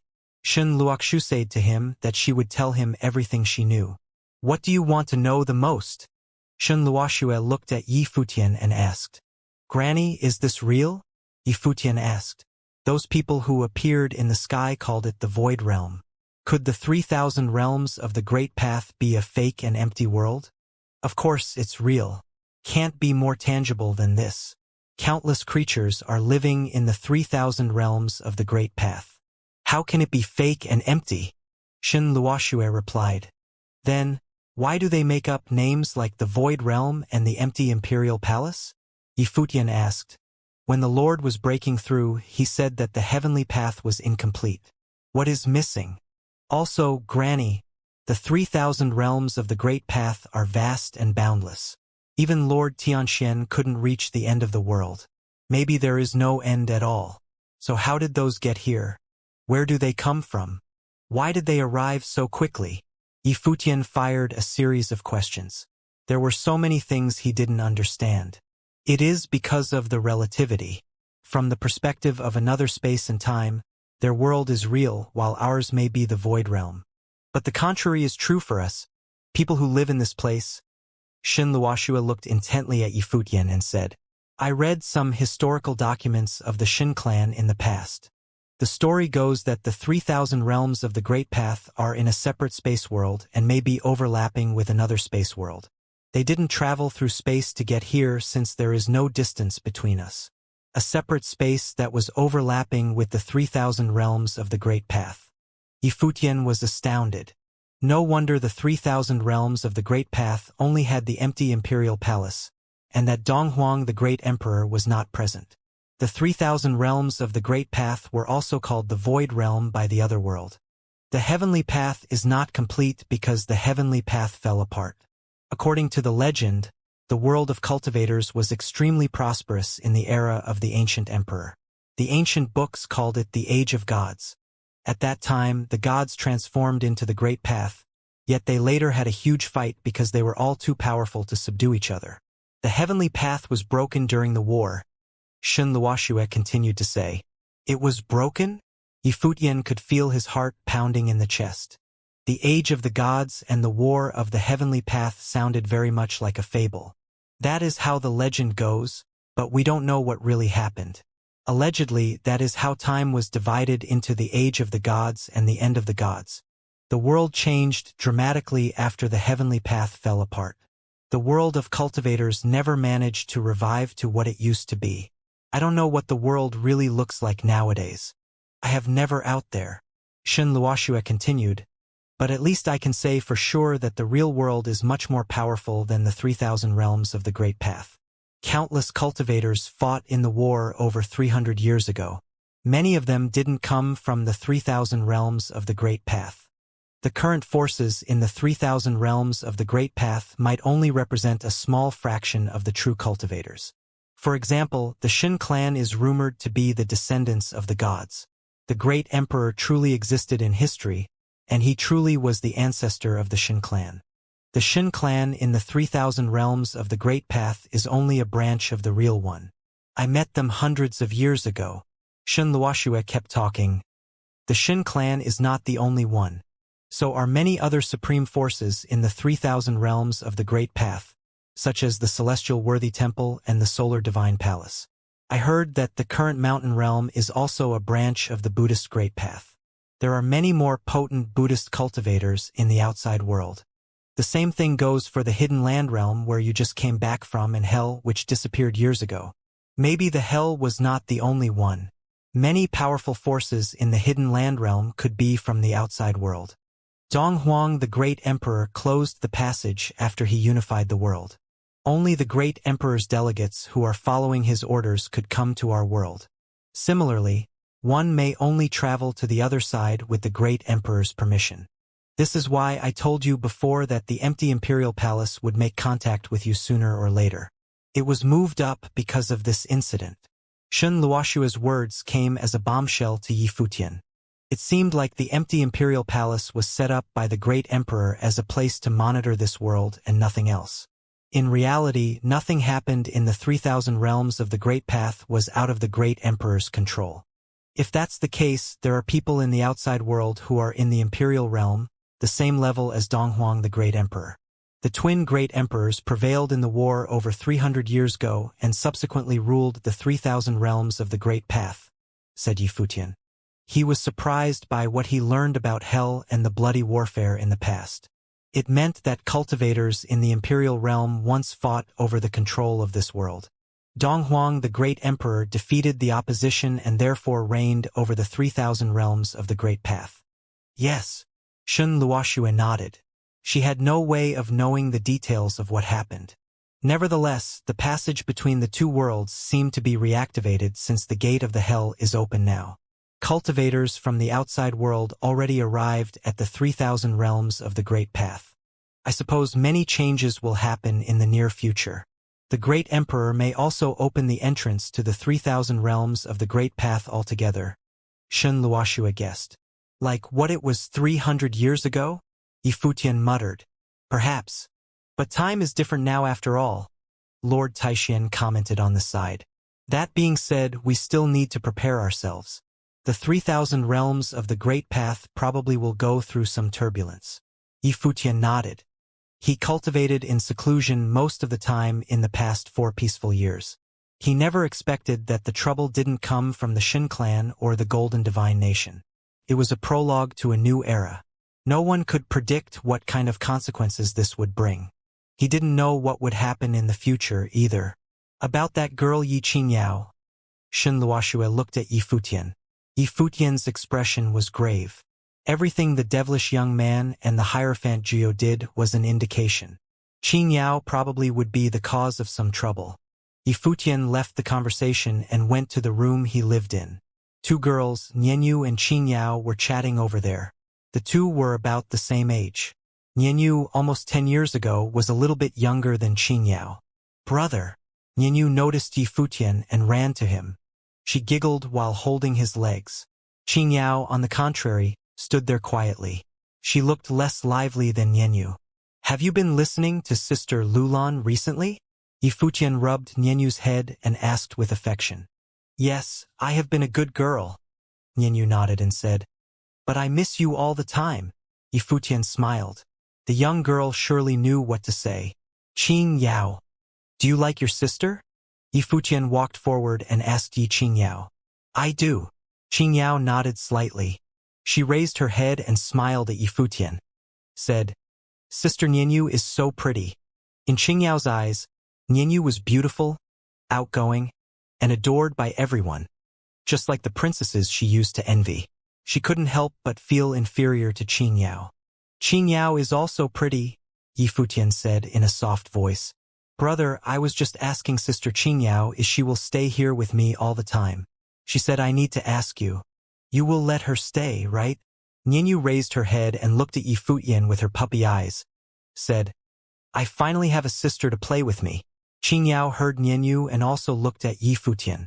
Her eyes were filled with both nervousness and eagerness. Of course. Yi Futian saw Qingyao's expression and replied with a smile. Brother, you're the best. Nianyu giggled. You're more familiar with our home. Shouldn't you look after your sister? Yi Futian asked. I will. Nianyu nodded. She stepped forward and picked up Qingyao's hand. I will take care of Sister Qingyao. Sister, let's go to pull Grandpa Xian's beard. Grandpa Xian is so funny. Yi Futian was at a loss for words. Lord Taixian was a legendary cultivator. To pull his beard? She thought that was funny? Only this little rascal dared to do it. Qingyao grinned and raised her head to look at Yi Futian. She was older and maturer than Nianyu. Besides, unlike Nianyu, she was not at home and couldn't behave with no scruples. She was worried that she might spoil the kindness that didn't come easily for her. Go ahead. Ask Sister Lulan if you want anything. She will take care of Nianyu and you. Yi Futian smiled and reassured her. Okay. Qingyao finally nodded. The two girls left, holding hands. Yi Futian went to see Hua Jieyu after the girls left. Hua Jieyu caught sight of Yi Futian and stopped cultivating. She looked at him and said, You're back. Yes. Yi Futian walked closer to her and gently caressed her cheeks with both hands. The intimate move made Hua Jieyu's eyebrows twitch involuntarily. However, she enjoyed the intimacy. She was never repelled by Yi Futian. On the contrary, she felt close to him. In fact, Yi Futian had been slowly developing their relationship for the past few years. This was the real Jieyu in his eyes. Have you made any progress recently? Yi Futian asked. Yes. She nodded slightly. Yi Futian held her hand and sat down with her. They leaned on each other like passionate lovers. I heard that something big happened outside? Hua Jieyu said softly. Some things will happen, but we don't know how it will turn out yet. Yi Futian replied in a quiet voice. Hua Jieyu nodded in understanding and looked at him. Said, You should be careful out there. Yi Futian was surprised. He looked into Hua Jieyu's eyes and saw that she was gazing at him as well. She asked gently, What's wrong? Nothing. Yi Futian beamed with joy. Maybe she hadn't realized how she changed slowly and unobtrusively. I will be careful just for your sake, Yi Futian said to her with tender. Then he gently put his arms around Hua Jieyu's waist. Hua Jieyu's body was stiff for a moment while an odd look flashed across her face. She stared at Yi Futian with her gorgeous eyes. Yi Futian looked at her as well. You said I am your wife? Hua Jieyu asked Yi Futian. Yes. Yi Futian nodded. Many people know about this. Do husbands and wives act like this? Hua Jieyu asked innocently. Yi Futian felt that she was wide-eyed like a blank piece of paper ever since she came back from the Brahma's pure sky. She didn't understand anything besides cultivation. Yi Futian looked awkward, but he still nodded earnestly, said, Not only this. Husbands and wives do something that's even more intimate. More intimate? Hua Jieyu gazed at him and asked, Do they sleep together? Why are you blushing? Hua Jieyu looked at Yi Futian and said, It's very hot here. Yi Futian was embarrassed. He never expected that a powerful Renhuang like him would get stuck in such a cringe-worthy conversation. Oh! Hua Jieyu nodded even though she didn't fully understand. Yi Futian took a good look at her face and smiled affectionately. Hua Jieyu also looked at him and wondered why his eyes were sparkling so strangely. Besides, he hadn't answered her yet. Plenty of things happened outside when Yi Futian was enjoying the affection and closeness. More and more cultivators popped up in Jio City, all with intimidating power. Jio City was a completely different place now. The arriving cultivators were even heading to the hidden land realm. Beyond that, mysterious cultivators also showed up in other realms one by one. Right now, a horrifying whirlwind took shape in the Central Emperor realm. Some people appeared out of thin air as if they arrived at this world through a direct space pathway. These people took a deep breath upon their arrival. One person said, The Void Realm. The Great Path here is even more fragmented. It's just as we expected. What a shame. The Void Realm has been exploited for hundreds of years. Another person laughed. Regardless, it's still a worthy trip. After all, this is the original realm. The Shin clan in the Central Emperor realm. The divine light of space shone brilliantly above the Shin clan. Countless people of the Shin clan raised their heads and looked at the sky. Then they saw a door of space open, and a line of people walked out. They were all cultivators in the Runhuang Plain with calm, majestic bearing. The several ones leading ahead seemed to be emitting divine light from their bodies. Another group of people walked upward toward them. The head of the group was the clan lord of the Shin clan and the chief elder Shinji. The two most important figures in the Shin clan welcomed the guests in person. It's Shin Gao. Many elders were excited, watching the leaders of the Shin clan leap into the air. Who is that? The younger generation didn't recognize him. Shin Gao. He was once the most talented cultivator in the entire Shin clan. He cultivates outside of the 3,000 realms of the Great Path. Now he's back, one of the elders explained. The cultivators of the Shin clan were electrified. Even though the younger generation never had a chance to meet Shin Gao, they all heard plenty of his stories from the senior people in the clan. He was one of the top 3 cultivators in the Shin clan. How powerful could he be these days? You're back. The clan lord looked at Shin Gao and cracked a smile. Shin Gao hadn't come back for many years. It was extremely difficult for him to come back and visit. He needed to have the Great Emperor's special permission. The Great Emperor probably closed the passage to protect the 3,000 realms of the Great Path. After all, the Great Emperor was the one who ended the chaotic period several hundred years ago. The 3,000 realms of the Great Path was in a much worse turmoil at that time.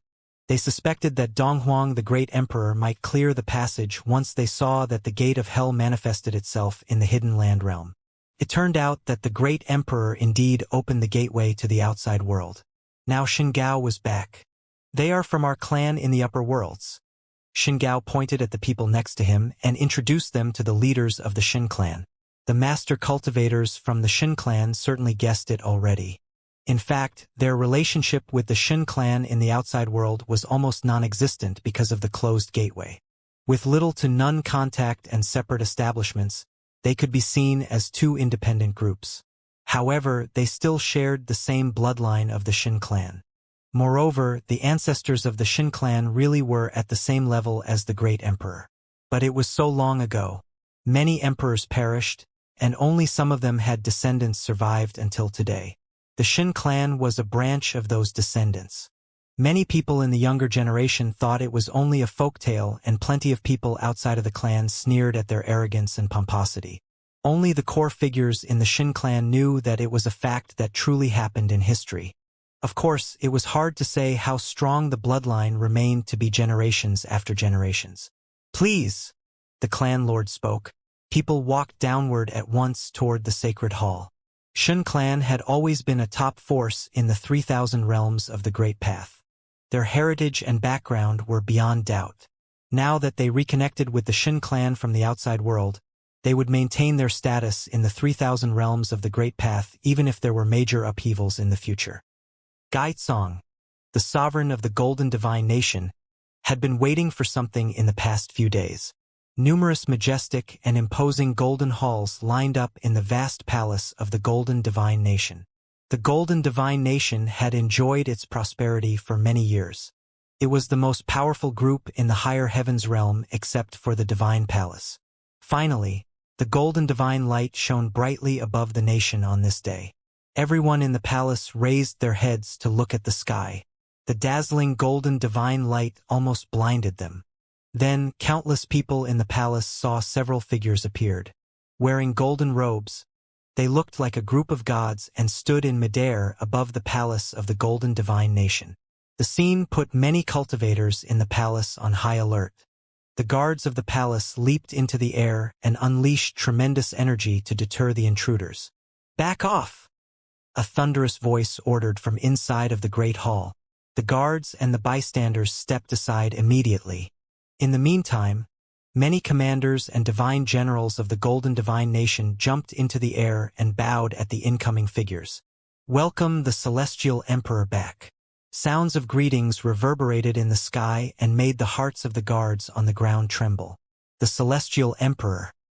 He was the brother of the sovereign of the Golden Divine Nation and a legendary cultivator with terrifying power. He would be the sovereign of the Golden Divine Nation if he didn't leave. And now he was back. Gaitsong stepped forward to Gaichong and spoke loudly. I was just thinking that it was about time for you to come back. The great emperor ordered to open the gate. That's why I asked for his permission to come back, said Gaichong. How is our nation these days? Gaizong's eyes were steely after hearing Gaichong's question. He said, You never met your two nephews. They were very talented. I was hoping that they could follow you to the upper worlds. But now they're gone. They're gone. Gaichong frowned. They were killed, said Gaizong. Bang! A horrifying golden storm surged. Beams of intimidating golden light shot out from Gaichong's eyes. They were killed? Who dared to kill them? Gaichong's tone was icy cold and menacing. Let's talk after we get down, Gaizong replied. What kind of a sovereign are you? Gaichong said coldly. Take me to catch the murderer. His voice was incredibly assertive and made everyone in the palace shake with fright. He was the only person in the entire Golden Divine Nation who dared to speak to the sovereign in such tone. After all, he was the older brother of the sovereign. Rumor had it that he handed over the throne to his younger brother back in the days. He was the divine general under the great emperor and was powerful enough to command any situation. One might well imagine his feeling now that he heard his nephews were murdered. I am inadequate for sure for not being able to take revenge for them, said Gaizong. However, the enemies are not weaker than the Golden Divine Nation. Let's talk later. Gaichong glared at Gaizong, then walked downward. He was still stern and grim. He and Gaizong fought hard to make the Golden Divine Nation a strong and prosperous country. He followed Donghuang the Great Emperor, and he had achieved miraculous feats in battles several hundred years ago. Even though the youngsters nowadays might not know who he was, no one from the older generation wasn't familiar with his name. The Golden Divine Nation became the most powerful force in the higher heavens realm because of his and Gaizong's overwhelming dominance. Nevertheless, the first thing he heard after coming back was that the princes of the Golden Divine Nation, the nephews he never met, were killed by people. The Nantian Divine Kingdom in the Central Emperor realm. Emperor Nan stood in a pavilion and gazed into the distance. A woman with a graceful figure and gorgeous face walked toward him from behind. She was Empress Luo. What are you thinking about? Empress Luo came to Emperor Nan and whispered. Emperor Nan smiled tenderly at her and answered in a soft voice. We have enjoyed peace and quiet for several hundred years. A storm is ahead of us again. The great emperor already unified the divine prefecture. The 3,000 realms of the Great Path are stable and secure. I don't think we would be affected even if there was some disturbance. Who knows what will happen in the future? Qinghe came back, and the gate of hell reopened. Some forces might not be resigned to the current arrangement. And the great emperor would never step in personally, said Emperor Nan. Besides, maybe the great emperor didn't intervene before because he has some ideas in mind. Don't think too much about it. Few people in the outer realms can threaten us, let alone here, Empress Luo said with a smile. She had absolute confidence in Emperor Nan's ability. All right, Emperor Nan nodded. Maybe you would be even stronger if you followed the great emperor to the outer realms back then, said Empress Luo. It's not that simple. I'm already approaching the end of the Great Path. Emperor Nan laughed. Besides, I'm contented with what I chose. These peaceful years after Luotian was born are the happiest time in my life. He held Empress Luo in his arms and let her lean on his shoulder affectionately. You're probably tired of those things, Empress Luo said in a gentle voice. Back in the old days, Emperor Nan was a formidable fighter who killed countless people with the Qinghe divine sword. People who only knew him in these quiet years could hardly imagine how he was like in the past. I only want to take care of Luotian, said Emperor Nan. Luotian is a grown-up now in the Runhuang Plain. You still treat her like a child, Empress Luo said gently, even though she did the same herself. Luotian would always be a child in their eyes, no matter what plane she reached. Moreover, Luotian will find someone who can protect her in the future, just like I did. Empress Luo suddenly thought of something. She continued as a look of concern made her furrow her eyebrows. But I'm a little worried. What are you worried about?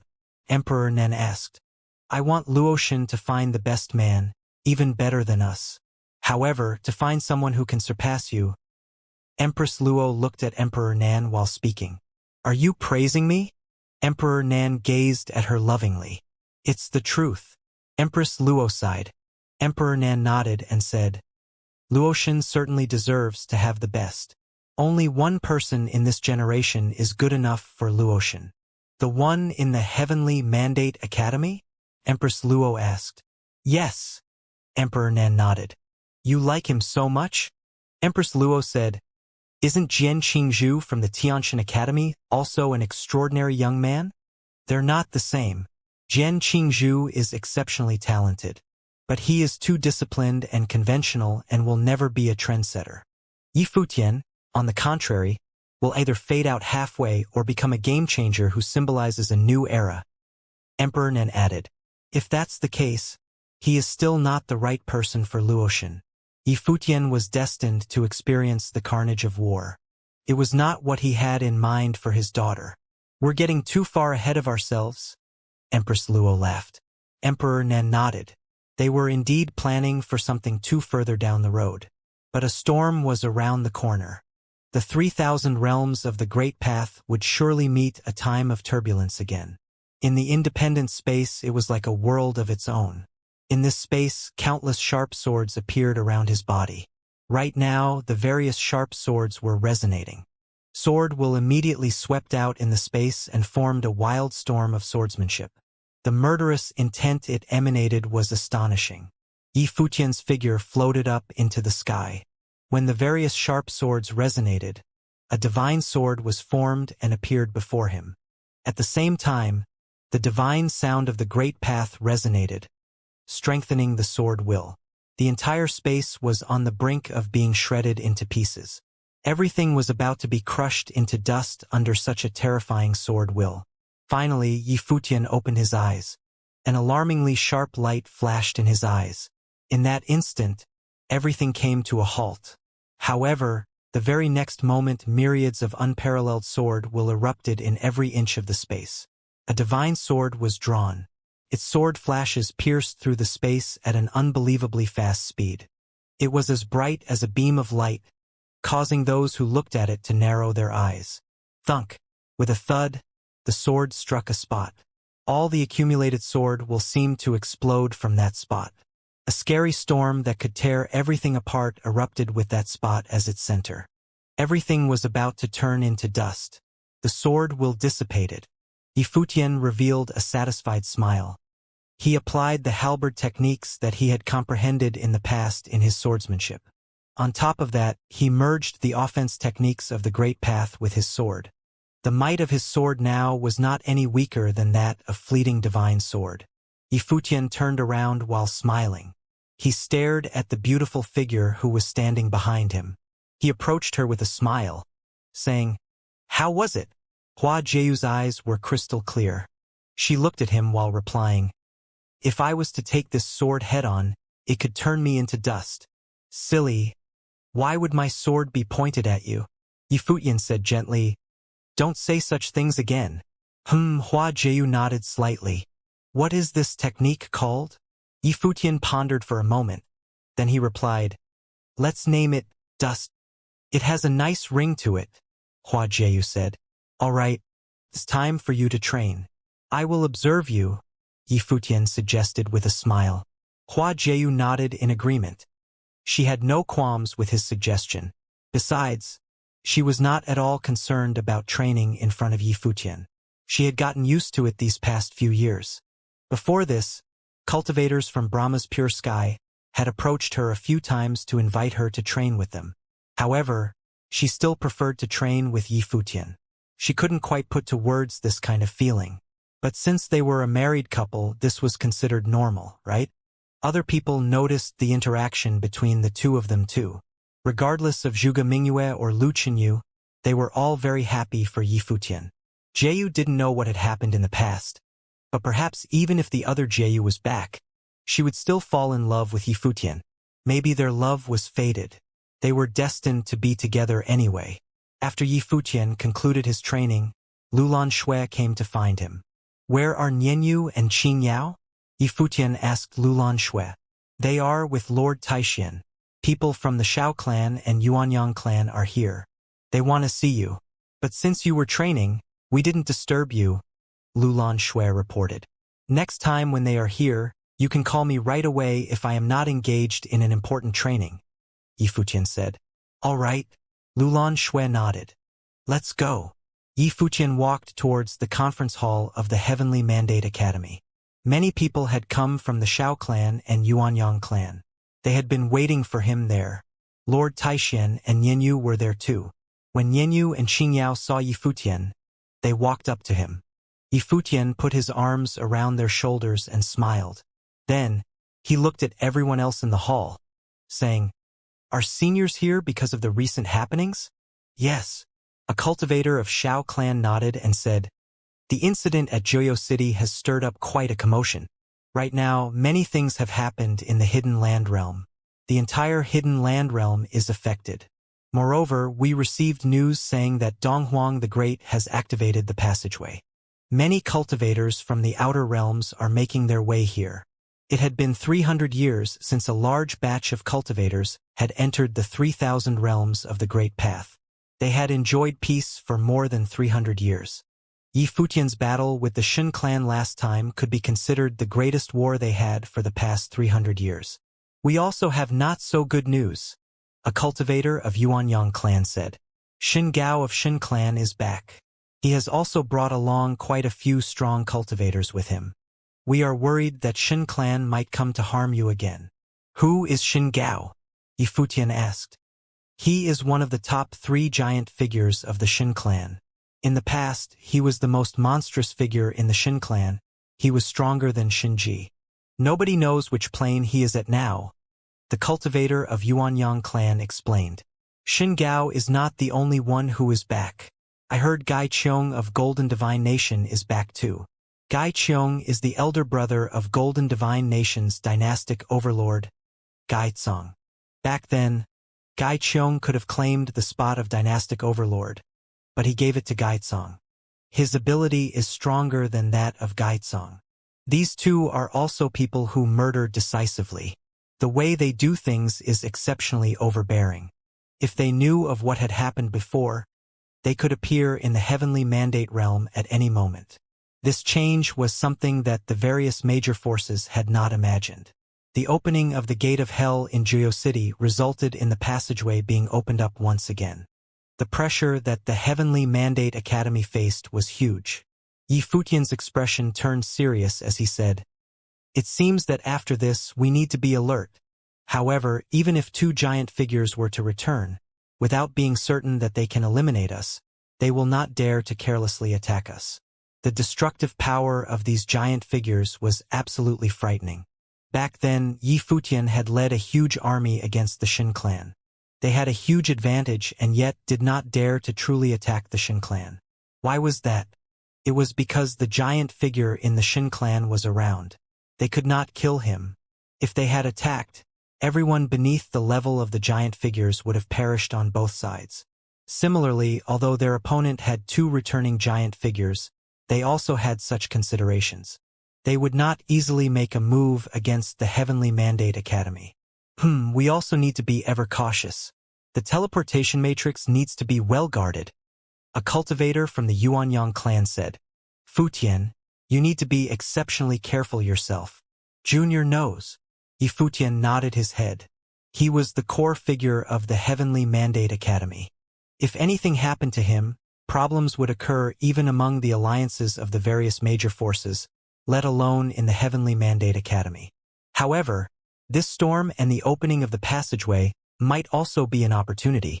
A cultivator from the Xiao clan said, There has not been an incident like this for hundreds of years. Now, the 3,000 realms of the Great Path can once again come in contact with the outer realms. This is an opportunity. Are you saying that Futian should venture out to train? Lord Taixian asked. Among the members of the Heavenly Mandate Academy, there are many cultivators with flawless divine wheels. If the passageway can be opened for long periods of time in the future, venturing out to train will definitely be beneficial for them. We do not know what will happen in the future. For now, we'll take it one step at a time, Lord Taixian said. Just as they were discussing this matter in the Heavenly Mandate Academy, above Heavenly Mandate City, divine light shone down from the heavens. Then, a group of silhouettes descended from the sky. The citizens of Heavenly Mandate City were alarmed. Even the aura emanated subconsciously by this group of people shocked them. This group of visitors was none other than cultivators from the Shen clan. The leader of the group was Shen Gao. Aside from Shen Gao, the cultivators that had followed him from the outer realms were also here. Shen Hao and a few members of the Shen clan were also here. Their figures landed in an inn. Many people immediately made way for them. Some people had already recognized the cultivators of the Shen clan. From afar, gazes were also looking over here. The cultivators of the Shen clan had come to Heavenly Mandate City. Was something big about to happen again? Back in the day, this place belonged to the Heavenly Mandate dynasty, right? Shen Gao asked. When he was still around, the old dynastic overlord of the Heavenly Mandate dynasty was still the ruler of this place. Yes, Heavenly Mandate dynasty was eradicated by the alliance of forces in the Heavenly Mandate realm. Someone from Shen clan replied. The Heavenly Mandate Academy is built on the spot where the palace of the Heavenly Mandate dynasty used to be. Yi Futian had just broken through to the Runhuang plain, but he had the ability and courage to unite and lead the forces to eradicate Heavenly Mandate dynasty. Besides that, he also challenged and defeated the Shen clan. Shen Gao commented. He is indeed an exceptional talent. I am somewhat impressed by him. Shen Gao's standards were very high. He had seen countless talented figures in the outer realms. However, it was still uncommon for someone to be able to accomplish so many things at Yi Futian's level. Hence, if Shen Gao looked past the fact that they were on opposite sides, this Yi Futian was indeed a rare talent. Shen Hao felt slightly embarrassed as he sat at the side.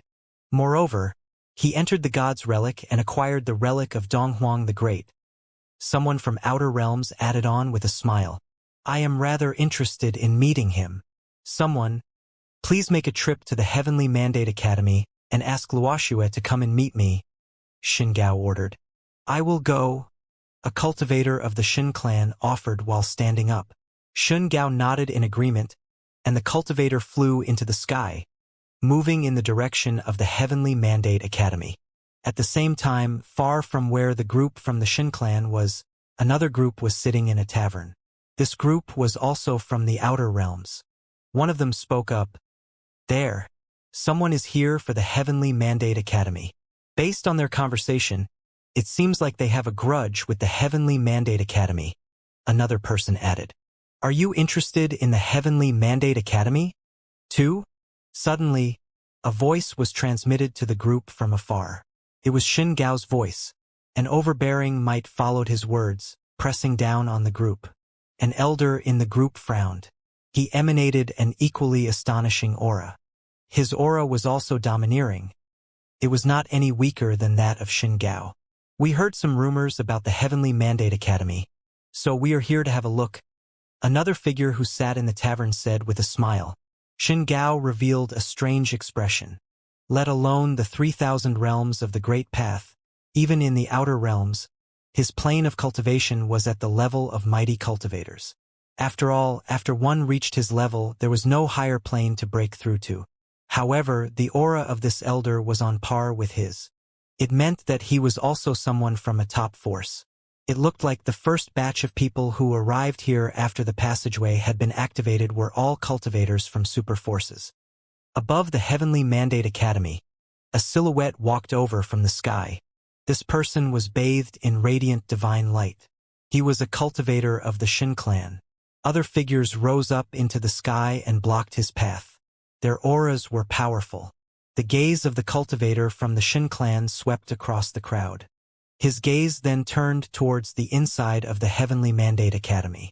With a loud voice, he said, Shen Luoxue, Uncle wants you to go see him. The person who had come was from the same generation as Shen Luoxue. As for Shen Gao, he was a cultivator that was the same generation as the Shen clan's lord. The current Shen clan's lord was the clan brother of Shen Gao. In the Heavenly Mandate Academy, Shen Luoxue was instructing Fei Xue in her training. When she heard this voice, she raised her head. Her gaze shifted towards the outside. Her will immediately swept out. I have already left Shin clan and am no longer a member of the clan. Who is this uncle that you speak of? Shin Luoxue replied indifferently. Her voice did not seem loud, but it was directly transmitted outside from a distance and reached the other party's ears. Many cultivators appeared in the Heavenly Mandate Academy. The various cultivators that were in discussion with Lord Taishan walked out. Yifuqian looked towards the outside of the Heavenly Mandate Academy. Had Shin clan come knocking on their door again? This time, they had directly asked Granny to go meet with a member of the Shin clan. The uncle that the other party was referring to must be Shin Gao, one of the three pinnacle figures of the Shin clan that Yifuqian had heard of prior to this. Had Shin Gao already arrived in the Heavenly Mandate City? Lord Taishan stood there, his clothes fluttering in the wind. His will immediately swept out. In an instant, it enveloped the endless space and the vast and grand Heavenly Mandate City. Silhouettes directly appeared in his mind. Very quickly, his will locked on to a spot, focused on an inn. There, a group of cultivators was sitting there and quietly drinking wine. One of them seemed to have sensed his will and lifted his head slightly. His gaze directly pierced through the space. He actually locked gazes with Lord Taishan across such a long distance. It was as though they could see each other directly. Shin Gao lowered his cup, and his will similarly descended upon the Heavenly Mandate Academy. From afar, he said, I remember that when I left, you were still young. As expected, you have grown now. You won't come even though I want to see you. Shin Luoxue got up. Her figure gradually floated up into the air. Her eyes looked far off into the distance. She naturally also saw Shin Gao and the other cultivators. I'll head over there, Shin Luoxue said. She then immediately stepped out and walked over in the direction where Shin Gao was. She naturally understood clearly that with Shin Gao's plane, whether or not she agreed to see him made no difference. With a sweep of his will, Shin Gao could directly descend upon the Heavenly Mandate Academy regardless of how far away he was. A figure of such a high level could not be stopped if he truly wanted to do something. Hence, Shin Luoxue decided to head over there herself. I'll go take a look, Yifuqian said. After saying this, he also stepped out and followed behind in the direction that Shin Luoxue went. Silhouettes followed along with him. Lord Taishan stood where he was, silently, and watched them calmly. He did not stop Yifuqian and the others from heading over. He had the same idea as Shin Luoxue. He could not stop Shin Gao at all. Lord Taishan did not need to head over. If Shin Gao truly made a move, none of them could stop him. Of course, Lord Taishan could similarly descend upon where Shin Gao was in an instant. Right now, Lord Taishuan's powerful will was observing the situation in the inn from afar. At their level, if they truly wanted to fight, it would only take an instant. In the inn, Shin Luoxue's clothes and silver hair fluttered and danced in the wind. She stood proudly in midair. Her gaze landed upon the group in the inn. Yifuqian and the others were behind Shin Luoxue. Their gazes also turned towards Shin Gao and his group. Elsewhere, in the distance, countless gazes were locked on them. The grudge between the Heavenly Mandate Academy and Shin Clan was currently known all throughout the 9 Supreme Realms. After all, an army besieging a city was a grand sight. Yifuqian became renowned throughout the 9 realms after he defeated the Shin Clan in that battle. Now, the cultivators of the Shin Clan had once again descended on Heavenly Mandate City. It was naturally an extremely sensitive issue. Shin Gao lifted his head and looked at Shin Luoxue. He said, "What's the matter? I haven't seen you for so many years. After growing up and seeing your uncle, you won't even address me as such." Although Shin Luoxue was also a mighty figure at the top in Shin Gao's memories, Shin Luoxue was still young. He never imagined that, in the blink of an eye, even her hair had turned white. Time truly flew past for him. Shin Gao was of the opinion that his own clan brother had not handled matters appropriately. With such a daughter and son-in-law, it would not have been an issue to leave the divine item with them. Now, bonds of hatred had been formed instead. Not only had the Shin clan not managed to gain their assistance, but they had instead become the enemies of the Shin clan. How ironic. However, Even though Xianxia felt that the matter had been handled inappropriately, he still could understand why the clan had done so. Shen clan was still the Shen clan. With the pride of the clan, it was natural to be unable to tolerate their clansmen from acting recklessly and sullying the honor of the clan. Hence, the actions of his clan brother could not be considered wrong. I have severed my relationship with Shen clan. I am no longer a member of the clan. Hence, I cannot call you uncle, Shen Luoxue said. You have not sought me out just so that I would call you uncle, right? Xianxia smiled as he shook his head and said, You were still so stubborn. I remember when you were young, you once said that you would achieve great things in the future. Back then, I had also treated you quite well. Now that I have purposely come here to see you, you don't need to treat me as your enemy. Everything from back then is already in the past. I do not wish to bring it up again.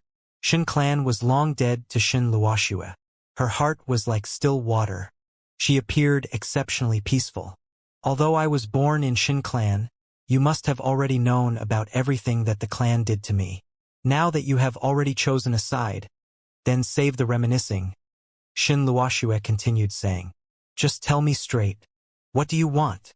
If I wanted to invite you to return, would you still be willing to return to the clan? Xianxia said. In the issue back then, both you and your father were in the wrong. However, in the end, you are both linked by blood. You cannot escape your birth parents no matter how hard you try. Why don't you let go of all that has happened? Let go. Shen Luoxue gave Xianxia a cold stare and said, My daughter was murdered by the clan. Back then, did anyone tell Shen clan to let the matter go? It is all in the past. The blood of the Shen clan still flows in your veins. You cannot escape from it just because you want to, Xianxia replied calmly. Shen Luoxue could naturally tell that within Xianxia's calm voice, and unparalleled might was contained. She laughed mockingly. Each person had their own point of view. Xianxia had advised her to let the matter go. Naturally, he did so for the clan. However, he had not considered her point of view. I have already escaped, Shen Luoxue replied indifferently. Xianxia glanced at her and then shifted his gaze towards Yifutian. He said, Was it you that led the alliance of cultivators that slaughtered their way into Shen clan? Yifutian looked towards Xianxia and replied, That's not quite how it happened. It was Shenji from Shen clan who slaughtered his way into the Heavenly Mandate Academy. It is all the same, Xianxia responded as he looked at Yifutian. Your ties with Shen clan runs deep. You also have extraordinary talent. Since we have such ties, why don't we bury the past in the past? I can decide on behalf of the Shen clan. We can let bygones be bygones. You can also advise Luoxue to let this all go. We can each make a compromise. Luoxue can return to the clan. Xianxia continued to persuade Yifutian. I have heard that your teacher is Luoxue's son-in-law. Then, his daughter Feixue is also a member of the Shen clan. Why don't we seal the deal while we are at it? Shen clan can bear witness to your marriage with Feixue. We can let bygones be bygones. In the future, the Shen clan will be your clan. This way, we can make it up for many things. Xianxia's words caused the expression of Shen Hao, who was standing behind him, to change slightly. Xianxia was actually willing to forsake this grudge. Even though many members of the Shen clan had fallen due to this vendetta between them, he was willing to let it all go. He even invited Yifutian to join the Shen clan. Without a doubt, this was Xianxia's acknowledgement of Yifutian. If this was in the past, with the pride of the Shen clan, it would have been impossible for them to have done so. However, Xianxia was doing it now. The members of Heavenly Mandate City were also somewhat astonished. This Xianxia was truly charismatic. However, such matters were not so easily settled. Yifutian and Shen Luoxue would not agree to this.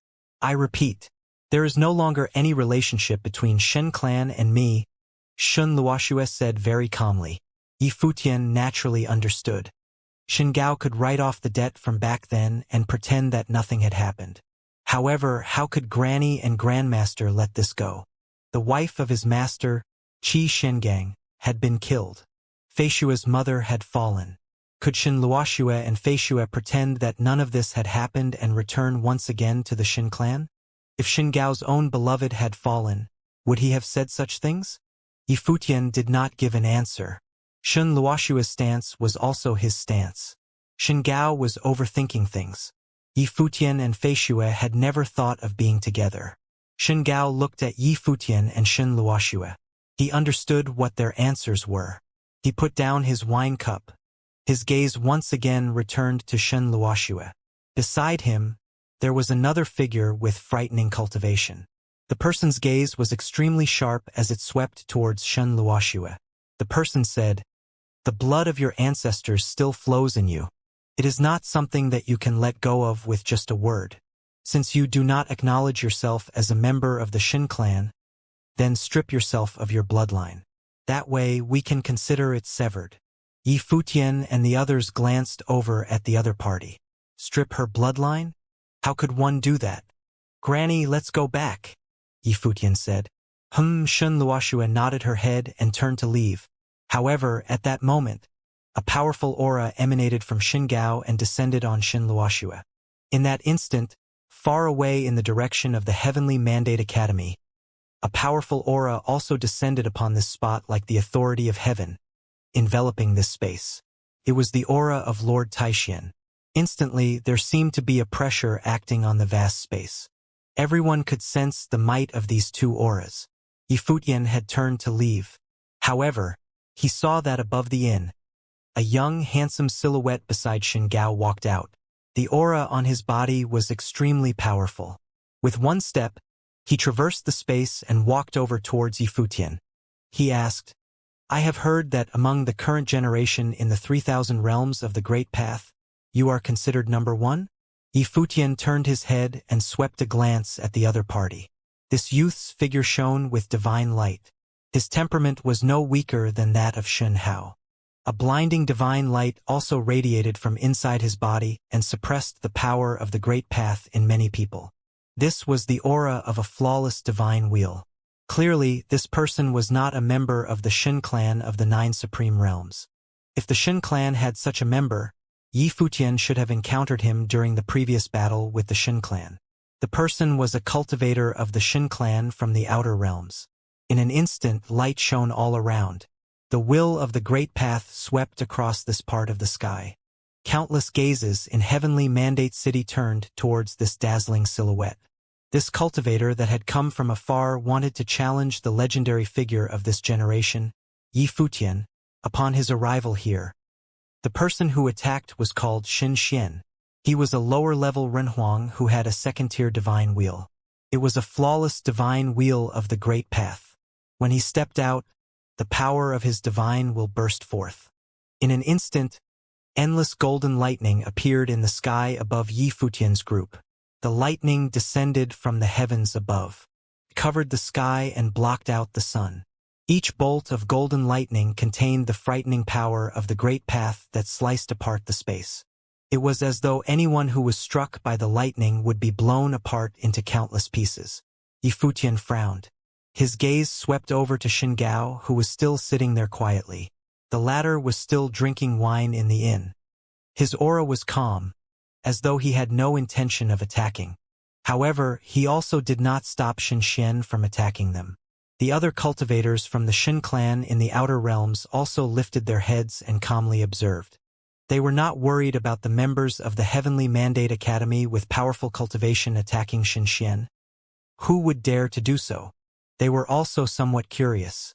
This youth that had led other cultivators and fought the Shin clan was a possessor of a flawless divine wheel. He was renowned as a peerless figure of this generation in the Void Realm. How capable was he?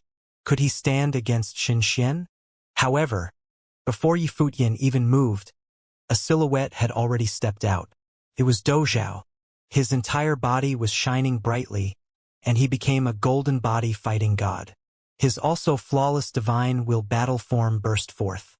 In an instant, his intent for battle burned. Boom!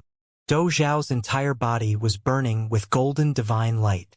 He sent out a punch, and his burly, domineering figure traversed the space like a shooting star. He directly attacked Xianxia's body. It seemed as though space itself had been punched through.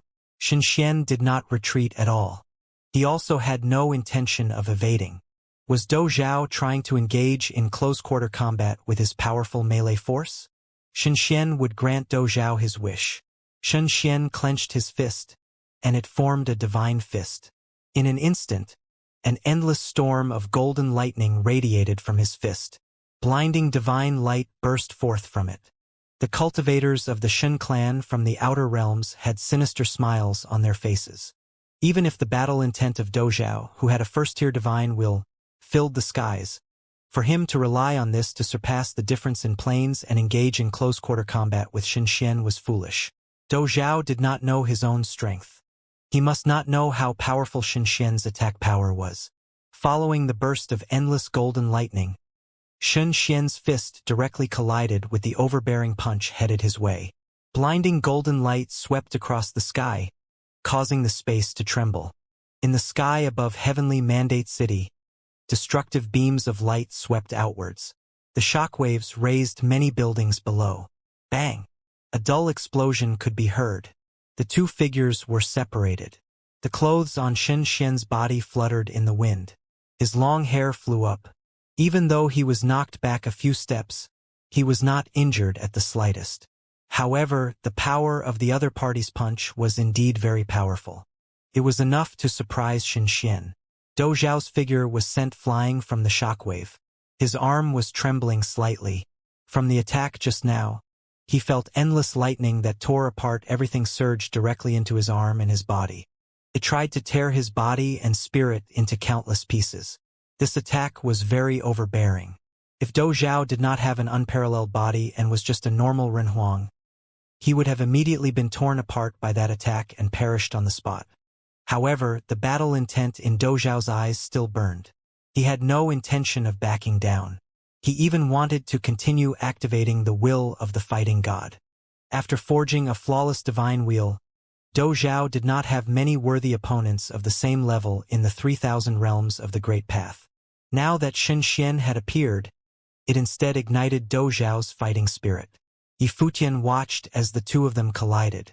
He understood that Dou Zhao would most likely be unable to defeat this opponent. As both of them were possessors of flawless divine wheels, the difference between their planes would naturally be visible from their combat power.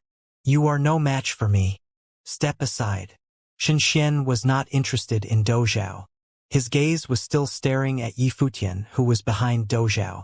Xianxia wanted to see what the ability of the rumored top figure of the generation in the Void Realm was like. The Void Realm was the original realm. Even though it was in a state of decline, there were still rumors about many hidden figures in the Void Realm. This place was the origin of the Great Path. However, that was still all in the past. Now, the so-called original realm had long been in decline and was not worth mentioning. People preferred to refer to it as the Void Realm, a self-indulgent, sealed-off, illusory prison that was under the protection of Donghuang the Great. In Xianxia's eyes, how could astonishing figures appear in the Void Realm that had been in decline for years? This top figure might have some ability. "Dou Zhao, step back," Yifutian said. Dou Zhao looked back at Yifutian. Although he wanted to continue fighting, since Yifutian had spoken, Dou Zhao retracted his aura and stood back in his original spot.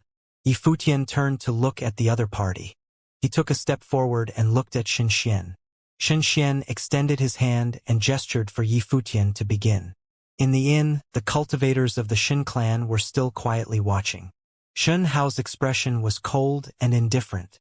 Although Yifutian was their enemy, Shen Hao still hoped that Xianxia would lose this battle. He was certain that Xianxia would lose. These members of the clan from the outer realms were overconfident in themselves. Although they were all descended from the same bloodline and the same blood coursed in their veins, Shen Hao could clearly sense that these members had an air of superiority to them. It was not wise for Shen Hao to say anything, but Yifutian might be able to teach these members a lesson that they would never forget. Hence, it could be said that Shen Hao's emotions now were somewhat conflicted. The other members watched calmly. Yifutian extended his hand. In that instant, the sound of Guqin of the Great Path could be heard all around.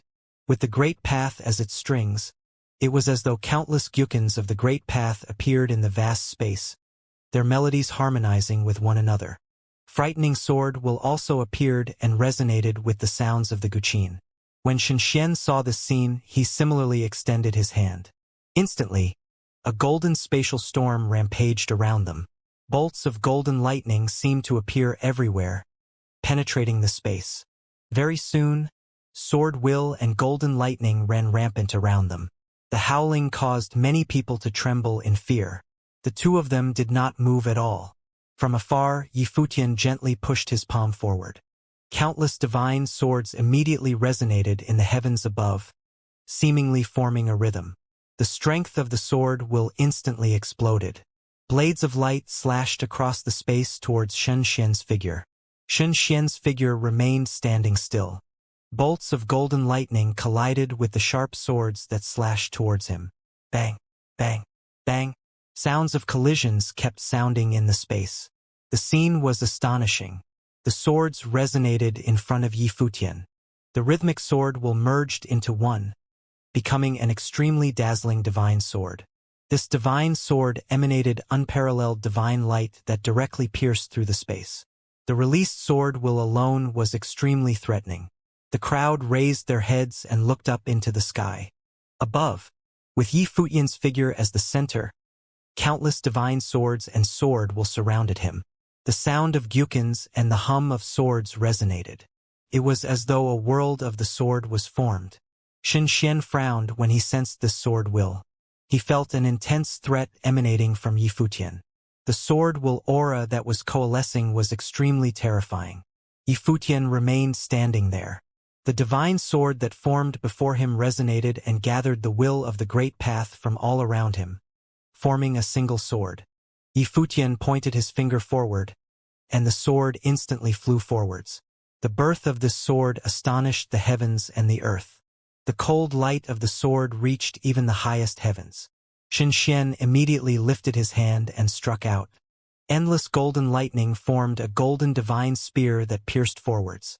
His movements were extremely swift. All of this was done in an instant. Swoosh, swoosh. Destructive golden divine light radiated outwards, causing it to be difficult for many people to keep their eyes open. The divine spear shattered and was followed by a loud sound. Xianxia's figure was sent flying from the shockwave. Rumble. A frightening voice could be heard. Xianxia's figure crashed into the inn that he was previously drinking wine in. It caused the inn to be blown apart and collapse. The figures of Xingao and the other members that were still sitting in the inn were left floating in midair. Xingao had to extend his palm to stop Xianxia from flying further. Xianxia's arm was trembling. The palm in which he wielded the spear was already bloody and bruised now. It was nearly crippled. Xianxia's expression was extremely ugly. He withstood the pain and looked towards Yifutian. He saw Yifutian sweeping an indifferent glance at him. It was as though Yifutian had not even broken a sweat to activate the might of his sword. Yifutian did not say anything. He immediately turned and left. The cultivators of the Heavenly Mandate Academy left together with him. "You do not know your own strength," Dozhao said to Xianxia. So what if Xianxia had come from the outer realms? Xianxia was arrogant and wanted to challenge Yifutian directly. He had thought too highly of himself. If it wasn't for the difference between their planes, Dozhao believed that he could also put up a fight against Xianxia. Xianxia frowned. Behind him, Shun Hao calmly observed all of this. He was not surprised at all with the result of this battle. These members from the outer realms were overconfident. Yifutian is indeed a monstrous figure. Such a pity, Xingao lamented. Although Xianxia had been injured, Xingao did not seem to have an intense reaction to it. On the contrary, if the person who led an army against the Xin clan was so simple, Xingao would instead be very disappointed with the Xin clan. Reality had proven that Yifutian was indeed an extraordinary genius. It was unfortunate. Such a person originally could be used by the Xin clan. However, when Xingao was not around, it seems that the Xin clan had made some poor moves. It might have been due to the pride that they had held on to all these years. However, since it was already like this, they could only continue to make their next move. It was regrettable that such a genius had to die here. Right at that moment, in another area, The other group of figures that came from afar watched as the cultivators from the Heavenly Mandate Academy left. The leading elder looked at the few youths in front of him and asked, "What do you think about that sword?" "The power of the divine will resonated and formed a sword, merging with the great path," a person said. This sword combined the power of many great paths. With the sword as a vessel, the might of the sword was unleashed at the end. Its destructive power is astonishing. Although the group was far away, they could clearly sense the might within the sword. "That is right. This person's future lies beyond the void realm," the elder said with a smile. In the hidden land realm, following the opening of the gate of hell in GeoCity, powerful figures came to this side of the world through GeoCity, one after another. Gradually, more powerful forces came over, until one day, a superforce descended. They sent out a summons and made the various forces of the hidden land realm pledge allegiance to them. The hidden land realm was about to be unified. In the hidden land realm, this caused an uproar. Everyone knew that this world had opened up. There were cultivators from the outside. Just as people thought that the local forces of the hidden land realm would resist, they discovered that the forces that stood at the peak of the realm were unusually peaceful. It was as though they had long known who the other party was and where they came from. Many forces of the hidden land realm continued to pledge their allegiance to this superforce. Hell had reappeared in GeoCity and wanted to unify the hidden land realm. The top forces of the hidden land realm in GeoCity headed over to pledge their allegiances to this power. The influence of this incident had an unimaginable effect in the hidden land realm. Only then did everyone realize what was happening. The opening of the gate of hell seemed to have pulled back the curtain of a new era. Many of the older generation now recalled that the rise of top forces of the hidden land realm back in the day was due to the fall of hell. Some people claimed that the top forces themselves were originally part of hell. Now, the previous ruler of the hidden land realm had returned. News of this incident spread very quickly to the other realms. However, all the top forces were surprisingly silent on the matter. In reality, they were already aware of what had transpired. Ordinary people might not have known about powerful cultivators entering the realms one by one during this time, but how could the top forces possibly not be aware of this? They had all experienced the age of turmoil hundreds of years ago. Now, the peace seemed to have been broken. The age of turmoil had once again descended.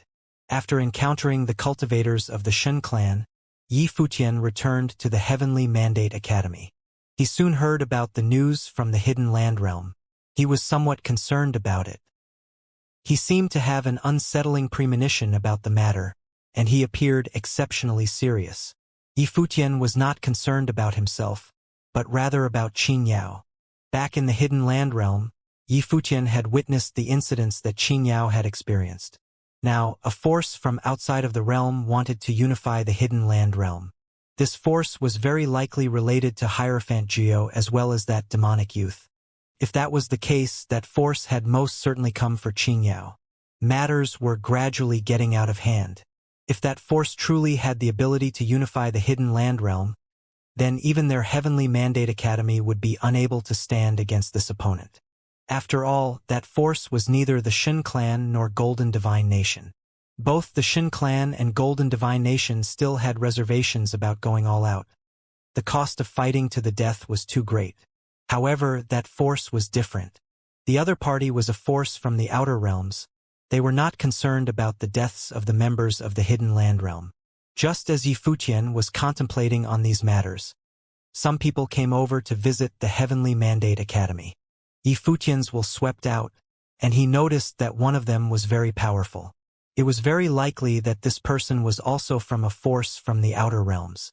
In the area where the Heavenly Mandate Academy held banquets to receive their guests, Yi Futian and many cultivators of the Heavenly Mandate Academy had gathered to receive this guest of theirs. When the group arrived, Yi Futian rose and smiled, saying, "Seniors, you have traveled far to arrive here. I, Yi Futian, have prepared a special banquet for all of you. Please, enjoy.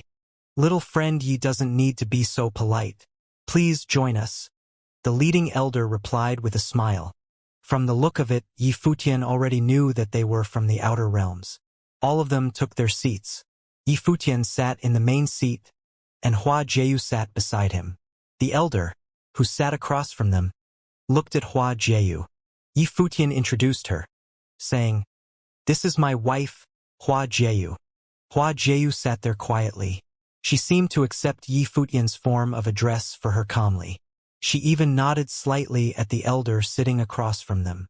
Such a peerless pair of spiritual partners. "You invite the envy of others," the elder said with a smile. "I am sure little friend Yi knows about things that are happening in the Void Realm now." "Yes," Yi Futian nodded. "However, for me, this place is not the Void Realm. This is an actual world. Naturally, the Void Realm is but a title we give to this place. It is not that important," the elder replied with a smile. "In reality, after the great emperor conquered and united the divine prefecture, he also gained control of the Void Realm. Hence, the Void Realm can also be considered as a part of the divine prefecture. My group and I come from the divine prefecture." Yi Futian felt slightly emotional. As expected, when Donghuang the Great united the divine prefecture 300 years ago, the war happened not only in the Void Realm, it involved the outer realms too. In the end, the great emperor seized control of the Void Realm. Where exactly are the Void Realm and the divine prefecture? Yi Futian asked curiously. According to Granny, the two were overlapping spaces. These top figures from the outer realms would surely have a better understanding of this.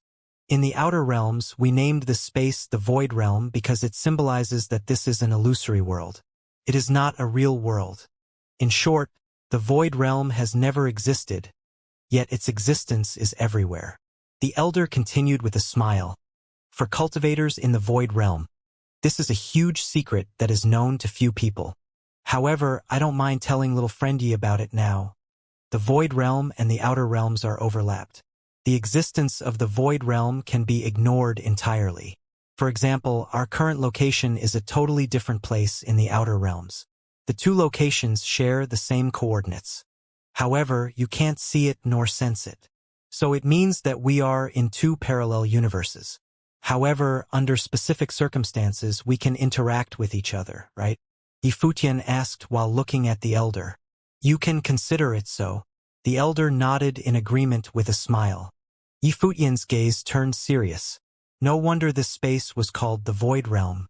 The cultivators in the outer realms could totally treat the Void Realm as a space that did not exist. It was as though here was a sealed-off space. "Why would such a situation occur?" Yi Futian asked. "Little friend Yi, have you heard of the collapse of the heavenly path?" The elder replied with another question. "Yes." Yi Futian nodded. "The Void Realm has another name. It is also called the Original Realm. It is the birthplace of the heavenly path. The collapse of the heavenly path caused the great paths of the world to expand, crumble, and be destroyed. This unique phenomenon of overlapping spaces was born out of it.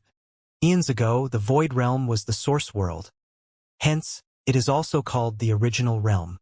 The elder continued to explain. "Because of this, for the past centuries, even though the Void Realm has been drained of all its fate and luck, those forces at the top of the world are still fighting to seize control of the Void Realm." "The top of the world?" Yi Futian mumbled. "What about Donghuang the Great?" The elder nodded slightly. With a smile, he said, "I will not speak of these things. Little friend Yi, you will know about these things in the future. With your talent, you will sooner or later venture out into the outer realms.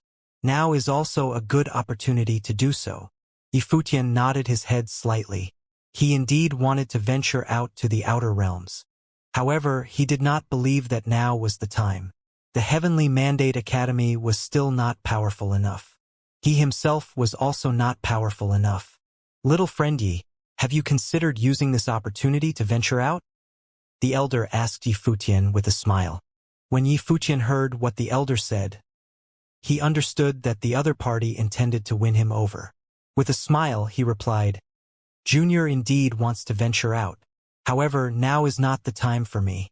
I have too many things that I need to settle on this side." The elder said as he nodded his head. "In the near future, the Void Realm might fall into chaos. Little friend, you should be prepared." "All right," Yi Futian replied. "Thank you, senior, for the reminder." If you need any help, you can come find me. I will be in the Void Realm during this time, so it should be easy to locate me, the elder said again. Surely, Yifutian nodded. However, if that day really came, it would most likely be the time when Yifutian needed to seek refuge from the elder. Naturally, Yifutian would want to avoid that. At their levels, Yifutian was not so naive to believe that the elder would help him just because he asked for his aid. The so-called help would come with an equivalent price. Clearly, this elder thought of Yifutian as someone valuable. Since our conversation has come to an end, I will not disturb you any further. The elder rose to his feet with a smile. Yifutian did not keep him around any longer either. He personally guided the elder out of the Heavenly Mandate Academy. After the elder had left, Yifutian stood at his spot and pondered for a moment. Was this world going to fall into chaos soon? After the elder and his group had gone far, a youth beside the elder asked, Master, is that all that we are going to do? He is intelligent. We don't have to say much, the elder responded with a profound smile. Do you find it odd? We didn't even introduce ourselves, and he didn't ask either. The youth fell silent for a moment. Then he conjectured. Master was waiting for him to ask, right? The elder smiled and answered. This genius of the Void Realm appears docile and friendly. However, he is extremely arrogant. He didn't consider my suggestion at all, so he didn't even bother asking for my name. Since he has no intention of asking help from us, I don't have to intentionally tell him. Perhaps he has no idea what kind of forces we are, the youth said. Even though there were also giant figures in the Heavenly Mandate Academy, they paled into insignificance when compared to ancient clans from the Divine Prefecture. The teachings of the ancient clans from the Divine Prefecture were far more superior than that of the forces from the Void Realm. One day, a few supreme-level forces descended at GeoCity in the Hidden Land Realm. Some top figures had personally come to visit GeoCity. In GeoCity, the atmosphere in the Hell Palace was solemn, and many domineering auras appeared without warning. Many cultivators had gathered in this Hell Palace. On the throne in the palace sat a majestic black-robed figure. The aura faintly emanated by him caused the entire palace to be suppressed by a might. However, at this moment, a strong aura fluctuation was suddenly detected in the sky above GeoCity. Then, a silhouette appeared in the sky. The next moment, the spatial swirl disappeared. In the Hell Palace, the black-robed figure raised his head and swept a glance in the direction where the visitor was. His gaze locked onto the visitor from miles apart. The visitor wore a simple black robe, and his black hair covered his shoulder. He appeared callous, and his gaze was cold. He gave off the might of a ruler. Who has come? Quickly come here to receive your orders. Beside the throne of the Hell Palace, a domineering silhouette cried out loudly across the endless space. The silhouette's voice reached the ears of the figure who had arrived. However, the figure that appeared merely swept a calm glance at them. His gaze also seemed to penetrate the space. He merely glanced at them, and then he turned to leave. Presumptuous. Seeing that the other party ignored him, the person next to the throne unleashed his might. A majestic might gushed forth and surrounded the entire space. In the sky, a dark Madra of death appeared and directly slammed down on the visitor. The visitor turned around, and a huge palm print crashed down on him. However, the palm print was shattered into dust. The visitor stood quietly there as he gazed at the other party. In that instant, the figure beside the throne, who was at the peak of the Runhuang Plain, felt as though a demon had appeared before him. It was like the demon was standing before him and looking down on him. Get lost, the other party ordered. The existence at the peak of the Renhuang Plain actually took several steps backward. He felt as though he had received a heavy blow. He had a look of surprise. The expressions of the surrounding cultivators also changed as they looked in astonishment at the silhouette in the distance. The black-robed figure who sat on the throne was also staring at the other party. The two of them exchanged a glance. Do not meddle in this affair. The black-robed visitor cast an indifferent glance at the cultivator who sat on the throne. Then he turned to leave. The gaze of the cultivator who sat on the throne changed slightly. He revealed a strange expression as he exclaimed, "A representative from the devil world is here too." In the heavenly mandate realm, a black-robed figure had arrived at a demonic city, which was in the territory of the demon realm. The aura emanated by the black-robed figure was terrifying. Many demonic beasts around him stared at him cautiously. Then all of them subconsciously avoided him. Even though this black-robed figure did not emanate a strong aura, demonic beasts had a sharp sense of smell, and they could sense that he was a threat. This human before them was very powerful. However, currently, almost the entire heavenly mandate realm had been united. The relationship between the human cultivation world and the demon realm was not as tense as it was before this. With the heavenly mandate academy as the center, the humans and the cultivators of the demon realm formed a strong alliance. Hence, the various demonic beasts were not too concerned about this person. They merely avoided the person quietly. The black-robed figure walked until he came to a huge mountain range. He swept a glance at the mountain range before he advanced forward into the mountains with one step. "This is the land of dragon gods. You are forbidden to enter," a powerful voice cried out. A dragon figure took to the skies and circled above. His gaze locked on the black-robed figure. "I am looking for someone," the black-robed figure said indifferently. As he said this, his will swept out and directly enveloped the land of dragon gods. At that moment, many cultivators of dragon gods were shocked. The cries of dragons could be heard. The black-robed figure immediately walked into the mountain range of dragon gods as he spoke. The dragons roared as they charged at him. However, there was a demonic might circling the black-robed figure. In an instant, extremely overbearing pressure enveloped the entire mountain range. Under this immense pressure, the dragons actually felt themselves being pushed down.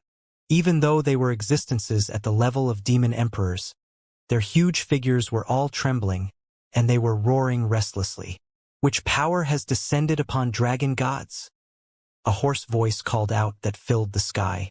In the distance, a silhouette dressed in long purple robes appeared. It was Dragon Master. Dragon Master watched the black-robed figure closely. He actually sensed a strong might from the latter. Naturally, Dragon Master knew that this world had not been peaceful recently. Many powerful figures had arrived. Could the person before him be one of the outsiders? "Where is the demonic dragon?" the black-robed figure asked. His will had scanned through the entire territory of dragon gods, but he actually had not found the demonic dragon. Dragon Master's eyes narrowed slightly. He stared at the black-robed figure intently, asking, "Who are you?" The black-robed figure continued to expand his will, and his will reached a restricted area in the territory of dragon gods, the abyss of the dragon. His domineering will directly broke the seal and penetrated into the abyss. Then, a scene was revealed to him in his mind. There was a hidden space in the abyss of the dragon. The black-robed figure turned around and left immediately. He took a step forward, and his figure directly disappeared from his original spot. Dragon Master watched his movements, but he did not stop the black-robed figure. Or more precisely, he was not confident that he could stop the black-robed figure. Dragon Master looked in the direction of the abyss of the dragon. His facial expression turned extremely serious in an instant. He had considered a possibility. "Your Highness." All the dragons looked at Dragon Master for instructions. Dragon Master waved his hand and said, "Do not act rashly." After he said that, he strode in the direction where the abyss of the dragon was. Right now, the passageway had been activated. Did the people from that place come here too? In the abyss of the dragon, numerous chains locked an enormous demonic dragon in place. He lay on the ground on his belly. His aura was much weaker than before. He had been recovering his vigor all these years. A few years ago, he extracted his dragon's soul out of his body, and his vigor was greatly impacted. Suddenly, a black-robed figure appeared in front of him. His dark eyes stared at the demonic dragon intently. The demonic dragon let out a roar in a low voice. He stood up and he held his head up high. Arrogantly, he stared at the black-robed figure before him. The black-robed figure appeared exceptionally tiny in front of the demonic dragon, but his aura was powerful even though he was standing there casually. "Where is your master?" the black-robed figure asked the demonic dragon. The eyes of the demonic dragon suddenly released frightening demonic light. However, the black-robed figure merely stared back at him with a cold gaze. In an instant, the demonic dragon seemed to not only see a simple silhouette but instead a stalwart and overbearing demon. The huge figure of the demonic dragon shifted uneasily. The huge eyes of the demonic dragon were locked onto the other party. "Who are you?" The eyes of the demonic dragon were staring at the demon. "You should be able to guess where I am from," the black-robed figure calmly replied. The figure of the demonic dragon was still shifting around. Had they arrived? After the incident back then, there was no news about him. "He might be long gone," the demonic dragon replied as he stared at the other party with cautious eyes. The black-robed figure looked him back in the eye. Long gone. The black-robed figure had not heard any news of him dying and had also not seen a corpse. Some claimed that it was possible that he was still alive and might even have returned. However, they knew that he had never returned. "You seem to know something," the black-robed figure said as he stared into the demonic dragon's cautious-looking gaze. "I have always been imprisoned here.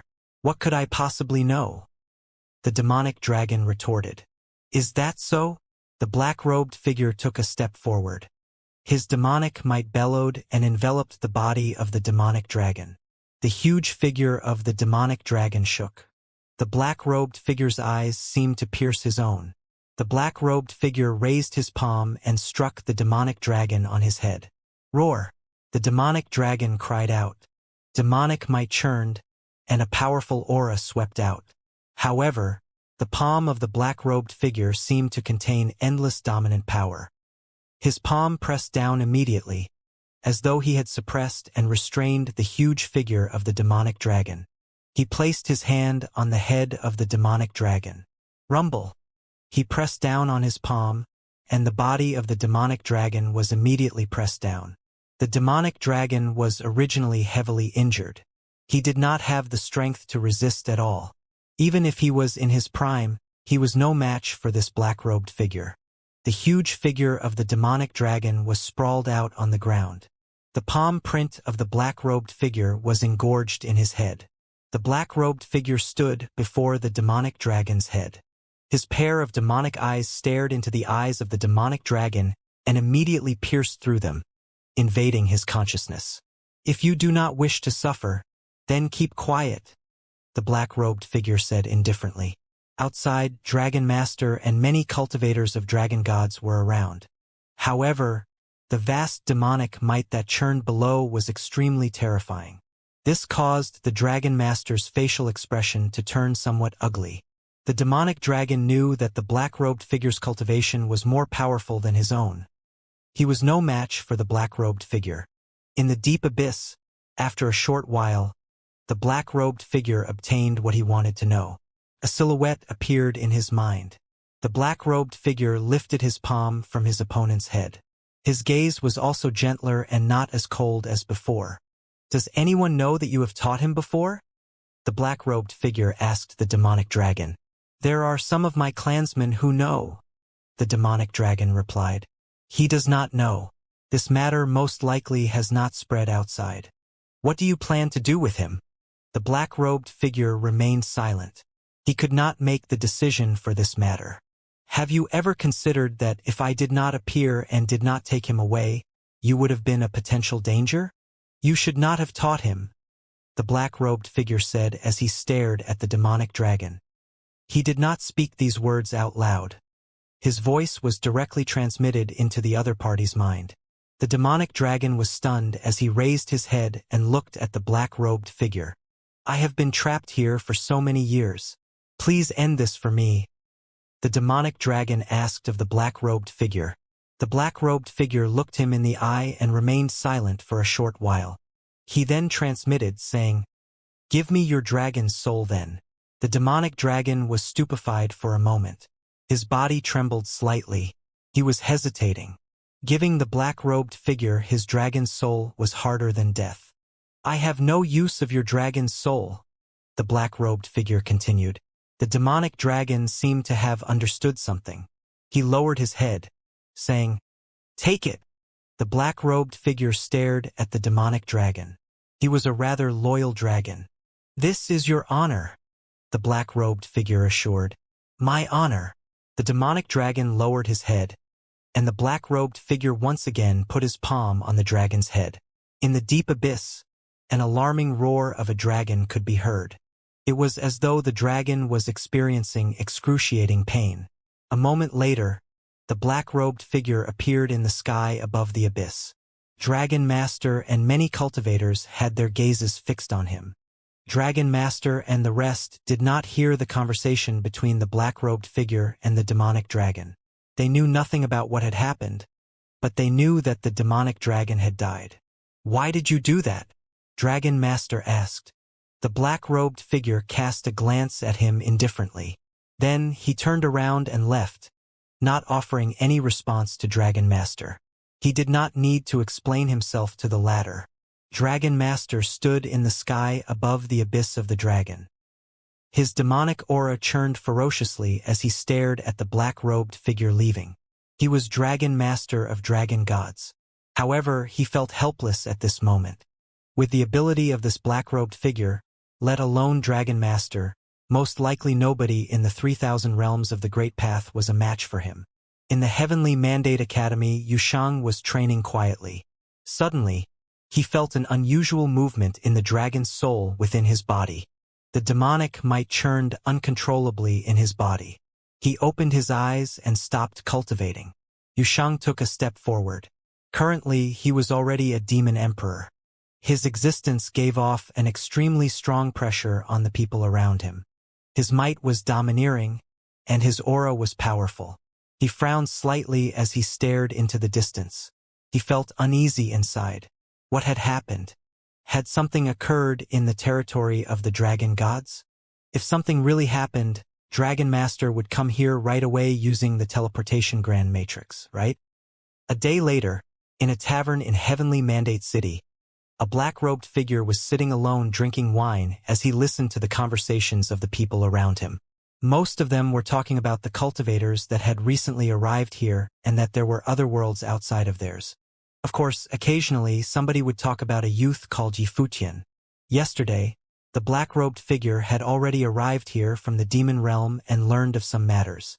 Now, he had an even deeper understanding of the matters here. He lowered his wine cup as he gazed into the distance in the direction of the Heavenly Mandate Academy. In the Heavenly Mandate Academy, the most famous person was not Xianxia.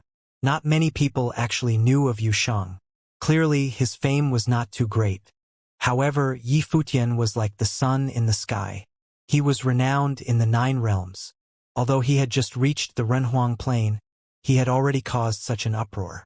Xianxia had always been following Yifutian and trained with him. They seemed to have been together for a very long time. They came together from the lower worlds and should have known each other for many years. The black-robed figure naturally knew who Xianxia was and whose blood coursed through his veins.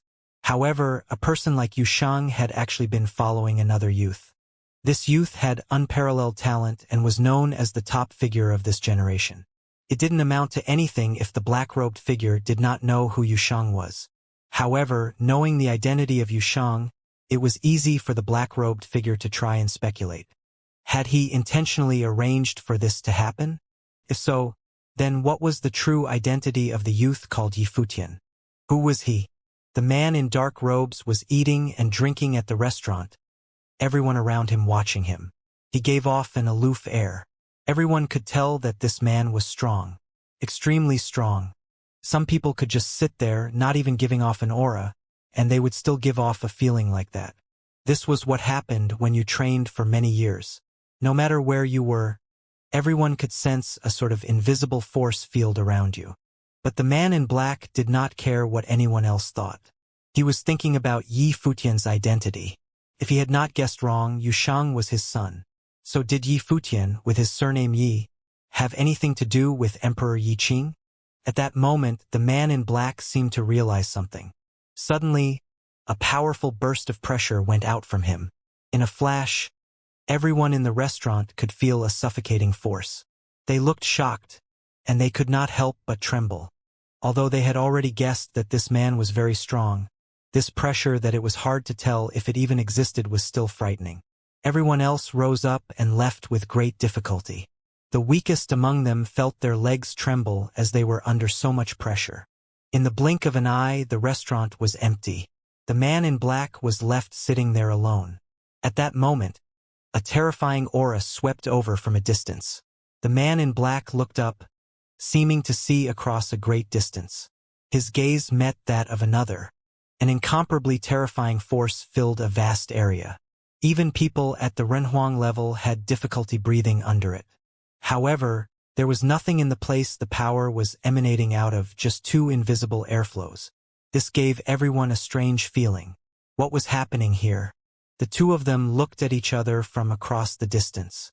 The black-robed figure seemed to see an old man within a great hall in the Heavenly Mandate Academy. This man was also incredibly powerful. He said telepathically, "You have been watching the Heavenly Mandate Academy for so long.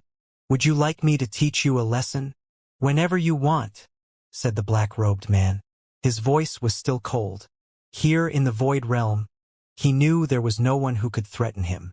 No matter if it were the Dragon Gods or the Heavenly Mandate Academy, he would not hide from them. He would go there openly. The man at the Heavenly Mandate Academy facing him was naturally Lord Taixian. "It is a bit rude of you to spy on us like this. I hope that in the future, you will be a bit more proper," said Lord Taixian. He naturally could feel how powerful the man in black was. Facing someone like this, who had probably come from another realm, he could not act too forcefully. Otherwise, he would cause problems for the Heavenly Mandate Academy. If the other man had no ill intent, then this simple reminder would be enough. The black-robed man did not say anything. His aura dissipated, and he no longer looked over at the Heavenly Mandate Academy. Lord Taixian saw the man's divine consciousness disperse, and his aura retract. In a moment, the two mighty auras that had clashed in midair were completely gone, making the people who had felt them think they had only imagined it. Within the Heavenly Mandate Academy, Lord Taixian had retracted his aura as well, but there was still a slight frown on his face. These days, the world was getting more and more violent. This unknown cultivator who was focusing on the Heavenly Mandate Academy and was very strong made him feel threatened. There were few people at that high a level. It seemed that the power of the outer realms was much stronger than that of the mortal world. At that moment, Yi Futian was walking over. He looked at Lord Taixian and asked, "Who is it?" Lord Taixian shook his head and said, "It seems to be a cultivator from the outer realms who is extremely strong. His aura is no less than my own. But when I said something to him, he immediately retracted his aura. I don't know what he wants. It seems he has no ill intent. I don't know what he is here for." Yi Futian was silent for a few moments. He had felt someone watching him, and thus he had come here to Lord Taixian. Then Lord Taixian had directly found out who was doing it. "I hope it is just like the old man from before," said Yi Futian. "But many people at this level have appeared lately. This part of the world is certainly about to become chaotic." That was his prediction. Some things were going to happen. "Yes," said Lord Taixian, nodding. "The news has already come out from the Hidden Land Realm. Hell has reappeared and conquered Geocity. Then they summoned all the cultivators of the Hidden Land Realm to give them orders. In this way, they conquered the entire realm. Moreover, if they are really this bold, they might actually have the strength to succeed." Yi Futian narrowed his eyes. If the Hidden Land Realm had really been conquered by hell, what was going to happen? He did not know, but it definitely would not be a good thing. "My Lord Futian," said someone else, "there is news from the Mountain Realm. Xianxia Temple has attacked the Xinxing clan. This time their attack was extremely fierce. They wanted to eliminate the Xinxing clan from the Mountain Realm completely. The clan lord was forced to flee as the abbot of Xianxia Temple was there himself, pursuing him all the way." "The Mountain Realm?" A look of surprise came over Lord Taixian's face. "I never thought that would be the first realm to change. Xianxia Temple is very bold. It seems like they made their decision after the battle in the Hidden Land Realm." Yi Futian nodded. At that time, Everything that the clan lord of the Xianxia clan had done had infuriated Tianxian temple. The clan lord had even stolen the treasures of the Vajra Buddha. How could Tianxian temple forgive them? However, the clan lord of the Xianxia clan was a false monk and had no mercy in his heart. Perhaps he did not care if the people of the Xianxia clan lived or died. There is also news from the hidden land realm. All of the forces, great and small, have gone to Jiao City to see the refounding of hell, said the man who had come. A solemn look came into Lord Taishuan's eyes. Understood, he said. The other man left, and Lord Taishan and Yi Futian looked at each other. Lord Taishan said, "Go and cultivate. There is no point in thinking too much about this. We will see how the situation develops." Yi Futian nodded and left. He returned to his place of cultivation, a heavy feeling in his heart. But when he saw Hua Jieyu, a warm smile appeared his face. "Is something wrong?" she asked him. "Can you always see when something is wrong with me?" asked Yi Futian, walking up to her. Hua Jieyu did not say anything. She reached out a graceful hand and took him by the hand. She looked at him, and Yi Futian thought his heart would melt. At that moment he had a strange feeling. It was as if Jieyu had really come back. He looked into her beautiful eyes and embraced her, giving her a tender is. Hua Jieyu's eyes were still open wide, but Yi Futian blinked as he looked into her beautiful face. There was a hint of shyness there. This feeling seemed so strange, seemed so sweet. His heart beat even faster. Why was he having this feeling? Yi Futian let her go, then pulled her forward by the hand. He was much happier now.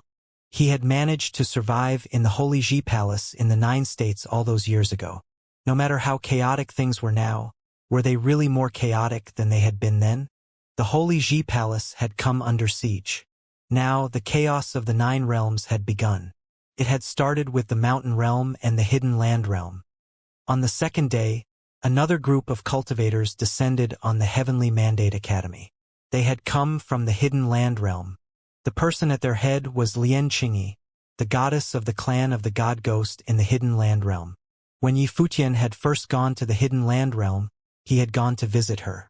Now, she and many other cultivators had come to the Heavenly Mandate Realm to visit him. When he saw her once again, her manner seemed to have changed. She seemed a little dispirited, not as confident as before. "How is that you have time to come and see me?" asked Yi Futian with a smile when he saw her. "This time, I came here for someone," she said to him. Yi Futian frowned slightly and said directly, "In that case, you should leave." Lian Qingyi obviously had not thought that Yi Futian would refuse her even before she had made her request. He obviously knew who she wanted.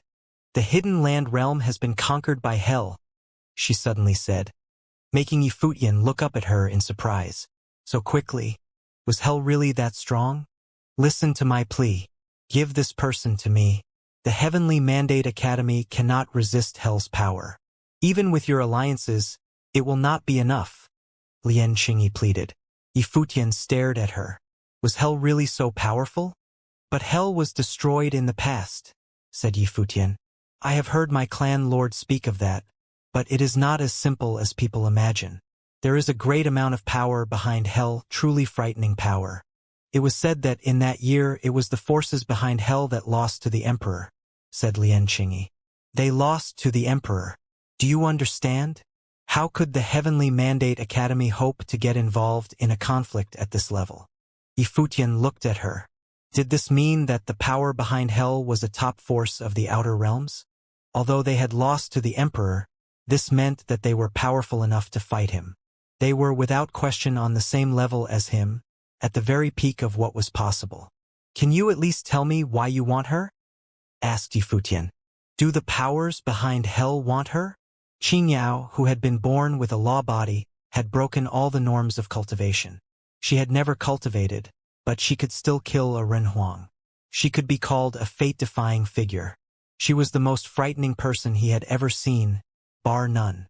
It seemed that, in this current situation, all the great powers wanted her. What had she dragged them into? "You are too hard on me, Emperor Yi. How should I know a secret like this?" said Lian Qingyi. "Just trust me. You know how terrible she is. She is no relation to you, so just give her to me. Yifutian stared at Lian Qingyi. From what she said, it sounded like the powers behind hell really did want Qingyao. Heartless and faithless. Yifutian looked at Lian Qingyi and smiled.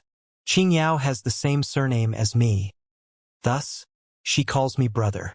Don't you think, in that case, that it would not be fitting for me to hand her over to you? Moreover, since the hell wants her, why do they not come and get her themselves if they are so strong that they conquered the hidden land realm? You are not being honest with me? Are you, goddess? Lian Qingyi's expression changed slightly when she heard him say this. This was indeed a matter that had been tasked to her by her superiors. If she could complete it successfully, she would have the chance to come to the attention of the forces behind hell. This was incredibly important to her. As far as she was concerned, the hidden land realm and the void realm were only holding her back now. She wanted to find a new, more powerful master. You are putting too much thought into this, she said. None of the great powers of the hidden land realm had the power to resist the power of hell. Can you imagine, then, how powerful the forces behind hell must be, Emperor Yi? I know it is hard for you to accept this, but after all, she is only a girl that you have not known for long. The many people of the Heavenly Mandate Academy are all your friends. Is it worth putting all of their lives at risk just for this one girl? Do you think that this is the way I see the matter? Said Yifutian with a sarcastic smile. I can remember the opening of the gate of hell. The things that happened before that attracted the attention of all the 9 realms. Were there any figures from the hidden land realm among them? Lian Qingyi stared at him, then smiled and stood, saying, I can tell your mind is made up, so there seems to be no more need to discuss this. Since you doubt me so much, I will say farewell. I hope you will take care of yourself. Yifutian smiled as well, saying, In the past, hell was destroyed and wiped away by the 9 realms. You should think long and hard about your choice. I don't need to see you out. You can find your own way out. A cold look came into Lian Qingyi's eyes. She turned and left. The whole group left with her, soon disappearing from the heavenly mandate realm. After they left, Yifutian turned and said, Still eavesdropping, I see. Yi Qingyao came out, pulling Nianyu behind her, with her head lowered. Although she did not understand these forces, she was becoming mature enough to begin to have some idea of what they wanted. Qingyao, you shouldn't worry about any of this, said Yifutian, stepping forward and placing a hand on her shoulder. She said with a nod. Then she pulled Nianyu's hand and said, Let's go play, Nianyu. Okay, said Nianyu. She looked at Yifutian, then left with Qingyao. That girl is hiding something in her heart, said Lord Taishian, walking up. Nianyu will always tell you when she wants something, but Qingyao is different. She is not good at expressing herself, but would rather hide her feelings inside. This was caused by the environment she grew up in. Yifutian nodded slightly, then said, My lord, hell was wiped out many years ago. They have laid low ever since then and are only now coming back. This must mean that they have some misgivings. Of course, the world has been conquered by Donghuang the Great, but the powers behind hell are no less than him. But they were defeated once, said Lord Taishian. Thus, they must want to take Qingyao away directly. That is why they sent people here to threaten us. Yifutian nodded. Lian Qingyao had acted like she was concerned for him. But how could he not have heard the threat behind her words?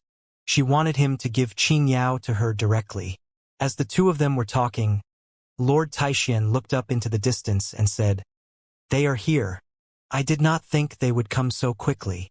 As he said this, Yifutian felt another aura, an incredibly powerful one that made everyone who felt it feel uncomfortable. Soon, golden divine light fell from high up in the sky, covering the Heavenly Mandate Academy. The cultivators of the academy looked up into the sky and saw the endless divine light. A group of Buddha-like figures stood there as if they had come from heaven. The cultivators of the mountain realm had come. On the battlefield of hell, Yifutian had learned that the mountain realm had been involved in the decisive battle with hell all those years ago. Guizhong was among them as well.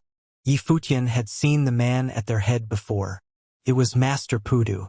Up in the sky, all the Buddhas folded their hands together, and they suddenly began chanting. Master Pudu said, "All of the monks of Xianxia Temple are here to visit the Heavenly Mandate Academy, if that is convenient for you." "Please come in," said Lord Taishan, looking up into the sky. Suddenly, the people from Tianxian Temple strode forward, entering the academy. Soon they had reached Lord Taishan and Yi Futian. The monks all bowed slightly to him, saying, "Forgive us for disturbing you, Lord. It is no problem. We are honored to have you," said Lord Taishan with a smile. "Why have you come? Have you heard the news from the Hidden Land Realm?" asked Master Pudu.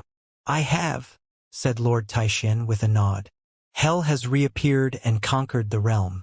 I do not know if this is what effects this will have, good or bad. I must tell you, Hell's next target will likely be the Heavenly Mandate Academy," continued Pudu. This made a slight look of surprise come over Lord Taishan and Yi Futian's faces. Tianxian Temple was well informed. Pudu looked at Yi Futian and said, "Benefactor Yi, I saw the girl Yi Qingyao once before in Jiao City. Might I see her more closely?" "Why do you seek Qingyao, master?" asked Yi Futian. "The girl is very important. Hell will come here for her. I hope you will let us see why she is so important to them," continued Pudu. Yi Futian could not very well refuse him. Moreover, he already knew about Qingyao, so he had probably already figured out a good deal of the matter. They would not be able to hide her. His spiritual consciousness spread out until he found where she was. He said, "Lulan, bring Qingyao here." On saying this, he and the others waited there calmly. Not long after, Yi Qingyao arrived. When she saw everyone there, she could not help but lower her head a little. "Come here, Qingyao," said Yi Futian with a smile. Yi Qingyao stepped lightly over to his side. He placed his left hand on her shoulder and said to Pudu, "Here she is." Pudu looked at her. In a flash, Buddha light glowed. Chanting filled the air. Pudu placed his hands on his chest and fingered his Buddhist beams. He closed his eyes but seemed to open his spiritual ones. It was as if the light had become his eyes. They pierced through all illusions, revealing the truth. Soon, Pudu's expression slightly changed. The Buddha light seemed to have been infected by a great power. The Buddha beads in his hand changed faster and faster. Crack! A clear sound rang out as the Buddha beads broke and fell to the ground. Pudu opened his eyes. He was normally as peaceful as a Buddha, seemed as furious as Vajra. His eyes were frightening to behold, and Qingyao was so scared that she would have fallen backward if Yi Futian had not held her up. Yi Futian looked at Pudu and saw killing intent in his eyes. He frowned and stood in front of Qingyao. Qingyao seemed terrified. She hugged him tightly. "Master," called out Lord Taishan. Only then did Master Pudu retract his aura. "Master," said Lord Taishan, his tone a bit dangerous. "Are Buddhists not supposed to be compassionate? What is the meaning of this?" "Benefactor Yi, she cannot stay," said Master Pudu. "You are overstepping yourself, master," said Yi Futian coldly. "Listen to me, Benefactor Yi. She will bring disaster," said Master Pudu. "You can tell the future?" said Yi Futian. "I cannot," said Pudu with a shake of the head. "So you are just guessing?" said Yi Futian. "Do Buddhist monks also kill indiscriminately?" "This is fate," said Master Pudu. "I don't care about fate. She is just a girl who has never hurt anyone. Do you not think that you are overreacting?" said Yi Futian. Pudu looked dispirited. He lowered his head slightly and said, "If it is a sin, I am willing to bear it." "How can you bear it?" asked Yi Futian coldly. "Is there anything in Buddhism about trading a life for a life?" Pudu said nothing. "If that is the way it is, then you must look after yourself. You are no longer welcome at the Heavenly Mandate Academy," said Yi Futian. When Pudu heard Yi Futian's words, he sighed inwardly. He looked at the girl, who poked her head out with tears in her eyes. At that moment, her eyes were clear and bright, making Pudu feel guilty and ashamed. But he could not forget what he had seen. "It's all right, Qingyao," said Yi Futian softly. Yi Qingyao looked up at him and smiled slightly. "Thank you, brother." Seeing this, Pudu clasped his hands together, and the chanting began again. "Since you are firm in this," he said, "I will desist. I hope that you can prevent anything bad from happening." Yifutian ignored him, so he continued, "I apologize for disturbing you. We will station ourselves in Heavenly Mandate City. This girl cannot fall into Hell's hands." On saying this, he took his people and left. Yifutian was speechless. He was the first person to realize that Xianxia was special, but Pudu had obviously seen something as well, and what he had seen was different than what Yifutian had seen. The powers behind Hell were probably thinking of her as well. He had no way to predict what would happen next. "Xianxia, no matter what happens, don't grow to hate the world. Can you promise me that?" said Yifutian, looking into her eyes. "Yes," she said, nodding seriously. Then she smiled and said, "I will always listen to you, brother, no matter where you are." "Good girl," he said, patting her head. "Let's go and find Yaya." Over the next few days, many people arrived at Heavenly Mandate City. The people of Heavenly Mandate Academy could sense them clearly. Many of the people from the forces that were coming were very strong. They came from other realms, and some came from the outer realms. The news had come from somewhere that Hell was looking for someone, a girl. And this girl was at the Heavenly Mandate Academy. As more and more cultivators arrived, the people of Heavenly Mandate City could sense that a storm would descend upon the Academy once again. The Heavenly Mandate Academy's allies naturally knew of all this, and they sent people to him one after the other to speak with him about it. At that time, Xiao Muyu came to see Yifutian. "Teacher, do you wish to ask me about the family?" she said to him. Yifutian nodded. He said, "I did not know that so much would happen when I first met Xianxia in the Hidden Land realm. Otherwise, I don't think I could have been so righteous. But since I already brought her here, I can't just give her away. That would be too cruel. But I realize that I am not the only person here at the Heavenly Mandate Academy. I have spoken to Lord Taishan about this. Anyone, master or student, can choose not to join us, and I will not hold it against you. I will do this myself if I must. If the Shao clan and other forces are willing to help, I will do all I can to protect Xianxia. In short, I will do my best. I have spoken of this with others as well. You can report this back to your family." Xiao Muyu looked at Yifutian, then smiled and said, "I do not know what my family will say, but I will support whatever choice you make." She had been born into one of the greatest power of the land, and she had become accustomed to people's indifference. She did not know if what Yifutian was doing was right or wrong. Different people would evaluate his actions differently. But to have someone standing alone amongst the cold world of cultivators made her feel warm. This astounding teacher made her feel very safe, though she was not sure why. Perhaps it was just faith. "You are a goddess. There is no need to act like a young student," said Yifutian with a smile. Xiao Muyu smiled back at him and said, "Then I will go and report to my family." "All right," said Yifutian with a nod. Xiao Muyu left. When she was gone, Yifutian frowned. His words had been light, but there was a weight in his heart. He was not a perfect person. If he had known that saving Xianxia would have caused such a stir, he probably would not have done so. After all, there were many pitiful girls like her in the world. He could not save them all. But there were some things that once you had decided to do, you had to live with the consequences. This was not so much a sort of kindness as it was a sort of righteousness. It could also be called a code of conduct. If his master had not given up his life to go to the Nanda clan, if Yi Xiang had not gambled his life, if the cottage had abandoned him when he was in danger, if Qi Shengang and Yan Yuan had handed him over to Emperor Li, then he would not exist. Had they even known him that well? His master had only taught him a few songs.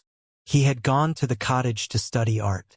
And as for the imperial advisor and Yan Yuan, they were his natural enemies. All of them had plenty of reasons to abandon him, but they had not. He had grown up in an environment like this, and so he would naturally maintain this kind of worldview.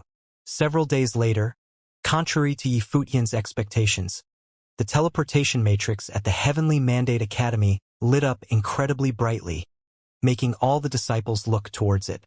A group of figures walked out. Yifutian watched them too. his divine consciousness sweeping out towards them. He smiled and walked out to meet them. Cultivators from various top forces had all arrived. But now the three powerful figures who had met once before were all here at the Heavenly Mandate Academy. Now they were truly strong. A feast was prepared, and Lord Taishan, Yi Futian, and many others attended. No one brought up the matter of Qingyao, for no one needed to. After the feast, all of the great figures were given rooms in the academy. The whole academy was boiling over with discussions. After the others left, Yi Futian, Lord Taishan, and a few others stayed behind at the feast. "Are you surprised?" Lord Taishan asked Yi Futian, smiling.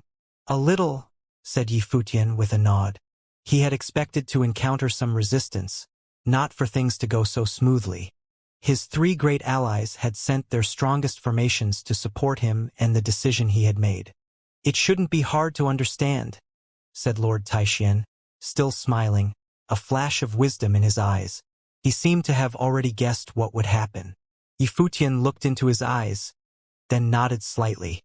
He realized that he should have known, too. In such a chaotic situation, if the Heavenly Mandate Academy can stand firm in the Heavenly Mandate realm, then in the future you and the Academy will represent the next era, said Lord Taishan. What was happening now would possibly become an iconic event in the future. You are also one of the creators of this era, said Yi Futian. Although there was a lot of pressure right now, he still believed that if he could persevere, they would make history. I am honored, said Lord Taishan with a smile. Within the guest palace that the Xiao clan was staying in, Old Man Xiao, Xiao Qianshan, and Xiao Muyu were all together. They watched the elder of the family, Xiao Dingtian, enter the palace. Let's go, said Xiao Qianshan as he set off. Behind him, Xiao Hanjiang and Xiao Muyu followed. Grandfather. Xiao Muyu seemed like she wanted to ask something. Are you surprised that we came here ourselves? Xiao Qianshan asked her. Yes, said Xiao Muyu nodding. She was confused. You may be a Renhuang, but you are still young, and your sense of humanity is not well developed, said Xiao Qianshan. Right now, all the great forces are forming an alliance because we see Yi Futian's power and potential and because he helped you. But what is the most important thing in our alliance? Is it not your power? Asked Muyu. You could say that, but more precisely speaking, it is Yi Futian, said Xiao Qianshan. It is not just his talent, but it is also his way of doing things. That is, his character and his perseverance are key to this alliance. But if he gets other ideas, this alliance will be very fragile. So, the absolute trust of all parties involved is required. Xiao Muyu did not quite understand. Right now, he can put forth all his power to defend that young girl. In the future, if Qingyao runs into any difficulties, or if we do, will he not put forth all his power to help her or us as well? If he abandons her now, then what about when he runs into a similar situation in the future? Said Xiao Qianshan. Yi Futian's decision has vast implications.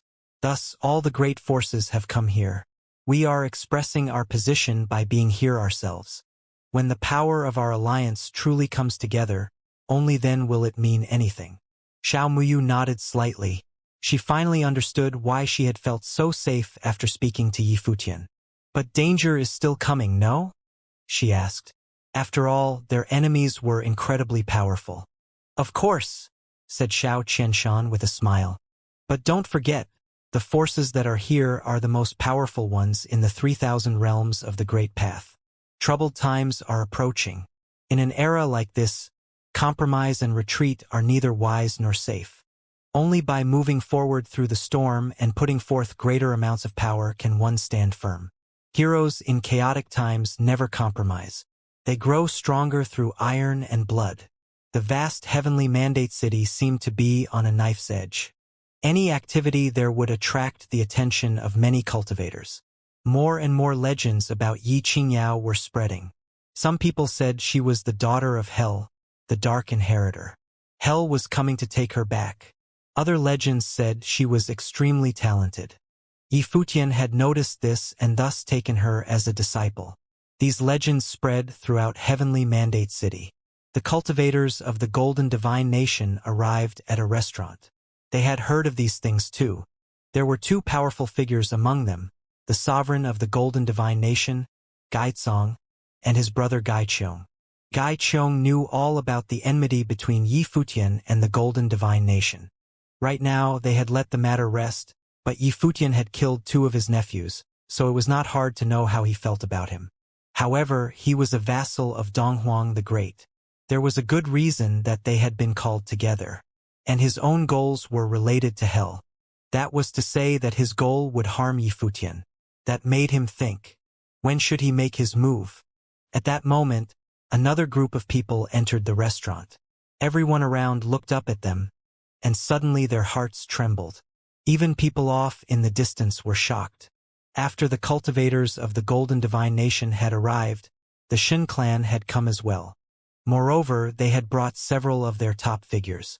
This group of people was too powerful by far. Gaizong, Gaiqiong, came a voice from someone of the Shin clan. Shin Gao, the sovereign and his brother said, looking at the man who had spoken. This man was a legendary figure whose name had shaken the Nine Realms many years ago. Naturally, all three of them knew each other. The sovereign of the Golden Divine Nation has come here personally. What are you doing here? Asked Shin Gao with a smile, sitting at a table not far away from them. We're here to see all the chaos, said Gaizong indifferently. What about you? For exactly the same reason as you, answered Shin Gao. What about when you've had your fill of watching all this chaos? We'll see what happens then, said Gaizong. I heard that the cultivators of the mountain realm are here as well. The abbot himself came, said Shin Gao. The abbot had had the chance to leave, but he had not. He had chosen to stay in this world. Yes, I heard about that. People from the demon realm have come here as well, said Gaiqiong. The demon realm? A look of surprise came over Shin Gao's face. They are interested in the original realm too? Who knows? But I heard that they looked right into the Master of Hell's eyes and told him not to make any more trouble. Truly formidable. Who do you think the people who just arrived are? Probably one of the 8 great demon generals and his retinue, no? If so, there will truly be some chaos to watch. As they were talking, a black-robed figure was still sitting all alone in another restaurant, eating and drinking calmly and quietly. He was named Mei Ting, Mei meaning plum. He was one of the 8 great demon generals of the demon realm, sworn to the service of the demon emperor. Heavenly Mandate City was recently packed with mixed company, with the arrival of cultivators from everywhere and all sides. And among them, there were probably many cultivators from the Hidden Land realm who had already gotten inside the Heavenly Mandate City. Aside from the cultivators from the Devil World, the Shin Clan, and the Golden Divine Nation who had arrived, most of the supreme powers in the land of the 9 supreme imperial realms, in truth, had all dispatched their people to the Heavenly Mandate City. Recently, a story about the girl had spread around. The fact that the abbot of Xianxia Temple had come in person to deal with this matter showed its importance. As the girl was also someone the Hell wanted, many cultivators from the outside had also gathered here. Everyone had a premonition that a storm was imminent in Heavenly Mandate City. This time, it seemed that drama was still centered around the Heavenly Mandate Academy. Ever since the establishment of the Heavenly Mandate Academy, it seemed to always be the center of attention. But could the Heavenly Mandate Academy survive this catastrophe? Presently, many forces from all sides had converged in one place. For example, where the cultivators from Shen Clan and the Golden Divine Nation had settled was also the place where the cultivators from Celestial Worthy Hall and Sky Reaching School had gathered. Moreover, the Celestial Worthy Temple in the upper worlds was equally powerful to the somewhat similar Shin Clan. The difference was that the Shin Clan was a family-based principality, while the power possessed by Celestial Worthy Temple in the upper worlds was considered a sect. In the upper worlds, this principality was called Celestial Worthy Mountain, and it was created by a Sky Lord. Many of the unique methods that were cultivated today at the Celestial Worthy Temple all came from Celestial Worthy Mountain. Sky Reaching School was considered a local principality. This time, the gate of hell has opened. Who do you think will be sent to the lower worlds from the court? A cultivator from Celestial Worthy Mountain asked. They were also from the outside and knew who was the principality behind hell. In fact, the origin of the top forces in the Hidden Land realm today all once stemmed from that principality, but they competed in the original realm in the name of Hell. The Dark World ruled by the Dark Court was a force at the same level as the divine prefectures of the East. In the endless Dark World, there were many who cultivated the dark arts. These cultivators were once ordered to cultivate in this world, thus created those other supreme forces such as the Hidden Land realm and the others. Therefore, judging from its source, the various principalities in the Hidden Land realm all operated within the influence of the Dark World. As for the Shin clan, Celestial Worthy Mountain, and other forces, they were top principalities from the land of Divine Prefecture, which was the territory ruled by Donghuang the Great. Don't know, but if the girl is so important to the Dark Court, then whoever that comes this time will be someone mighty. They may possibly one of the prominent figures on the Dark Thrones. Anyone less would not do, Shin Gao replied.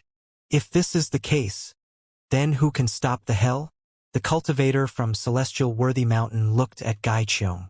Brother Gai, what instructions from the great emperor? Will someone be sent to the lower worlds? Gai Qiong was a divine general under Donghuang the Great, who was also known as a super-powerful existence in the outside world. He held a high position in the army and was commanded by Donghuang the Great. If the emperor had an order, perhaps he would know. The emperor has his own plan, and it's not my place to ask, Gai Qiong said. His response showed great reverence to Donghuang the Great, who was the ruler of the Eastern Divine Prefecture. He had ended an era and now stood at the peak of Divine Prefecture. Didn't someone come from the mountain realm? Even if the great emperor didn't send someone, I don't believe these Buddhists would just stand by and watch. Well, the great emperor and Western Heaven have always enjoyed a great relationship. Gai Tsong nodded. This was yet another rumor from many years ago, claiming that the great emperor rose from nothing, and that in order to gain his experience in the world, he had once traveled to the Western Heaven to seek Buddhist doctrines.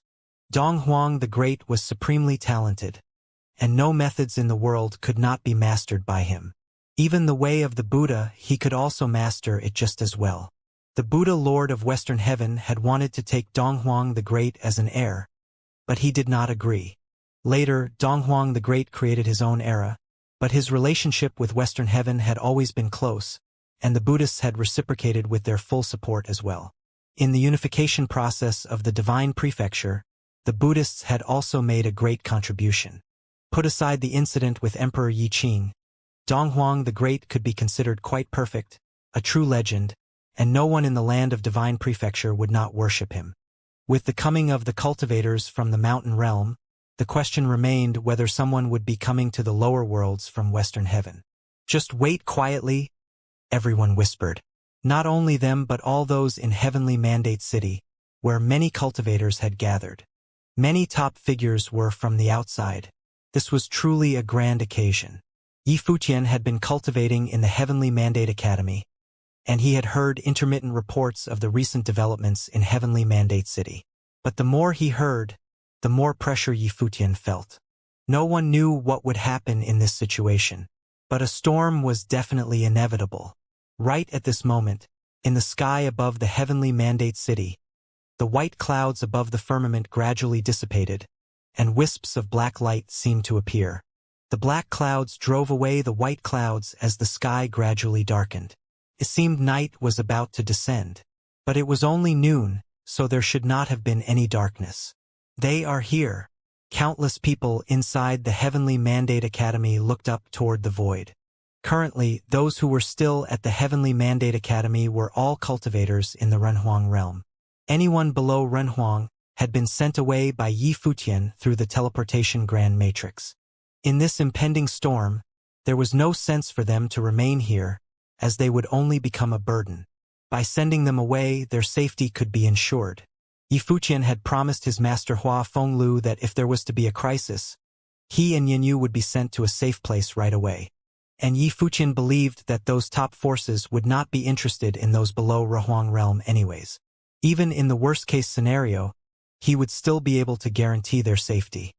Here they come. In Heavenly Mandate City, countless people stopped in their tracks to look at the sky. The world seemed to be darkening. The dusky clouds floated in the sky, and the whole city was shrouded by a faint oppressive power.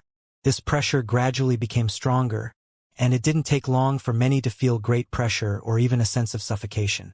Boom! Above the dusky sky, there seemed to be dark lightning crashing down somewhere, lighting up that side of the world. In that terrible area of destruction and lightning, a terrifying storm appeared, from which an extremely powerful spatial might of way permeated. The dark lightning became more and more frightening, covering the sky and obscuring the sun. Terrible dark vortices appeared in many different places. Boom!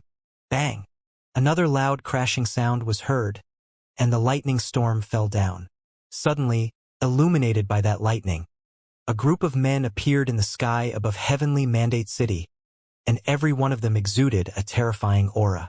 Then, accompanying the strengthening storm of destruction, great armies appeared successively, descended in different directions, but all in the same general area. When all the cultivators made their appearances one after another, a throne seemed to appear above the darkening sky, and an elusive figure appeared on the throne. He was wearing a long dark robe, but he did not seem real. What they saw caused many cultivators from the outside world to sharpen their focus. Could it be that this time the Dark Court had really dispatched such a terror-stricken existence as this? Was it to show their determination to get the girl? No one inside the heavenly Mandate City dared to stand high in the sky, and all of them landed back on the ground. There was excitement in their hearts, but also a touch of fear. If this war was to break out, would it affect the entire heavenly Mandate City? They were too powerful. All the supreme forces in the hidden land realm seemed to have arrived, but they were not the main players, just followers. Presumably, the phantasmal figure upon the throne was their leader. The cultivators of the Heavenly Mandate Academy looked grim. One after another, they rose into the air, looking into the distance. Even Lord Taishan had felt extremely heavy pressure. The opponent's formation was truly powerful this time. All the top forces from the hidden land realm were involved. Above the darkened void, the group moved forward, as the dark lightning of destruction continued to crash down. Its might shocked the entire heavenly Mandate City, and many buildings were smashed. Crack! A clear sound came from the top of a tavern. Here, only one person was still sitting there at the moment. Mei Ting. He looked down at the broken wine glass, which was shattered by the lightning. His indifferent eyes lifted slightly, looking at the mighty group of cultivators that was coming his way. "You have disturbed my drinking." An indifferent voice came out of him, not very loud. However, in an environment with the sound of lightning and storm, this voice was still exceptionally clear. Everyone could hear him clearly. Disturbed his drinking? At the tavern where Mei Ting was located, many eyes around him were looking at him, sitting there, as if they had seen a ghost. Was this guy crazy? Under such circumstances, was he seriously complaining about his drinking being interrupted? The people in the void glanced at Mei Ting, ignored him, and continued moving forward. "Didn't you hear me?" Mei Ting insisted. But as his voice fell, terrible dark lightning directly descending from the sky. This incredibly thick dark lightning contained an unbelievably terrifying destructive power, with a horrific light of destruction, crashing down directly on the top of Mei Ting's head. Boom! There was a loud bang as lightning struck Mei Ting's head. The light of darkness was gleaming and flowed toward the tavern. However, neither Mei Ting nor the tavern suffered any damage. And scathed, there was not one bit of reaction from him. Beneath such powerful destructive lightning, Mei Ting didn't even flinch. Mei Ting raised his head and glanced at the Runhuang who attacked him. The man came from the Fate world, a supreme power in the hidden land realm. He sat there and raised his hand. In an instant, a giant hand of the demonic way appeared in the sky. The hand smashed down at that Runhuang. This hand of the demonic way was like the hand of God, wrapping the heaven and the earth. In an instant, the opponent's body was held in the palm of that hand. At this moment, the face of that Runhuang changed. In the camp of the Fate world, many were looking at Mei Ting who was below. Boom! As he began squeezing tightly, fresh blood flowed down the giant palm. A Renhuang was squeezed to death before he even had a chance to scream. "You guys had interrupted my drinking," Mei Ting said again. This time, no one dared to ignore his voice. The advancing dark army suddenly halted. Above the darkened firmament, even as a terrifying storm was still raging, those cultivators were looking down below. The tavern under the darkened sky looked extraordinarily lonesome, and the man drinking inside the tavern seemed even more forsaken, as if he was the only one in the world. But those eyes had penetrated the void, overbearing and aggressive, gave everyone a feeling that even though he was sitting there alone, he could still vanquish an entire Renhuang army single-handedly. Above the darkened void, several men with a terrifying aura were coming toward him, as all eyes were fixed on Mei Ting. Not only them, but many of the prominent figures who had arrived at Heavenly Mandate City at this time had directed their divine spirits in Mei Ting's direction. No one expected that right before a great battle was about to erupt, someone who was drinking in a tavern would have killed a Renhuang in the great army because of a broken wine glass, and stopped this dark legion abruptly in its track. Who is he? Over where Xianxia of the Xin clan, Gai Qiong, and other cultivators were located, they looked at the figure in black and wondered if there was really some devil general who had already arrived amongst them. The devil world was in a remote corner of the world and did not have much interaction with divine prefecture. It was known for its aggressive and objective ways, which made the whole world its enemy. The devil world had no allies and everyone was an enemy, but they didn't much care. Everyone knew that the goal of the Devil Emperor was to dispatch the great army of the devil world to every part of the world and conquer it. And they had almost done it too. Before the unification of divine prefecture, the Devil Emperor had the idea of conquering the world. However, according to the rumors, before the great army of the devil world was dispatched, Donghuang the Great and the Devil Emperor had a meeting. No one knew what happened during that meeting. Some said that the two fought an unprecedented battle without a winner. Finally, in the end, the Devil Emperor gave up the idea of conquering the world. It was also said that after that battle between the two of them, out of mutual respect, they had agreed that they would never set foot on each other's territory. In short, after that historic meeting, the cultivators of the devil world had stayed in the devil world without making any expedition. Among the famous 8 great devil generals, some were promoted later, replacing the previous generals. Therefore, very few people, if any, had ever seen the 8 great devil generals that were currently under the command of the Devil Emperor. So that even as Mei Ting was sitting there, Xianxia and the others could only guess, but had no clue as to who he really was. "Perhaps I was right," next to him Gai Qiong said, his bright golden eyes penetrating through the void, honing in on Mei Ting.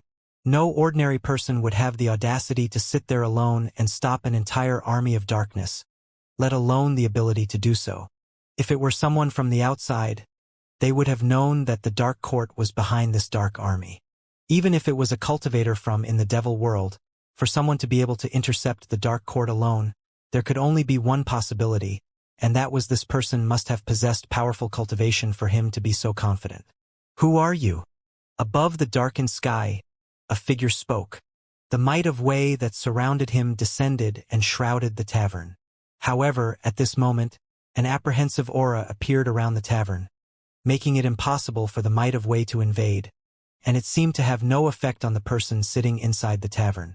This man in black was indeed powerful. Mei Ting did not respond to the question. He glanced at the broken wine glass on the table and asked, "What are you going to do about it?" "About what?" The cultivator in the void looked cold and indifferent. He had killed a Renhuang over a broken wine glass, and he was asking them what do they want to do about it?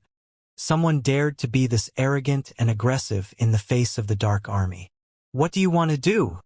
someone said indifferently. The one who spoke was a top figure in the Fate world. The Renhuang that died moments ago was his peer. Even though this man was extremely strong, he didn't think there was anyone who could be strong enough to counter an entire army.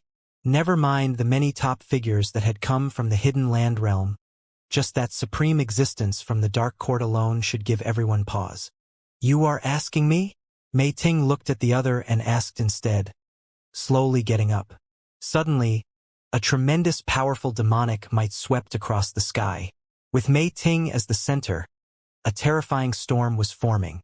Countless demonic currents raged across the sky, and pitch-black demonic currents moved through the space with wrath. Bang!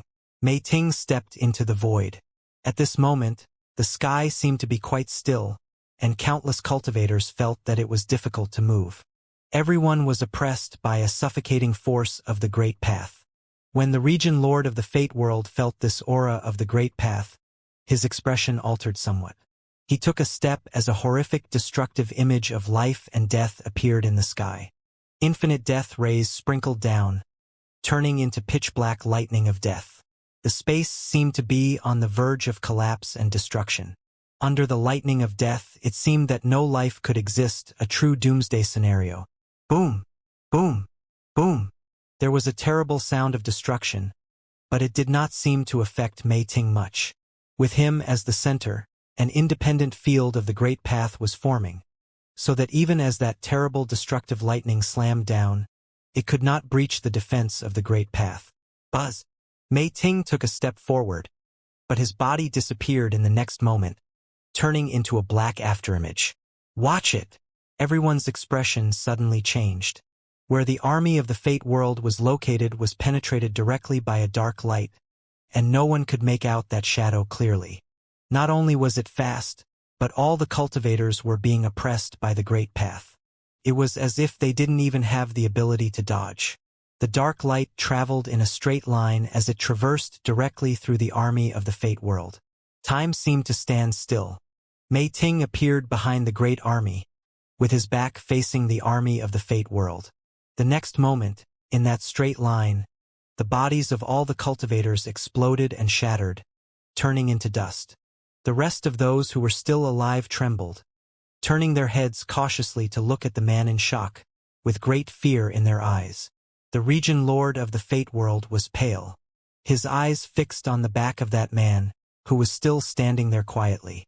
One strike had smashed through an area, killing anyone who was in its path. It seemed that his fist was no longer human.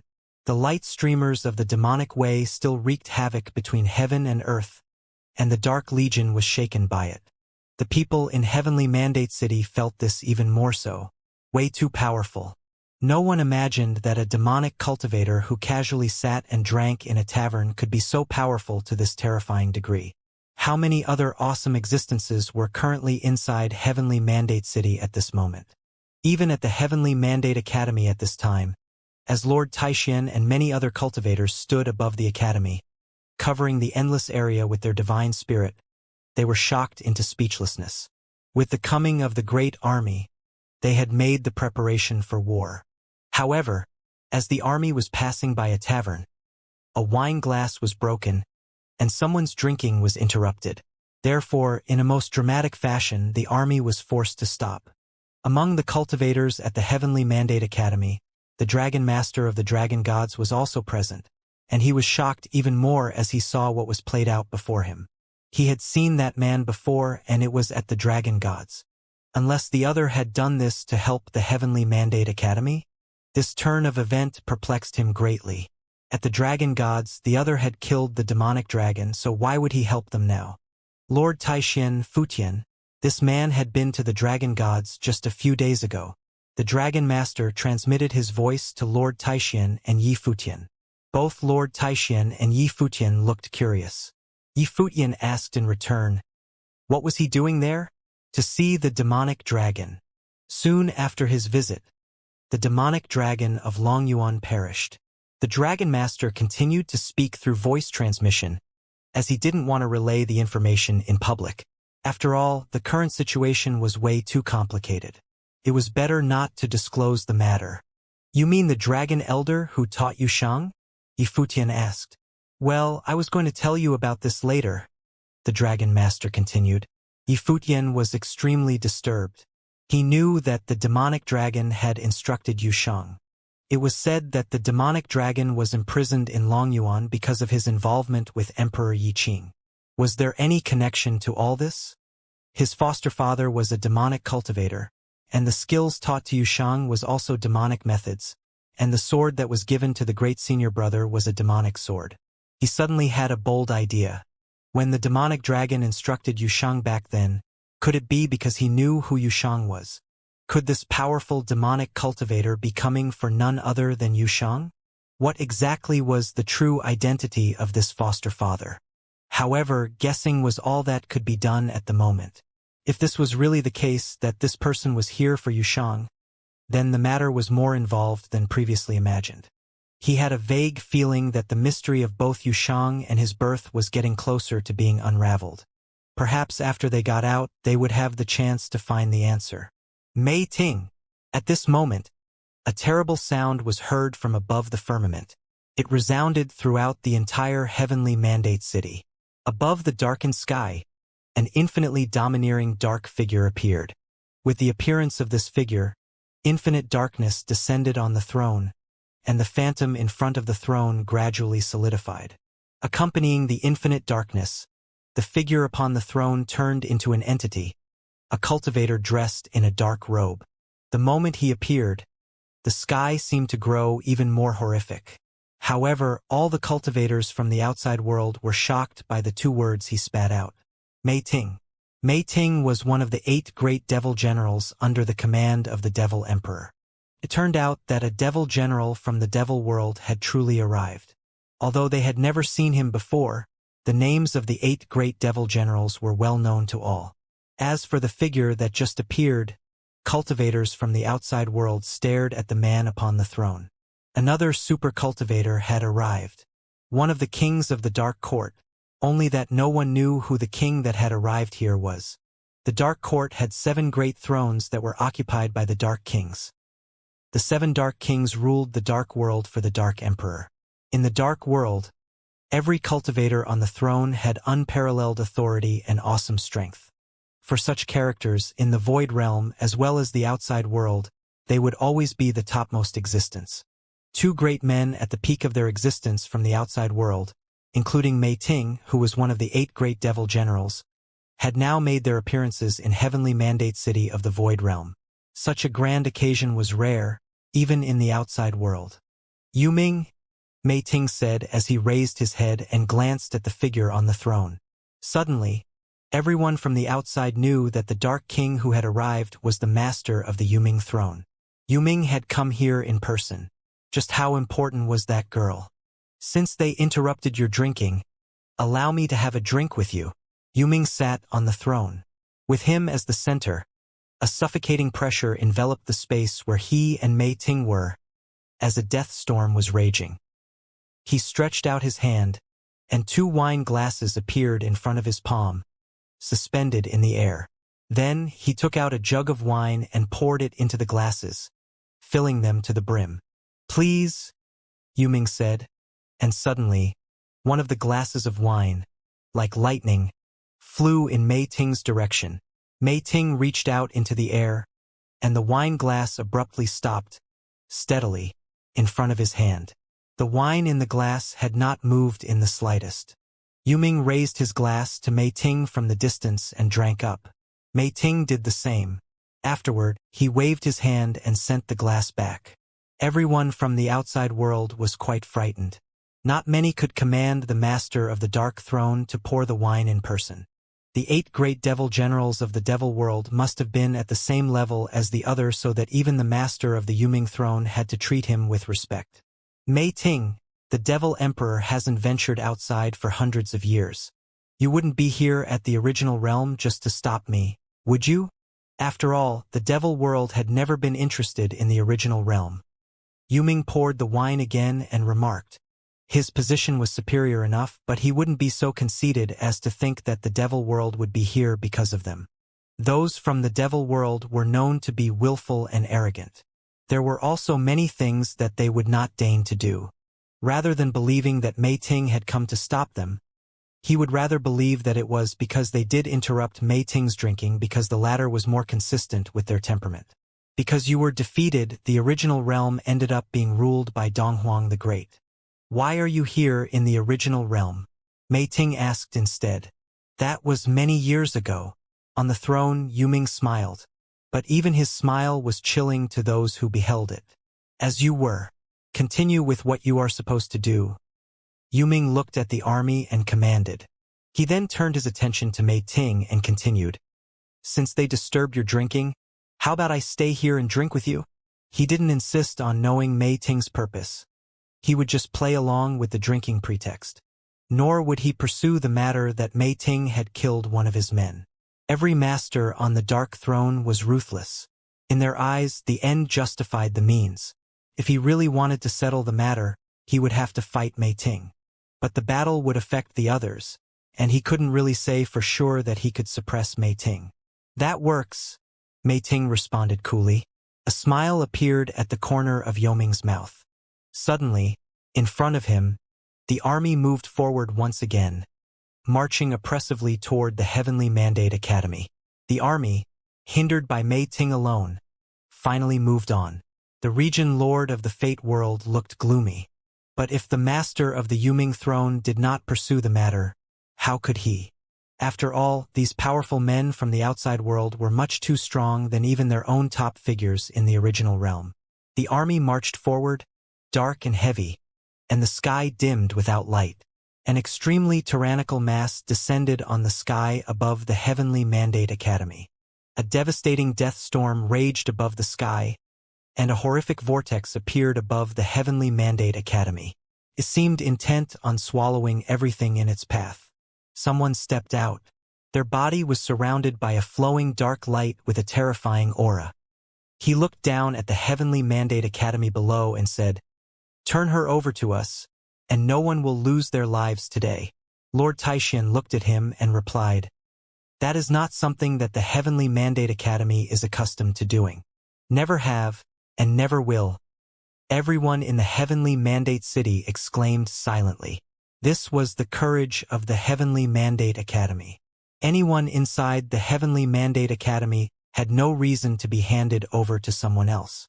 They would rather go to war than hand over the girl. What appeared to be sacrificing a single person to avoid war was not as it appeared. Once, Shenji from the Shin clan had come and demanded the Heavenly Mandate Academy to surrender Yi Fuqian to him, but it did not acquiesce. After that, the Heavenly Mandate Academy joined their allies to go to the Shin clan and made their demands. That time, Yi Fuqian gambled with his life, but even so, the Shin clan did not easily turn over those that he wanted. Not until the intervention from an already crazed Sky River Great Elder. In that exchange, the reputation of the Shin clan was completely destroyed. Instead, Yi Fuqian and the Heavenly Mandate Academy claimed their fame on the back of the Shin clan. That was probably an eternal shame that the Shin clan could never live down. And now, the Heavenly Mandate Academy would not compromise. Is it worth it? The clan leader of Clan of the God of Ghost pronounced loudly, looking down at Lord Taishan below. Today's battle, even if just one person from the Heavenly Mandate Academy perishes, the Academy will forever be at war with the Hidden Land Realm for today's participation. Maybe I won't be able to stop you, but unless you all disappear from the Hidden Land Realm forever, you will rue this day until the end of time, Lord Taishan said. If they were to unleash their utmost against any Renhuang, any low-level Renhuang would not stand a chance. Lord Taishuan's indifferent voice caused great internal conflicts for those forces from the Hidden Land Realm. It was true that they had considered the possibility of an eternal grudge. If they insisted, they would probably always be facing the threats of death in the future. However, it seemed that they had no choice but to destroy the Heavenly Mandate Academy. However, the appearance of Mei Ting, who was capable of stopping their leader, suddenly put a damper on things. They were not so sure now that they could destroy the Heavenly Mandate Academy. Above the sky, the dark storm was getting stronger still. In the sky above the Heavenly Mandate Academy, an immense storm of destruction appeared, covering the firmament. Countless devastating lightning seemed to be raging in the storm. This storm seemed to be moving, gradually eating away the boundless space. Boom, boom, boom. Beneath the sky, everyone in the Heavenly Mandate Academy felt a force of destruction. But at this moment, infinite light of the Buddha descended and enveloped the heavens. A group of dazzling figures traveled from the far-off void and came upon the space above the Heavenly Mandate Academy. The breadth of these Buddhist cultivators was astounding. They clasped their hands together and chanted the sound of the Buddha. Suddenly, as the sound lingered, thousands of Buddha appeared in the sky, filled the sky. Figures of the Buddha condensed and manifested, responding to the dark power. The Buddha's handprint reached out toward the sky, and suddenly, the sky was blocked by the light of the Buddha, so that the destructive power was unable to descend. Buddhist cultivators from the mountain realm, many remarked with shock, for the man heading the group was the abbot of Xianxia Temple, who was also an eminent monk. Was it not enough that the king of hell perished in the void realm? Now you are here to repeat the same mistakes. The abbot of Xianxia Temple said loudly.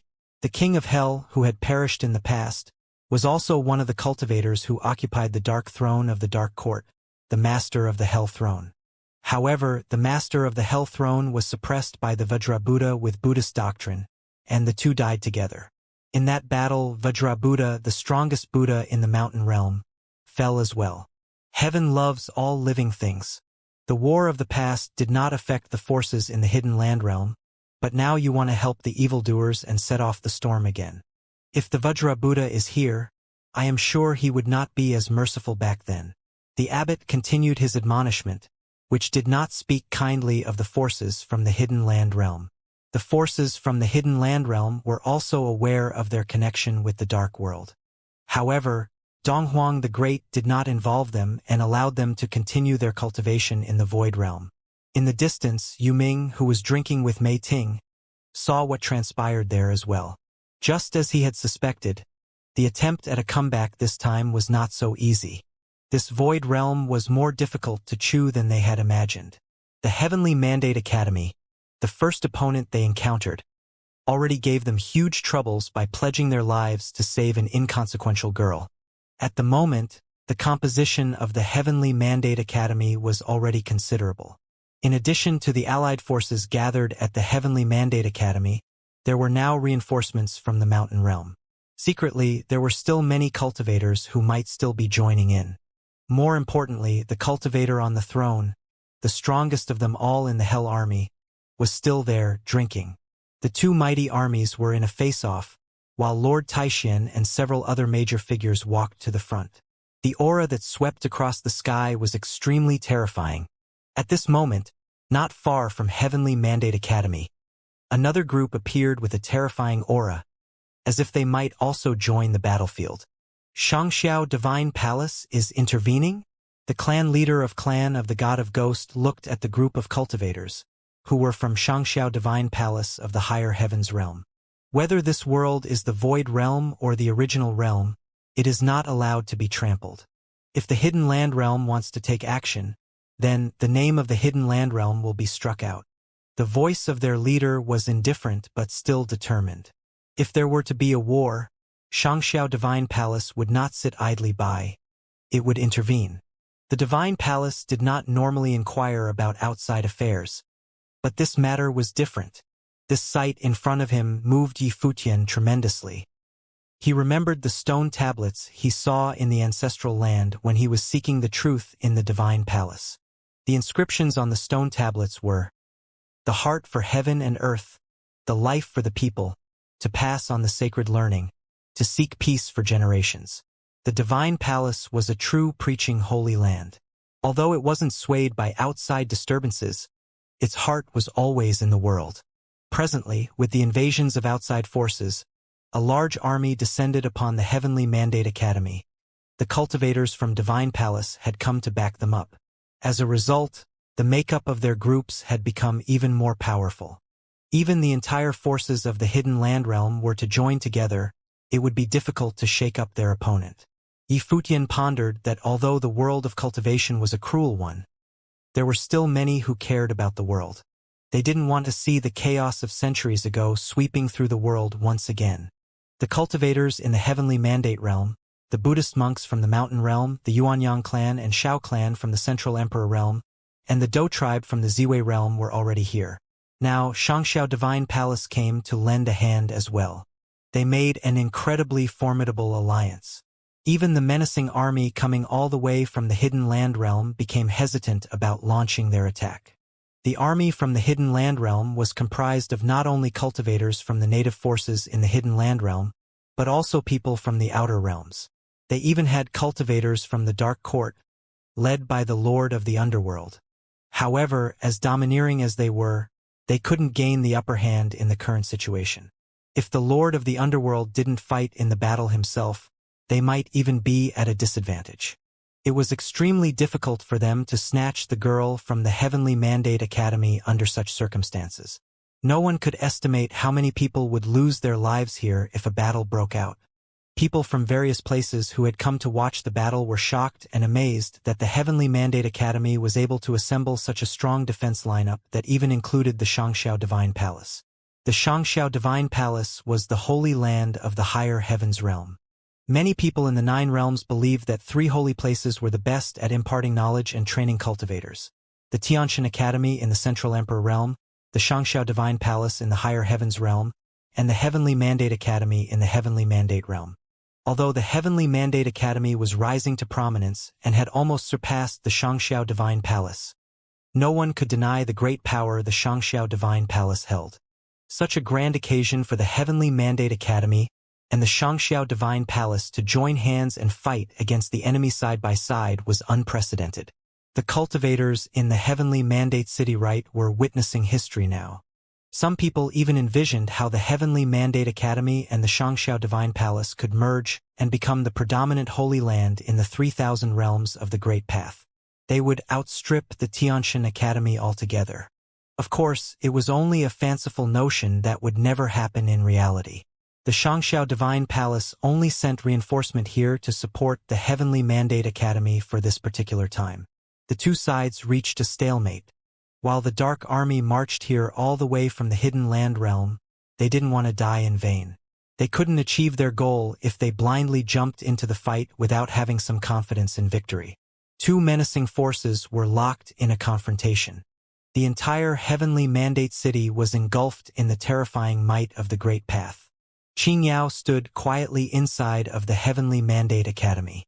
Yaya was next to her, holding her hand. Except for Qingyao, Yi Futian sent away everyone who had not reached the Renhuang Plain. He wouldn't give her up to the enemy, and he was willing to fight for her. But he could never compromise the people he sent away by hiding Qingyao among them, on the off chance that he lost the battle. He would do everything in his power to keep his promise to Qingyao. But Qingyao had to face her destiny if he was defeated in the end. Although Qingyao was still a young girl, she understood the risk Yi Futian was taking. She was deeply moved but remained composed and tearless. Her brother Yi and so many people hovering in the air were willing to fight for her.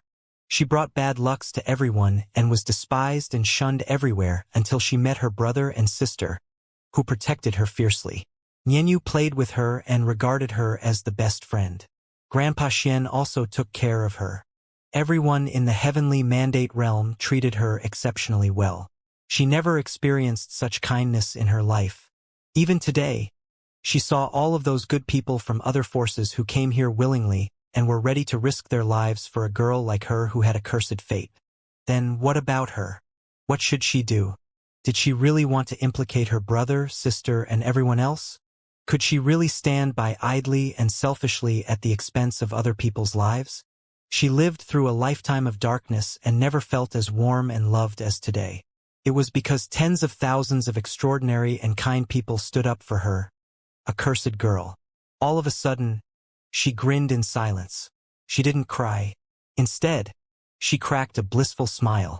"Sister," said Qingyao. She raised her head and looked at Yaya. Yaya heard her voice and looked back. She grasped Qingyao's hand firmly and reassured her, "Don't be nervous. This will be over soon." Qingyao shook her head and said with a smile, "Sister, I'm not nervous. Let me go with them."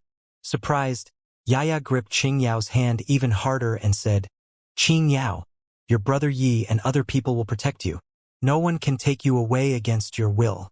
Look, even more people are coming to help our side. They will win this fight." Yet Qingyao was still shaking her head.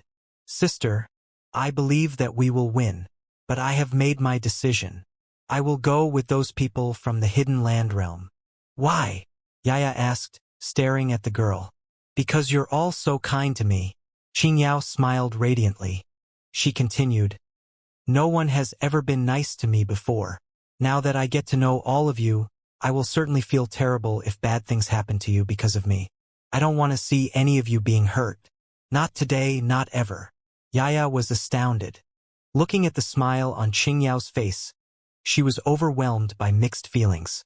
She felt touched and sorrowful at the same time. She surely understood that this matter had put tremendous pressure on both Yi Futian and the Heavenly Mandate Academy. However, Yi Futian obviously wouldn't hand Qingyao over without a fight. This was about holding one's ground and keeping one's words. It was meaningless and unnecessary to argue about right and wrong or to put a price on the level of sacrifice. None of them would give in to the enemy and put people they cared about in danger. To fight to the death was different from utter abandonment. Nevertheless, Qingyao wanted to leave even when Yi Futian and the Heavenly Mandate Academy had already summoned enough people to turn the tables. Qingyao, take a look. Those people don't dare to provoke us now. Yaya was going to speak more, yet was interrupted by Qingyao, who said, Sister, they came here and committed such acts because of me. They won't simply give up in the future. People here in the academy will definitely be harmed if I stay here. Yaya looked at the girl and was at a loss for words. She couldn't refute because she knew Qingyao was right. These people in the Hidden Land realm sent a large army at high costs all the way to the Heavenly Mandate Academy. Even if they failed or retreated this time, who could tell what they would do in the future to achieve their objective? Would they give up? Absolutely not. The threat would always lurk in the shadows as long as Qingyao stayed in the Heavenly Mandate Academy. Sister, Brother Yi told me that everyone has the right to determine their own fates. Isn't that right? Qingyao smiled broadly, said, Right now, I have made my decision. Qingyao learned this from Yi Futian, and she was telling it to Yaya now. If you don't want me to go, I will leave on my own. Would you grab me against my will? You would make yourself a bad person if you did that. Qingyao chuckled. As a 12-year-old girl, she seemed to be exceptionally mature and rational. Yaya's eyes sparkled as she looked at Qingyao's innocent face. Despite Qingyao's average appearance, she seemed truly beautiful to Yaya. It was the beauty of a gentle and kind spirit. Yaya smiled back at Qingyao. She knew that Qingyao had grown up now. Qingyao, have you really decided? Yaya asked. Brother Yi will definitely help you as long as you want to stay. Sister, this is the only choice I have ever made. I will never regret it, Qingyao replied. Yaya looked at her earnest face, said, I support you. Thank you, sister. Qingyao beamed with joy. All of her fear and anxiety evaporated. She felt incredibly relaxed at the moment. The two armies were still engaged in a standoff in the air. No one dared to act recklessly. The Dark Army seemed to be waiting for order while the Lord of the Underworld was drinking wine. At the time, Yaya held Qingyao's hand and slowly rose into the air. They moved toward Yi Futian, who was standing on the battlefield. No one noticed Qingyao and Yaya's conversation in front of the academy since the atmosphere was so intense. Yaya, why do you bring Qingyao here? Yi Futian saw them and asked. Brother, I'm leaving, Qingyao said to Yi Futian with a smile. Her eyes were filled with deep affection. The past few days in the academy were the happiest time she had in her entire life. You're leaving? Yi Futian looked at Qingyao surprised. Qingyao decided to leave, Yaya said to Yi Futian. Yi Futian stared at them in confusion. I agree with Qingyao about her decision. Yaya saw Yi Futian's expression and added, Yaya, she is still a little girl. What does she know? Lord Taishan walked toward them and said to Yaya and Qingyao, Grandpa Xian, if only you were my real grandpa. Qingyao smiled and replied. Lord Taishan was puzzled and said to her, But I am your real grandpa. Ha ha. Qingyao chuckled again when she heard Lord Taishuan's reply. The laughter then turned into a muffled sob, not because she was sad, but because she was moved by their care for her. Grandpa Xian, just like Nianyu, I want to play with you affectionately too. But I was not brave enough. Now that I'm leaving, can I give you a hug? Qingyao asked, smiling and crying at the same time. Of course you can. But who said you have to leave? Lord Taishan stepped forward and held the girl in his arms. Qingyao hugged Lord Taishan tightly. Then she mimicked Nianyu and pulled Lord Taishuan's beard. Lord Taishan looked at Qingyao's smile and could feel that she was a different girl now. Have you really made up your mind? Lord Taixian suddenly asked. Yes. Qingyao nodded. Maybe I won't see Grandpa Xian again in the future, but I surely will miss you a lot. After that, she turned around and opened her arms at Yifutian, who was standing to the side. Yifutian picked up the girl and looked at her. Qingyao used her hand to cover Yifutian's mouth, said, Brother, can you let me choose my own life? Please? I made this choice on my own. I won't regret this, ever. Yifutian took a look at the girl, then glanced at Yaya and Lord Taixian. Same as Lord Taixian, he sensed how she had changed, as if she grew up overnight. Brother, let Qingyao go, said Yaya. Her voice was strangled even though her face was lit up with a smile. Qingyao, we won't lose today, Lord Taixian told Qingyao. I believe in you, Grandpa Xian, but I really thought this through. Grandpa Xian, brother, sister, Nianyu and sister Lulan, I want you all to take care of yourselves, Qingyao said gently. She shifted her eyes to Yifutian again, held his shoulders, leaned forward, and kissed him on his forehead. Thank you, brother. Qingyao finally expressed her gratitude in a soft, angelic voice. Lord of the Underworld was still chatting with Mei Ting in the distance. Right now, he also gazed at the direction of the Heavenly Mandate Academy and said, This is the right choice. You were destined to belong to the darkness. This is not the right place for you. Come with me, and I will take you home. Who is she? Mei Ting asked Lord of the Underworld. Lord of the Underworld was one of the lords in the Dark Court. He led a large army himself and marched here to grab a little girl. Even though Mei Ting wasn't in the loop before, he now understood that this girl was nothing but ordinary. The Devil General from the Devil World is also interested? Lord of the Underworld laughed and said to Mei Ting. Mei Ting didn't reply. He certainly wouldn't be intrigued if it was only an average girl. Nonetheless, it was Yifutian's identity that really piqued his curiosity. This girl just happened to be under Yifutian's protection right now. Mei Ting made a connection between the girl and Yushang. He wondered if this could all be the arrangement of fate. He surely didn't believe in fate, but perhaps even Lord of the Underworld, one of the lords in the Dark Court, didn't know the identity of the man who was protecting the girl.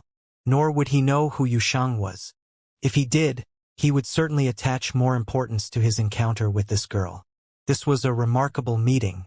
Nevertheless, it was apparent that no one had realized that yet. Yifutian looked intently at the girl standing in front of him and asked in a gentle voice, Have you really made up your mind? Yes. Qingyao nodded. All right, Yifutian smiled with relief. Just like what he told Qingyao before, everyone deserved to determine their destiny. No one else had the right to intrude. He took care of Qingyao because he pitied her for being hunted by cultivators in the Runhuang Plain. However, Qingyao had metamorphosed into a mature person. She gained a deeper understanding of everything and was well aware of the consequences of her choice. Such being the case, he respected her will. He also knew that the enemy didn't come to capture Qingyao to hurt her. He saw what happened to Qingyao in the past through Shen Luoshua's divine consciousness and realized that Qingyao probably was born with extraordinary gifts. The enemy didn't need to dispatch so many people if they only wanted to harm her or kill her. He also understood that Qingyao already chose to confront and accept what might happen to her in the future. Therefore, it was not his place to stop her in the name of protection only to satisfy his ego. She had already found herself. Thus, he agreed with her choice. Besides, he was willing to believe that Qingyao would never forget the goodwill and kindness in her heart that convinced her to make this choice, no matter what happened to her in the future. She can't. All of a sudden, someone opposed to the idea spoke out. It was Master Pudu, a Buddhist cultivator from the mountain realm and one of the leaders on the side of the Heavenly Mandate Academy. He stared at the girl with a particularly grim face. He heard what the Lord of the Underworld just said and had more confidence in his own judgment. He would rather start a war over this girl than letting her go. Since Yifutian didn't allow him to kill the girl, the only choice left was to keep her in the Heavenly Mandate Academy. There was no way he would let the Lord of the Underworld take her away. Yifutian raised his head and looked at Master Pudu, who continued, We can never send her to the hands of the Lord of the Underworld. To everyone's surprise, the brilliant light of Buddha became menacing. A murderous thought entered the monk's mind. Master, you lost your mind. Lord Taishian said, I believe you have good intentions, but the Buddhist doctrine emphasizes mercy and benevolence. How can it be compatible with the Buddhist doctrine if you harm people for a crime they haven't committed?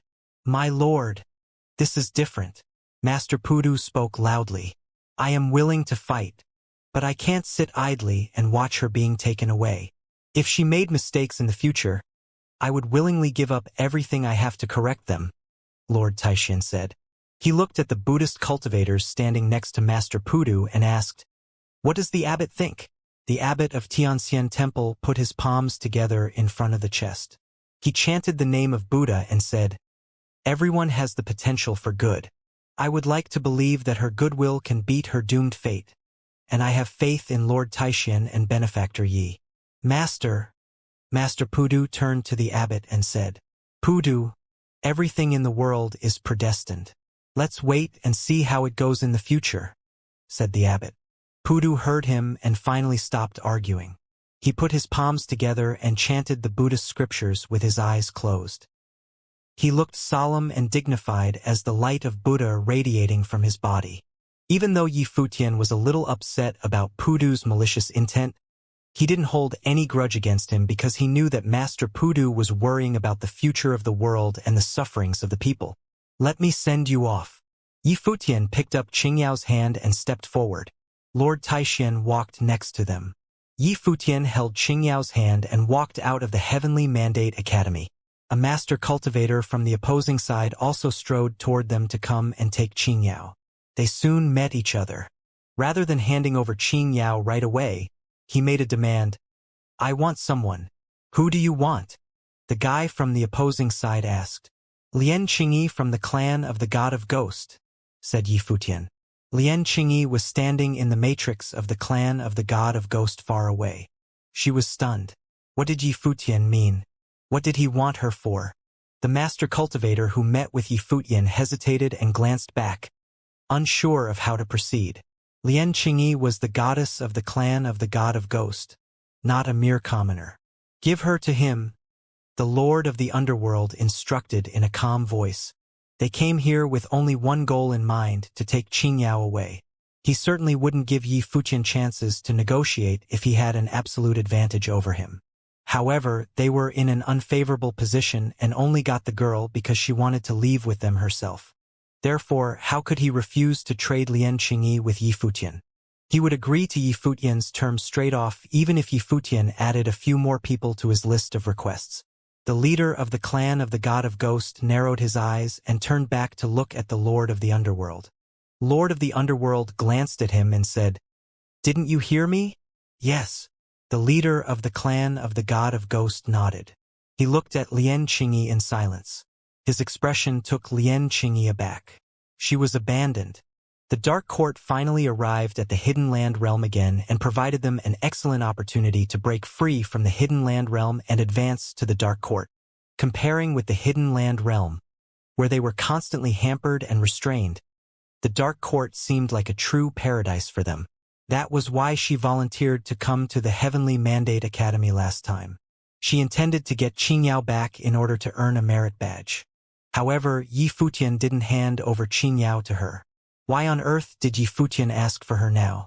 Chills went down Lian Qingyi's spine as she saw the obliging faces of the master cultivators on her side.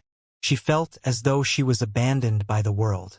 This was distinctly different from what happened with Yi Qingyao. Yi Qingyao came out of her own volition. Before that, the Heavenly Mandate Academy would rather start a war than giving up Yi Qingyao. Yet Lian Qingyi, on the other hand, was discarded without a doubt, even when she was the goddess of the clan of the God of Ghost. It offered a sharp contrast. Lian Qingyi had no choice under such circumstances. She understood the cruelty and viciousness of the dark world, and she knew that they would kill her immediately if she refused. Lian Qingyi stared at Yi Futian and stepped forward. She soon stood in front of Yi Futian and said to him, "This is against my will, but I will serve you if it's Renhuang Ye's wish." Yi Futian took a brief look at her. The The master cultivator then walked closer and said, "Give the girl to me now. Brother, I'm leaving." Qingyao gazed at Yi Futian. "Take care of yourself."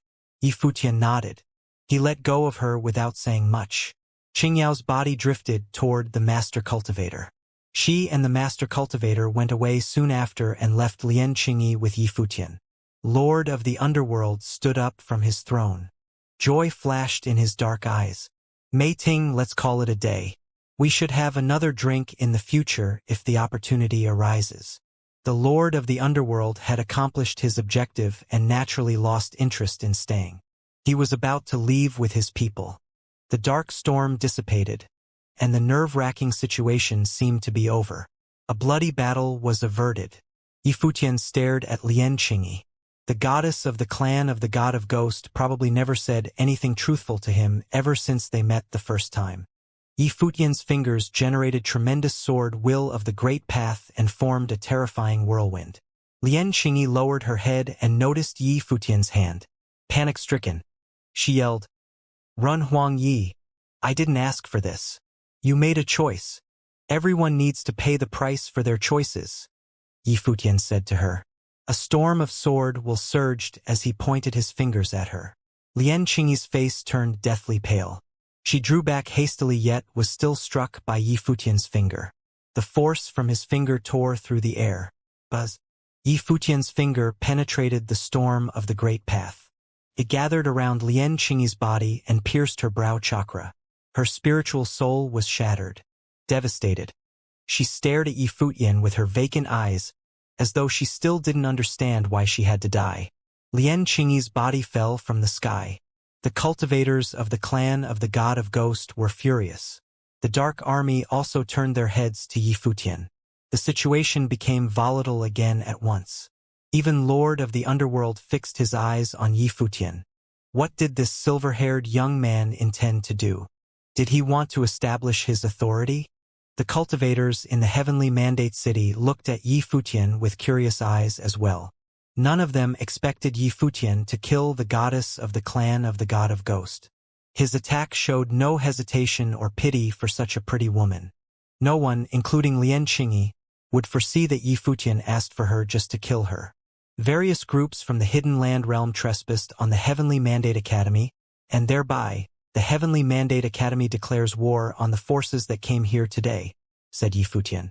His icy voice reverberated in the air and made a lot of people shudder in silence. The Heavenly Mandate Academy gave up Qingyao not because they were afraid of the enemy and bent under pressure. They did it out of due regard for her choice. Qingyao would suffer tremendously, much more so than losing her life, if many people who cared for her and rekindled her spirit died to protect her. They made Qingyao realize that she was real flesh and blood. She was human. Yi Futian respected her wish yet still declared war on the forces from the Hidden Land realm by killing the goddess of the clan of the god of ghost, Lian Qingyi. Qingyao turned her head and looked at Yi Futian briefly. Her clear eyes were filled with surprise at first. They crinkled in a smile. She understood what Brother Yi meant. Many people from the Hidden Land realm were stunned by Yi Futian's announcement.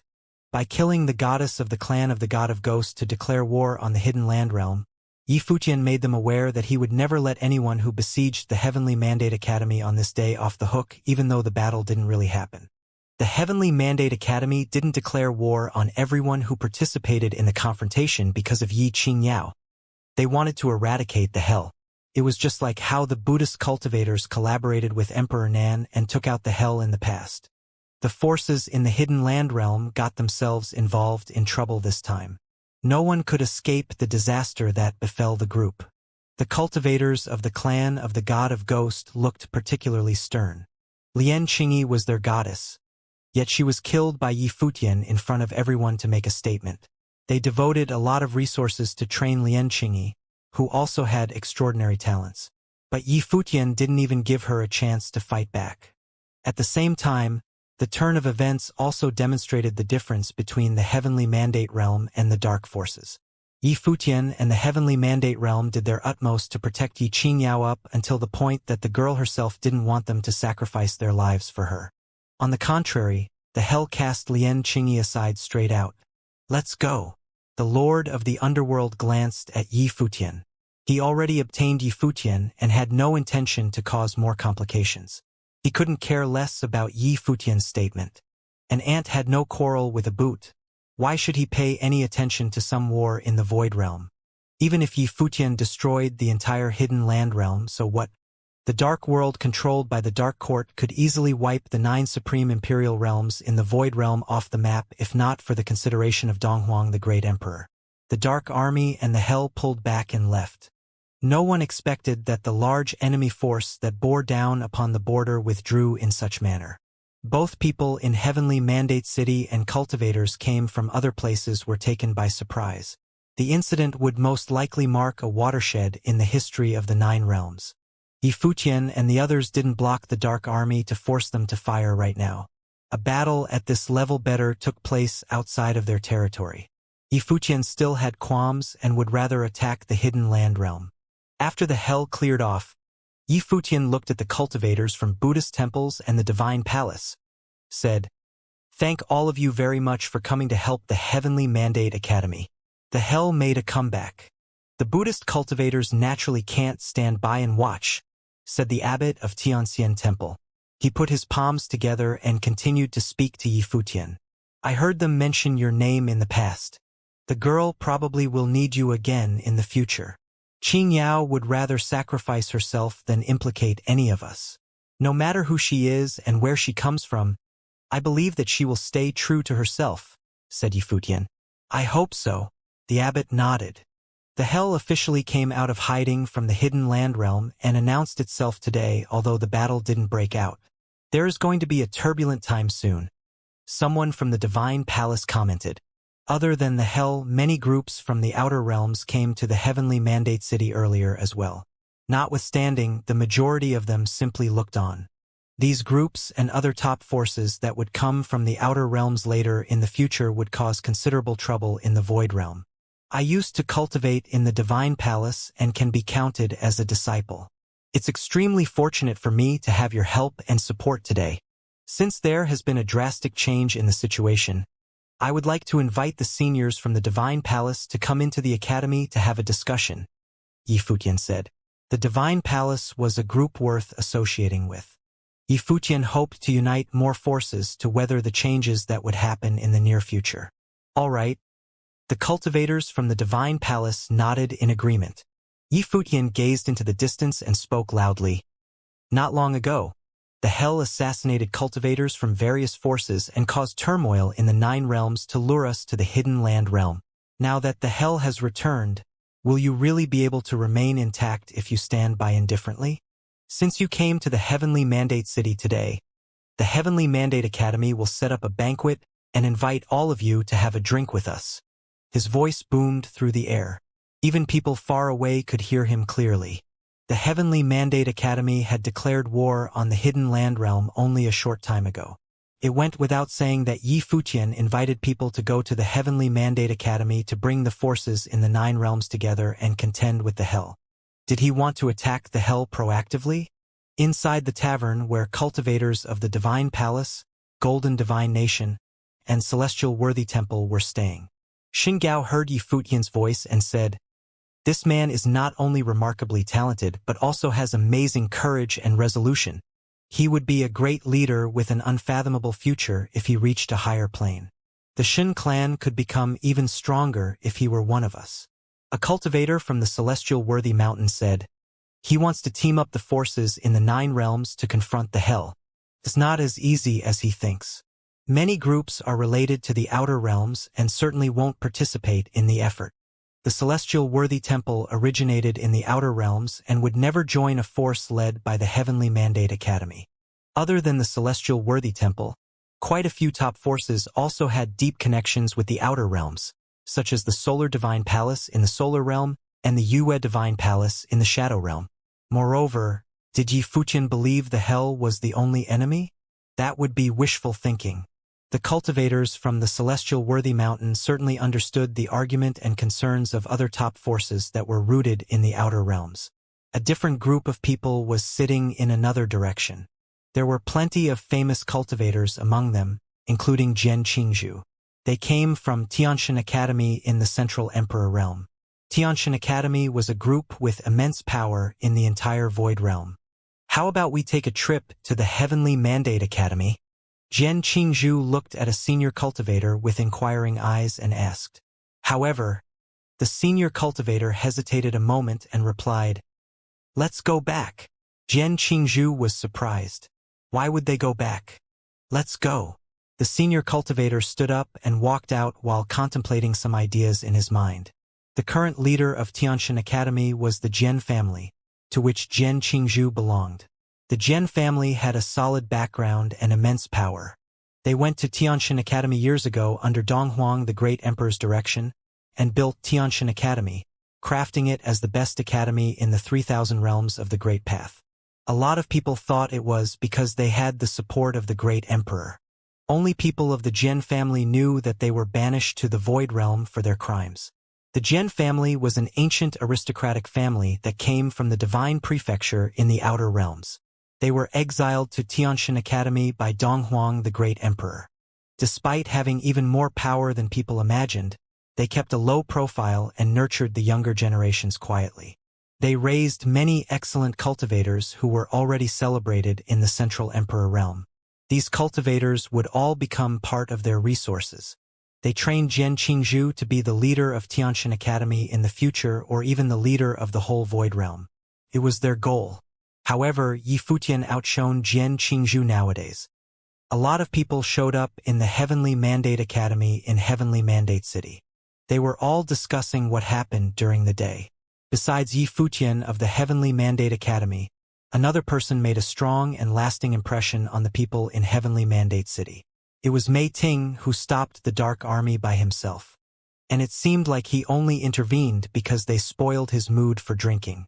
Right now, he was sitting in the tavern and drinking alone again. Many cultivators gathered around the tavern, yet no one dared to come forward and drink with him. They could only stare at him from afar. This man dressed in black was a formidable fighter. He punched through the Fate world with one strike and slaughtered many Renhuangs. No one from the Dark Army dared to pick a fight with him. His absolute power was self-evident. After everything was over, he resumed drinking as if no one else was around. The banquet was quickly set up in the Heavenly Mandate Academy. It was a grand feast with countless seats. The cultivators from the Divine Palace certainly were present while the Buddhist cultivators left before the banquet started.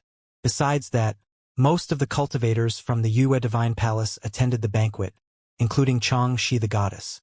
People from the clan of the Seven Slayers in the Ziwei realm were also there.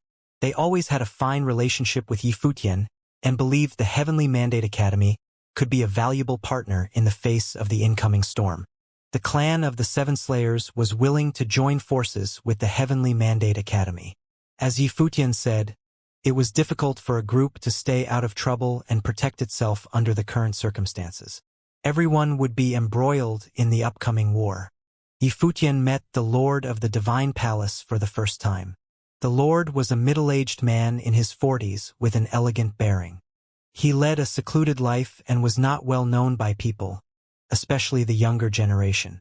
He rarely showed his face even in the Divine Palace. Huang Zhong followed him around quietly. Although Huang Zhong was a legendary cultivator with a perfect divine wheel, he still acted like a reserved student in front of the Lord of the Divine Palace. I used to cultivate in the ancestral lands. It's an honor to meet my lord today. Let me propose 3 toasts to you. Yi Futian stood up and said to the Lord of the Divine Palace. He observed the etiquette for juniors and drank 3 glasses of wine. Although you never met me before, I noticed you when you entered the ancestral lands. However, it seemed like the ancestral lands were not that significant to you. The Lord of the Divine Palace said with a smile. The ancestral lands could help cultivators develop perfect divine wheels. Yi Futian obviously didn't need that. I benefited a lot from my time in the ancestral lands. I'm almost a disciple of the Divine Palace. Yi Futian replied deferentially and humbly.